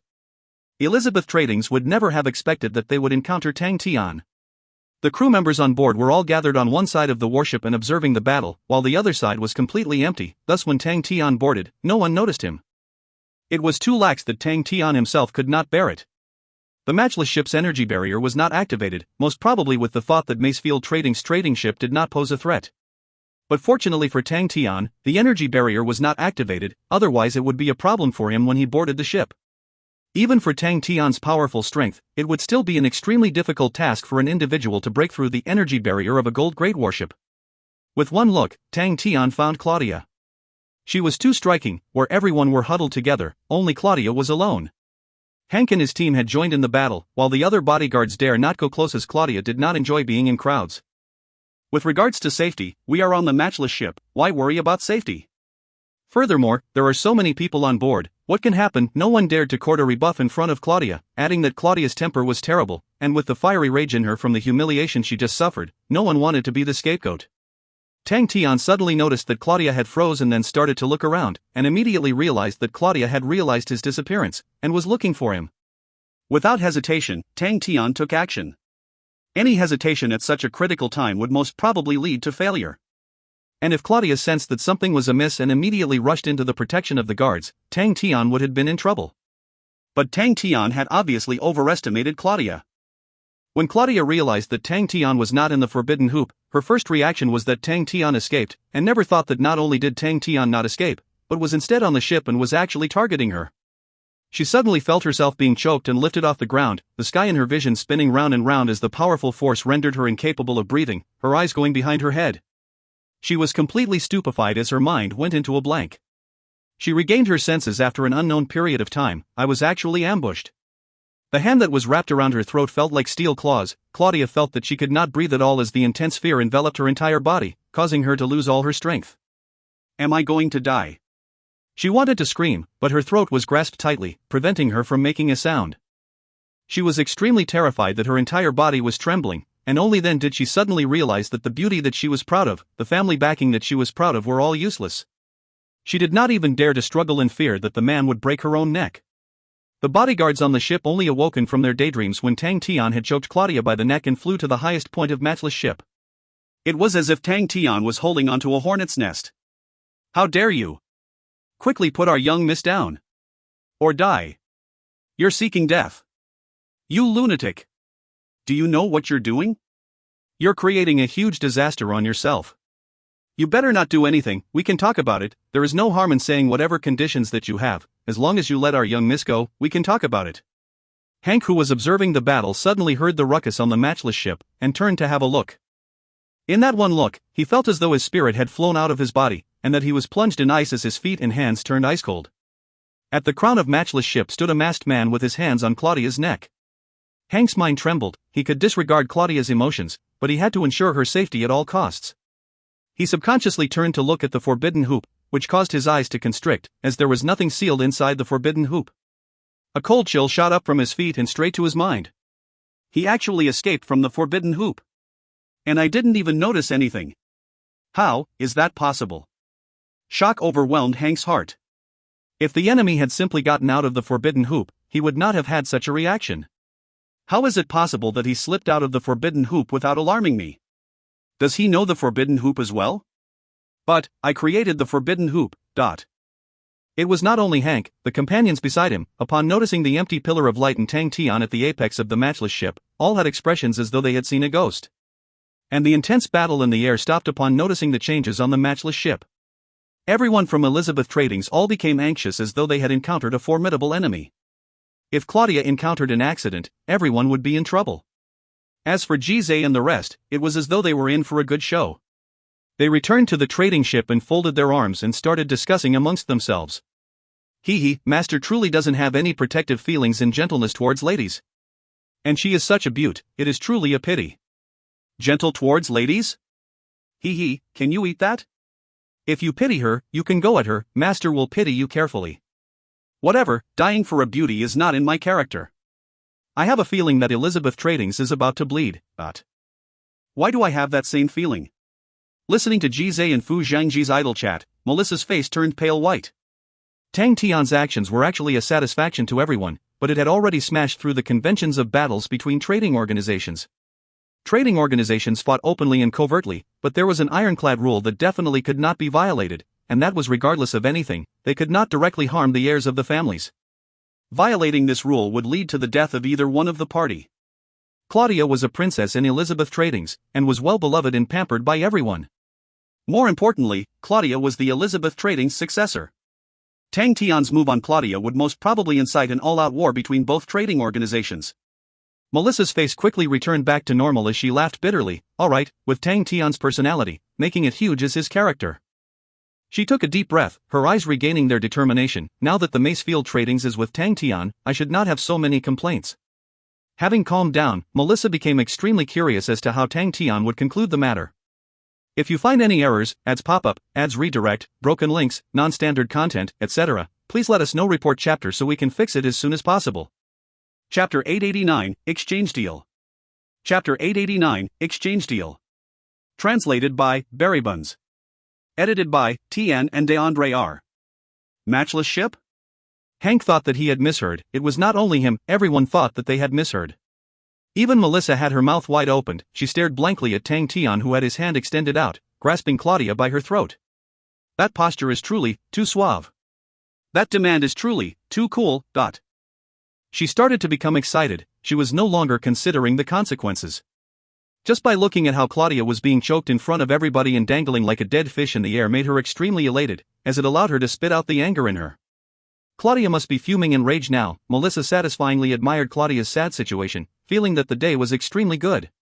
And the matchless ship, Elizabeth Tradings' only gold-grade warship. Watching Hank's and everyone else's expression made her extremely joyous. Especially thinking about how her own company had lost their gold-grade warship, she was immersed in the joy of revenge. The only people that were not surprised was the God Armor Army. Hey, what I said came true. The matchless ship, a gold-grade warship, I like it. All the facts just points to it. Anything that Master has his eyes on cannot escape from his clutches. But we are saved. It is such a good warship. Look at it, how beautiful it is truly gorgeous. We cannot let it be defiled by the Elizabeth Tradings and their group of idiots. Only responsible men like us are fit for such a beauty. I like the way you put it, but from the looks of it, they don't seem to be willing. Relax, Master will make them completely willing. That is why I like Master's style. because it always makes us so righteous. Who cares if you like it? Are you challenging me? No, I just hope to see Master teach you what is righteous and what is not. In contrast to Tang Tian's team of excited men, Elizabeth Tradings was in an uproar. He's insane. He actually has his eyes on the matchless ship. It's impossible, the organization will definitely not agree to it. If we lose the matchless ship, we will all be severely punished when we return.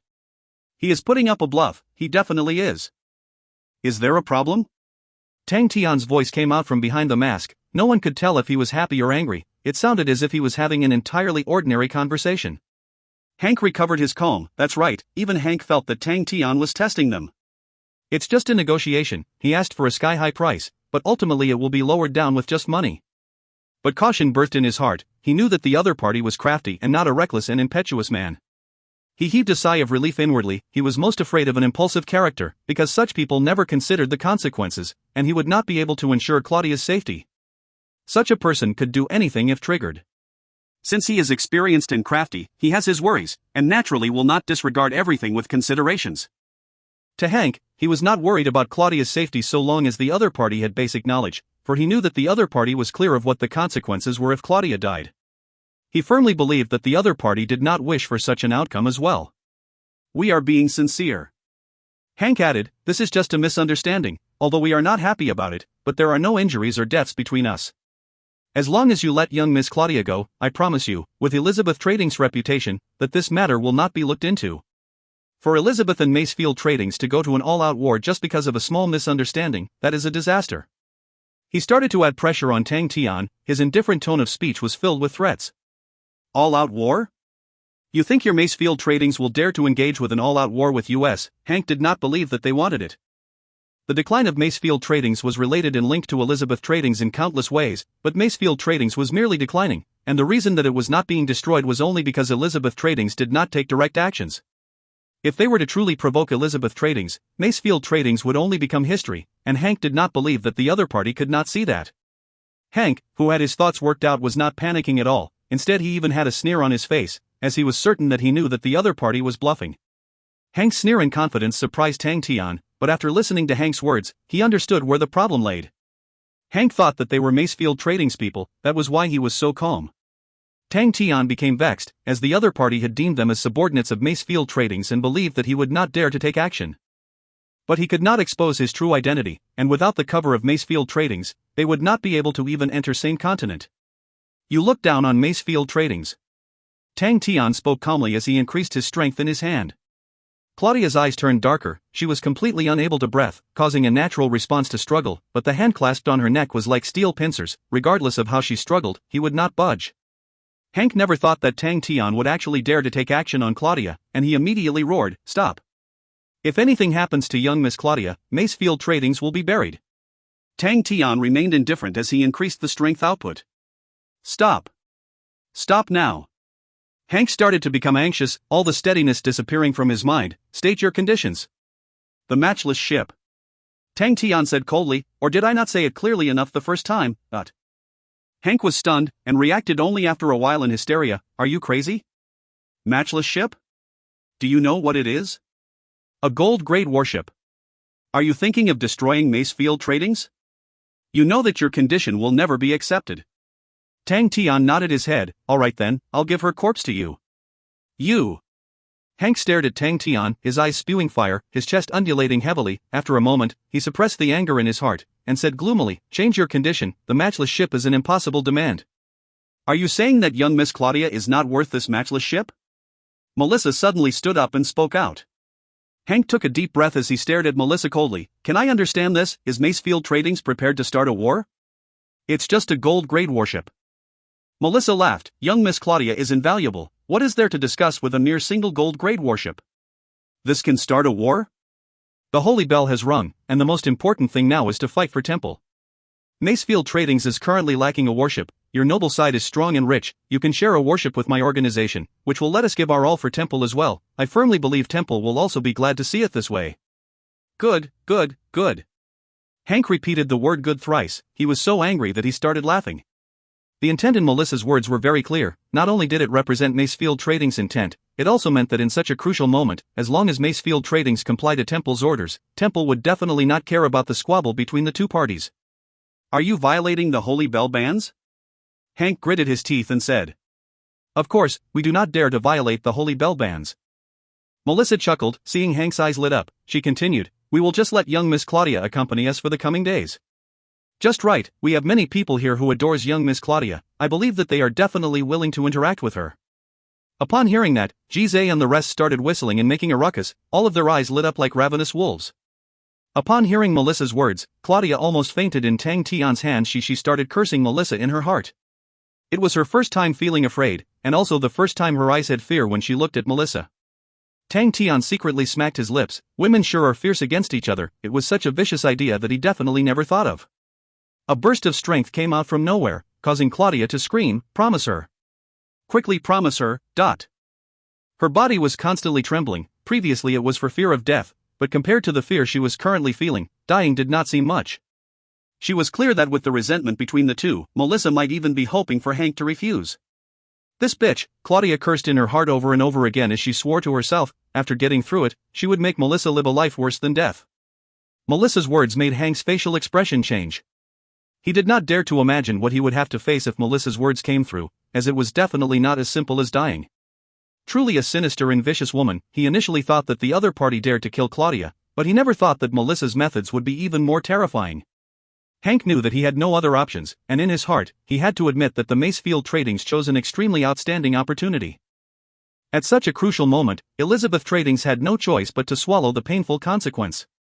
They could not think of finding trouble with Macefield Tradings before the war ended.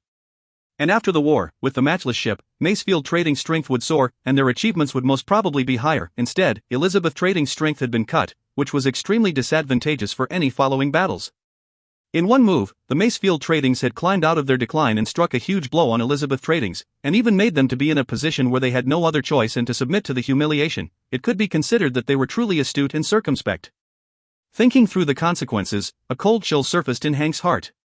His gaze was fixed on Tang Tian. This is definitely not Melissa's trick. The Macefield Tradings' decline long proved that they do not have the ability to turn the tides. Furthermore, Claudia's abduction is filled with hostility. It is definitely not Melissa's style. Such farsightedness and ability to construct such a plan definitely came from that man. His decisiveness and ferocity is completely different from the Macefield Tradings' declining spirit. He is an extremely dangerous man, but who is he? To be able to replace Melissa's position to make such decisions, his position in the company is definitely equal to or higher than Melissa's. Seems like we have underestimated Macefield Tradings. Macefield Tradings is more profound than we have thought. They still have a powerful Iron Mask army that is led by an extremely dangerous leader. For the higher-ups to be completely unaware of this, they have been too careless. Everyone's eyes were on Hank, preventing him from avoiding the decision-making. Although he knew that everyone were waiting to take the initiative, he also knew that once he made the decision, he would be the one to face the music. But he was also clearly aware of what they would face if he did not save Claudia. He took a deep breath, then said firmly, "Fine. We will exchange the matchless ship for young Miss Claudia." Behind him, sounds of people heaving sighs of relief could be heard. If you find any errors, ads pop up, ads redirect, broken links, non-standard content, etc., please let us know. Report chapter so we can fix it as soon as possible. Chapter 890, Arriving in the Same Continent. Chapter 890, Arriving in the Same Continent. Translated by Berrybuns. Edited by Tian and DeAndre R. People who watched how the Iron Mask army and crew members of Macefield Tradings boarded the matchless ship happily and touched the ship everywhere with their burning eyes, all knew that they were country bumpkins who had not experienced the world. The bodyguards of Elizabeth Tradings looked at the matchless ship reluctantly, their mouths constantly cursing and scolding, their faces filled with mourn. Especially when they watched as the country bumpkins touched the precious matchless ship everywhere, all of their faces were extremely ugly as their hearts bled. The endless of exclamations on the matchless ship entered Hank's ears. Oh my, a gold-grade warship is definitely different. Look at the deck, it is so comfortable walking barefoot. Awesome. Too awesome. No wonder it is called matchless, it truly lives up to its name. We truly have to thank Elizabeth Tradings. They are such good people. TSSSS, Hank and everyone else felt their hearts being stabbed by knives. Their bleeding hearts immediately spewed out like fountains. Their faces turned ashen and all of them gritted their teeth and clenched their fists. Claudia's face was as white as paper, her slender and white neck still had the clear marks of Tang Tian's hands. The fright and shock she had just received greatly surpassed everything that she had ever experienced added together. She looked at the matchless ship's figure with bitter resentment. This grudge will be repaid. Let's go. Hank sighed. He looked as though he had suddenly aged by a decade. Claudia was startled for a moment, who then spoke out unwillingly. If we take action now, can we take back the matchless ship? You want to take action and seize back the matchless ship, Hank wanted to tell Claudia. They are far stronger than you can imagine. To be able to escape out of the forbidden hoop without any of us knowing, do you know how terrifying and scary that man is? Just based on this point, he knew that Tang Tian's strength was on another level as compared to his. If possible, Hank did not want to meet such an opponent for the rest of his life. Furthermore, he had his suspicions that such a powerful man could only come from one place, and that was Temple. But he did not say anything to Claudia, as she had already been blinded by the hatred. Hank shook his head and spoke with even more dejection. Let's go. With that, he turned and left. Claudia hesitated for a moment, before following. If it were like before, she would directly take command, but after what had happened, she finally had some reverberation in her heart. She is definitely thinking of how to take revenge. On the matchless ship, Melissa observed Claudia and Elizabeth Trading's distant figures, unsure if it was a reminder for herself or feeling emotional of the victory. Who cares? Tang Tian did not care. He never placed Claudia or Elizabeth Trading's in his eyes. In his eyes, the only enemy that he had was Temple, and never felt that the trading organizations under Temple ever had the qualifications to be his enemy.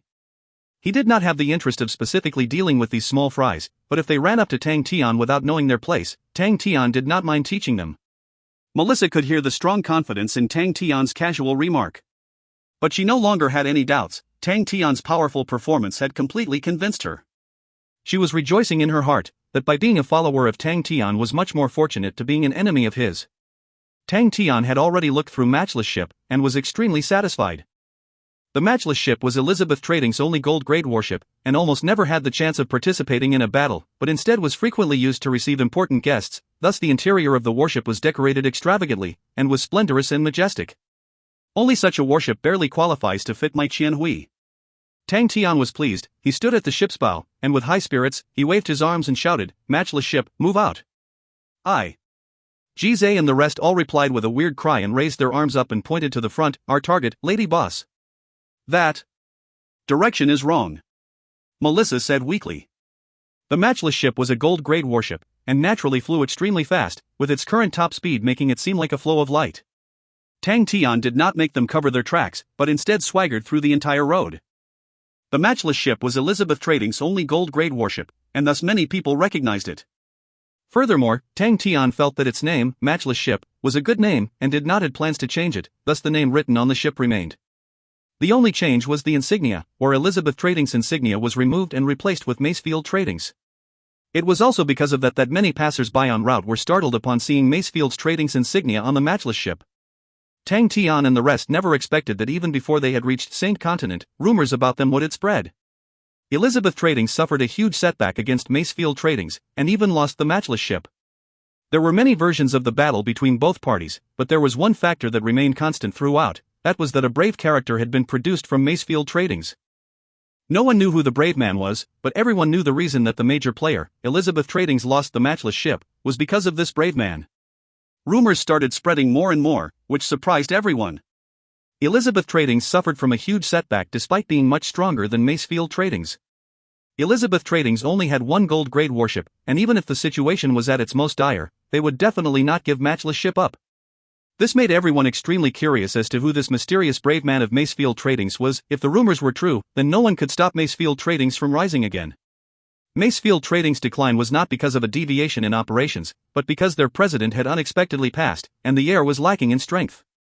For a powerful character to appear at such a time, Macefield Trading's would be able to sweep its declining state away and once again emerge as a first-rate trading organization. If the rise of Macefield Trading's was to be anticipated, then in contrary to it would be Elizabeth Trading's. If Elizabeth Trading's did not have any effective retaliation, then they would quickly slip into recession. With the gathering of so many aristocratic families and prestigious houses, the competition was extremely intense. This period of time was the most intense competition between the various prestigious houses and aristocratic families of Honorable Marshall Continent. The intensity of competition reached an unprecedented high. The victors would win everything, and become the top-grade families in the Honorable Marshall Continent, and even the whole world. As long as their later generations are not silly, the glory of the families could easily last thousands of years. As for the losers, they would only disappear in the dust of history, where no one would remember their existence. Opportunity. It was an opportunity that arose after 500 years. No one was clear as to how important this opportunity was than the aristocratic families. It was also a competition they had to participate in. Any retreat would only leave one torn and crushed. Countless aristocratic families and prestigious houses gathered at the Saint Continent, all of them from different factions. Upon hearing the news, all the families close to Macefield Tradings were jubilant and became excited. As for the aristocratic families that were allied with Elizabeth Tradings, all of their faces became gloomy as their moods became terrible. With no orders from Temple, the various powerhouses at Saint Continent started to stir restlessly, with movements occurring in the shadows. And the instigator for the stirring of the deep pool was the declined Macefield Tradings. It was under the restlessness that the matchless ship finally arrived in the Saint Continent. The Saint Continent had 66 estuaries, or half of which allowed safe passage for large-scale warships. The Saint Continent's flourishing activity was evident. In ordinary days, all 66 estuaries would be filled with endless streams of trading ships. It was the heart of the Honorable Martial Continent, the land where Temple resides.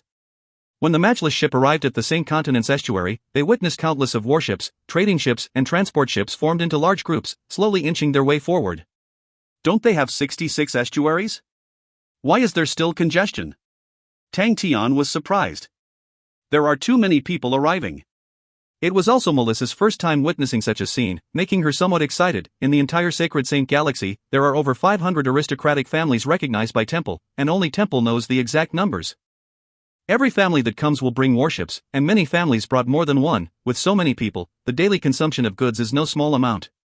No matter how flourished the Saint Continent is, with the sudden influx of people, there will definitely be a shortage of goods on the market.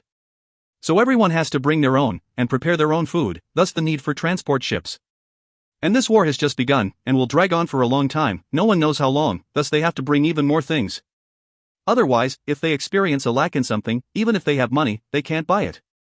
So out of all these fleets, the number of warships doesn't amount to much, as the majority of them are cargo and transport ships. I reckon that many people even brought their own artisans. Tian was shocked. They truly made it large. Over 500 aristocratic families? So many? So it's actually easy to be an aristocratic family. I still thought it would be hard to gain the recognition from Temple. Melissa explained, it does seem a lot, but this number is recognized within 500 years. You can say that every year, only one family has the qualifications to obtain the recognition from Temple. It is not easy. In the past, Macefield Tradings had made tremendous contributions to obtain the recognition. Then what must we do? Jizé looked at Melissa, his face revealing his impatience. Do we have to wait here? We can only do that. Melissa was helpless as well. Tian and them queued for almost 8 hours before reaching their turn. The moment the matchless ship arrived at the estuary, a few clan elders with Temple's embroideries on their clothes flew over, with 5 honorable martial knights behind them glaring over. Melissa immediately went forward and respectfully held up her own emblem. Macefield Tradings family, this subordinate is here for Temple's orders. A clan elder released a regiment of holy flame in his hands, which enveloped the emblem, which immediately released an image of the Honorable Martial Temple. The clan elder nodded his head, and handed the emblem back to Melissa. The other clan elder laughed. Macefield Tradings is recently in the limelight. Oh. Melissa was somewhat stupefied. This subordinate does not dare to. The clan elder immediately waved his hand. Don't be nervous, Temple will not intervene in the grudges between you two, as long as you do not violate the holy bell bands. He then continued with guidance, the matchless ship is a good warship, I hope that you do not dishonor it. Temple needs powerful families, do your best. With that, he flew down the ship, and the matchless ship was allowed entry. Tang, Tian and the rest quickly noticed that something was amiss. When they were flying through the estuary, the Temple members on both sides had weird gazes at them, occasionally gesticulating. If you find any errors, ads pop-up, ads redirect, broken links, non-standard content, etc., please let us know. Report chapter so we can fix it as soon as possible. Chapter 891, Even Heroes Have a Weakness for the Charms of a Beauty. Chapter 891, Even Heroes Have a Weakness for the Charms of a Beauty. Translated by Berrybuns. Edited by Tian and DeAndre R. It looked as though something was amiss, but Tang Tian did not ponder on it. His mind was filled with Qian Hui. There seems to be a situation? So what, even if he had to expose his identity at this time, he would never cower before meeting Qian Hui. Even if he had to fight with Temple, he would not cower. Boss, there seems to be a situation. Jizé spoke softly. The workers on both sides were gesticulating, giving everyone some pressure. And when smaller boats flew close by, the crew members would run to the deck and inspect the matchless ship and have discussions amongst themselves. Gradually, the matchless ship became the focus upon passing through the estuary. Tang Tian had a look of disdain. Look at all of you. It's just a small matter and you guys can't take it, you guys are throwing my face. Fu Zhangji immediately took the opportunity to add, Boss, from this, you can tell who are reliable and who are not in crucial times. Ji Zhe immediately flew up in rage. I'm unreliable? Old Fu, you, a bootlicker, is reliable? Old Fu? Fu Zhangji's face changed. With an unkind expression, he unsheathed his chief green swords and spoke coldly. Seems like we lack communication between us. I think we need to have a good talk. But Ji Zhe laughed sinisterly as he raised his bewitching blade. You're right, old man. Melissa looked at the two men in shock. Are they having an internal strife? Tang Tian tapped on the deck with his feet impatiently as he stared at the two of them. Have we been too free recently? Are you guys not comfortable with the lack of training? When they heard the word training, the two men immediately trembled. All the other members trembled as well. The word definitely did not bring about happy memories to any of them. To their knowledge, the only thing that could come close to the word training would be hell. Or was hell even better than training? Before Ji Zhe and Fu Zhangji could react, all the members rushed up and pinned the two of them down. Boss, we have long been pissed off by them. What kind of attitude are they showing, by making a ruckus in front of boss? Where is the professionalism? That's right, boss, the two of them definitely do not represent us. Our lives are now so bright that it is comparable to the sun in the morning. They are the degenerates. Our god armor, Iron Mask Army, actually has such degenerates. It is the disgrace to Macefield Tradings. Utter disgrace. Melissa's eyes were wide open as she stared at the man who was speaking words of righteousness all over, her face riddled with disbelief. Hey, let your internal strife be your internal strife. What does my Macefield Tradings have to do with you? But after staring for a long time, the man's expression actually did not have the slightest fluctuation and remained righteous. Whatever Melissa rolled her eyes, it is harmless anyway, as long as you guys are happy. Ji Zhe and Fu Zhangji, who were squashed beneath the group of people, were wailing in pain when countless of fists and legs stomped on them, causing the wails to stop abruptly. Macefield Tradings branch was located at Snow City inside the same continent. The walls of Snow City were made out of snow rocks, which were pure white and flawless. The entire city was constructed out of these snow rocks, and that was how the city got its name. The branches in the same continent were the most important branches for all organizations, and the shopkeeper in charge of the branch in the same continent was Macefield Trading's most authoritative figure, Wiley. Wiley was Melissa's uncle. He was astute and capable. Along with the help of money and power, he obtained the trust from the previous president. Wiley had held the position of the same continent's branch shopkeeper for over 2 decades, and never made a mistake, earning an extremely high prestige inside the Macefield Tradings family. If not for him explicitly rejecting the position of president, he would have been the president of the organization. Has the street been swept clean? How goes the preparation for the night banquet? Get old Wang to be serious. Put some effort into it. Whoever does well will be rewarded. Little Aaron stole a peep at the huge shopkeeper, who had been busy going up and down since the morning.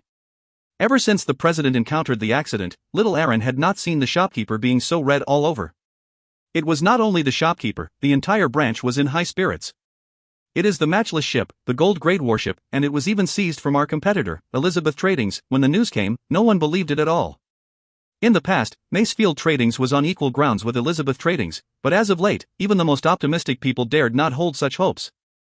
But as the rumors spread more and more, the entire branch looked as though they were preparing for an invasion. Countless of people felt that it was Elizabeth Tradings that was intentionally spreading the news, because they were ready to take action against them. But as they waited and waited, Elizabeth Tradings never did anything. Instead, scouts caught sight of Claudia slipping back to Elizabeth Tradings, and even looked to be injured. More importantly, there were no signs of the matchless ship. Could the news be real?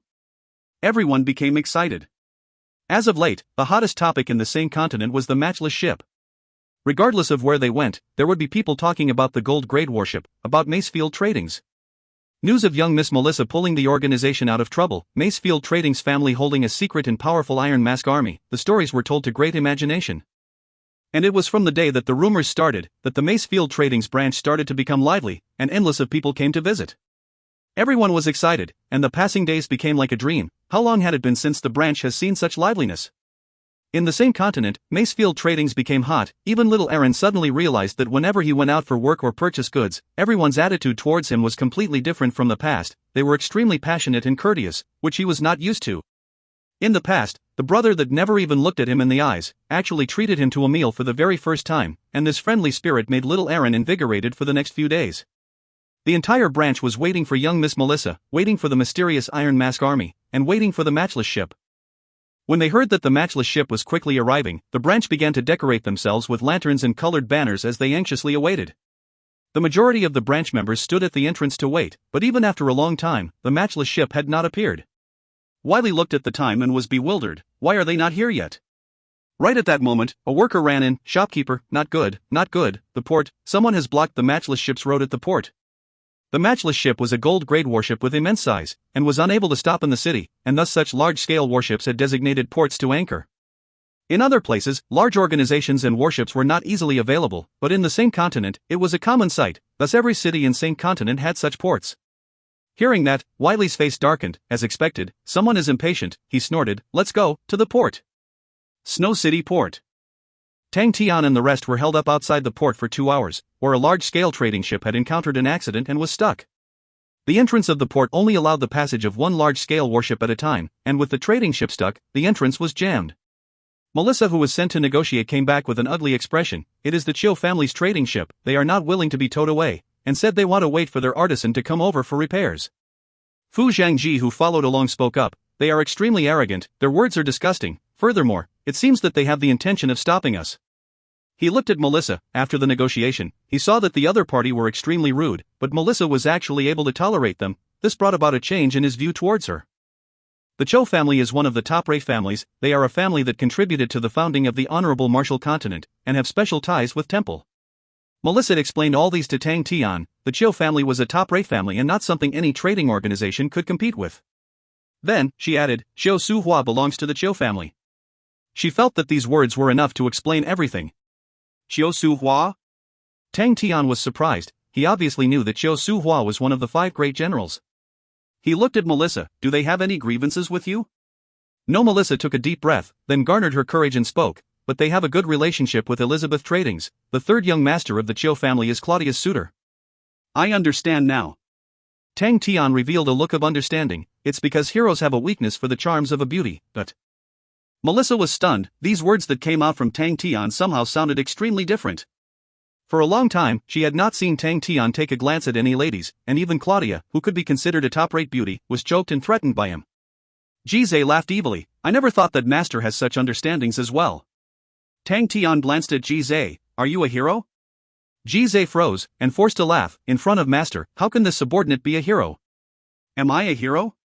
Tang Tian's words sounded as if he was anticipating some compliments, but he did not even wait for anyone to speak up when he spoke deadpan earnestly. I definitely am. Everyone who were already stiff from having their fawning words stuck in their throats were stunned by their boss' shamelessness. For boss to be so serious, he must be speaking his heartfelt words. With everybody's understanding of Tang Tian, they all felt that he firmly believed it from the bottom of his heart. Everyone was left speechless. Is Qian Hui a beauty? Tang Tian continued his rhetorical questions. Of course. Everyone stared blankly at Tang Tian. No one understood what was happening. Oh no, they did not understand what the boss was trying to say. Only Qian Hui is a beauty in the world. Tang Tian added without hesitation. Why does it feel like his killing intent is surging? Everyone instantly had tears streaming down their cheeks. Although Lady Boss is definitely and must be a beauty, but to say that only Lady Boss is a beauty, boss, you have to leave us with some way out. We love beauties too. The meaning of the sentence, heroes have a weakness for beauties, means that I have a weakness for anything that has to do with Qian Hui. That is a norm. Tang Tian's tone changed as killing intent soared. He waved his hands. But for anything else, I must get through them. Streams of tears continued to flow down everybody's faces. If you want to beat us, then beat us. If you want to kill us, then kill us. But why do this? Look, what we meant was, aside from Lady Boss, can there be other beauties in the world? We love beauties too. If you find any errors, ads pop up, ads redirect, broken links, non-standard content, etc., please let us know. Report chapter so we can fix it as soon as possible. Chapter 892, Dumbstruck.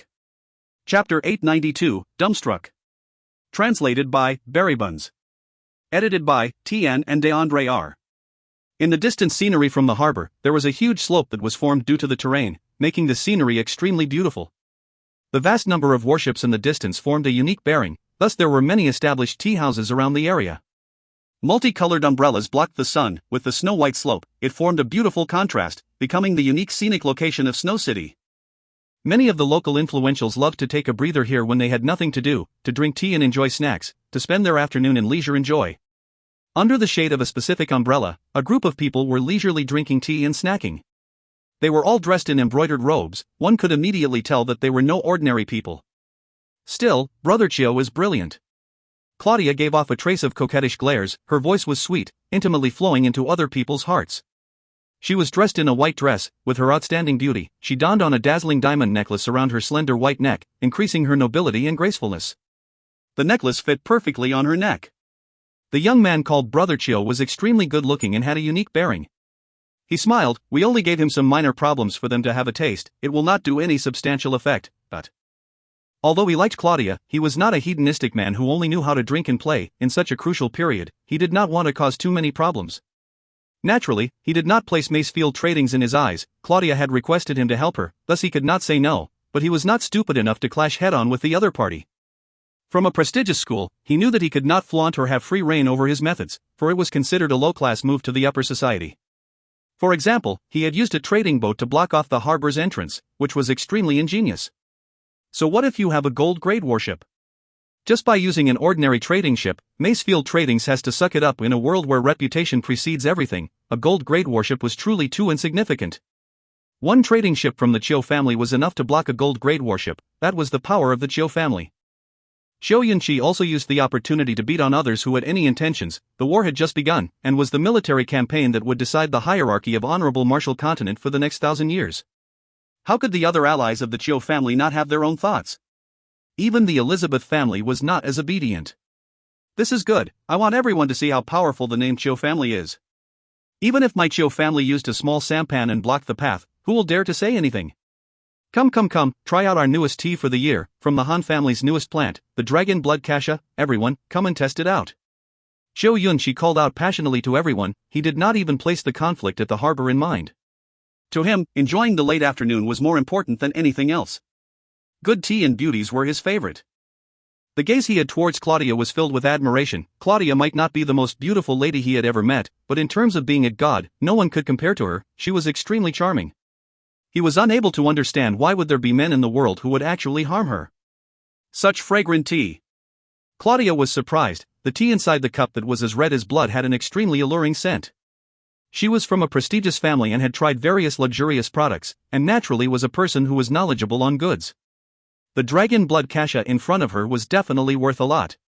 It wasn't easy to obtain. Xiu Yunqi laughed. He was extremely pleased hearing the exclamation from the beauty. He raised his cup and toasted to everyone. Everyone, please. Everyone raised their cups, please. Claudia looked towards Xiu Yunqi with a coquettish glare, then drank the tea. Out of all her suitors, Xiu Yunqi was one of the men that she had her eyes on. He was extremely good-looking and came from a good family. He was also talented and was someone that none of the hedonistic young nobles could compare to. Furthermore, in such a crucial period, to be able to marry into the Chiu family was simply the biggest thigh the Elizabeth family could hug onto. But Claudia was clear that it was more of hearsay that Xiu Yunqi was interested in her. Xiu Yunqi did admire her, but it did not extend that far out to become a suitor. Furthermore, as a graceful and outstanding man himself, how could Xiu Yunqi be lacking in suitors? I must definitely leave a good impression on Xiu Yunqi, Claudia reminded herself inwardly, and her actions became even more graceful. Suddenly, her eyes landed on the harbor in the distance, her seductive and beautiful eyes dilated, and she completely forgot that she was drinking tea. She spat out the red tea, as though she had spewed out blood onto Xiu Yunqi, who was seated in front of her, and was unable to dodge in time, instantly becoming drenched in the red-hot tea. Dead silence. Everyone was shocked by Claudia's loss of manners. The shade under the umbrella fell into an awkward silence as everyone looked at each other at a loss. A sinister look flashed past Xiu Yunqi's eyes as the smile on his face disappeared. He had a mild case of misophobia, and his current situation made him extremely unhappy. He firmly resisted the anger in his heart, and turned to look at Claudia, wanting to listen to her explanation. But Claudia did not even look at him. Her eyes were fixated to the harbor as she remained unmoved like a statue. The sinister look in Xiu Yunqi's eyes deepened even further. He spoke up, "Young Miss Claudia?" Claudia suddenly raised her arm and pointed at the harbor as she stammered, "Tia there, but..." Everyone was startled and turned to look towards the direction that Claudia had pointed to. Suddenly, everybody's expression froze and became dumbstruck. Some even had their eyes wide open to the point that they could swallow duck eggs. Xiu Yunqi was extremely unhappy, yet he still turned to look at the direction where Claudia had pointed to. In the next moment, his eyes suddenly dilated, he stood up abruptly, and due to his sudden huge movements, the chair was flipped. This sort of behavior had never appeared from him before. At the entrance of the harbor, the Cho family's trading ship was already flipped over like a dead fish with its belly facing the sky, and as for the matchless ship, which was previously stuck outside, it was passing through while crushing the capsized trading ship. Even from the far distance, everyone could hear the teeth-aching squeaking sound caused by the strong base of the trading ship being rubbed by the even stronger passing matchless ship. It was helpless in that situation, like a weak and crumbling biscuit.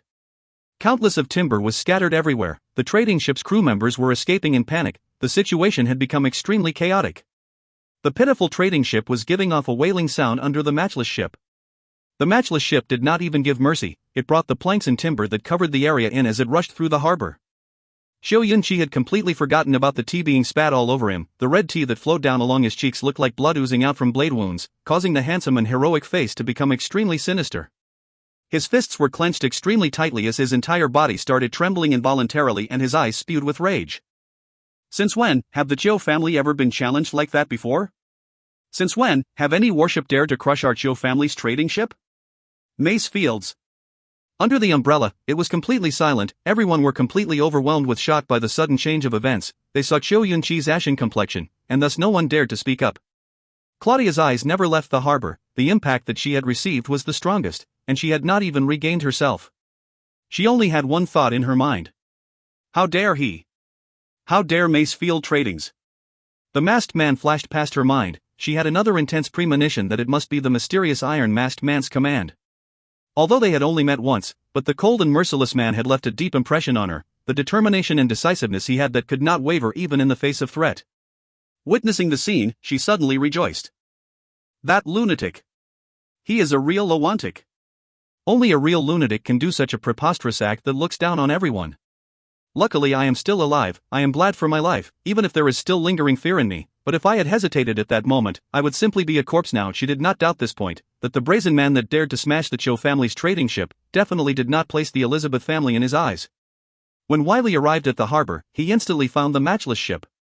Macefield Tradings and Elizabeth Tradings were arch enemies, and were naturally familiar with the other party's gold-grade warship. Furthermore, the matchless ship was simply too striking, head-on crushing a trading ship beneath it while passing. No other warships dared to block the matchless ship. Wiley was a brilliant man, upon seeing the scene, he knew that someone was deliberately doing it, just that the trading ship was already shattered into pieces, and he could not see the other party's insignia. But although Wiley was cautious, he did not worry too much, and only thought that it was Elizabeth Tradings that was not happy. He snorted in his mind, clumsy mischief maker. You think by doing such an underhand trick, you can get your face back. Seeing the scattered pieces remnants of the trading ship and all the sinister-looking crew members, he rejoiced in his mind, but he maintained the calm and collected look on his face, revealing a calm expression. The matchless ship was right in the middle of anchoring when Wiley immediately ordered his workers to prepare to welcome the ship. Right at that moment, a fat man dressed in purple robes walked over.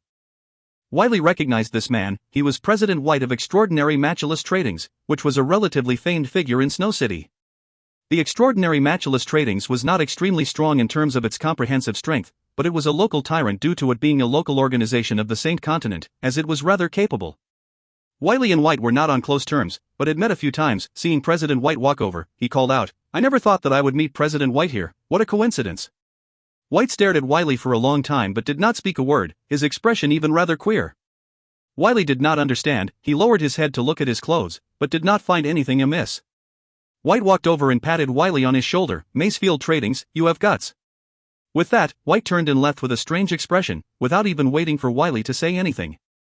The moment White left, another president of another organization came over and patted Wiley on his shoulder, and said the same words, "Macefield Tradings, you have guts," and turned and left in the same fashion. A series of familiar people did the exact same actions, all of them with strange expressions. Wiley was covered in perspiration, he did not understand the situation, when he suddenly caught sight of an expressionless middle-aged man walking over in a fast pace, but was brimming with awe. Snow City's City Lord. Wiley trembled, he immediately walked up to greet the City Lord, but before he could even speak up, the City Lord initiated, "Macefield Tradings, you have a lot of courage, oh."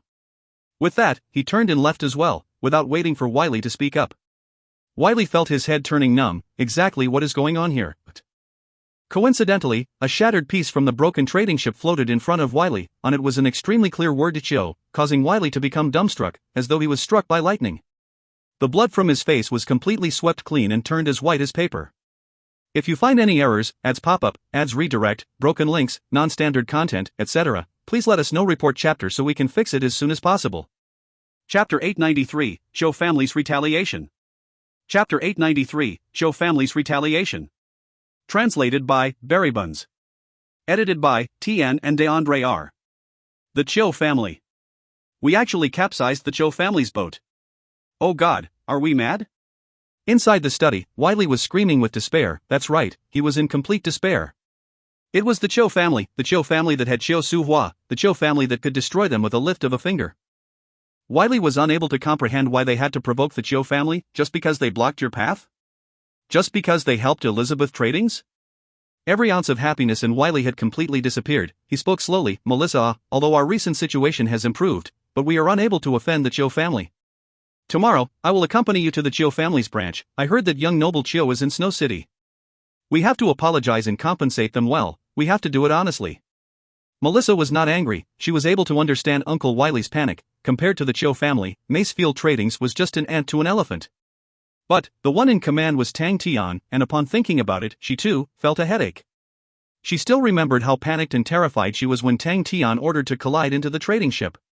She was completely stupefied at that time. It was in that state that she watched as Matchless ship destroyed the Cho family's trading ship. That was why she was able to understand her Uncle Wiley's emotions. But she had already slowly dissolved the fear in her heart. That's right, she finally understood that she was the only one in fear. Tang Tian did not even place the Chiu family in his eyes. That's true. Come to think of it, Chiu Su Hua was beaten by Tang Tian's subordinates. If I still think that Tang Tian has any fear towards the Chiu family, I am truly naive. It seems that Tang Tian only has one enemy in his eyes, Temple. As for the rest, they mean nothing to him. Melissa was no longer in a state of panic or in fear. She started to understand the disparity between them. Tang Tian was a real powerful man. Regardless of his individual strength or authority, he could be compared to the finest ranks of Temple. He was a courageous man that wielded the heart of a true powerful martial artist. The reason why Tang Tian did not take action right from the start was because he thought that the other party was truly in a situation of a breakdown. From this point, Tang Tian was already being extremely polite, and did not behave unscrupulously just because he was strong. And as for the Macefield family, although they could be considered a prestigious family, but inside the circle, they were of the lowest rung, and naturally became used to behaving appropriately and obediently.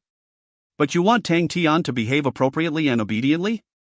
Now, the decision-maker for Macefield Trading's family was Tang Tian, and the entire family were in service to Tang Tian. We cannot apologize to the Chiu family. Melissa's tone was firm and unwavering. Wiley became worried. Could it be that my own niece has started to become arrogant after these mere results? He spoke sternly. Melissa, why? Could it be that you think that our Macefield family is able to contend with the Chiu family? Wiley had decided that if Melissa truly felt that their family was strong enough to contend with the Chiu family, he would definitely stop her from becoming the family head. Of course not. Melissa shook her head firmly. Wiley heaved a sigh of relief, but then asked again with suspicion, then why must we go against them? It is about us going against the Chiu family. Melissa knew of some matters, and had no choice but to hide them from Wiley. If they did not have Wiley's support, their mission in the same continent would become extremely difficult. She looked at Wiley. The Chiu family is Elizabeth family's backer. Then who is our backer? Who's our backer? Wiley was startled, but he quickly realized something. His eyes opened wide with a surprised and excited look. Could it be that we found a backer? Wiley was jealous that the Elizabeth family had the Chiu family as their backer, as the reason why the Elizabeth family was able to suppress Macefield Tradings all the time was because of the Chiu family. But it was not easy finding a backer. Macefield Tradings was already a prestigious family. For them to find a backer, they had to look at the strongest and biggest family, for example, the Chiu family. As for the other families that were inferior to the Chiu family, although they were stronger than Macefield Tradings, but there was still a limit on how strong they were, and the assistance they could provide to Macefield Tradings was equally limited. But for a top-grade family like the Chiu family, they were equally as fussy, and ordinary advantages were meaningless to them. There were many things that could not convince them, nor sway them at all. Yes. Melissa spoke with confidence, definitely stronger than the Chiu family, but Tang Tian was stronger than the Chiu family, much stronger. Wiley became excited. He immediately understood that it was not Melissa that had lost her reasoning, but it was because they had someone to rely on.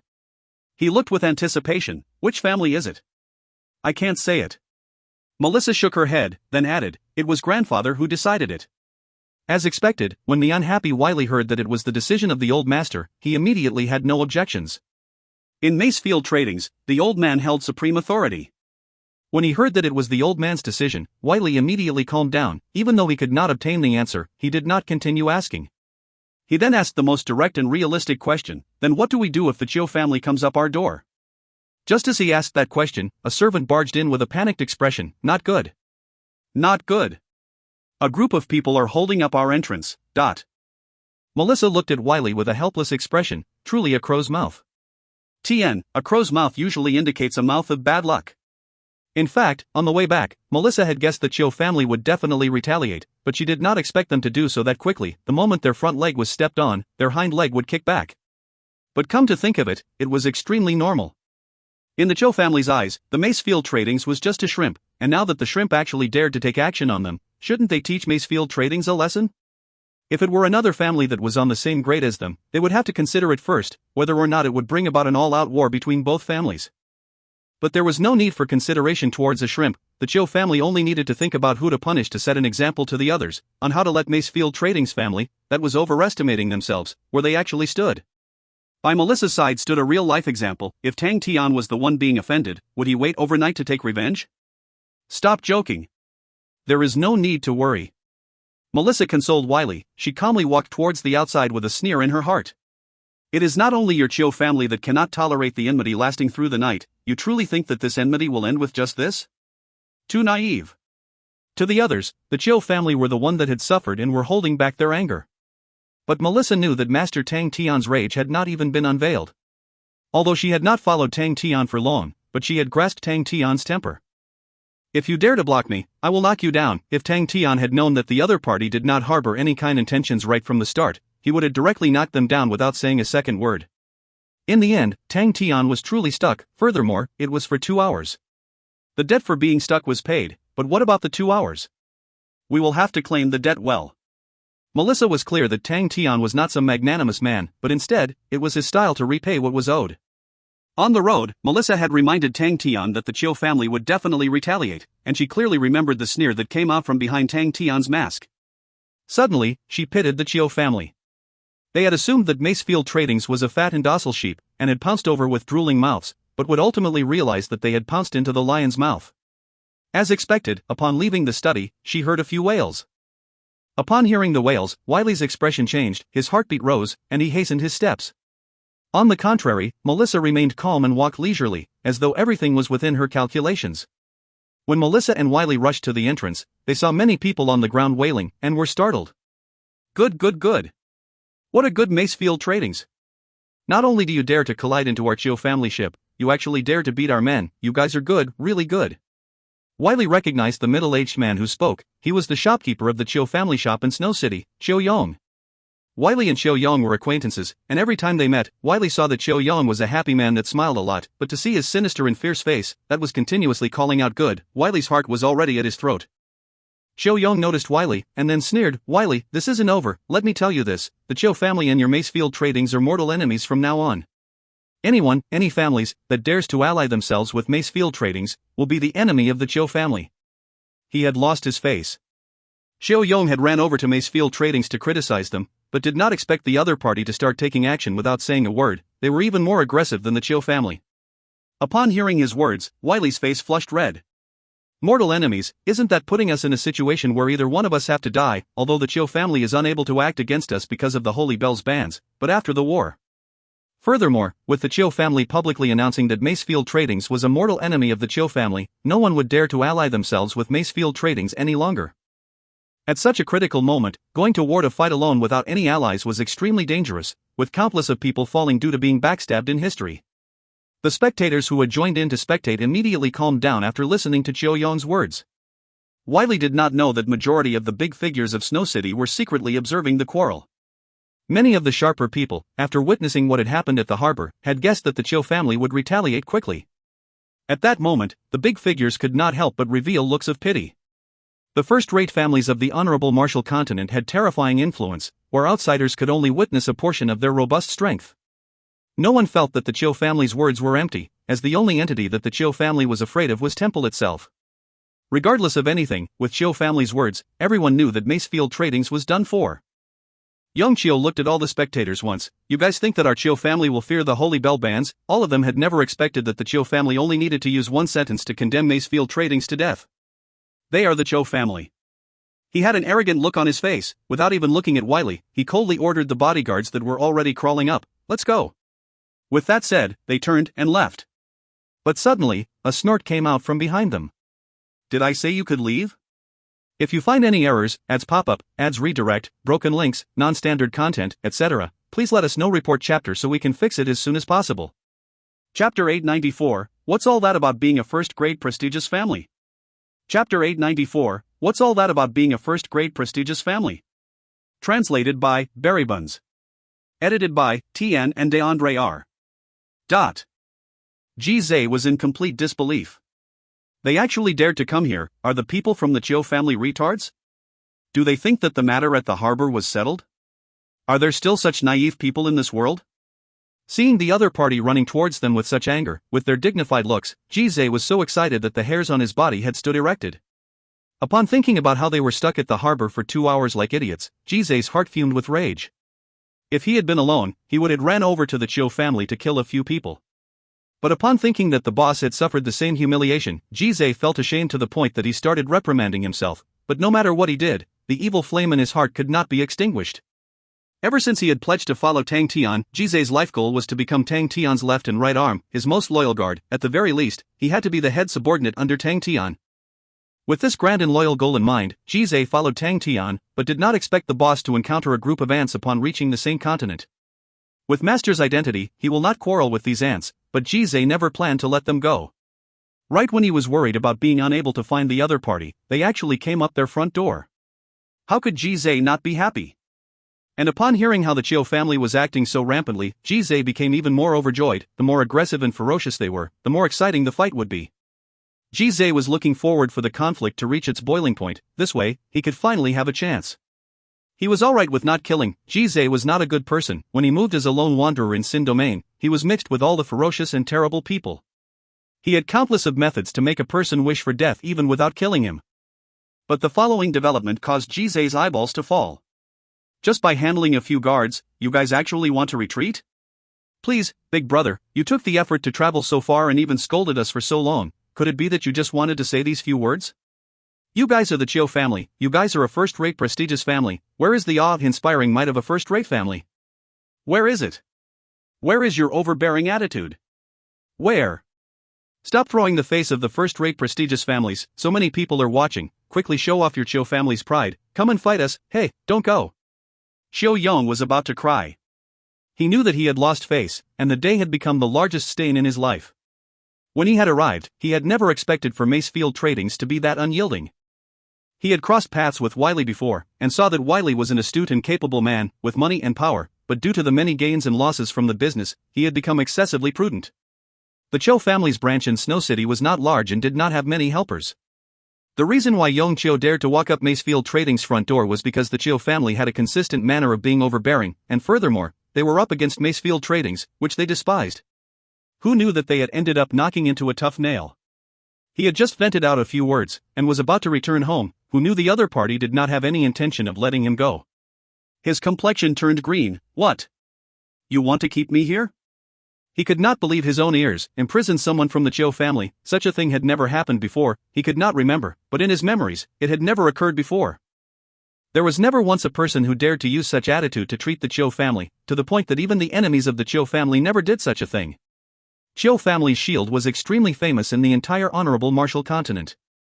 To imprison a member of the Chio family, what kind of retaliation would that incite from the Chio family was something that even Xiao Yong did not know, but he knew that it would definitely be extremely intense, and many members of Macefield Tradings would die. The crowd around flew into an uproar. Many of them had expressions as though they had seen a ghost. Is Macefield Tradings going into spasm? They have definitely gone crazy. To be so bold as to hold a member of the Chio family captive, what has the world become? Some of the more astute ones noticed the change in the Macefield Tradings family, and went into deep thought. For them to behave so unusually, they definitely have something or someone to rely on.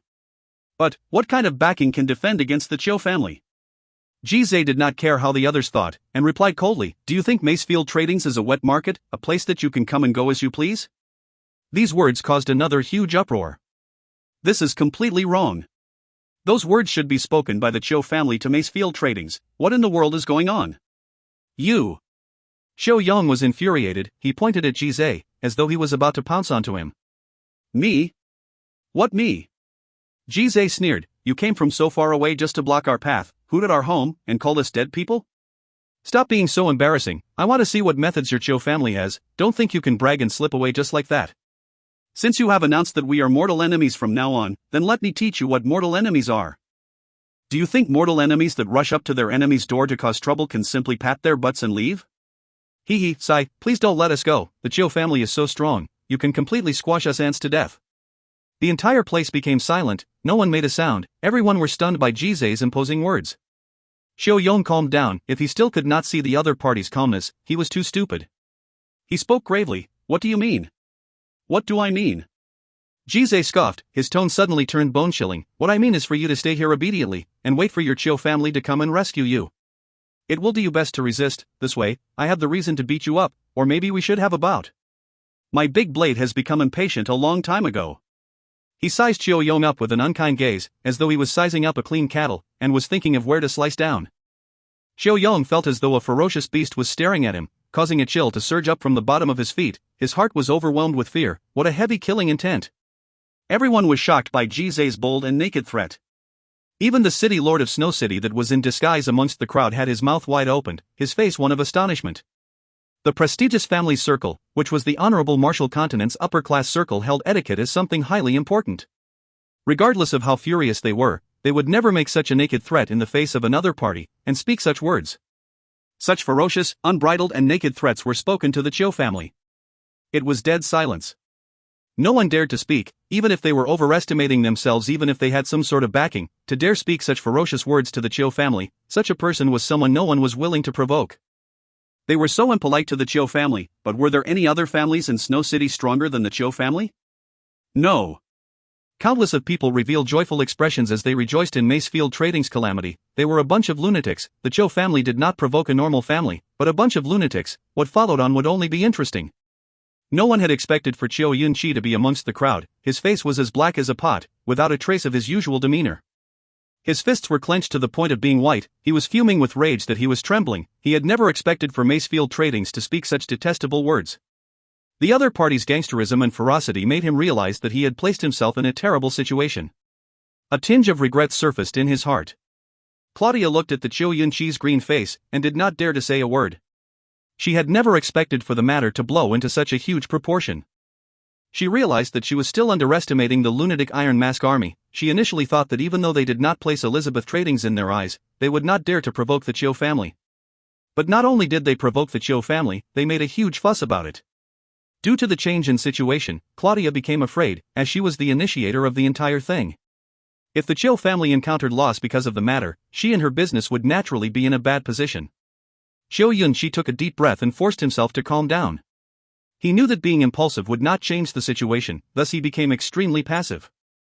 Macefield Tradings doesn't take threats, then we can only speak with our fists. Before reinforcements comes, anything we say now will only humiliate ourselves further. But Xiao Yong also understood this point. He had been too careless, and they had fallen to the losing end. Any further words would further cause them to be the object of ridicule. He did not leave, but spoke coldly. You're not allowing us to leave? Fine. You want to imprison me, do it, with whatever methods you have. I want to wait and see on how you will be sending me off when the time comes. With that, he no longer spoke and sat on the ground. The other bodyguards around Xiao Yong sat down as well. The spectators were inwardly in approval of Xiao Yong's actions. Xiao Yong had tossed the ball to the other party, causing Macefield Tradings to be in a difficult situation. But everyone also understood that Macefield Tradings had truly become mortal enemies with the Chiu family, and both would not rest until one was dead. The Chiu family's retaliation would definitely be thunderous. If the Chiu family could not resolve the matter regarding Macefield Tradings quickly, they would become the laughingstock of the upper-class circle, and their name would fall to the depths in honorable Martial Continent's history. Jizai was unafraid. Instead, he was filled with disappointment. After all of that, he's actually staying passive? What's all that about being a first-grade prestigious family? He waved his hand in disappointment, causing all of the other members who were by the side staring at Xiao Yong and his guards to rush forward and tie them up. The spectators were speechless. They dared to tie them up. Macefield Tradings is truly fearsome. Zhou Yunqi calmed down. The Zhou family no longer had any choice. Other than trampling down on Macefield Tradings, they had no other choice. 2 days, we will come back in 2 days. Zhou Yunqi spoke up indifferently. No one could tell from his expression if he was angered or happy. Claudia knew that Zhou Yunqi was talking about the day of retaliation. She hesitated for a moment, then hardened her resolve and spoke, "Who will come?" Zhou Yunqi's face revealed a look of revere, but deep inside his eyes, a look of fear was revealed. It was a deep fear, in which he did not even notice his voice that trembled slightly. "My elder brother and his personal guards." 2 days later, Macefield Tradings will become a land of ruins. Claudia's eyes constricted, her eyes became enveloped in fear, as though she had heard of some terrifying news. It was not only her, the other young nobles all revealed expressions of fear. A few cowards were even trembling from head to toe. I think I have some matters to attend to." Claudia stammered and spoke up. The rest also said that they had their own matters to attend to. "Could it be that everyone doesn't wish to meet my elder brother?" Zhou Yunqi looked at everyone, his laugh sounded extremely natural. "I think my elder brother will want to meet everyone." All of their faces turned gray. If you find any errors, ads pop up, ads redirect, broken links, non-standard content, etc., please let us know. Report chapter so we can fix it as soon as possible. Chapter 895, Jaya Goes to Battle. Chapter 895, Jaya Goes to Battle. Translated by Berrybuns. Edited by Tian and DeAndre R. Temple. The organized army formation was solemn and silent. Jaya had a gloomy expression, and under the falling radiant energy that resembled snow, it made the scene look extremely divine. The clan elders stood on a ring-shaped stage and observed the army that was ready to move out. Jaya was well known for his defensive prowess, and had the trust of the great clan elder, allowing him to spend most of his time to defend the core region. His life was extremely dull as he stood aloof from worldly affairs, although everyone respected him, but most of the time, this great general did not seem to even exist, and was always forgotten by the majority. Jaya's army was in the same position, inside the same continent. The most striking unit was the Honorable Martial Banner of Knights. All of them held extremely high positions and were all powerful individuals, and were considered invincible. The Honorable Martial Banner of Knights that was unfathomable, was the aspiration for many youths. But at that moment, witnessing Jaya's army that was armed and ready, the clan elders realized that unexpectedly, there was actually unease in their hearts. Previously, when the situation was dire, along with the pressure of the savage continent army, they were not worried about their own safety. There was no army unit stationed in the same continent. Instead, the holy bell was used, causing all the armies under the skies to converge in the same continent, causing all sorts of armies to gather. Still, it did not lessen the unease in their hearts. The clan elders then realized, this army that rarely had a sense of existence was the true reason why they felt at ease. Jaya army's campaign was not for the Southern Alliance, but the Wei Yiguan continent. Mu Xixia had gone silent and his whereabouts were unknown. The Wei Yiguan continent was in imminent danger, and they required a powerful military general to be stationed there. In Temple, the only one capable of holding the responsibility was Master Jaya. The clan elders knew of the importance of the Wei Yiguan continent, although it would decrease the level of defense of the same continent, and threaten their safety, but they knew that if the great army of the savage continent were to enter the honorable martial continent, it would be the most terrifying problem. Regardless if it was the rumored path to heaven's road in the Southern Alliance, the revival of the Sin domain, or the rampaging Gold Continent bandits, none of them were as important as the Wei Yiguan continent. The movement of the savage continent caused anyone who merely had the thought about it to tremble. It was the true root that would cause Temple to sway. When the ceremony ended, many of the clan elders that were familiar with Jaya went forward to send Jaya off. Jaya maintained a faint smile the entire time. His confidence and steadiness gave everyone a huge boost in confidence. The great clan elder had spent the entire past night talking to Jaya, but did not appear at the ceremony, leaving Sacred Son Charles to conduct the ceremony, in which he was the last man to walk forward. Jaya patted Sacred Son Charles on the shoulders. "I will have to leave the same continent in your highness' hands." After he left the same continent's defense would be held responsible by Charles. Although he was worried about the same continent's safety, but thinking about the number of armies present along with Sacred Son Charles's personal strength, he became more at ease. Charles bowed slightly, and spoke with respect. "Please be assured, the light is eternal." Jaya nodded his head. He bowed towards Charles, then turned and gave the order, "Move out." The army started moving. The great clan elder watched the large army from a distance, and was unwilling to leave for a long time. For some reason, everyone's mind had a strange emotion. Even Master Jaya is being sent out. A campaign involving all 5 great generals had never occurred in history before. Temple had become so empty, causing everyone to feel unsafe. When the Jaya army's warships faded into the distance, the clan elders turned to leave. All of their faces were filled with an indescribable worry and loneliness. Charles noticed everybody's worried faces and quietly left. Charles sat down on the chair inside his study, his expression rather pessimistic. Sophie entered, and upon seeing his look, said, "Ignore them." Ignore them? How do you want me to ignore them? Charles suddenly erupted in anger, his handsome face turned sinister. How can I be unable to put them at ease? There's the Honorable Marshal Banner of Knights here, and with so many prestigious families, how can all those old men be worried with me here? Am I so useless in their hearts? At that moment, Charles was like a beast trapped in a cage, roaring in rage, but remained helpless despite his struggles. Sophie kept quiet. Ever since the great clan elder had punished Charles, Charles had become more sensitive and weak. His self-confidence had disappeared over the night, he had become a man filled with suspicions, and Sophie did not know how to dispel the thoughts he had. Sophie knew the reason, but was helpless. The great clan elder held irrefutable power in temple, and even Charles's position as the sacred son could be removed by the great clan elder if he wanted to.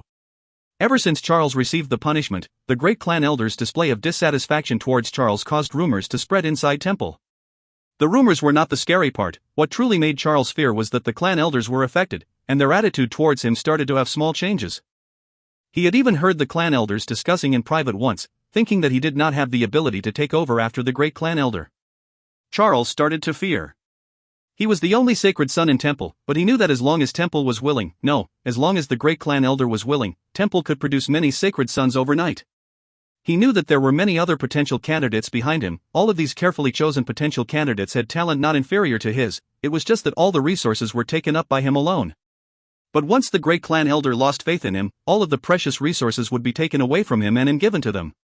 Once they have the resources, all of these potential candidates would grow at an astonishing rate, and could easily replace him. Charles' position had always been stable, but this stability was completely given because of the support of the great clan elder. From young, the great clan elder had his eyes set on Charles, giving him a smooth journey. He had never suffered any setbacks, allowing the faith of the clan elders to grow. He had never thought that with one failure, with one whip punishment, everything would change. He started to feel pressure, and his temper became worse. He finally understood that in temple, only the great clan elder was irreplaceable, anyone else could be replaced and taken over. After hosting the ceremony, all the clan elders completely forgot about his existence. They revealed the worries and unease in their hearts. To Charles, this unease showed their distrust in him, because he was in charge of Saint Continent's defense. Charles, who had an ashen expression, finally calmed down. His expression returned to normal, in which he apologized to Sophie. "I am very sorry, Sophie, I shouldn't have vent my anger on you." "It's fine." Sophie shook her head. She then changed the topic. "Your Highness, we need to control the families." Recently, there were already a few conflicts amongst them in the Saint Continent. Like the Cho family, they had a conflict with Macefield Tradings. Although their conflict was controlled, and they did not go against any of the bans, but if we do not maintain the situation, the conflict might become worse. Charles frowned. Cho family? Why did they have a conflict with a small family like the Macefield Tradings? Compared to Cho family, Macefield Tradings was truly a small family. In the Honorable Marshal Continent, the ranks amongst the prestigious families were extremely strict. For a top-notch family like the Cho family, there would be no benefits to get into conflict with a small family like Macefield Tradings. Sophie replied, "It has to do with the Elizabeth family." The Elizabeth family suffered from a setback under the Macefield family, and since Zhou Yinqi has some interest in Claudia, he decided to help her, but who knew that the Macefield family would not accept the threat of the Zhou family? Why can't they be peaceful? Charles' tone was filled with unhappiness, for them to actually have troubles at such a time. Temple did not have a good relationship with the prestigious families, especially with the first-rate families. They were different from the ordinary families. They no longer needed the recognition from Temple, and instead had many contradictions with Temple, and started to have conflicts in many places of interests. The emergence of the first-rate families came with the emergence of the Honorable Marshal Continent. They had established many heroic contributions, and thus did not revere Temple. Adding that their roots were extremely deep, Temple was not as strict to them as they were to the other families, and both parties maintained a tacit understanding. As for the internal department of Temple, the desire to suppress the first-rate families had never stopped. But at that moment, no one said anything. Temple had to rely on these prestigious families. Their strength had already proved that it was insufficient to win the war. Temple needed to pull more people up the war wagon, although the spoils of war had to be split and shared, but the priority was still to win. If they lost, they would lose everything. Charles had to admit that he respected the great clan elder's efficient and shrewd decision. Before the situation had plunged to a pessimistic outlook, he already chose to use the holy bell. But this did not allow Charles to relax. The gratitude and resentment with the prestigious families was extremely complicated, which traced back for centuries. All of these families had unhappiness amongst one another, and sparks could easily be ignited with the friction, and the conflict between Chiu family and Macefield family was but just one of the minor ones. Charles knew that they could not allow such actions to continue. If the friction between the families were to intensify, if something were to truly happen, they would not be able to stop the fights. At that time, Temple would completely be swayed into the current, and punishing these families would only cause them to harbor anger in their hearts. Send the Honorable Marshal Banner of Knights. Charles said, tell them, I do not care about their resentments in the past. At such a crucial time, whoever dares to try and cause trouble, Temple will not be tolerating it. The Banner of Knights are ready, but be advised, whoever doesn't listen to Temple will be killed without warning. But Sophie's eyes lit up. The decisiveness to kill and the sacred son that was filled with confidence was the sacred son that she knew. She replied with compliance, yes. The Honorable Marshal Banner of Knights formed an enforcement team and started to patrol the same continent. In the short span of a day, they secured peace. Over 40 people who did not comply were instantly beheaded, while 2 prestigious families were stripped off their qualifications. In time, the armies gathered above the same continent became more compliant. Tang Tian did not care about all of the matters. He did not even care about the conflict with the Chiu family, and handed it over to Jizai. All of his focus was on one thing. Xian Hui had arrived at the same continent. In his heart, there was nothing as important as this. Persevering for so long, through the long distance, the intense thoughts, the anxious waits, the treks through days and nights, the unending battles, all of them were for this reunion. If you find any errors, ads pop-up, ads redirect, broken links, non-standard content, etc., please let us know. Report chapter so we can fix it as soon as possible. Chapter 896, Reunion. Chapter 896, Reunion. Translated by Buns. Edited by Tian and Deandre R. Under the sun, the familiar and beautiful figure appeared. With one glance, Tang Tian recognized her. An intense joy flooded every cell in his body. He stared at her blankly as the sunlight reflected off her black and bright long hair. The beautiful features of yesterday remained the same. The young lady that he used to know seemed to have walked out of his dreams and appeared right in front of him. He forgot to speak, and looked at her blankly, greedily. It was like a dream that he wished never stopped. All of the distant memories, Star Wind City, Andrew Academy, the frail young girl that had mucus at her nose, the young genius that rebuked the entire city, the young lady that stood by him on the mountain quietly, the young lady that risked herself for him. The figure of the young lady embedded in the light and shadows, had embedded into his heart. Unknowing of when it started, she was there. Unknowingly, she was right there. Xian Hui. He spoke as though he was talking in his sleep. There were no tyranny of the Lord of a constellation, no killing intent of the undefeated god of war. The current Tang Tian was just an ordinary young adult. He spoke extremely gently, as though he was afraid of scaring her. Right from the moment when she saw Tang Tian, it felt as if a lightning bolt had struck Xian Hui, causing her to freeze in place. For some reason, her lips had tightened up, like a little girl that had suffered. Tears started to appear in her eyes. All of the difficulty she had gone through, all of the longings, all of the suffering, all of the loneliness, they finally surfaced.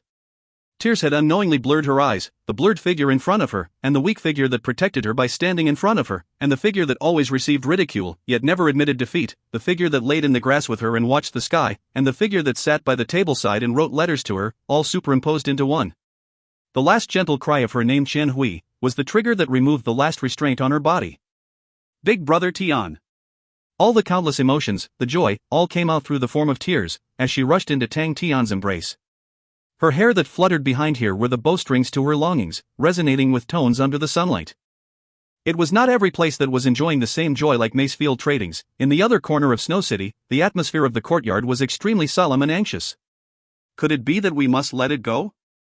Xiao Yunqi stood up. There were no remnants of his usual self. He currently had a sinister look, with the veins on his forehead popping out. Those ants, they dared to crawl up on us and show off. Is our Chiu family's face not worth it? In front of so many people, our Chiu family became a joke. Our Chiu family can't even handle Macefield Tradings, those ants? Temple is deliberately siding with them. They are going against us, so what if it is the Banner of Knights? If they dare to take action. Pa! A loud slap sound came out, distorting Xiao Yunqi's face. The force was so strong that Xiao Yunqi was directly flung out, and smashed onto a bookshelf. Whoosh, all of the books fell off and dropped onto Xiao Yunqi. Trash! An emotionless man retracted his right hand. He looked extremely similar to Xiao Yunqi, but compared to Xiao Yunqi, he was even more indifferent and cool. Killing intent lingered all around his body. He was Xiao Yunqi's elder brother, Xiao Beifeng. His slap contained so much force that Xiao Yunqi could not even crawl up for half a day. If you weren't my younger brother, you would have already been dead. Xiao Bufeng's gaze did not contain a trace of warmth, it was as if he was talking about an ordinary matter. Stop calling other people ants, you can't even defeat an ant. If you're not trash, then what are you? This will be the first and your last time. I don't care what woman you like, I don't care that you like to show off, but there is one thing I need to make it clear to you, don't become trash. I hate trash, this is your last chance, if you continue to act like trash, I will personally kill you. With that, he left, without even looking at Xiao Yunqi. Xiao Beifeng returned to the barracks. Ever since he took control of the army, he had insisted to eating and staying with his soldiers. Are we really going to let Macefield Tradings go? A swift and fierce-looking strong man welcomed him. He was called Xiuli, and was also a descendant of the Qiu family, but he was from a side branch of the Qiu family, and had followed Xiao Beifeng for many years, becoming an able and strong general under Xiao Beifeng. Leave it to Yunqi. If he can't even handle them, there's no meaning for him to live. Xiao Beifeng snorted. Xiuli nodded his head. He was familiar with Xiao Beifeng's temper. He knew that if Xiao Yunqi truly could not handle the Macefield Tradings family, Xiao Beifeng would definitely kill him. Xiuli had followed Xiao Beifeng for so many years, and had also gained the arrogance of Xiao Beifeng. He was not interested in Macefield Tradings as well. The reason why we are here this time is to obtain the opportunity to go the Shan continent. Xiao Beifeng said indifferently. The Honorable Martial Continent had numerous prestigious families gathered in the same continent, but with so many families, some were bound to have to stay in the Honorable Martial Continent while the others could go to the Shan continent. Since the Honorable Martial Continent was not stabilized internally, regardless of whether it was the Gold Continent bandits or the Sin domain, they were existences that were troublesome, and required men to capture them. The benefits in the Honorable Martial Continent had already been divided till there was nothing left, and various families had long taken up a space as their own territory, and what was left in the Honorable Martial Continent was earning through hard work. Being able to head to the Southern Alliance to replenish the numbers to protect the supply route was considered a better choice, as the Southern Alliance was considered a land for expansion. But the best choice for the biggest benefits would be going to the Shan continent to search for the path to Heaven's Road. It was a new world, which meant endless opportunities and wealth. If they could enter Heaven's Road earlier, the Qiu family's foundation could last for 1,000 years with assurance of not falling. The Qiu family and other families understood that point. That was the reason for the competition and friction between the families. Suddenly, Xiao Beifeng spoke out, "Go, send some people to follow Yunqi." Ever since Xiao Beifeng led his personal guards to enter Snow City, the Snow City's atmosphere instantly tensed up. Xiao Beifeng's strength and fame was many times larger and stronger than Xiao Yunqi's. But he was the most famous for being an ice-cold murderer. He was called cold-blooded slaughterer, and no one knew how many had died in his eyes. Everyone knew that the Qiu family would definitely not let it go. Xiao Yunqi would never let it go. Xiao Beifeng would never let it go. They would definitely retaliate. Even the Honorable Martial Banner of Knights Patrol Unit garrison in Snow City was worried that Xiao Beifeng would go crazy. This was Sophie's personal team, that showed how much Temple viewed the situation. But Xiao Beifeng did not make any movements, as though he had forgotten about the matter. But Sophie stayed calm. She knew that Xiao Beifeng was crafty, and would usually make a move when the other party was unaware. Sophie knew that her deterrence was mainly aimed at the Qiu family, and if the Qiu family truly made a move to trample on Macefield Tradings, Temple would be helpless as they could not afford to punish the Qiu family. If they were to punish the Qiu family, one could only think about the consequences. Temple would be unable to withstand the counterattacks that the Qiu family would initiate. What Temple could do was to stop the slaughter before it began. "What's the situation?" Sophie asked. Xiao Beifeng hasn't made a move, one of the knights reported. Xiao Yunqi is establishing contact everywhere. It seems as though he had thought through his plan. It is said that he was punished by Xiao Beifeng. Xiao Beifeng said that if Xiao Yunqi is unable to exact revenge, Xiao Beifeng would personally kill him. But we found that he actually dispatched some people to protect Xiao Yunqi. Sophie frowned. Xiao Beifeng basically did not place Sacred Son Charles's orders in his eyes. He was a ferocious man that would kill without a thought, and could even kill his blood brother without blinking. Truly apt for the name of cold-blooded slaughterer. Xiao Beifeng got Xiao Yunqi to deal with his own revenge, which means he will not mobilize his personal guards. Sophie's eyes flashed. Xiao Yunqi will find other people. Fix your attention to the families close to Xiao Yunqi, especially the Elizabeth family. Warn them, whoever dares to go against His Highness' orders will be destroyed. We might not be able to handle the Qiu family, but the Elizabeth family can't escape. Watch those guards covertly. Xiao Beifeng is a cunning man. Yes. The knight complied and left. Seems like it was right for me to come. Sophia knew that Xiao Beifeng still had some fear towards the Honorable Martial Banner of Knights, otherwise, he would have taken action a long time ago. The situation was getting more and more complicated, and Sophie did not like complications at all. She preferred enjoying a good fight. Luckily, I don't have to think too much, I just have to ensure the Cho family doesn't make a move, and my task is complete. For the remaining things, I will leave it to Great Clan Elder and His Highness Macefield Trading's family branch. Are they coming or not? Jizai's face had a look of impatient. You say, this Cho family is after all a first-grade prestigious family, why are they so terrified? Until now, they haven't come to retrieve their men, what are they doing? He was about to cry, is it so difficult just to ask for a good fight? You guys said you were a first-grade prestigious family, where is the arrogance and face that reached the sky, where is it? Where is it? Sob, in the end, you were just lying. Melissa looked at Jizai quietly, she had never seen someone that would want to find faults with others that badly, can't you be more normal? That's right. By the side, Xian was equally bored, he used his hand as a pillow as he laid on the ground, and said weakly, why can't there be more meaning in life? Tang, Tian and young Miss are enjoying themselves, can't they consider our emotions? Shaman, we can't just watch blankly as our ego degenerates, come and save me, even a kiss is enough. Bang! The zampato that was the size of a wood frame smacked Xian into the air. Fu Zhangji's eyes twitched, seems like even Lady Boss subordinates are not anywhere better. As for Jizai, his eyes gleamed with light as he looked at Shaman, that blade, that energy, that temper, she's truly perfect to fight. Come, let us wager on our boss and Lady Boss honor, and have an enjoyable fight. All around them, everybody's faces suddenly turned strange. Bang! A leg stepped onto Jizai's back, Jizai's eyes opened wide, before he could even react, he was flung out like a ball, rolling over 20 m. Tang Tian calmly retracted his feet, holding onto Qian Hui's hands, he spoke tyrannically. Seems like all of you have rested enough, it is time for us to stretch some muscles.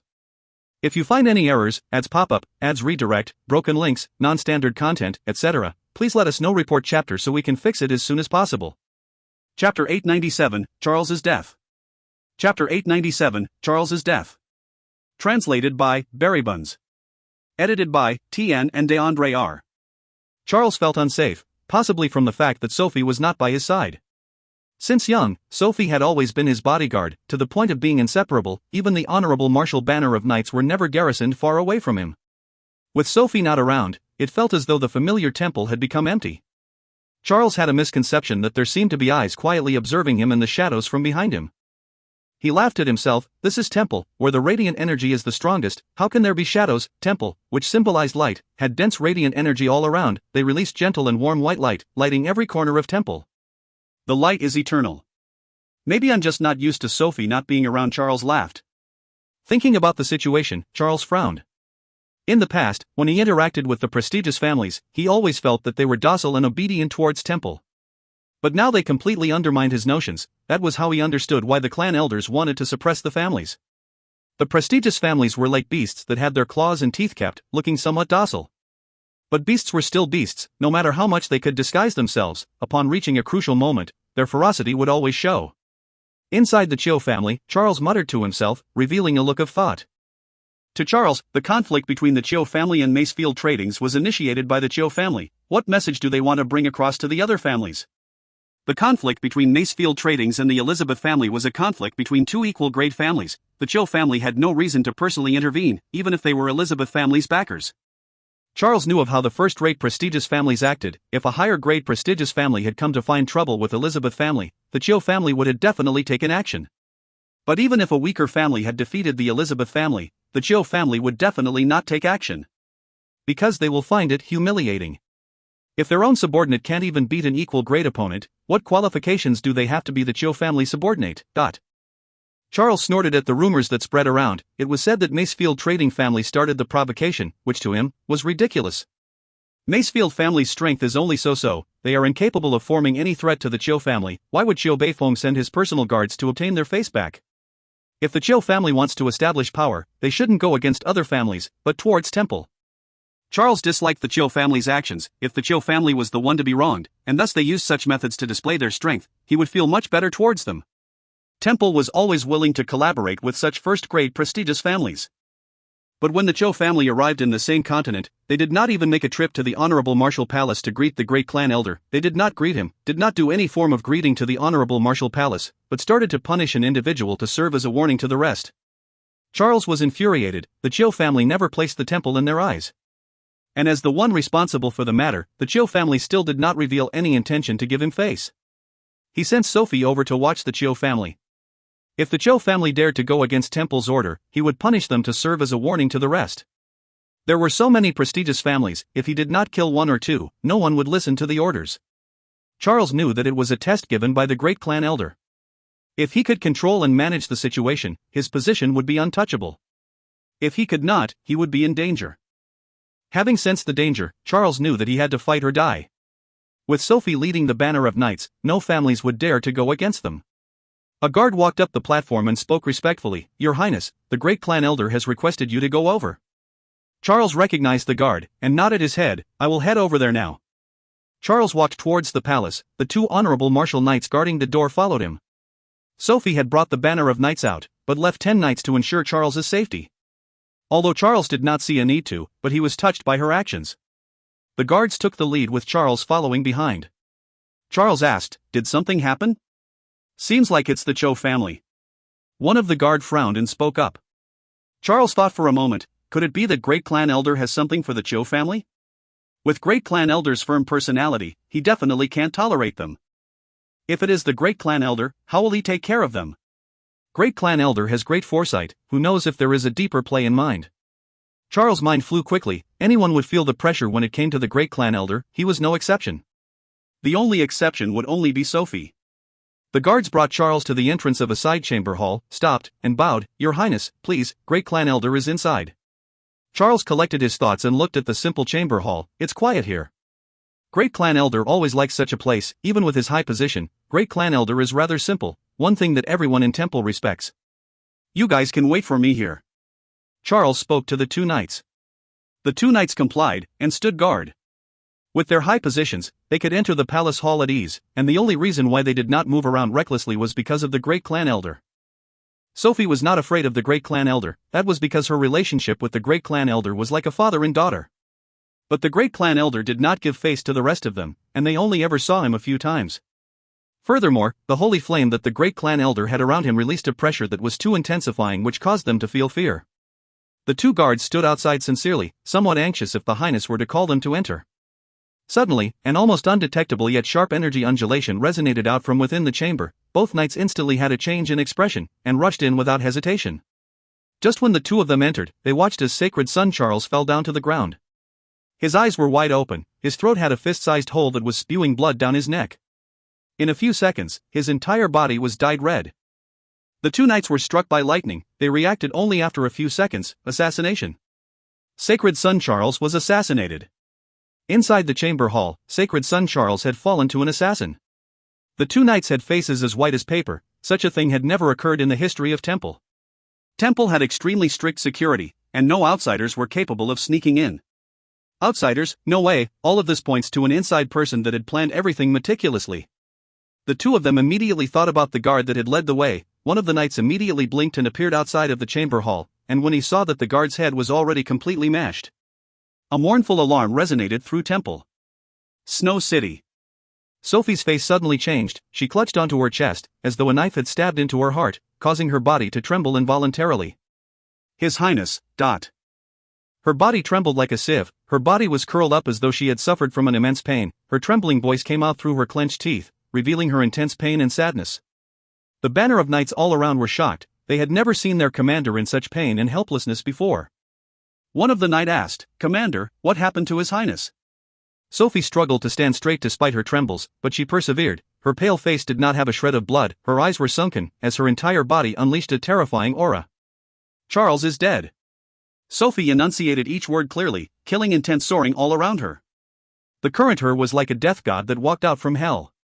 "His Highness is dead?" The banner of knights were stunned, their expressions turned blank, which quickly turned into grief and anger. "His Highness has been assassinated." "Oh my God. How is that possible? Who did it?" "It was done by those prestigious families." Her voice was ice cold. "The assassin must be familiar with Temple, has the capability and strength, and also wielded precise control over the time. Other than the top grade prestigious families, no one else could have done it." "But who?" one of the knights asked in anger. "I don't know who." Sophie replied coldly as she drew out the sword on her waist, "But I know that the Chiu family will not get away with it.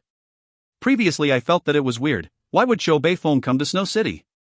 Now I know, their goal was for us to mobilize the guards away from His Highness." The knights became infuriated. Kill them all. We should kill every single prestigious family. We can't let them go. Sophie, who had her sword drawn, looked around, her tone filled with killing intent. Temple has a traitor who was colluding with a prestigious family and moving in and out. With His Highness dead, who will benefit?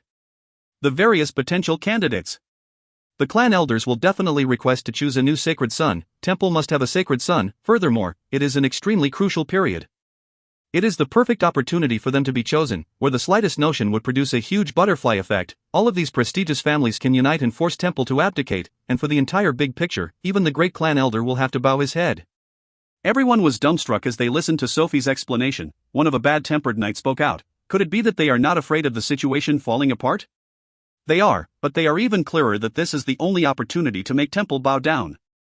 Sophie had already calmed down and became ice cold. Because we are even more afraid, the clan elders are even more afraid. Everyone kept quiet, they were shocked by their commander's conjectures. Someone broke the silence. Then what do we do now? We have to take revenge for Charles. Sophie's eyes shone with a gleam of cold light. Xiao Beifeng has to die. But we have no proof. Sophie walked off and spoke out without even turning her head. We don't need proof. If you find any errors, ads pop up, ads redirect, broken links, non-standard content, etc., please let us know. Report chapter so we can fix it as soon as possible. Chapter 898, The Dark Hand in the Shadows. Chapter 898, The Dark Hand in the Shadows. Translated by Berrybuns. Edited by Tian and DeAndre R. What did you say? Tang Tian was dumbstruck, as though he had heard of an inconceivable matter. Melissa was extremely excited, her voice still trembling. It was just reported that the Zhou family's stronghold was ambushed by the Honorable Martial Banner of Knights. Xiao Yunqi was killed on the spot, Xiao Beifeng was severely injured, and his personal guards unit was destroyed. Have the Honorable Martial Banner of Knights gone crazy? Tang Tian felt that the news was too absurd. There was no need to discuss about the strength of the Banner of Knights, he had personally experienced it before. He felt that it was normal that the entire unit was destroyed, but for Xiao Beifeng to only be injured and escape, it showed that Xiao Beifeng himself was not weak. It doesn't make sense.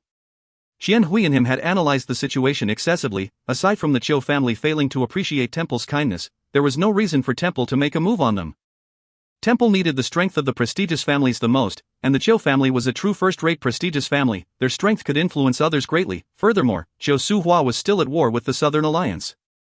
Only if they were at their wits' end, Temple would definitely not make a move on the Zhou family. Tang Tian's eyes turned to look at Qian Hui. Qian Hui spoke. When did this happen? Melissa immediately replied, last night.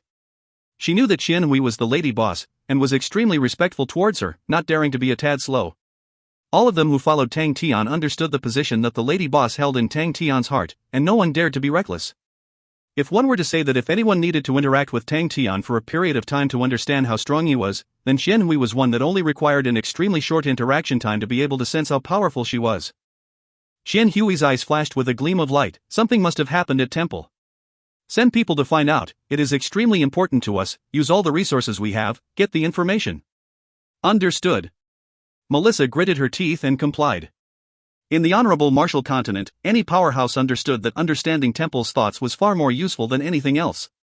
To infiltrate Temple was naturally an extremely difficult matter, but as it was related to the survival of the families, they had to do it no matter how difficult it was. With time and money, the constant perseverance would yield success. The Macefield family might not be strong, but in any case, they had crossed the doors to become a prestigious family. It was naturally impossible for them to have powerful influence, but they had a close relations with one or two clan elders. All they had to do for these clan elders were provide food and enjoyment, and did not need to do anything else, all for such a moment like this. Clan elder Bianchi arrived at Temple as per usual. But he immediately sensed a different atmosphere. The Temple had become extremely strict with security, and there were guards everywhere. The guards of Temple had a unique name, called the Temple Guardians. In normal times, the Temple guards could only be seen in a corner, they were like shadows, and even the arrogant words of the clan elders never influenced them. But Bianchi had seen over 200 Temple Guardians while walking through Temple. It was then he realized that there were actually so many Temple Guardians. Something must have definitely happened. Bianchi felt uneasy, but his eyes suddenly lit up when he saw Clan Elder Seuss. He and Clan Elder Seuss were close friends. Furthermore, he, a low-rank clan elder, was different from Seuss.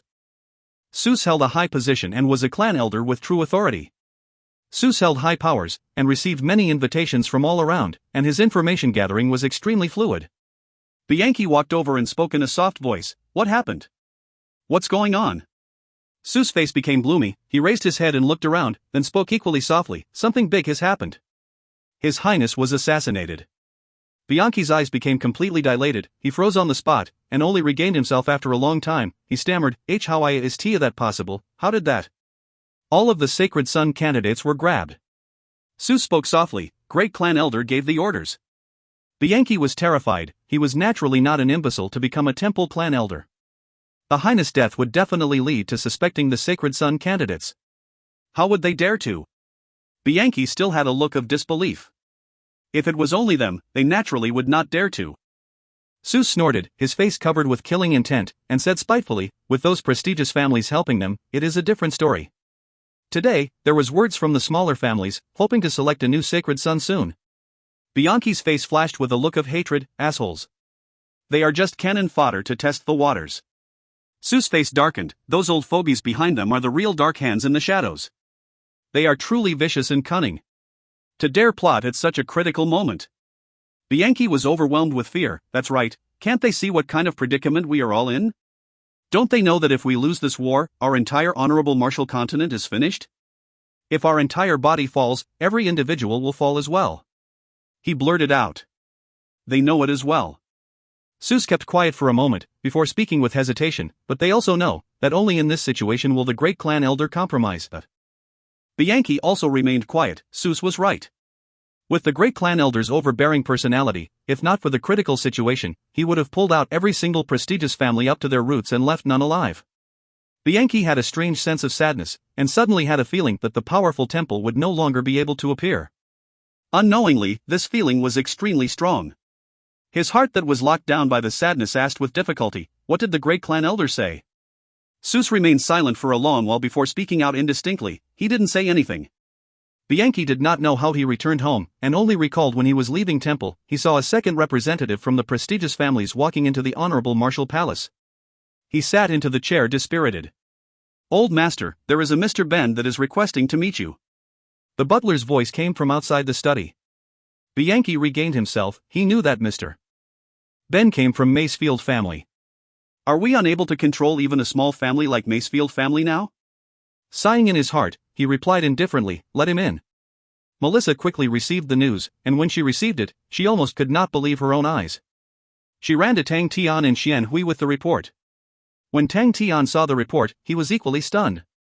He had seen Charles before, and right from the start, Charles had always been on his blacklist. Assassinating Charles had been one of the plans that he, Xian Hui, and Bing had discussed before. Who would have expected for Charles to be assassinated by someone else? Xian Hui was much calmer. She had never seen Charles before, thus did not react much to the news, and immediately thought about the advantages and disadvantages. Xian and Sima Xiao were called in for the discussion. Xian was proficient in strategies, while Sima Xiao was proficient in plotting and trickeries. We need to spread this news immediately. Xian and Sima Xiao had the same suggestion as they spouted it out simultaneously. We need to take advantage of the crisis for our own gains. The more chaotic the situation, the more advantage we have, and the more space we have to maneuver, and more opportunities will open for us. Sima Xiao's eyes gleamed with light. A chaotic situation was his favorite. We can take advantage of this to get rid of a few important people in those prestigious families. He then continued, once we kill them, the prestigious families will definitely point their fingers and weapons at Temple, both parties will not have a leeway of understanding, and the resistance will become more intense. The prestigious families have no way to retreat, and if they lose, will Temple let them go? So they will walk this path till to the end, and force Temple to retreat and force the great clan elder to hand over his authority.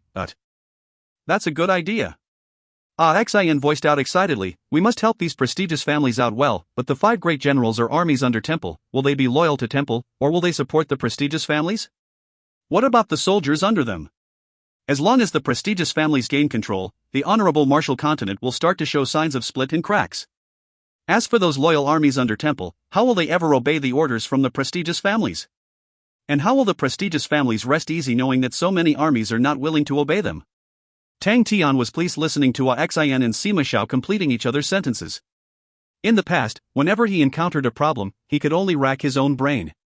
But now, all of his subordinates were all experts, all valiant generals, with brilliant minds that could plot and plan. Tang Tian thought to himself, since when did I become so competent? He and Bing agreed to the spreading of news, and furthermore, it was easily achievable with their unique communication means. Tang Tian thought about Go Changwondao. He had not received any news from his rear, but Charles's assassination had already spread through the entire Southern Alliance. Go Changwondao's face must definitely be extremely spectacular. A pity we can't see it.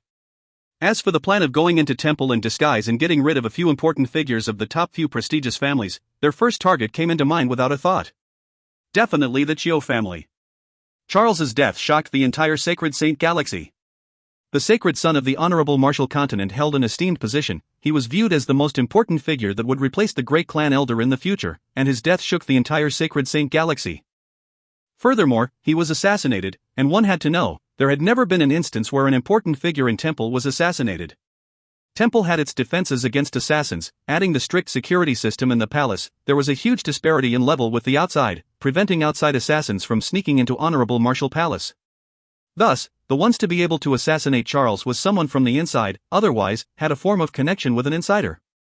What shocked everyone as well was that Temple held an extremely strict control over their internal members, therefore for something like that to happen, it was unprecedented. For one to enter the honorable martial palace, one had to go through many rounds of examinations and screenings. Every single round, there would be oaths taking, holy flame tests, etc.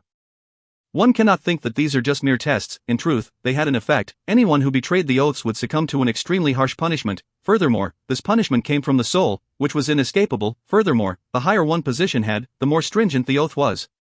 Aside from the benefits, the fact that Temple never had turncoats was one of the reasons why many people hated Temple.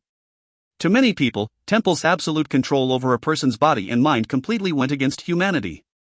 But one had to admit, Temple's methods was effective. While other families were in struggles against one another, Temple was always as one. The higher-ups' orders were executed unconditionally, their soldiers were zealots without any fear of self-sacrifice. That was why the outside world was filled with respect and fear towards Temple. To them, such a thing was difficult to fight against. But sacred son Charles had been assassinated, shattering everything. To everyone, the rate of the news being spread throughout the entire Sacred Saint Galaxy on such an important matter was obviously fuel to the fire done by the perpetrator. Immediately, the conflict between Temple and the prestigious families surfaced, and became the most heated and popular topic of discussion. This was a wave that had just begun. If you find any errors, ads pop up, ads redirect, broken links, non-standard content, etc., please let us know. Report chapter so we can fix it as soon as possible.